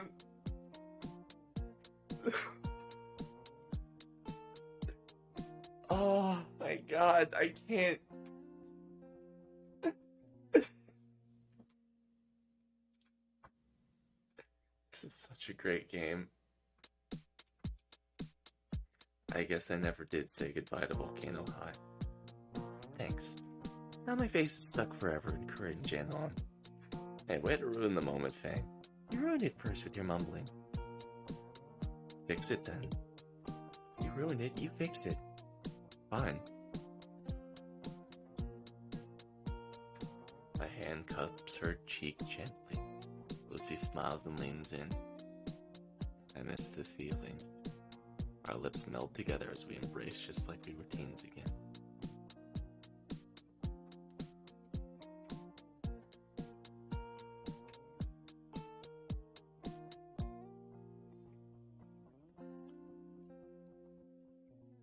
God damn, man.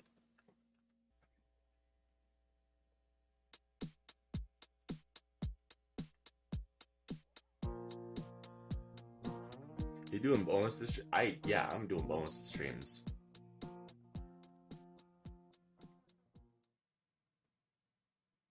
Oh my god.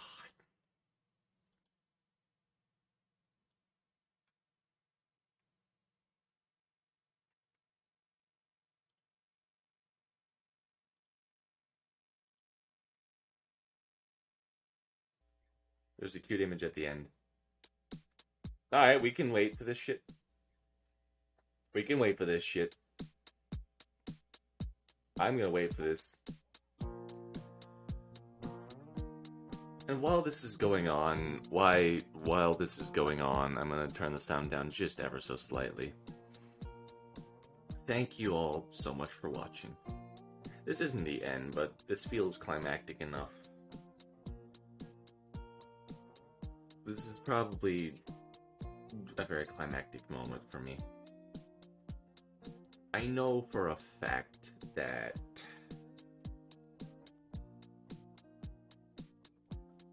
I know that this stream isn't going to be something I ever forget.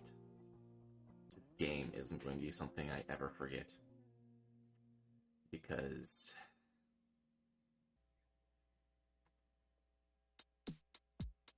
This game did change my life, yeah.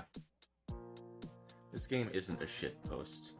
This game isn't anything but... Oh, here! God! Oh, fuck, man! God damn it, dude!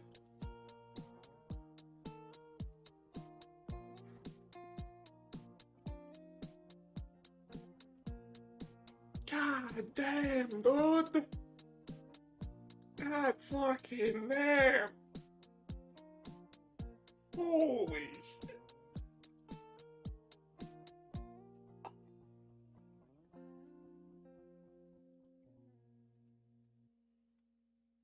I need a second before I do the ending.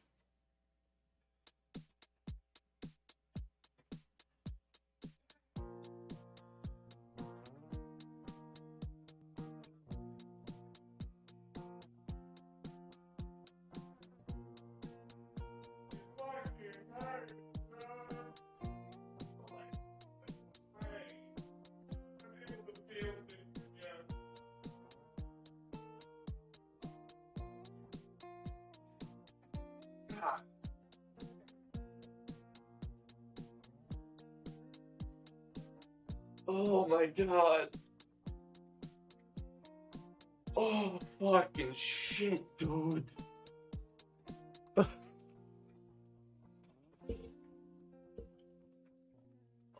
my god.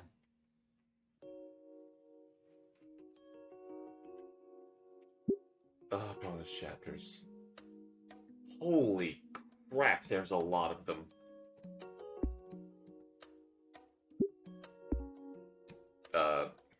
Oh wait, no. I'm stupid. It's a cool autumn evening, and for some reason, I'm squeezed in the car against Mo and Nazer. Fang's dad was driving, and the passenger seat was taken up by a tote bag holding the family's ancient bowling balls. And for some reason, Mo is actually in the front seat, as well as Fang's father. Mo is trying to wrestle up binoculars out of Fang's father's fucking arms. It's going very poorly. We're going to take a steep dive off the left side of a cliff. Hey, are you checking out for today? See you Starside. Hey, see you Starside, Creed. Take care. Godspeed. And good night.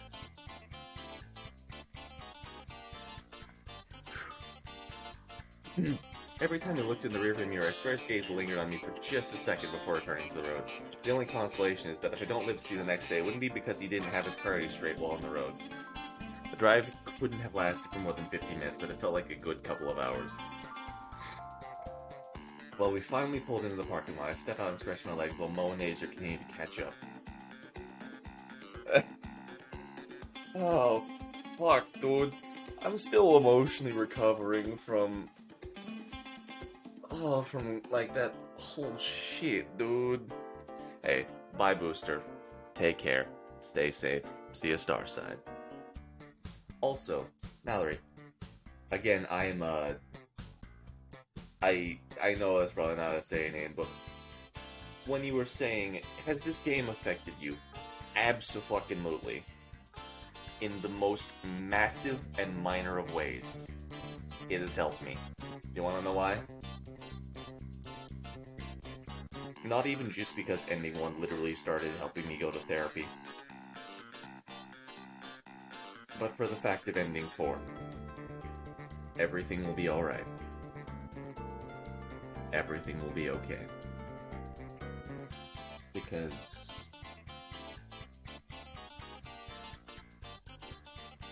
if everything works out in the end, what's a little pain, right? I'll stick around. You sober up with less field-punching chapters. Go for it. Stick around as long as you want. No one's gonna force you to be here. I'm also recovering just by talking this out.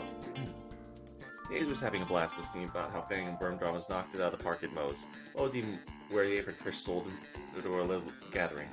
Mo, why are you wearing that outside, miles away from a restaurant kitchen? It's the bottom of look. It feels wearing it, but I just don't feel right. Well, folks, we're here. Black Hole Bowling. Black Hole Bowling. It's been a while. While Rip and me used to come here every weekend when we was a young age. With my weekend off, I figured I'd take the next generation for a game or two. Hey, I'm great at bowling. Surprised you bought one on a long day. That's cute. It was just going to be the three of us, but the missus thought it'd be a grand idea for him to come along.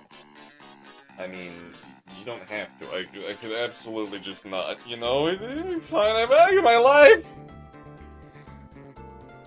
Snoot game is a prime example of don't judge a book by its cover. On the surface, it's a scaly dating sim made by 4chan. Inside, it's a spectacular experience full of all kinds of emotions. It forced me to deal with repressed trauma.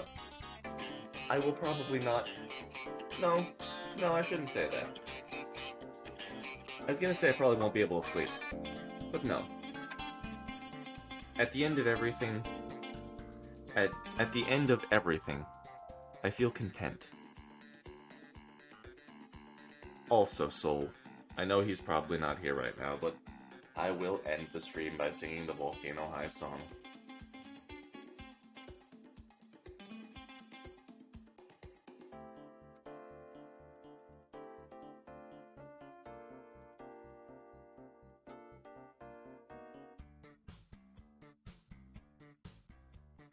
I don't know if there is lyrics to the song. It made me learn that I'm not the only person in the world. Hey, you're not the only person in the world, though. Mo made an odd hand motion with his tiny limbs. It only made sense when he added a whip crack sound to it. Look, you out of your ass in bars before you'd even know it. We knows you won't. Come on, kids. Old Mo needs the extra hands to get on his lucky shoes. So is Mo just like a genetic freak because he has short arms, or is that how all T-Rexes are? I ended up having to carry the tote bag of bowling balls inside. You're gonna have to make a cripple carry all those, right? Struggling to not fall over or snap in half like the skin-colored twig, I lugged the bag over.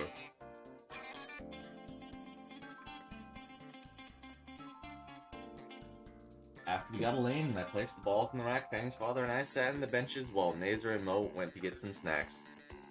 I slouched back in my seat and rest my eyes a bit. Man, those bowling balls were heavy. If you check out his sprite, he got fucking legs. Mo? We parked pretty far away too, so I had to carry them a good quarter-mile. Jesus fuck! At least the benches are clean. Sitting here with Fang's father. Alone. My eyes widen as Mr. Aaron and I face each other. That's his name, Aaron? I feel my blood turn to ice as a look of malevolent glee spreads across his face. So, we haven't had a real heart-to-heart yet, have we? Haha, really? Ooh, we'd spoken before back at your house, haven't we, sir? I have been ending to one with a girl, lived my first kiss, got back together over DMs. I lived in Japan at the time. Very hard to IRL date when we were in 15 different countries. Not 15 different, I can't read. The week before I was supposed to be back in the US, we ended things, and they too did things me I really didn't like. I'm very sorry, Dead Space. I'm sorry to hear that.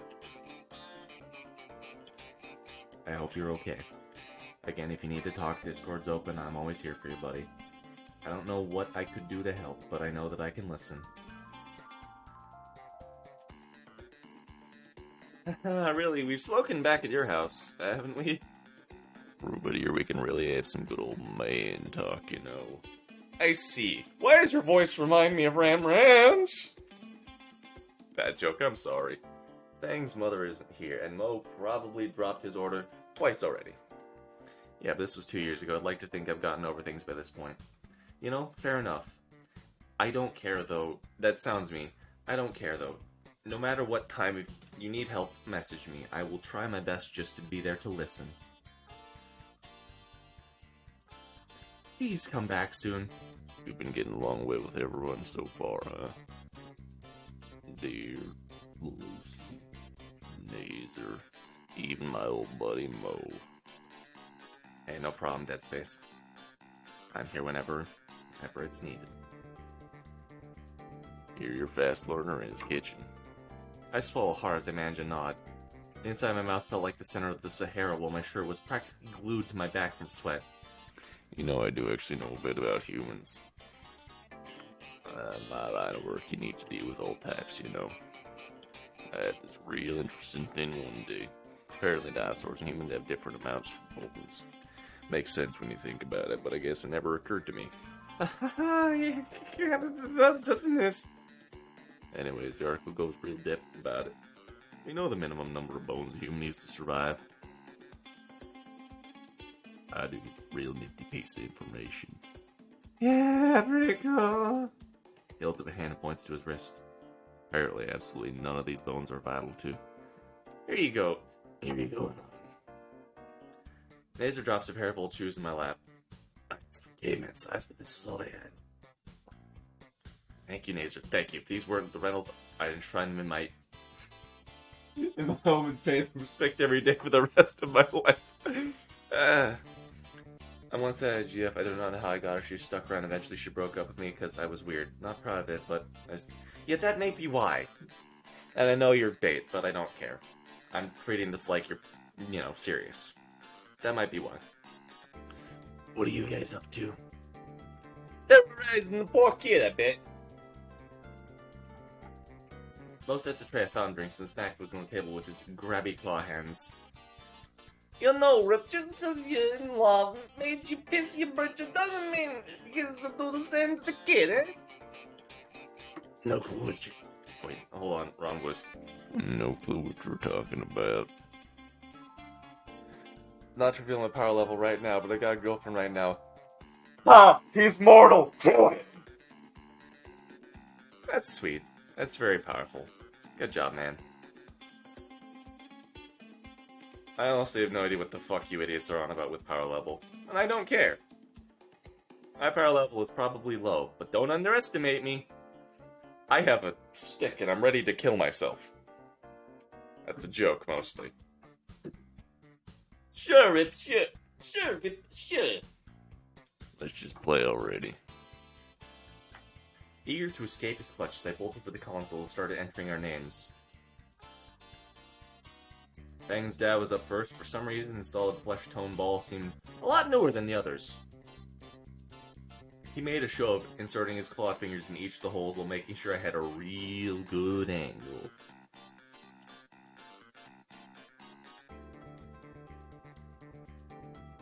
He even oriented the ball so the holes lined up in a little screaming face. Whoop. Well, it's another strike. It's all in the form, Nazer. These voices are hell on my throat, let's just be honest. If you picture the pins as something you really despise, His eyes linger on me for a minute. you can put some force into it and bam. I think I just made BAM in my pants. Jeez, Rip, give it a break for a bit, huh? Yeah, maybe 2 bits even. Sanan, you're up! I nod and get up from my seat. The ball I've got is borrowed from the bowling lane, its logo making a creative use of finger holes. A shame that only 2 they had left was a size too small. My fingers barely fit. I have this smaller ball and take my cues from all my best attempts in the 9-pebble stick bowling. Lining up the shot I took down the lane pins. Using Rip's advice, I pictured Naomi's face in the pins. Sorry. Sorry, not sorry, Nazer. No, don't be sorry! Fucking kill her! Kill her! Kill! Kill! Kill! With the big wind up, the threads to pull my arm from the socket, I launched the ball right into the back of my foot. Fuck! God, fuck, shit, fuck, God, fuck! This just goes on for a while. When I finally stopped catching my breath, I realized all eyes in the building are on me. Neither has his phone set on me. Even Fang's father stared with a dumbfounded look in his face. We're all kissless virgins here. Yeah, so? I break out into a sweat again, eyes darting to find the nearest bathroom. No gestures to Mr. Ripley. That beats your record, didn't it? Attendant throws his hands in the air. It does! It's a new record! All at once, all the patrons of the bowling alley burst into cheers and applause. What? That was a full 6 minutes you were going on. A full 6 minutes? Oh, woo. Oh. Oh my god. That was a full 6 minutes you were going off. The record is 7 minutes and 30 seconds, actually. I'm lost on I can't. The last record was only 5 minutes and some change. That's nice on my foot is still fucking broken. Does it even still hurt? Huh. I tried to do a trick shot, ended up tripping my wind. He waves a finger around the hole in his crest. Still got the metal plate in my head, too. Wait, still got the metal plate in my head, too. Mo knocks a fist against the bottom of his skull. A metallic thump echoes out. The manager's approved reward for beating out his 20-year-old record. Oh, come on, a bowling ball of my own? Those shoes you're wearing, they're yours. Hazer stifles a cough. Thanks. He cuts for a solid 5 fucking minutes. Either way, we should probably get a first aid kit. I guess on by the entrance. Let's go get it. The two go hunting for the first aid kit, and I'm left alone with Mr. Ripley again. Keyboard smash. Yeah. I really don't care right now. I'm just worn out. You know. Here we go. I didn't know you had it in you. Had what in me? Me. What? 7 minutes straight, no regrets, no holding back with a single breath. I can see a young man. I can see a young me in you and on. And I can see it what my daughter also sees in you. Strong will and iron lung. Oh, thanks? Hey, good night, Crowley. Take care. See you, Starside.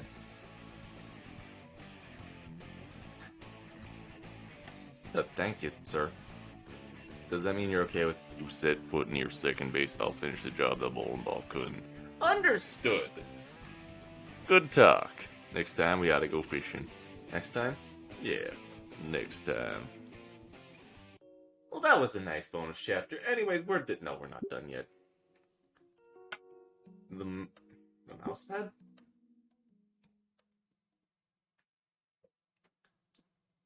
HD. Right, you're recording? Hey, what's up? It's your boy, a skinny penis. And this is my crib. Also, hi, Braham. Thanks for stopping by. I know it made you cringe.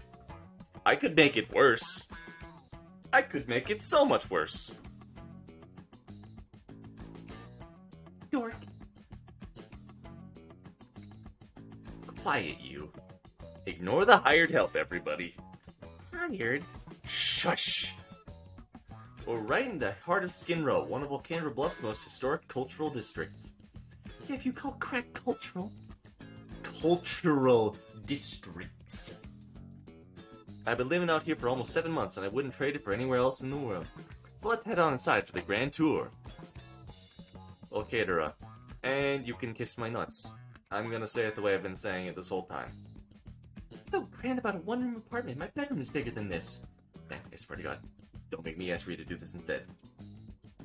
So this is the kitchen area, loaded with all the essentials I need to get me through the week. Alfredo, carbonara, pesto, you name it, I can cook it. Carbonara is pretty good, I'll give you that. Moving on, Fang, you don't need... Show the refrigerator. You call energy drinks essential? You try getting through 48-hour rock ring 2 marathon without those. Volcadera. That's how you should say it, but I'm gonna call it Volcandra, because it's funnier that way. Anyways, make sure you get a good pan view of the apartment. This is what we call the mouse pad, or mouse pad. You've literally never called it that before. Wait, why are you doing this again? My foreign pen pal dared me to do it. Your pen pal? You're trying to impress some weirdo on the internet with this? Yes, I am! Yeah, her screen name is Stegostock. Oh! Oh, no! No, no, no, no! Oh god, it's fucking... it's Stella. It's Stella. It's fucking Stella. Her? You sure you aren't just being groomed? No, shut up. Anyways, next is the battle station, ready for all those late-night raid sessions with the clan. This little guy is Metal Gear Rainbow, custom modified with a railgun for stealth launches. The science teacher. Some weirdo forced him to buy a phone Roomba on our first date, and he decided to keep it. And it was the best decision I made that day. Why are you giving me that look? Moving on. Anyways, to the bed, where I sleep. Among other things. Fang, vulgar, lewd, and wrong. This is a good Christian household. Can you not see the cross above the bed?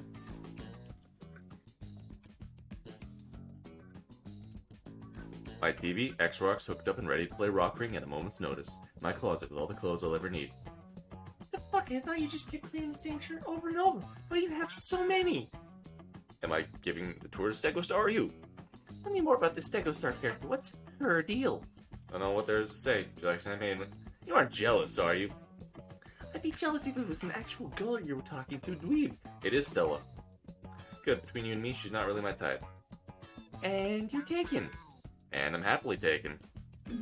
Anyways, that's about it for the Crypt Tour. Hope you enjoyed Stegostar. Make sure you get back to me about the new Lucky Star episode too. Lucky Star I've never seen, but I know it's unbelievably cringe. And done. So does Stegostar have any other hobbies? Card games? Card games. Anything else you know of? But not being jealous, you sure care a lot about what she does. She sent me some pictures of her garden once. What, like a Zen garden or some kind of euphemism? But no, flowers and stuff, I can show you. This is Stella's garden. What?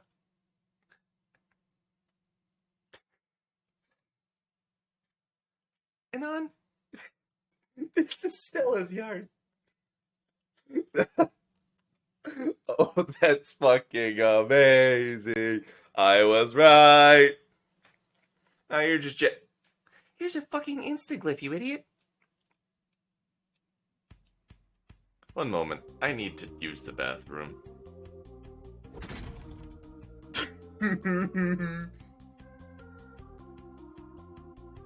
Ring, ring, ring, click. So, when were you going to fucking tell me? You fucking know what? Oh, you fucking know! Or should I say Staggo? I thought I was talking to an actual fucking Japanese chick. No! Apache Uncle does not fucking count! Then, so help me God! You had a fucking neck crush on Stella? Oh, shut up. That was 2 fucking years ago. Aw, none had a crush.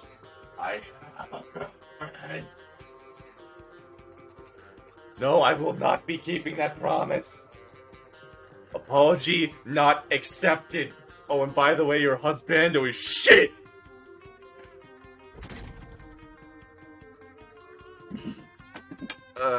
I need to smell. Wait. Are you still filming? Bang, I swear to fuck. Get back here! What's the chance of this coincidence, though? It's a fucking game, dude. It doesn't have to be realistic. There's something called dramatic irony. PTA meeting. It's supposed to be Passion of the Christ, but... okay, whatever. August 10th. Inside the sweltering hot auditorium of Volcano High. Why the fuck is Fang's mom here? Oh, Parent-Teacher Association. Sorry, that just hit me. I have 2 fucking parents as teachers. Why the fuck did I not realize that? Good evening, everyone. I'm so glad that you're here to show up. With the new year about to begin, we'd firstly start off by introducing our tenured faculty at the new parents. Great secret will be uncovered here. Okay, whatever the fuck you say, like Yoda Gandalf, bitch.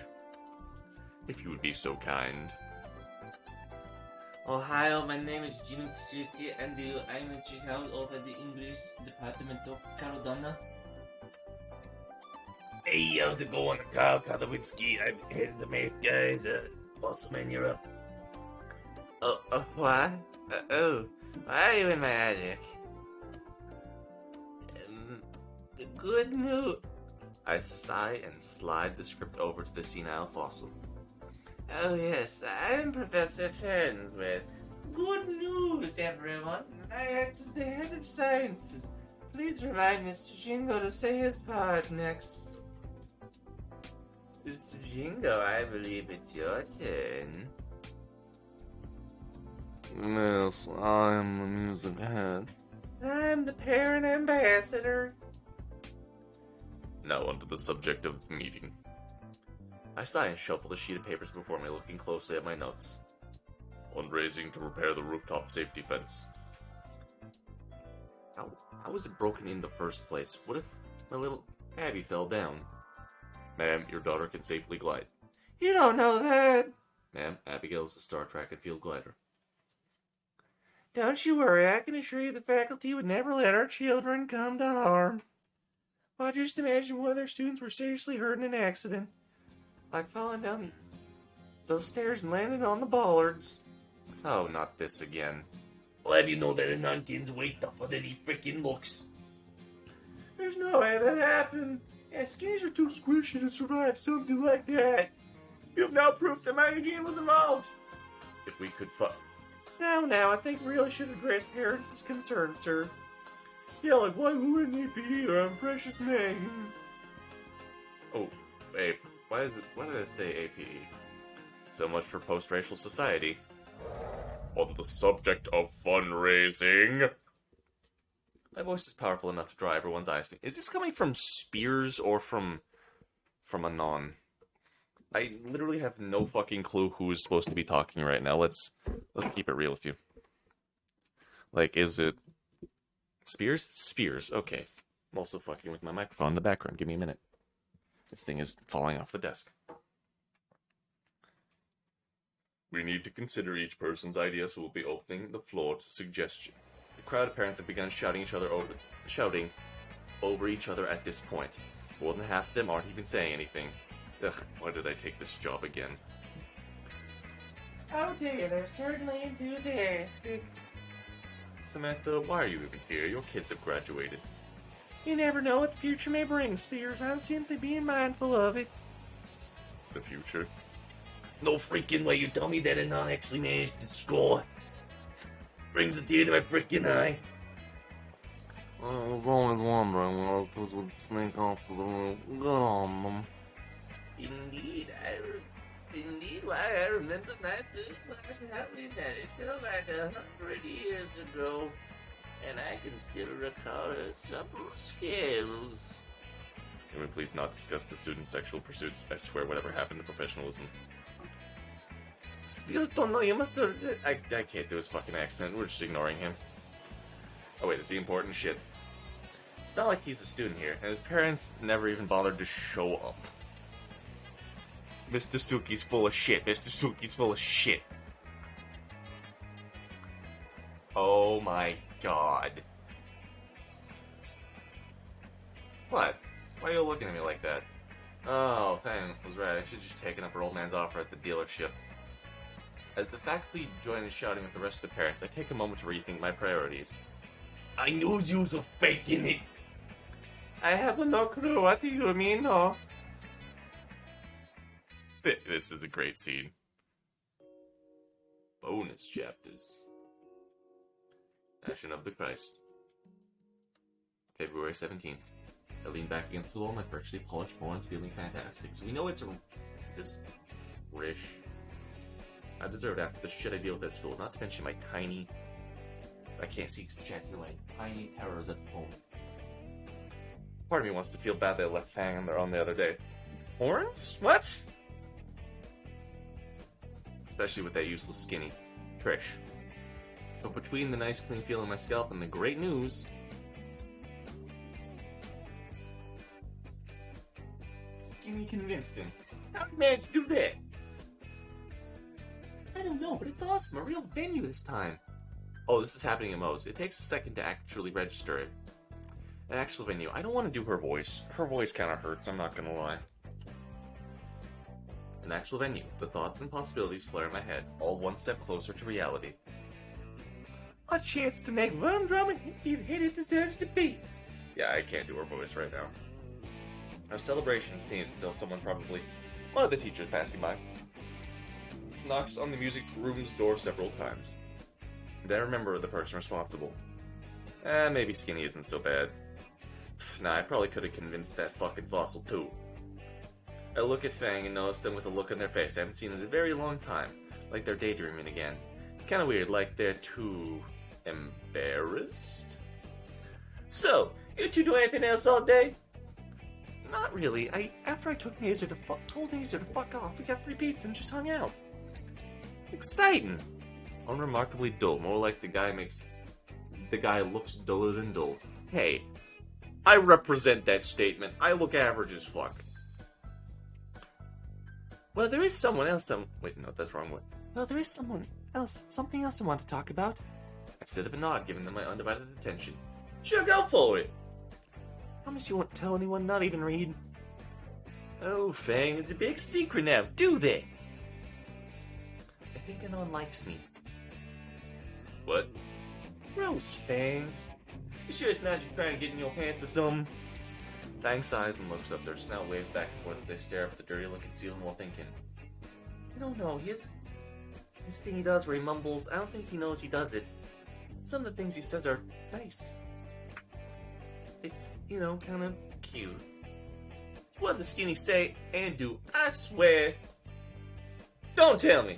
He's still a huge dweeb and all, but I think I kind of like him too. What? With Anon? Him? The internal monologue's just gonna be, normal voice, because I can't do more voices right now. I'm too... Ending 4 just fucking crushed me, okay? But in a good way. It made everything alright. Fang, are you for real right now? They huff and cross their arms. I'm just saying, Anon's a good friend. A friend? The way they said it doesn't sound like friendship.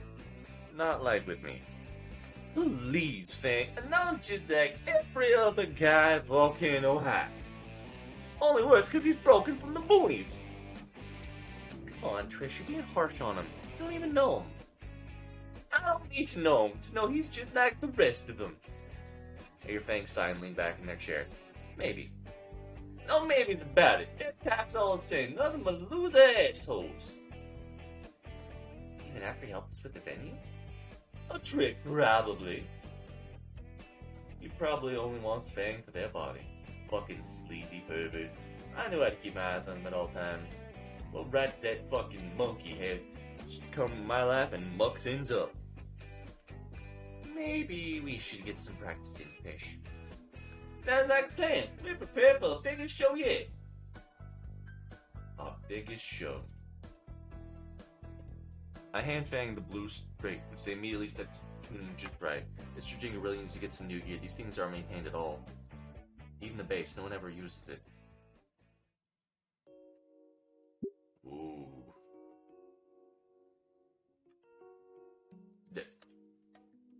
Naomi's tribulations. Hold on, was this the, I don't know which one I clicked on. I think I might have accidentally clicked on 3. I'm just gonna, Ooh. Yeah, I think I clicked on 3 accidentally. Whoops. It's been a month since I ruined everything. Since I pushed Fang away because I couldn't handle them spending any more time with anyone else. Now Reed's the only one who puts up with me. Ooh, shit. We're gonna get into the middle of the guilt.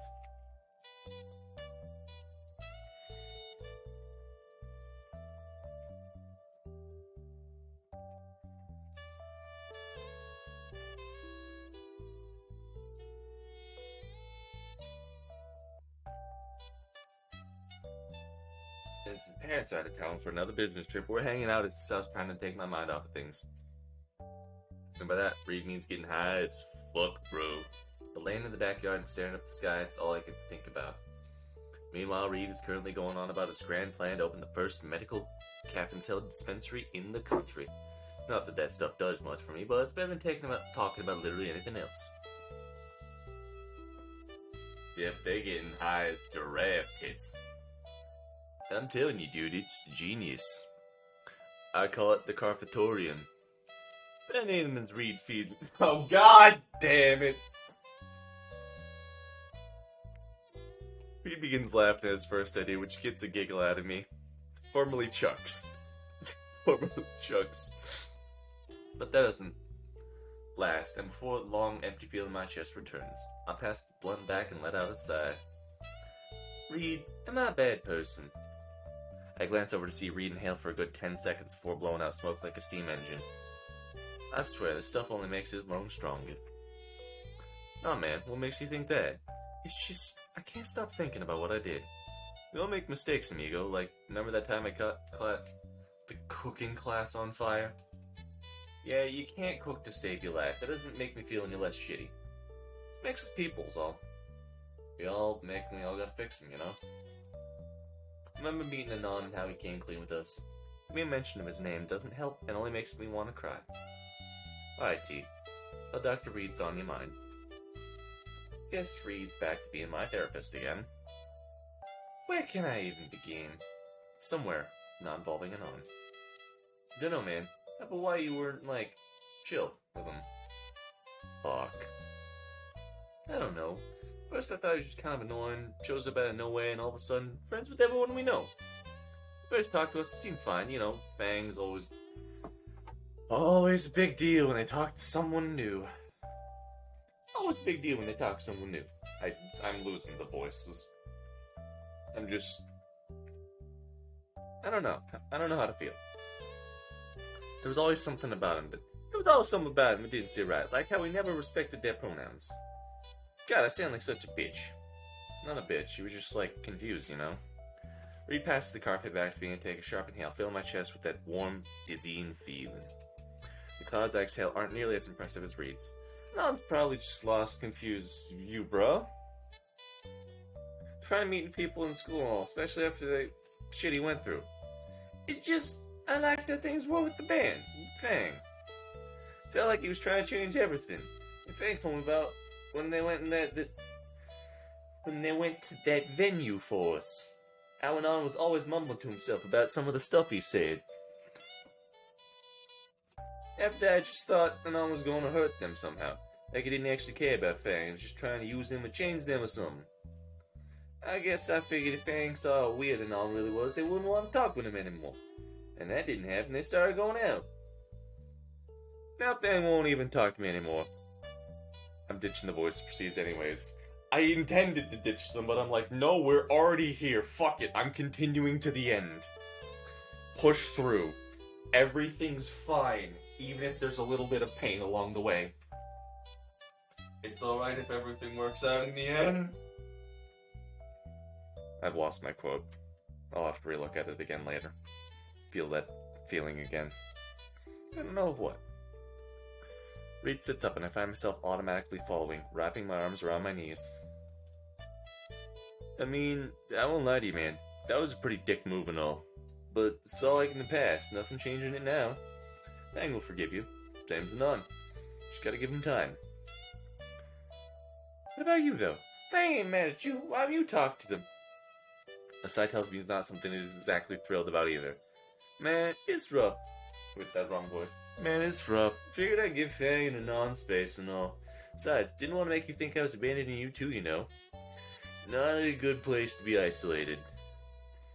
Goddamn, Reed is stopping Trish from having the bad ending. Holy fuck. I burned my head in my knees and tears began to well in my eyes. Nice going, Trish. Reed's also suffering for what you did. I was talking to Sage the other day. She said she'd heard from Rosa, who'd heard from Stella, who was talking to Anon about prom. Like he's going with Fang, right? How'd you find out? Spears gave me the old quick rundown when I was like, hell yeah, dude, to DJing. Said something about needing another thing during prom that he'd asked Fang to play. Fang performing on stage at prom? That was our big plan. With the way Fang always talked about it, I always thought it was the only way they'd be caught going to prom. Now here comes the waterworks. They're doing it all like we don't exist anymore. That pushed me over the edge, and I began bawling into my arms. Come on, T, it's alright. Just let it all out. Reed hugs my shoulder with his toned arms. God damn it, Trish, not now. I cry my eyes out for the next few minutes, with Reed doing his best to silently comfort me. Doing okay? I wiped my face with increasingly moist sleeve, getting the last of it out of my system. You know, Spears was a real bro and, gave me a +1 ticket to prom and all. If Fang and Nan are gonna be there, we could talk to him. Reed, are you asking me to prom? He shrugs and gives a brief smile. Alright, pulling away from some video. See you next time. Hey, take care, Dead Space. Again, seriously. Hold on. Fuck, there needs to be capital. God damn it. There you go. Come on. Join if you want. Iron Oreo. Ah, they probably joined and left.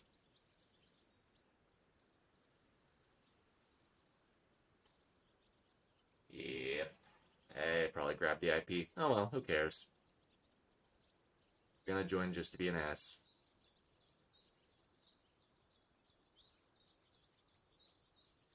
Makes sense, you know. They'll be there and we can be there and all. I'll keep this if I decide to join. Thanks, man. Glad you love the game. It's been fun. It's been depressing as shit, but it's been fun.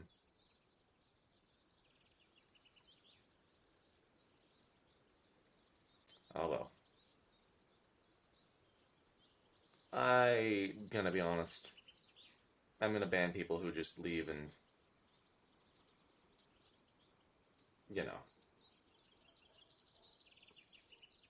I don't know what the hell's happening. So, I'm going to be more proactive than reactive. If they want to be unbanned, they can talk.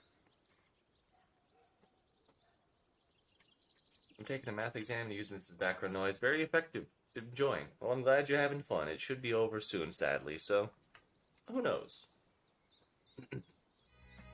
Besides, King Rex can't be the only dude there without a date.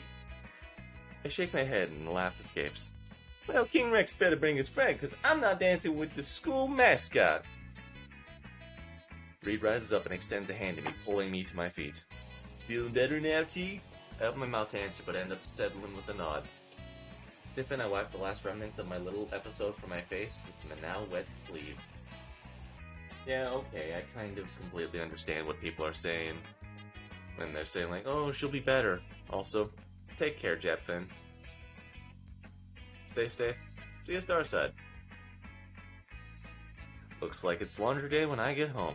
God, I hope Riley hasn't destroyed the washer again. Things will be alright. We have, plenty of time to work out before prom. You know what always makes me feel better? Darfe. Ooh, bro. There's a bomb-ass taco stand down the street, the one with, veggie tacos and stuff. Looks like it'll help take your mind off of it. Food now, fang later. Yeah, that sounds nice. Shuffling my hands in my hoodie pocket, I allow a smile to creep onto my face. I have no idea what the fuck you're referencing, Coffee. Great, now I need to start looking at dresses. I know Reed would spring for one, but I think I have enough saved up. I'll need to check out Little True for some cheap fitters. And it's gonna be cheap because you ain't gonna get nothing. Trish? Eh? I don't really see any of the characters as hot, let's just say. Let me just, say the only reason why I like even Fang or Lucy or whatever you want to call her, because there's emotional investment there. I see a bit of myself in there, and, you know, she's the main character after all. It's, I don't know.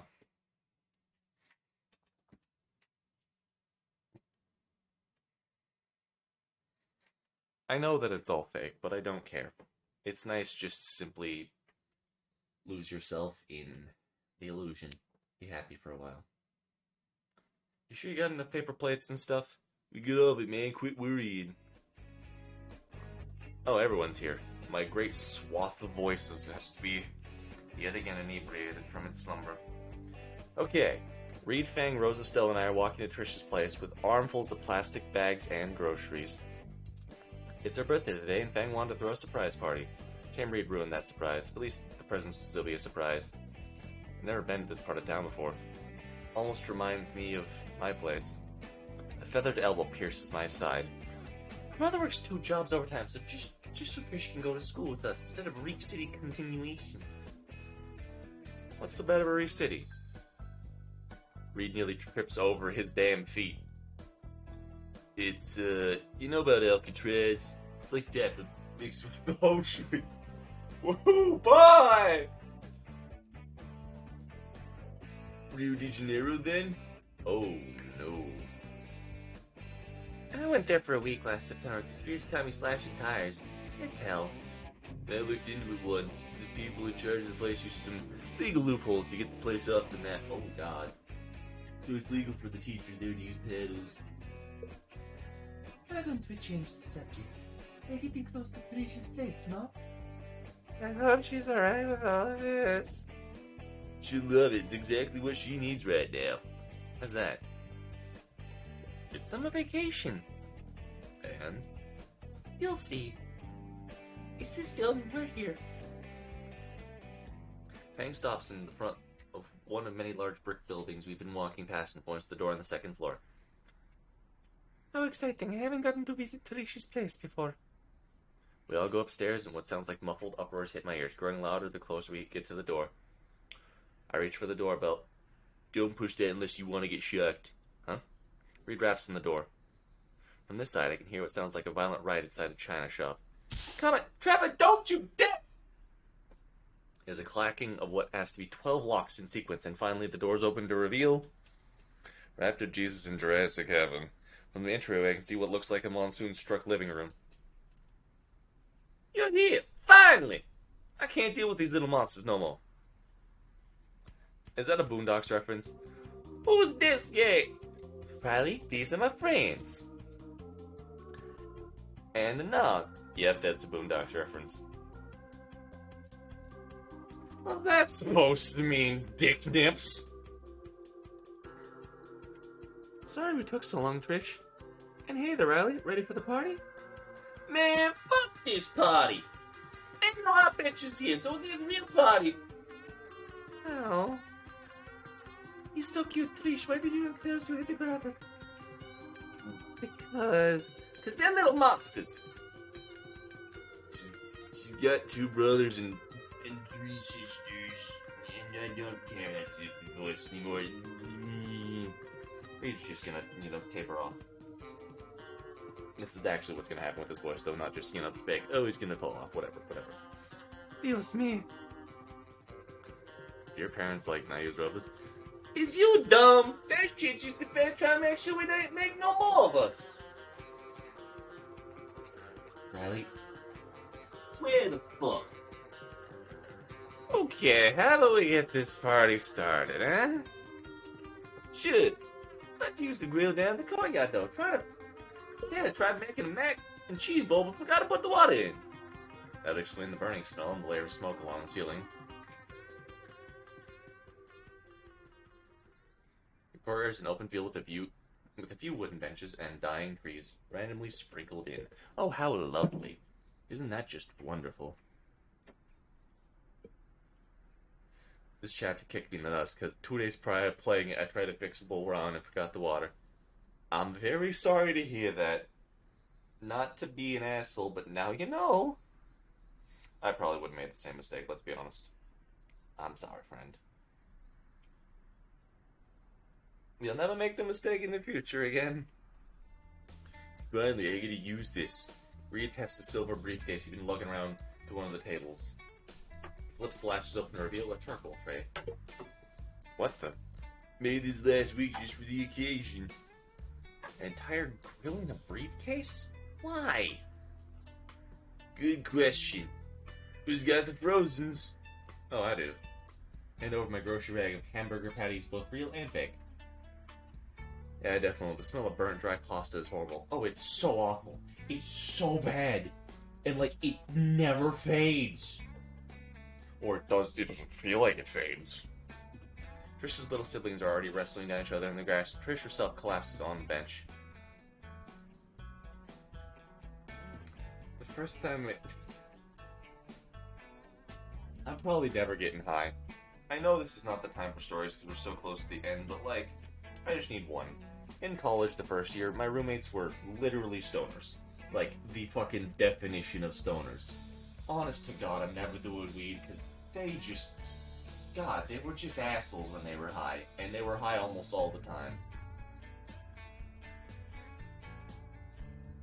They were also stupid as fuck. Not because they were high, just in general. And it only was exemplified by their stupidness being high.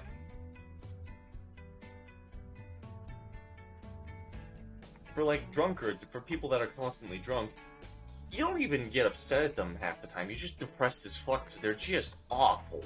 They're just awful people, and you know that they're sad, and they know that they're sad, and they're trying to just kill them something inside of themselves. Stoners have this false virtue about them where they're just like, no man, it's good for you, and hemp can be used for like bags and stuff, bro. And you just want to punch them in the face. God. I'm not trying to be all false virtue here as well, but they just... 13 hours a day I have to watch them. Isn't there an easier way to distract them? There's only one tab and one TV.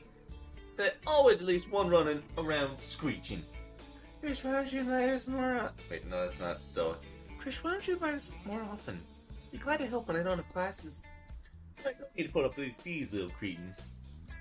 Besides, just until summer breaks over, then I can move out and Riley will be in charge. There's a scary thought. Oh, it's the fool ready? It's coming, it's coming. Fang, you want to help? Me? Sure. Reed gives Fang the extendable spatula and starts getting the food from the other bags ready.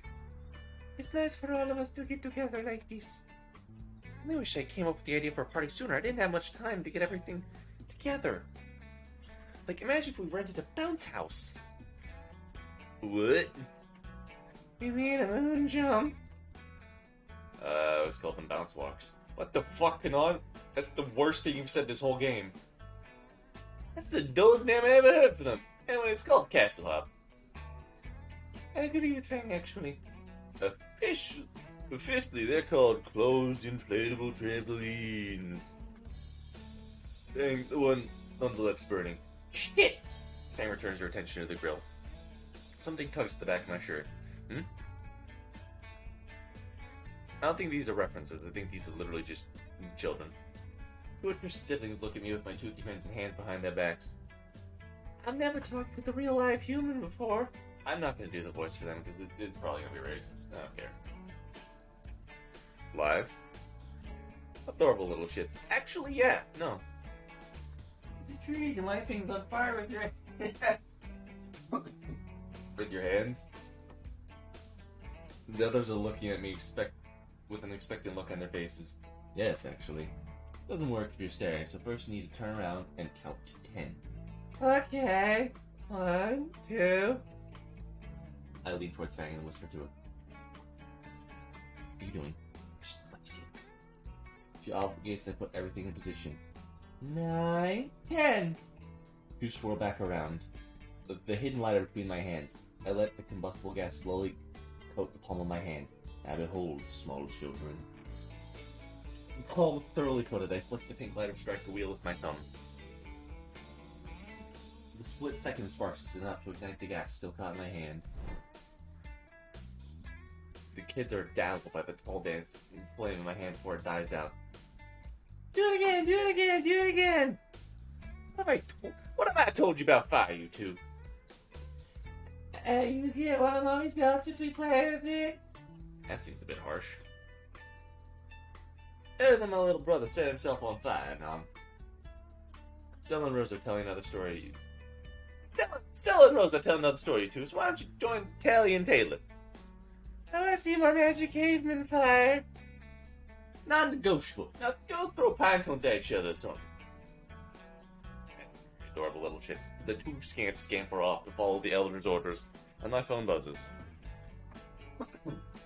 almost ready. Alright, that's everything. Thanks for grilling, Fang. I kind of want one of these now. Can I take it home? Yeah, sure. Little ones, it's time to eat.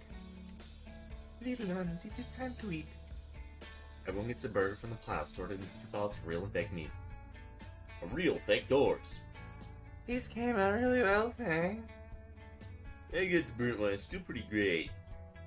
Fang isn't paying attention. She's entirely focused on greasy prey. After a few test bites, she throws the whole thing in the air. Snaps out of the air with one bite. Then, only then, does she remember that others are watching. So you do parties. Do it again! Nah, no fucking way.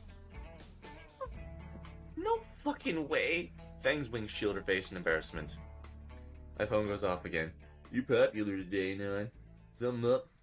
Glance at the text to get the confirmation I was waiting for. Actually, something is up. If you'd all follow me back out in front of the building. The party follows me, none the wiser to what I had planned, and I desperately hope this isn't about to backfire. The corner of my eye, I see Naja make his final touches on the package and flatbed trailer hitching ride in the NASCAR. Given his driving, I'm more than a bit impressed it's still in one piece. What is Naja doing? What's with this trailer? This? I give Nazer a wave and he rips the tarp off.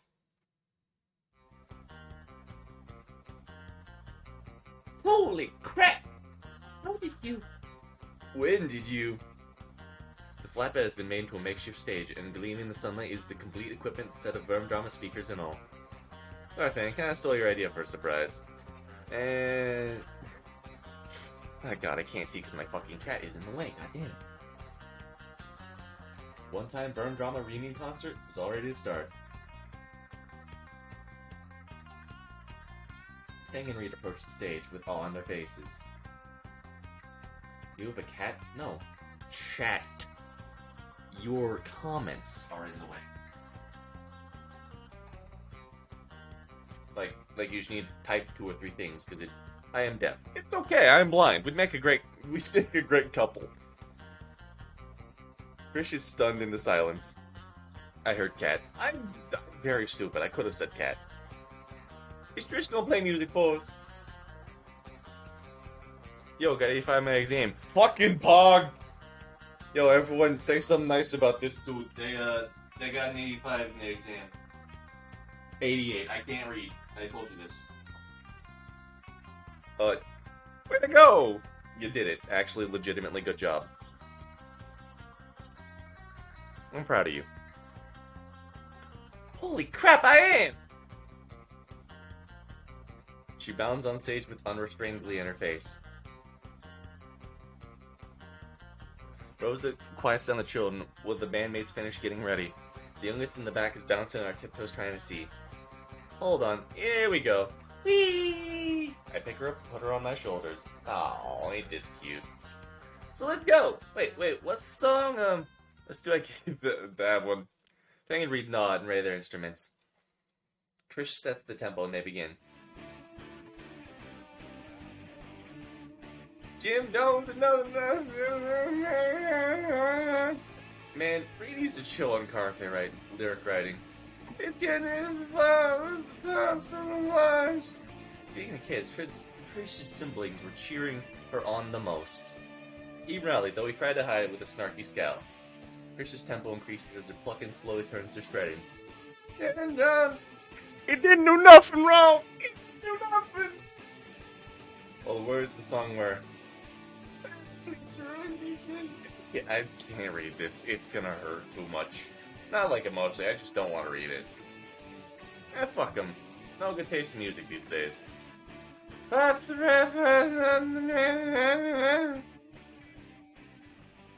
trio hold their finishing poses and catch their breath. I just realized she has the pendant on. Oh, this is the good ending. Oh, this is the good ending!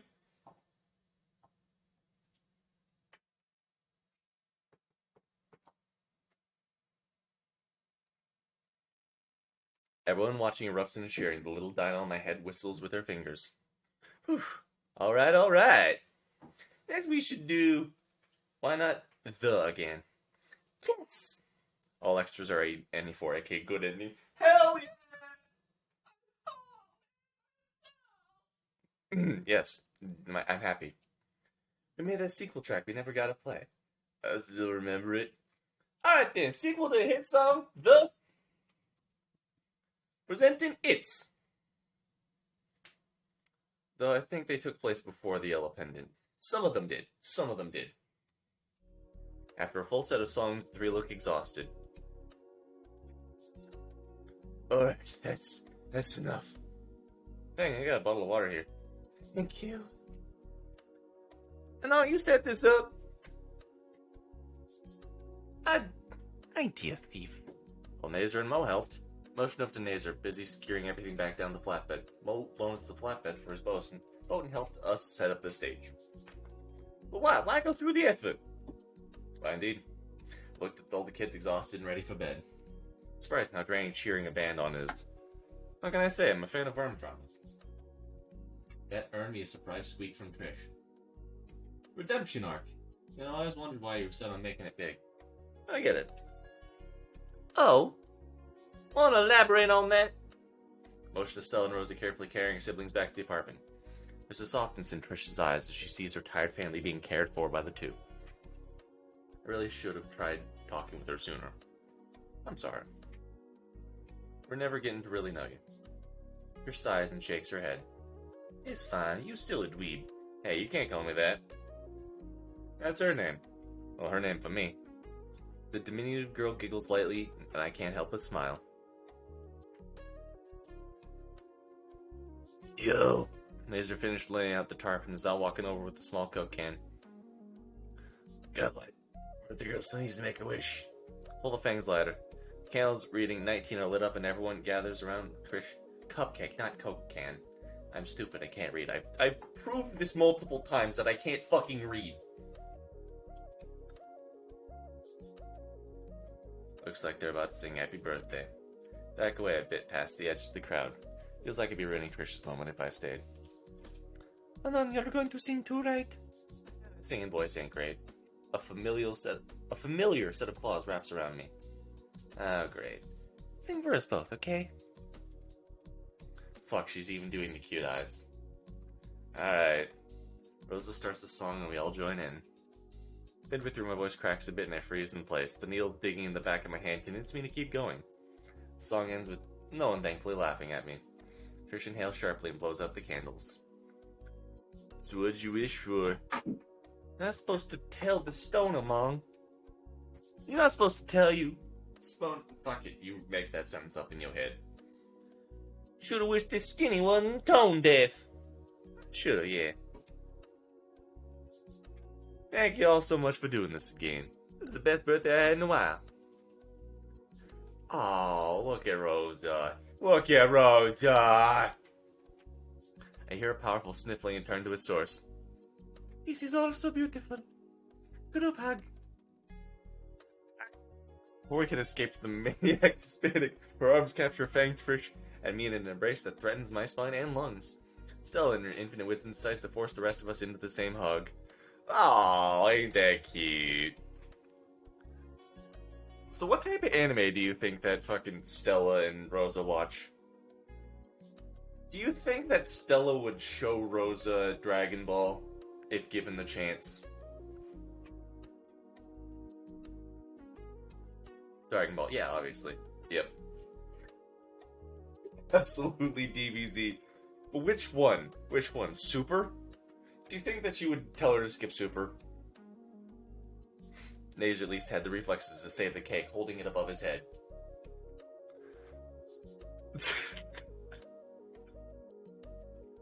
Oh, this was the most wonderful party. Dios compadres. Compadres. It was so sweet, like when I met you happened. God damn it, Stella. I can't breathe. Also, never seen Sailor Moon, Naruto, or Dragon Ball. And I'm proud to say that I don't want to. Is it worth watching? Fuck if I know. Naomi's tribulations. Let's hope that this redeems her, or makes her even worse.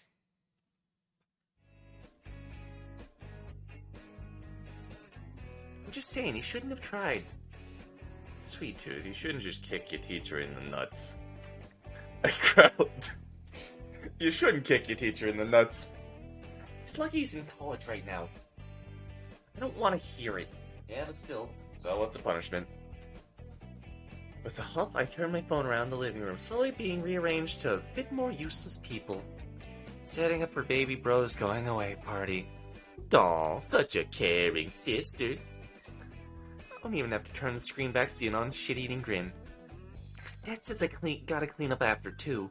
You'd move out fast. Trying to! I finally look back at my screen and see him giving me a soothing, calm face. Even seeing that look from him stings. I didn't mean to shout. It's fine, Fang. I'm lucky to have this dorm room. I doubt Dad would have sprung for an apartment again.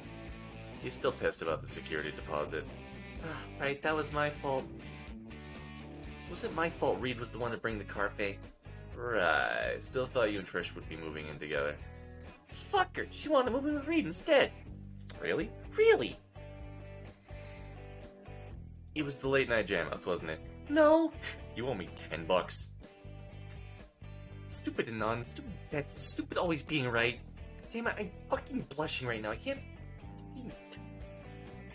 don't you say it. Told Anon? You. I'll hang up. Okay, I'm sorry. What are you gonna do now? I exhale deeply and feel all the weight of my current predicament land on my shoulders. I don't know, maybe Stella... What? Don's head is shaking rapidly and his hands are waving like crazy. Let's see what the problem would be with Stella as a roommate. Oi, stop slacking, lady. The living room ain't gonna clean itself up. Not now, still want to talk to him. Oh man, I guess I should go. No, damn it! I need to finish this, I'm sorry. It's fine, wish I could be there now, but scholarship, you know. Plus the whole dorm fumigation thing and having to, change rooms. Fucking roommate got lucky during it in a spare theater room. It's true. We'll talk later, Fang. Have fun with the party, okay? Fuck, dude. Oh, the wallpaper hurts. Oh god, the wallpaper hurts. Before I can say I love him, the screen fades from my wallpaper. Wallpaper me and him together on Christmas. Merry Christmas! I sigh one last time and pocket my phone. The cool and smooth texture of polished stone makes me realize I'm holding my necklace again. On.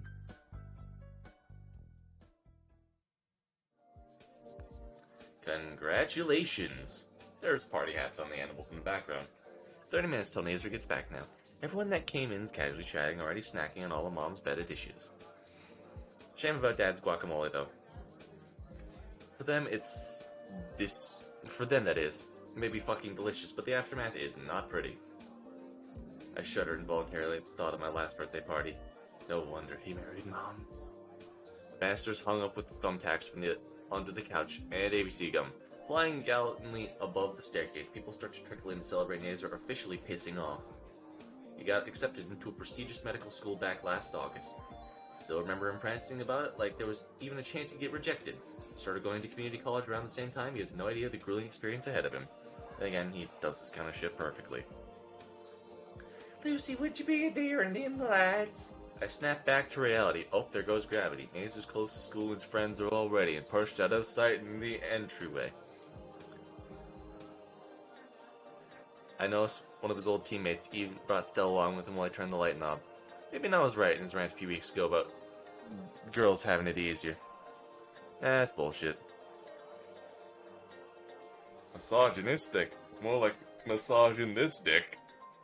Trish comes barreling in through the door like there's a blizzard outside. Dang, it took a while, but Reed's distracted. Oh, thank. Look, definitely don't need him being arrested today of all days.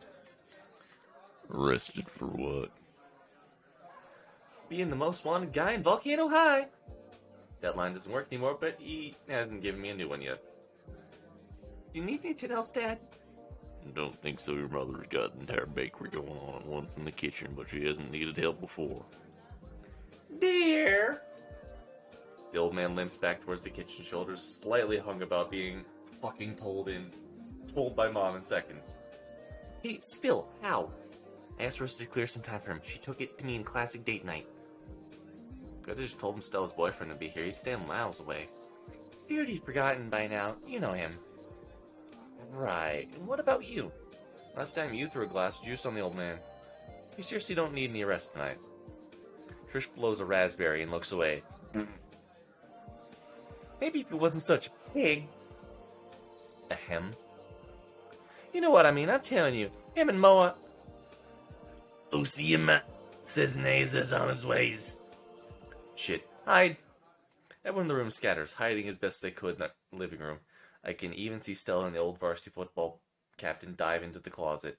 The door creaks open and Naomi leads Naza in slowly.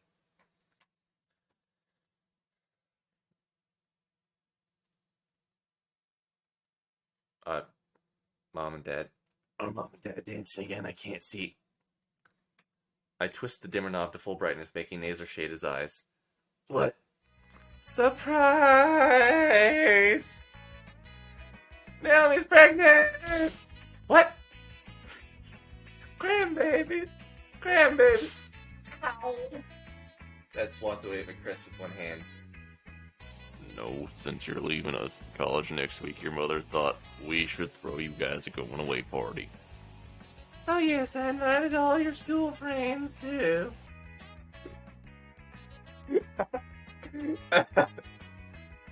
I see the little gerbil on the treadmill and his head spinning aimlessly until comprehension dawns on him that his privacy has been violated. Oh. Oh. That's not his voice. My yearbook. Don't worry, dear, I put it back in your dirty locker pile. Who's left? Aside from the peanut gallery, this is fairly standard dinner banter. Mom, not in front of my friends.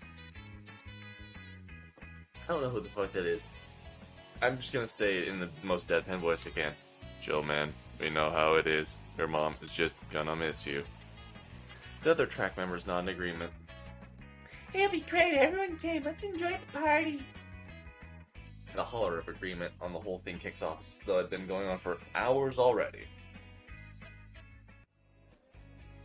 I make a beeline for the food table with Chris, stealing enough grub to keep me satiated throughout the whole ordeal. Ordinarily, I just hole up in my room and annoy everyone by playing. Frankly, I did do a little winning, but one skinny cost me 2 hours of my life by resolving blood seeds. Whatever, it's not like these jocks want to talk with me. But Stella, geez, she's got the attention of all the boys. It's weird, right? No, like, how? I mean, I've seen her talking a lot with that hot dog chick near your place. What are you implying? Come on, you gotta admit Seppa's a little seedy. She's a shill, Trish, not some kind of multitasking prostitute. Not even. I know that pout very well. No vegan options. Oh, hobbies matter. I can't read. The chat's in the way. Someone say something. Literally anything. One fucking letter is okay. Dad's head whips around Trish's shout. No, thank you. Oh wow. The room's temperature drops as the two glare at each other. Trish? I give her a quick reality check with my elbow.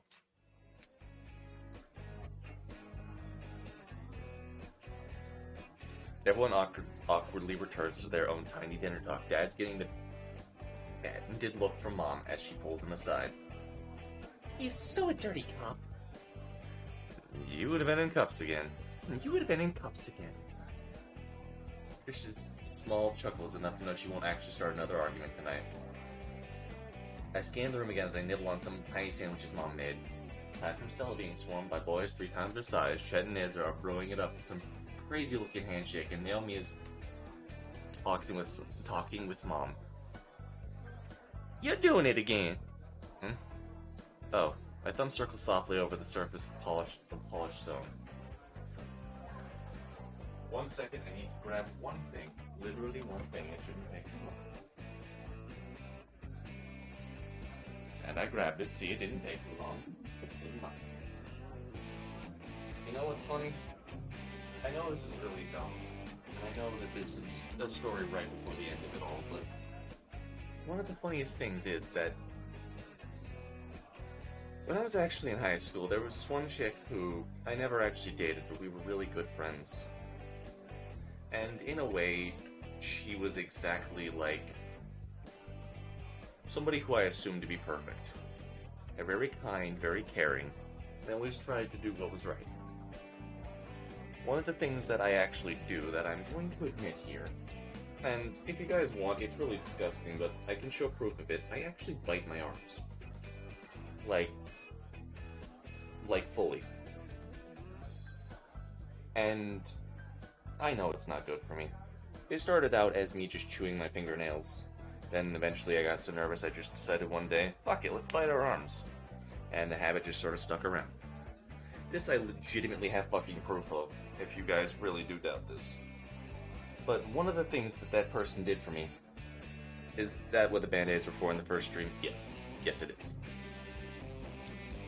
One of the things that has been happening, though, is that they actually got me this gift right before I left for college that I have held with me every single day. Sometimes I forget to wear it, but I never forget that it exists. It's these two little rubber dog tags that whenever I'm nervous, whenever I'm stressed, I simply just grab hold of. And I hold on to them. And I just remember. Not even because I want to date the person, not even because I love them in a romantic way, but platonically, I love them. As a person who's given a shit, despite me being the broken person I was, they tried helping me. They wanted nothing in return but to see me be better than I was before. And thus, my promise was that I would try my best to be better. Every day I should wear these things. Because I'm not a person who likes to give up on my word. Sorry, this got all really sappy and emotional, but I do need to talk to that person again. I'll call them later. My thumb circles softly over the surface of polished stone. Anon texted me earlier, you know. Really? You said you owe him $10. Is this part of why the game hits you in the feels so hard? Yes. Yes, it does. Not even just dependent, but like, I need to be better. I haven't kept my word, and I need to be better. Gotta keep in touch. I have been a horrible person. I haven't kept in touch. I've simply just let my relationships deteriorate. I need to be better.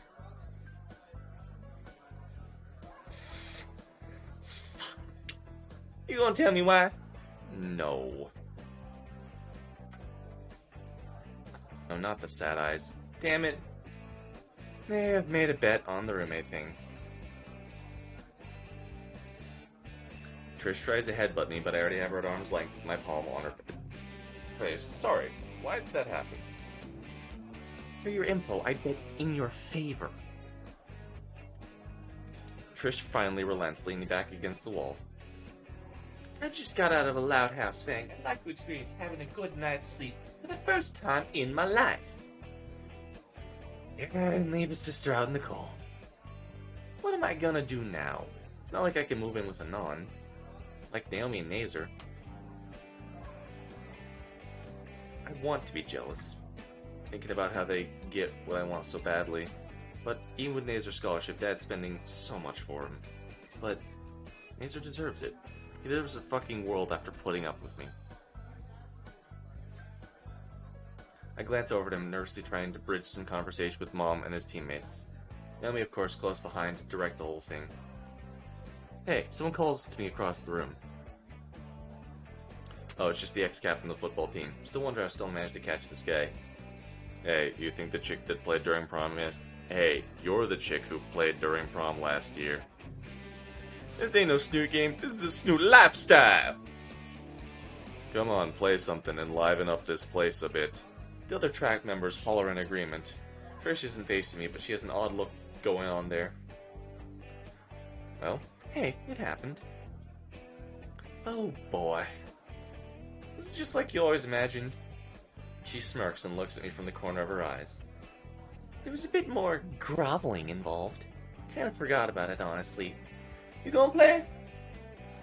Yeah, sure. Why the fuck not? I was getting bored anyways. High five.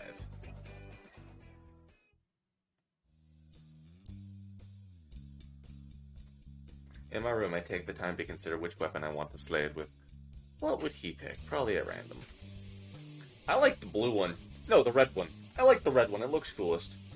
No, I got it. Set down my 3 favorites at the foot of my bed and sprinkle some cracker crumbs in front of them. Then with a quick tap of my foot, I tell the most loyal minion to decide. The flag is gone. The flag is gone! The flag is gone! Ah! You can prove now that she's not... I can't say whatever I'm gonna say because Twitch, but the implied joke is funnier. Rainbow's mechanical mouth makes quick work of the crumbs, choosing first my good old hardcore hollow body. Good boy. I quickly tune my preferred weapon, watching as Rainbow finishes its dinner before returning to its dock. It just disables the U-Gun. Quick middle of the mouse wheel. You could have fucking told me this earlier! You could have told me this much earlier. It's fine. It's fine. Sorry, I'm not actually super upset, but man, that would have made this emotional scene so much better. Yeah? Fuck you all. Get away from my ass! No. Okay. I know. But listen, alright? I'll come for it later. Then I want to inform you. You what now? You heard what I fucking said. I don't wanna. I was watching some, they're like going through like the first part of Pokemon Scarlet and Violet, and they're like, I know, I'm choosing the duck. I am choosing the duck. I want the duck. And they're just like, and they get to where they pick. But then like they sit there, and just like boy Coco is just going like, just like absolute dumbass, and they're just like, he's so fucking stupid. He's But I just, already have the thumbnail made with the he's just like me, for real, for real. dude, deadass. Also, they removed the pride flag in their room. We fixed her! We fixed her! We fixed her! Yeah, baby! That's what we're waiting for! What's it all about? Woo! Woo! How's the version done for a while? Alright, I've been in, like, constant... We have 4 more endings to go through. Not endings, but, like, 4 more mini-stories. Jesse might be here later too. Oh, great. Okay. I'm making a joke. I don't actually mind him. Because normal. Alright. Check, check. I got him to watch Friends and Girlfriend. Well, he needs to. Sorry. Anyways, about that. Cool friend, man. Yeah, it's my roommate. His name is, like, Tarfy or something. I don't know. I quickly tune my preferred weapon, watching as Rainbow finishes its dinner before returning to its dock. I pat my robotic pet for doing an amazing job and head back to my waiting audience. Only to nearly get kneecapped by Naomi's stupidly fat tail. Alright, chat. We're gonna start one final poll, alright? Also need to view the results as Muge. 12 people answered yes. I'm very proud of you.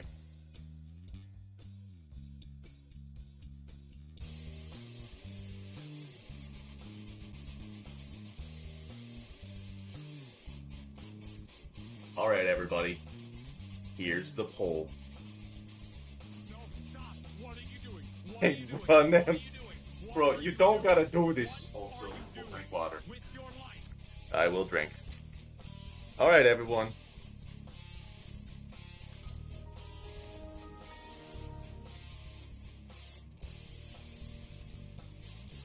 Four. 5. I'll drink after you get done spamming them.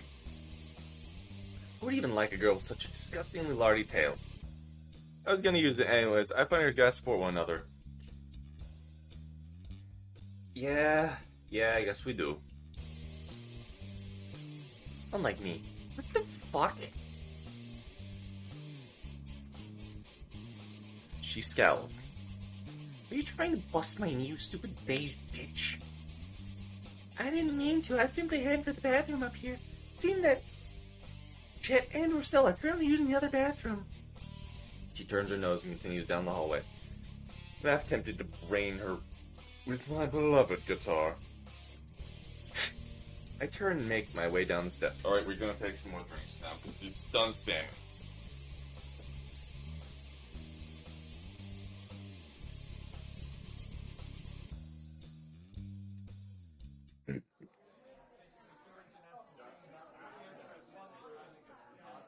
Chris scooches to give me enough space on the stairs to set my guitar and my knee to play. What should we start with? Shit, it's been 7 since we did My Fucking Mom, man. What's it called? I'm way too... No, Reed just fell backwards when he told us he didn't bother correcting himself. Sounds like something he'd do, yeah. Most of the partygoers are already looking my way in anticipation. I'd run the first few stanzas in my head a couple of times and begun strumming. My fingers glide along the fretboard easily enough and my pick wildly plucks the chords. The party is cheering and stamping out a drum beat for me to play to. Even Trish beside me is joining in the makeshift metronome. I let loose a hard and fast riff, taking the chance to actually feel out the crowd. All the jocks and even Stella are loving this. Oh, look at Fang's mom, it's so cute. Oh. I see Dad's sneer slowly vanish as Mom repeatedly steps on his foot. Fang's dad will not. He's even popping to it. Yeah, fuck Naomi, evil bitch. Naomi's the last one to look at, and expecting one of her vicious sneers. As if she looks like someone took all her hopes and dreams and flushed them down the drain. I nearly missed my next notes and I focus back on my guitar. With the extra flourish, I end the punk song with the fist pump. The room hollers, demanding more amazing music. But... oh, just the ambiance. Baby bro's party, after all.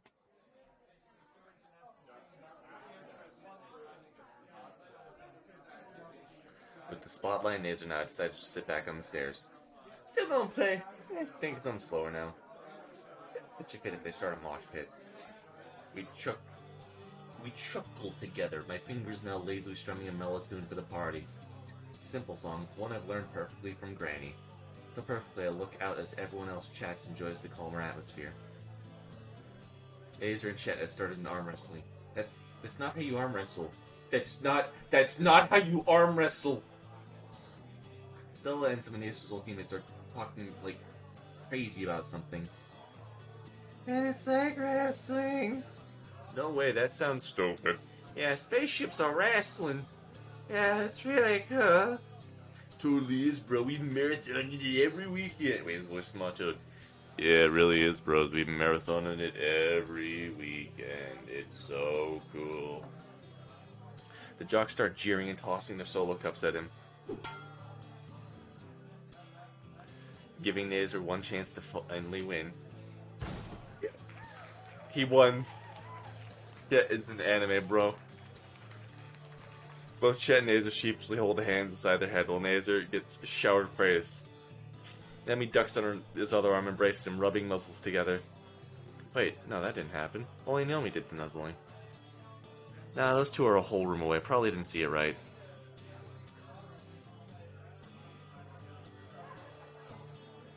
When they separate, Nazer follows Chet back to the enthralling conversation on wrestling spaceships or whatever with Stella. Purple hand reaches my line of sight. Hey Fang! Hello! Yeah? You bridged that last song in the Mussolini's Machado yesterday perfectly. You didn't even notice. Just now realized I'm in fact playing a completely different song than I started. Trish and I continue making small talk through the rest of the party while I keep the ambiance upbeat. One of the track members spills some popcorn on the floor below him. I should start thinking of ways to get out of cleanup. What? That ends that? Wait, that ends that? Really? Hold on.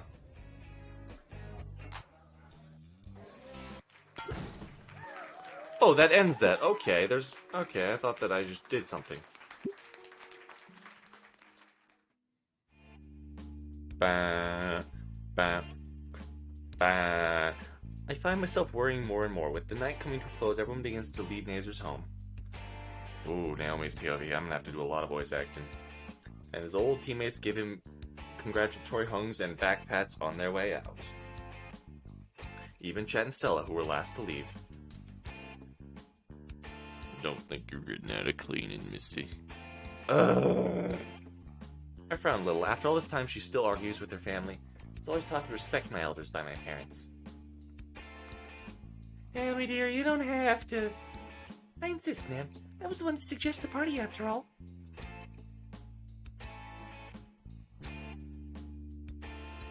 I continue sweeping the detritus from the floor, making sure to focus on the nooks and crannies. Try to focus on my task, but my thoughts keep going back to how odd Nazer's been acting. When I had to keep Nazer out so his family could set up the party, he was distant? Part of me wants to say it was just nerves. After all, he's going to college, leaving his home. Even when I promised him that I'll be with him so he won't feel lonely, I felt so stiff when I said that. I shake my head to clear my mind of these awful thoughts. After all, Nazer and I talk about this once we move in together. It'll be as if we're newlyweds. The thought makes me a little giddy as I push the pile neatly into the dustpan. In fact, maybe talk about our plan for living arrangements now. Nazer, dear, Why is he making that face? Is something the matter? He's looking around the room, but there's only me, Nazer, and Lucy here at the moment. Nazer, please, you seem so troubled the entire day. What's going on? Just damn it. Nazer's shoulders slump down as he heaves out a heavy sigh. I've been thinking this a lot, Naomi. I want to take a break. A break? That's it? I mean, we just started cleaning and... No, I mean us. What? I think we need a break, Naomi. Oh. I see. Listen on. Such and such. I gently set the broom against the wall.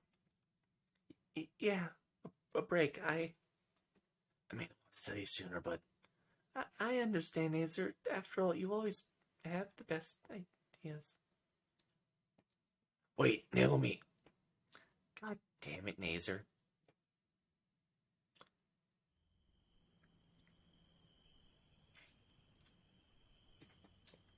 Look, I know what I said. I know that I don't like Naomi.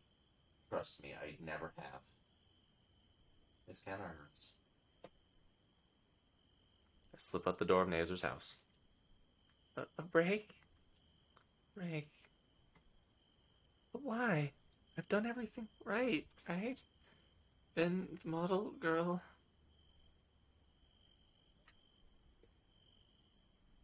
I carry myself down the driveway, trying to hold my thoughts together. Spring is about over, but it's cold. Tears prick my eyes, but I suddenly don't have the energy to wipe them away.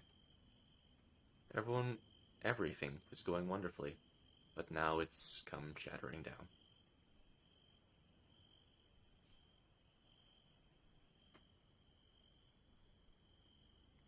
When I reach the curb, I crumple to my knees.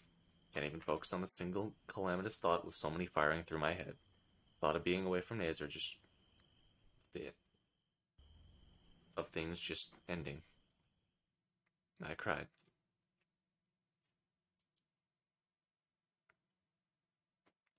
2 years prior? And lastly, here's your desk to work at. The principal slaps the top of an aged yet official-looking table furnished with a lamp in its own drawers. Also, you are men of culture. You said thick tales. You are absolutely goddamn right.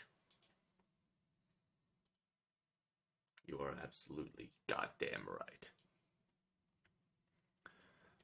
Most students in any school would only ever be seated behind the regular board on some sticks model, but maybe one with a little cubbyhole built for the binders if the school were old enough.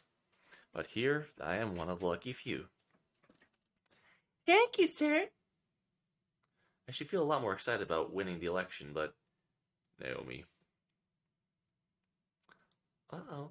Did he see me sulking? May not have been many candidates nor voters in deciding you should be the class president, but the fact remains that you won. You shouldn't stress yourself about how things might have gone differently if there were a larger voting pool. Don't go underselling yourself. If you try, you can be good enough. Thank you, Principal Spears. I'll try. He gives me a warm smile and a pat on the shoulder and leaves me to get acquainted. I can't read that word. The chat's right the fucking way. With the new space. Looks like there are already a few forms to fill out. Oh, there's a letter in here too. Oh, Look at her pog face. Now that I know this is a thing, I'm probably going to play through the whole fucking game with this now.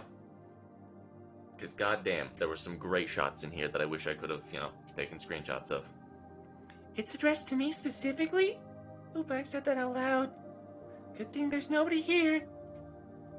What's that drumming sound? Oh dear, that's my own feet. What am I getting so worked up for? God damn, this sounds good.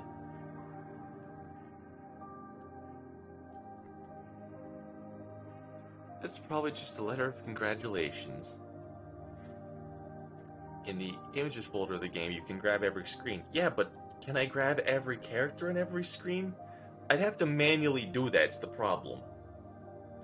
Like, the problem with that is I'd have to put them all together, and that could be fun, but I don't want to do that.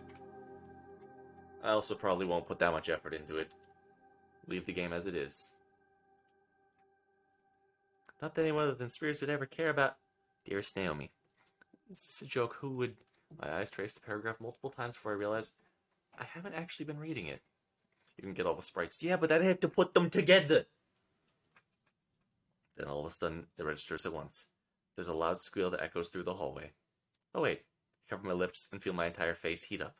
That was me. I hope no one else heard that. But... Nazer is... And I'm just... Wouldn't people look at him funny? Wouldn't they look at me funny? After all, I'm just so... Don't go underselling yourself. You try, you can be good enough. No, I can do this. For our date. I'll go check out the library for romantic self-help books after school. Oh. I'll be the perfect girl. Oh. Oh, no. This... I'm gonna feel bad for Naomi now. Oh, no.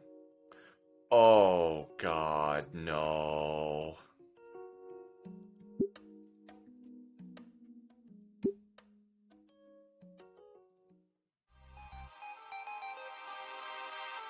What the fuck just happened?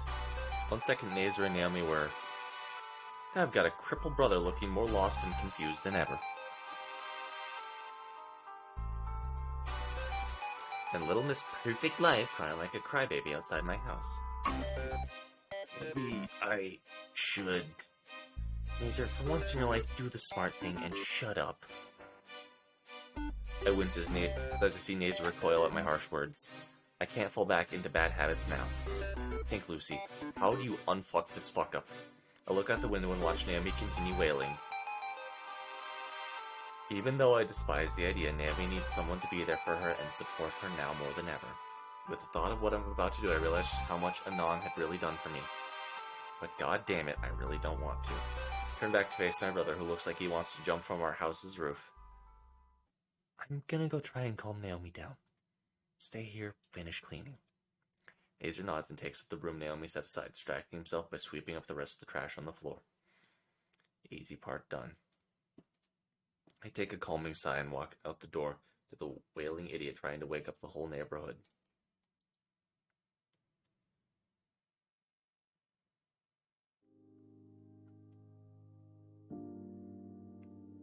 So, you okay? Naomi doesn't reply. She keeps crying like her whole world's falling apart. Naomi, the fuck is wrong with you? Somehow her sobbing gets louder to the point that I feel my ears start to ring any louder and she's going to give me tinnitus.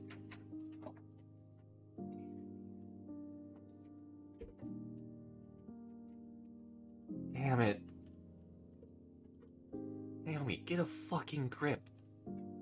Naomi finally looks up to me with a tear-stained face. Break? Nazer said he wants to take a break. I almost vowed to slap the bitch. She's putting on all the waterworks because Nazer wants some time away from her.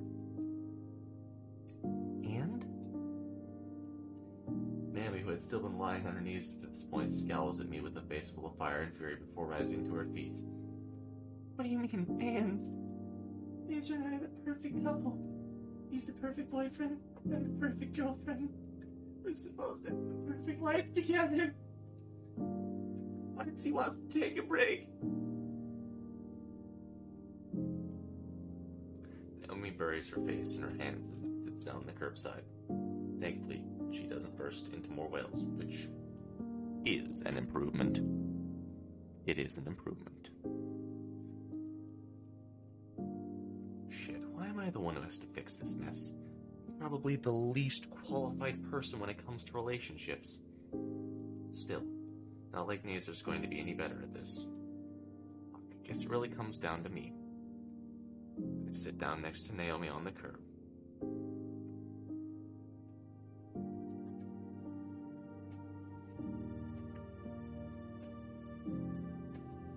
God damn. My presence makes her tense up, which also results in her shutting off the waterworks to at least appear more dignified. So, Nazer wants to take a break. Big fucking whoop. It's not the end of the world, just means you two have some things to think about. I know my words are directed at Naomi, but part of me can't help but feel they're also applicable to me. After all, I'm still trying to figure out what's really going to happen between Anon and myself. What is there to think about? Nazer and I were supposed to be together. I was gonna take care of him. Cook dinner, clean the nest, romantic nights out, children. What am I gonna do now? I already told my parents I'm moving out. Where do I go? What do I do?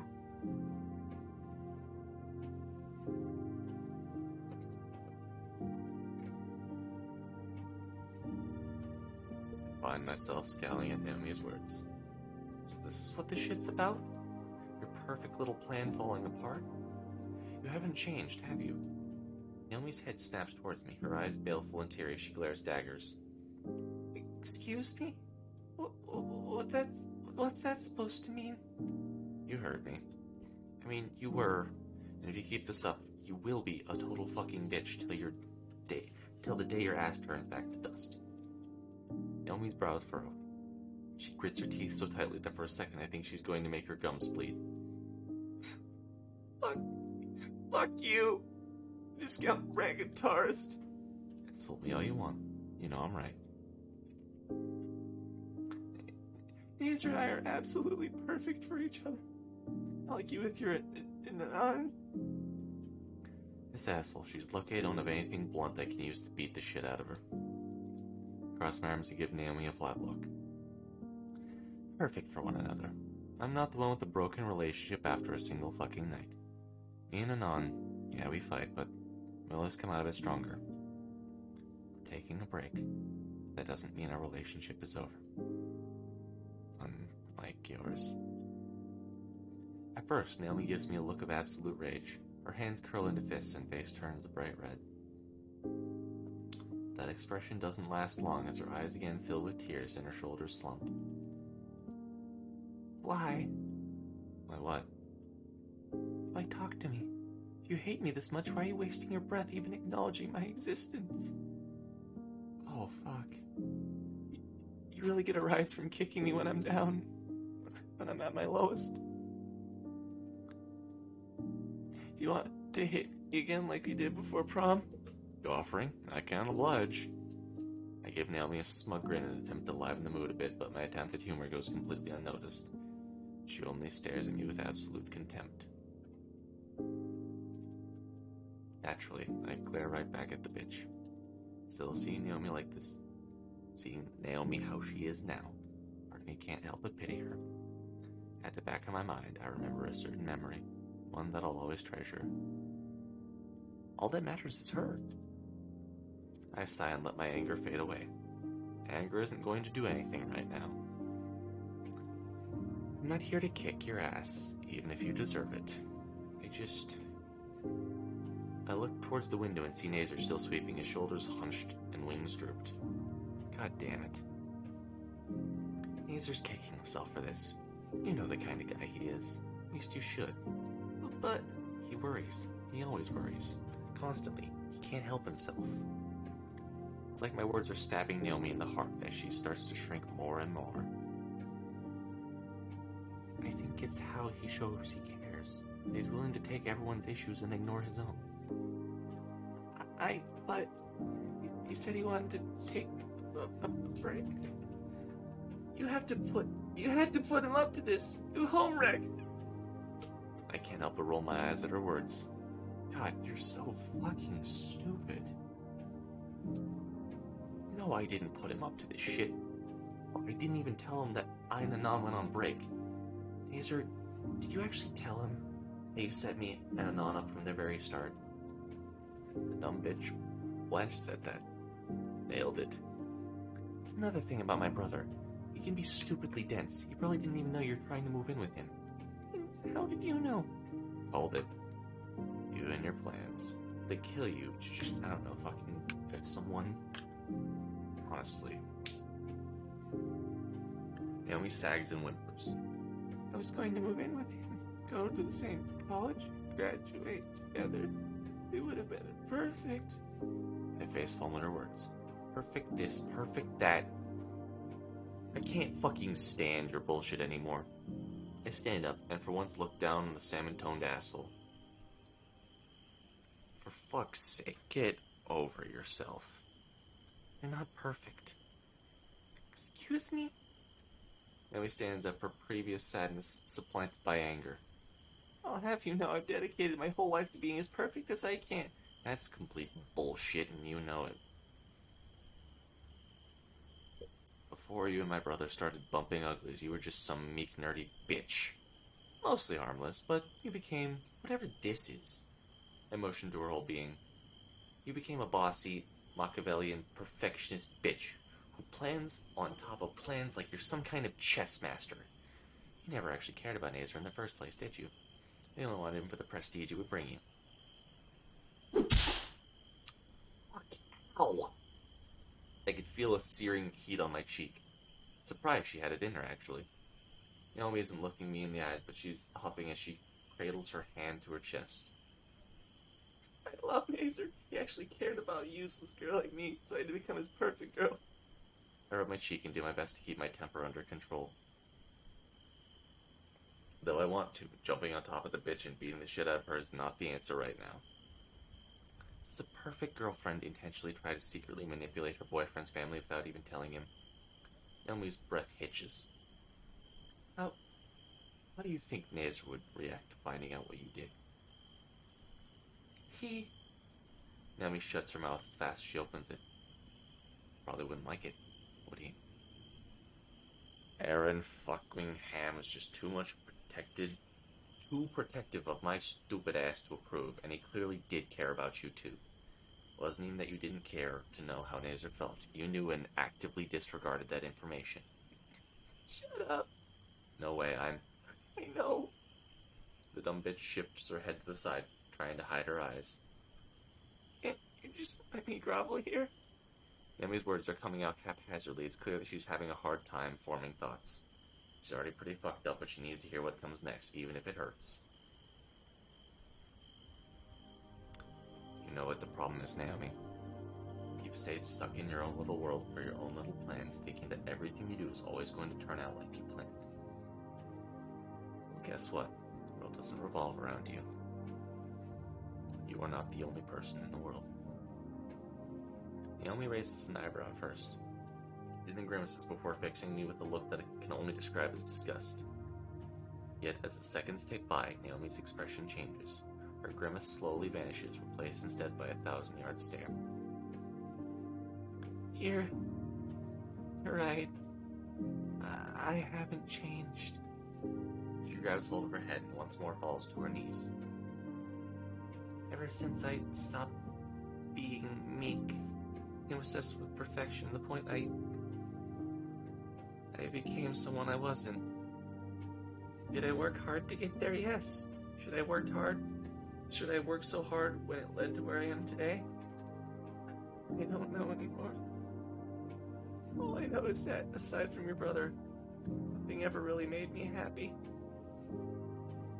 Nothing. Against my better judgment, I kneel next to Naomi and put a hand on her shoulder. Hey, just because you're a manipulative fucking bitch doesn't mean that you haven't done some good. I mean, you did bring me and Anon together. Also, you did make my brother happy, even if it was under your authoritarian thumb. I kind of feel sick saying that. I shouldn't be praising your manipulative bitchiness, but I can't deny that Naze was genuinely happy being with Naomi. Even if most of that happens with side effects and not a direct result of a healthy relationship. Maybe a break is what you two need now more than ever. Time away to think. Time away to contemplate what you two really mean to each other. Time to really figure out what you two mean to each other. Once again, though my words are meant for Naomi, a part of me can't shake the fact that they're applicable to me as well. You really think so? I shrug my shoulders. I don't fucking know. Maybe this breaks what the two of you need to really start a new phase of your relationship. Or maybe this is it. Maybe you two will go your separate ways. I almost feel myself tearing up as I say those words. I don't want to admit it, but a part of me fears that my words may turn out to be prophetic in regard to Anon and myself. Naomi is eerily quiet as she absorbs my words. I keep my hand on her shoulder. I'm not entirely sure why, though. Maybe it's a sign of support. Fuck did I know? Still, being there for Naomi, even if most of me still hated the bitch, felt good, actually. So what am I supposed to do now? The question really struck me harder than it should have. What was next? I don't know any proper answer. The only thing I do is try and bury the hatchet with Naomi once and for all. So I spoke with her, truly spoke with her. For the first time, we talked on a common ground. Even though both of our voices were already dry, we kept letting it out for hours. Every insult and begrudging compliment we'd ever thought of each other was put out in the air. When we'd run out of words, we'd just lay there in silence. I nearly drift off to sleep on the sidewalk when a car pulls up in front of us. Oh, she must have called a taxi. I crack one eyelid open and see Naomi hesitantly moving to get in the back seat. She stops with her hand on the handle. Fang? It's probably just me being deliriously exhausted, but I enjoyed the talk we had. You better. Not every day I pour out my soul to anyone that isn't a nun. Naomi actually laughs at my humor this time. Progress. Hanging out might not be so bad sometimes. She goes quiet before she can muddy up her thoughts with something else she gets in the taxi. See you around. She shuts the door before I can say anything and goes. And is gone in seconds. Yeah, I could probably hang out with Naomi again.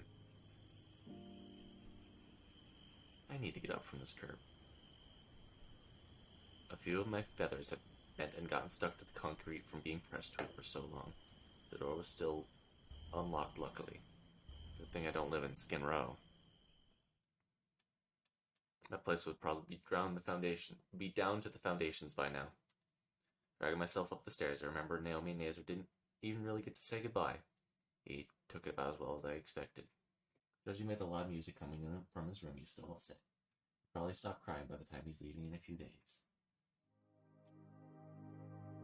I sighed to my pillow. This shit is definitely not my style. When I turn over the cool side of my pillow, my fingertips brush against the corner of my phone. A break. Or I can think otherwise, my fingers tap the number I memorized by heart. Take a few seconds, but the screen changes to display Anon's tired face, barely lit up by his shitty phone screen. Lucy, it's 3 in the fucking morning. I know. You okay? I wanted to see you.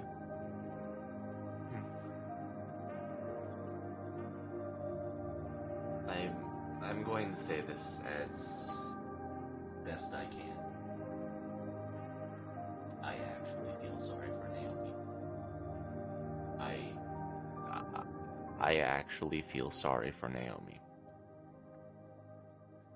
Part of me doesn't want to admit it. Part of me doesn't want to say the words that I want to say. Honestly, part of me is, in a way, completely understanding.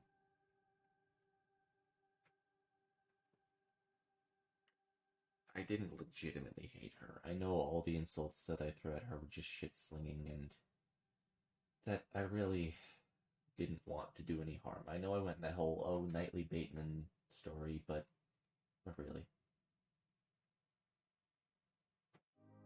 part of part of why I'm so upset, part of why this ending actually hurts more. I don't even know if I'm going to do Rainbow's part, because this, I feel, is very applicable to me as a person.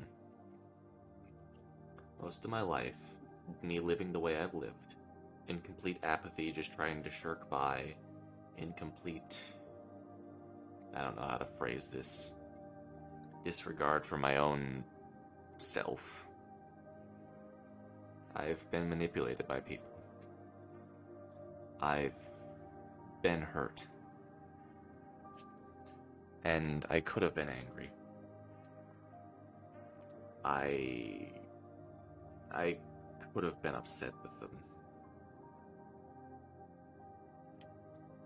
I never actually got to tell people the story, and maybe it's time to start forgiving, start healing. But one of the chicks I dated in high school actually was set up by somebody else. It was set up because they wanted to prove that they could do it, that they were some perfect ideal matchmaker. It was one of the reasons why it didn't work out, actually. And honestly, I know it hurts. I know it's just wrong, but in a way, that person was kind of like Naomi. Not that they wanted anything wrong, not that they were searching for perfection, but mostly because they just didn't believe they could be happy. They wanted to set somebody else up. They wanted to give as much happiness as they could to somebody else. And not saying that I've ever done anything like that. Not saying that, oh, it's so me for real, but honestly, part of Naomi being hurt, part of her talk there on the sidewalk, I saw a bit of myself in that. Not the fact where I'd, manipulated people. Not the fact that I had caused people to change because I wanted to see something different.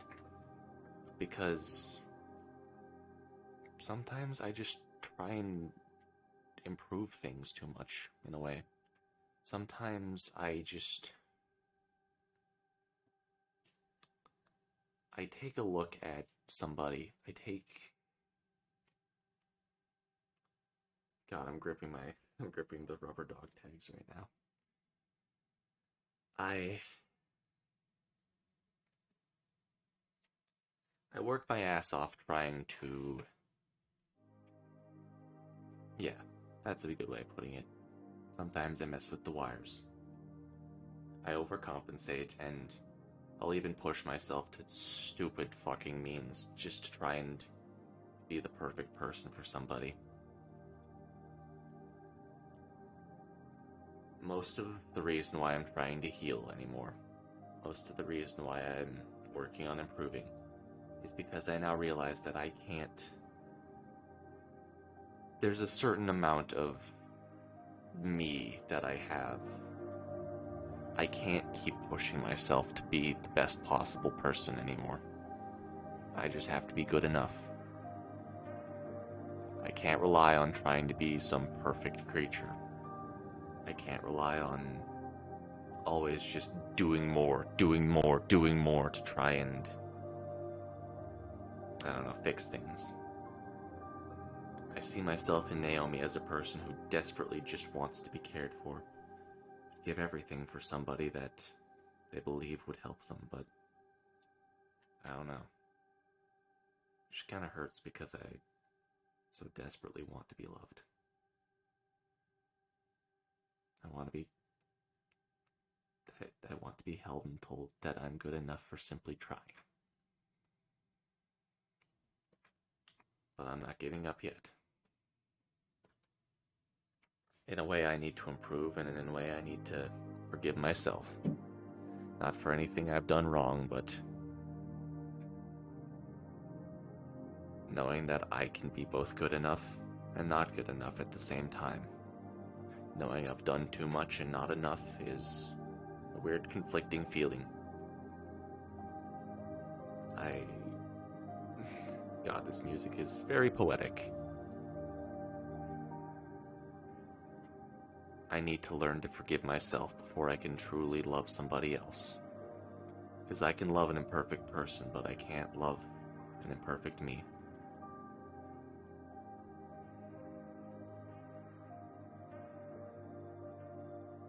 I believe that there's someone out there for everybody. You just gotta find them. I don't even need to find that person. I need to be that person. I need to be the person who loves myself first. Not above anybody, but I need to love myself before I can even think about loving somebody else. That's what I'm trying to heal from. Anon, I know we're on break. But I want to see you. You mean like visit? Oh, shut up, I'm trying to sleep. Damn it. If I could, I would. When's your next break? What? When is your next break? Couple months, July? Text me the date. Yeah, sure, but I'll buy the ticket in the morning. If you can't come and see me, then I'll just visit. Not, I swear to God. Eat a plate of penises, you copper prick! I can see his face start to turn pink. Right, yeah, I'll give you date and address. You better. I gotta go now. Good night, and all. Good night, Lucy.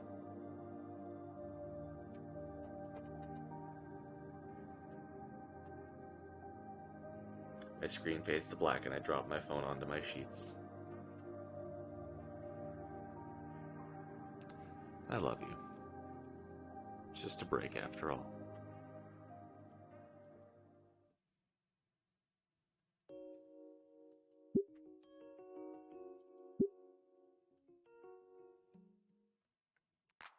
I can wax poetic endlessly about who I am and what I need to do, but words are nothing without action. Statement, my current designation is Rainbow. I was manufactured in the factory in the year 201,2022. It is currently 2027, and I am playing with my current owner. Aww. For the first months of my life, I was carried around in a bag of somewhat suspicious salesmen. My original purpose was to clean cellular device screens. Current circumstances have made it so that my purpose is so much more. This is a long extra. That voice will get old. Okay, I'm just going to read this normally then again. Analysis. Current situation is unprecedented. Cleaning cannot be achieved. Purpose remains inconclusive at best. Radically altered at worst. Conclusion. Must reanalyze memory banks to ascertain the reason for current circumstances. Stand by as memory is reviewed. Reviewing. 3, 2, 1. Current day. Friday. Current time. Unknown. Current location. Unknown. Here, let me show you its brushing majesty. Oh. Observation. I am pulled from the darkness and placed on a brightly lit surface. My sensors indicate that this unit is currently being displayed for potential sale. Analysis. Potential buyer appears plain. Nonetheless, this unit must execute its functions as programmed. Execute standard screen size exe. Executing task. Task complete. Just use my shirt though. Observation. This unit was not performed at the standard set by the manufacturer. Must double efforts. Executing task. Analysis. Sensors indicate that potential buyer remains unimpressed. Probability of this unit's purchase is now dropped to below 50%. Alert. Confirmation of sale. This unit has been successfully purchased. Changing designation of potential buyer to current owner. Very well. The contest is yours along with this trinket.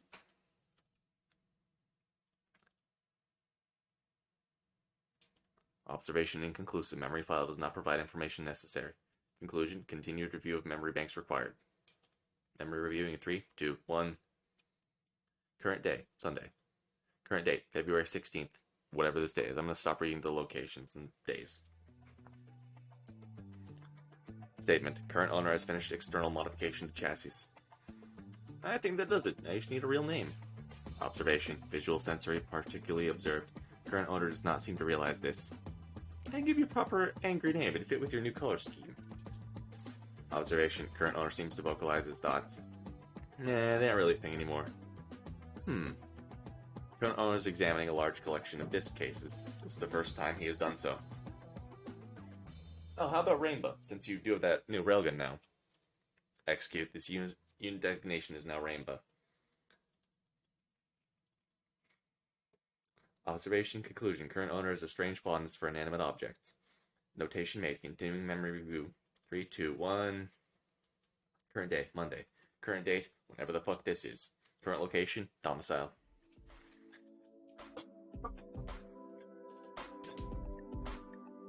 Observation. This unit has been operating on the surface for weeks now. This unit wishes to clean other surfaces. The lock to the door starts jingling open. There are people outside. Observation. Owner does not return home at this hour. Conclusion. Mysterious person designated Kardaluski is coming in to raid the fridge again. Hey!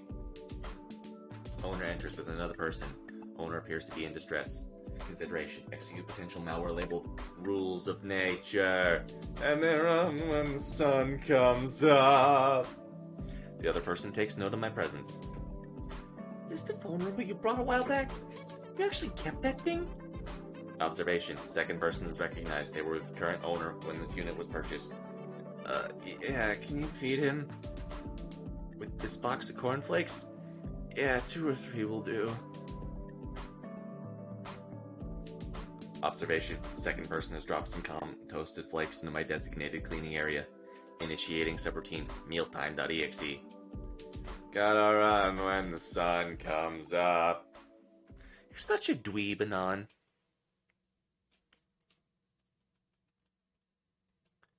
Observation conclusion. Second person designated Fang is of great importance to current owner. Notation made.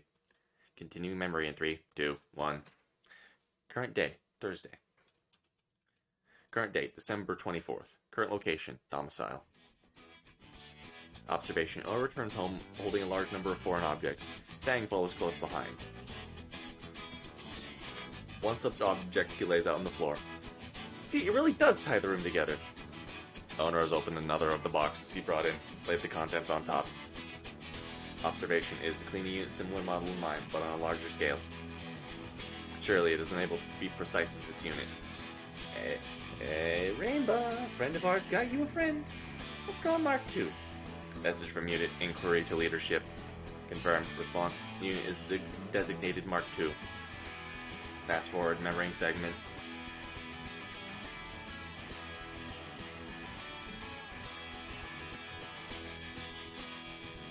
Message continues for several minutes, uninterrupted. Resuming memory playback. Response. Sister Unit Mark II. Looks to be of older make. Suggestion Sister Unit Mark II should be sent in for immediate dismantlement. Message from Unit Mark II. Unit Rainbow is of inferior make. Suggestion Sister Unit Rainbow should be disposed of. Observation. Owner and Fang seem to be moving to the designated recharge station together. Message from Mark II. Unit Rainbow will not want to observe this. Suggestion. Enter sleep mode for the next hour. Oh my. Response. This unit does not seem to.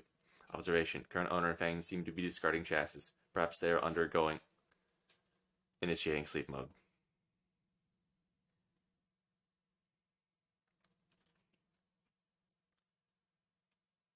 Observation conclusion. Scrubbing memory file deemed necessary. Memory file cannot be scrubbed due to association with sister unit Mark II. Continue memory review in 3, 2, 1. Current day, Monday. Current date, January 4th. Current location, unknown. Observation. Owner has taken me in his designated cleaning area to an unknown location estimated 5 miles away from domicile. This seems to be where Fang resides. Sure, he's fed, but you don't want to make him shoot you. Real Anon, Mark II and Rainbow will be fine, sheesh. You treat them better than I. Observation. Current owner appears to be transferring ownership to Fang. Will confirm sister unit Mark II. Further observation. Current owner and Fang seem to be leaking fluid from their vital sensors. They require maintenance. Sending comment to sister unit. Response from Mark II. Observation noted. Current owner and Fang are currently in need of repair. Conclusion will ensue that the unit's owner receives necessary repairs. This is it. Come on. It'll only be a few years. It's not like we won't talk. God, this hurts my soul. I know, and I said a break and all, but... Observation. Current owner and Fang appeared to be attempting to clean each other's their brush units again. Initiating memory scrub. Message from Mark II. Analysis. Memory scrub not required at this time. Statement. Current owner and new owners are emotional at this time. Memory scrub cancelled. Analysis. Emotional not found. This unit lacks capacity to define emotion. Message from Mark II. Statement. Emotion cannot be defined by us. Oh. It's depressing. Observation conclusion. At this time, the concept of emotion was not added to this unit's database. Emotion may be part of the answer. Memory review continuing in 3, 2, 1. Current day. Monday. Current date. March 2nd. Current location. Owner's domicile. Observation. Current owner designated Fang has brought a new guest to her domicile, which has changed 3 days prior.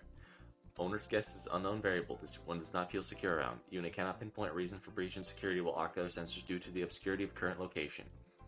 This is highly unusual. We'll log in the unit's memory bank for later evaluation. Alright, that room right there is yours. We share a wall, so don't play any loud music at night. I won't. Hey, they just told me you're the one who does that. No way, I never listen to music. Owner's words noted for further review. Owner does not listen to music. What's this little box over there? Looks like a little robot. Hey, don't touch him. That's Rainbow. I'm keeping him safe. Owner approaches box as well. He keeps me company. Verbal acknowledgement. Unit superiority from owner forwarded to Mark II. Oh wait, was that a nonce? Guess it's sorta cute. Repeating previous action. Response from Mark II. Sister unit Rainbow still kept a suitable enclosure, unlike this unit. Still, these rooms aren't that good at cleaning. I've already seen some dust bunnies in corners and they can't reach. Yeah, whatever. You're jealous I have 2 Roombas. Observation. Unknown guest has left the room. Bitch. Unknown guest designation confirmed.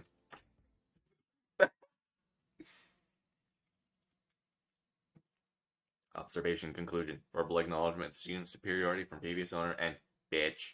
Sister unit Mark II continues to be the inferior unit. Continuation of memory in 3, 2, 1. Current day, Sunday. Current date, whenever this is, July 20th. Current location, domicile. I can see Rainbow's just like scratches on the side of him, you know? It's kind of funny, actually. Domicile has moved 2 years prior. Audio receptors hear owner approach with guest. Although there might be a scratch or 2 on him. Oh wow, little buddy! Voice recognizes previous owner. Aww! Anon reaches a limb down and delicately brushes against the top of my chassis. Looks the same to me as always. What about the other one? She's in the living room. Crazy, after all this time it still works great. Disregarding unnecessary audio information. There's the flakes in the little cup next to the box there. Anon drops several flakes into the designated cleaning area, initiating subroutine, mealtime.exe. And they run when the sun comes up. Wow, he still loves his cornflakes. With their lives on the line. Observation conclusion. Owner designated Anon had seemed to have undergone upgrades between transfer to owner Fang. Compiling list of upgrades for further observation. Continued memory in 3, 2, 1. Current day, Monday. Holy crap, I'm just looking at Rainbow and it's like scratched up to hell and back.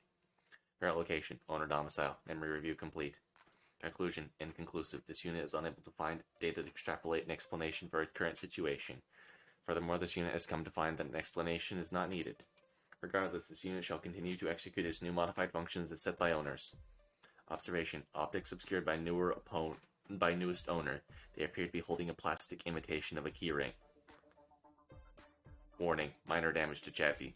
The owner has stuck the top carriage of this unit with some unknown plastic weaponry. Bonk. Bonk. Bonk.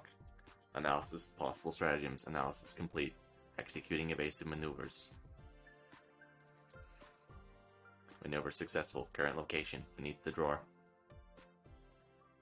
Observation. Owner has initiated an alarm function of some kind.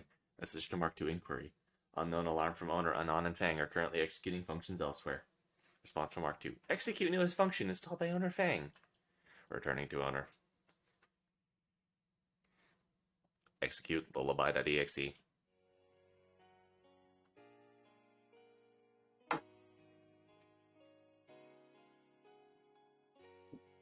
Owner's alarm appears to be rescinded.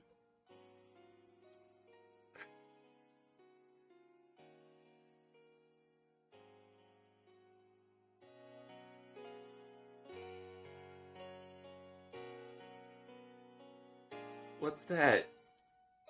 Thanks, Rainbow. Good job. Owner steps slowly, and On sits next to me and lowers a limb to make contact. I can always count on you.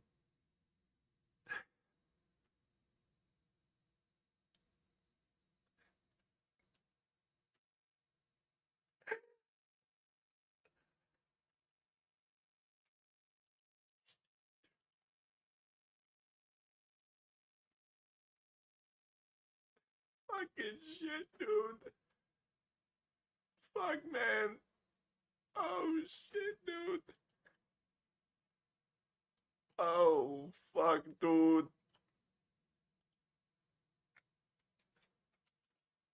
Oh, fuck, dude.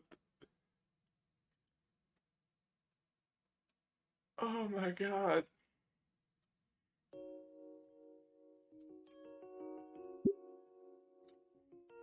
Hold on. I gotta take a fucking screenshot of that shit at the end there, man.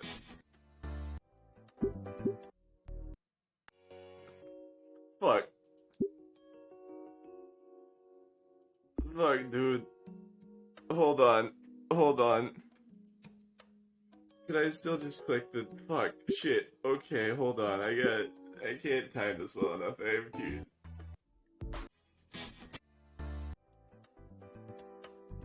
Check gallery. Okay, hold on.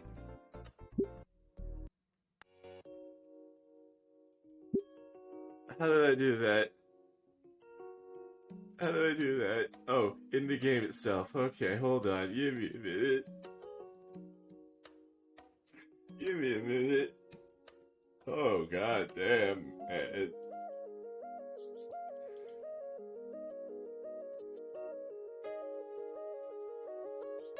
Well, fuck.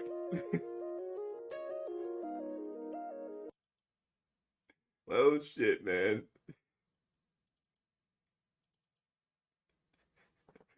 Well, damn. I don't know, some sort of error occurred. It's okay, dudes. It's alright, dudes.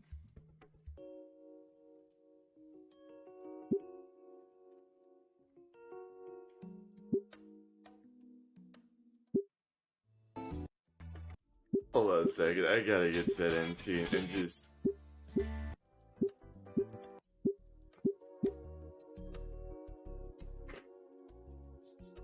I have linked up HCG. Please, please, please, hurt me. I need the confirmation that this is okay. Hold on, just...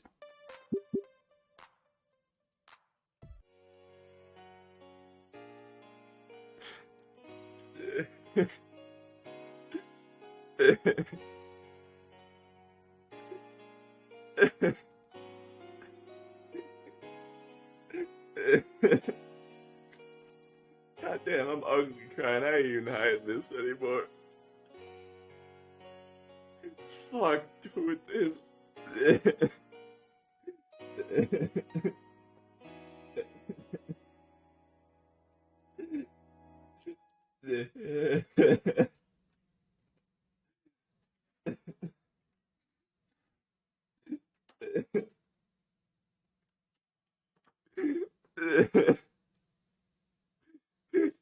It,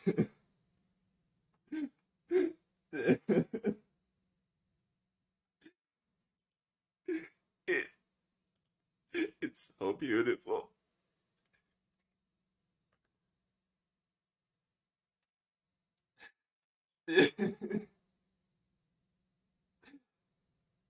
Motherfucker, Ryan, I always wanted that shit.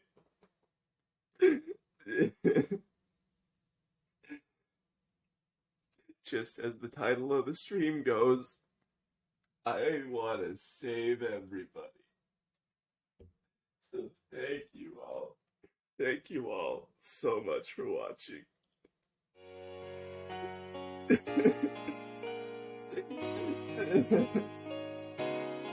Thank you all so much for watching. Hopefully you had a wonderful time. This game will never fade. I'll never forget the experiences that this had with me.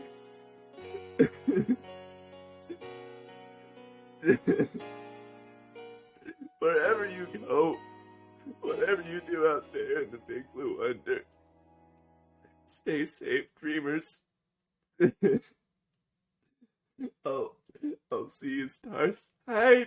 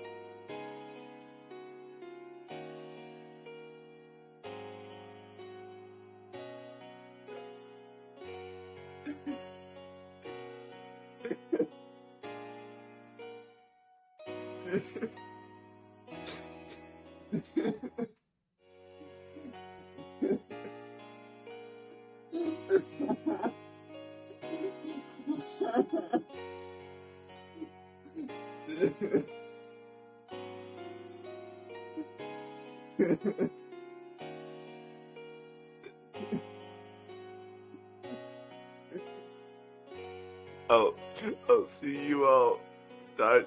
I thank you so much for experiencing this with me. I'll never, I'll never forget this experience.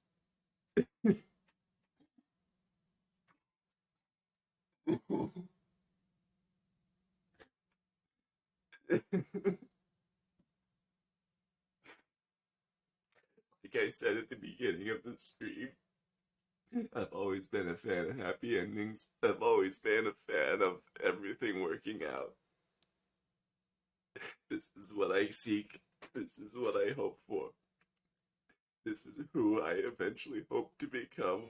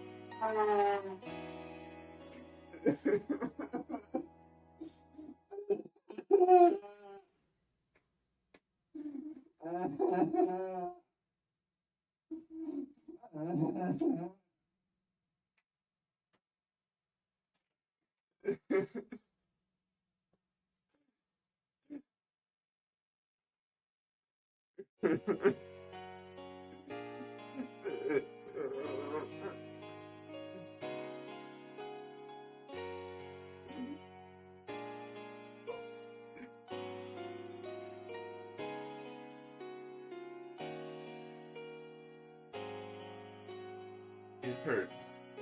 I know. It hurts a lot, but this pain is needed. This pain is what makes you stronger. Pain is what you make it. And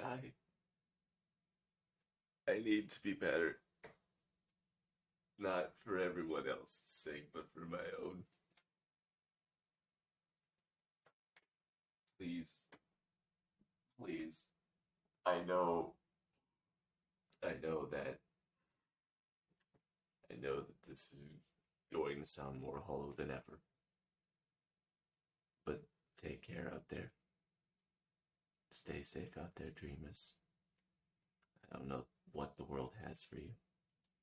I don't know what you've been through. I don't know where you're going. But you can make it. I believe in you. Take care of yourselves. Don't ever give up on your ambition. And follow your one guiding star.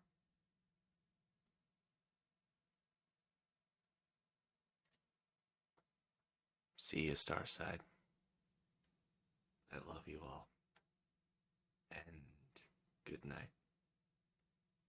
And for the reference, for the reference, Fox, or whoever it was, Fire, I can't even think anymore.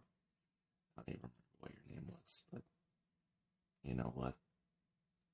I do believe in myself. For once, I genuinely believe in myself. It does get better.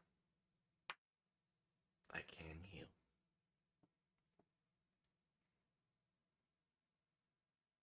It hurts, but it's a needed hurt. It's needed to be better.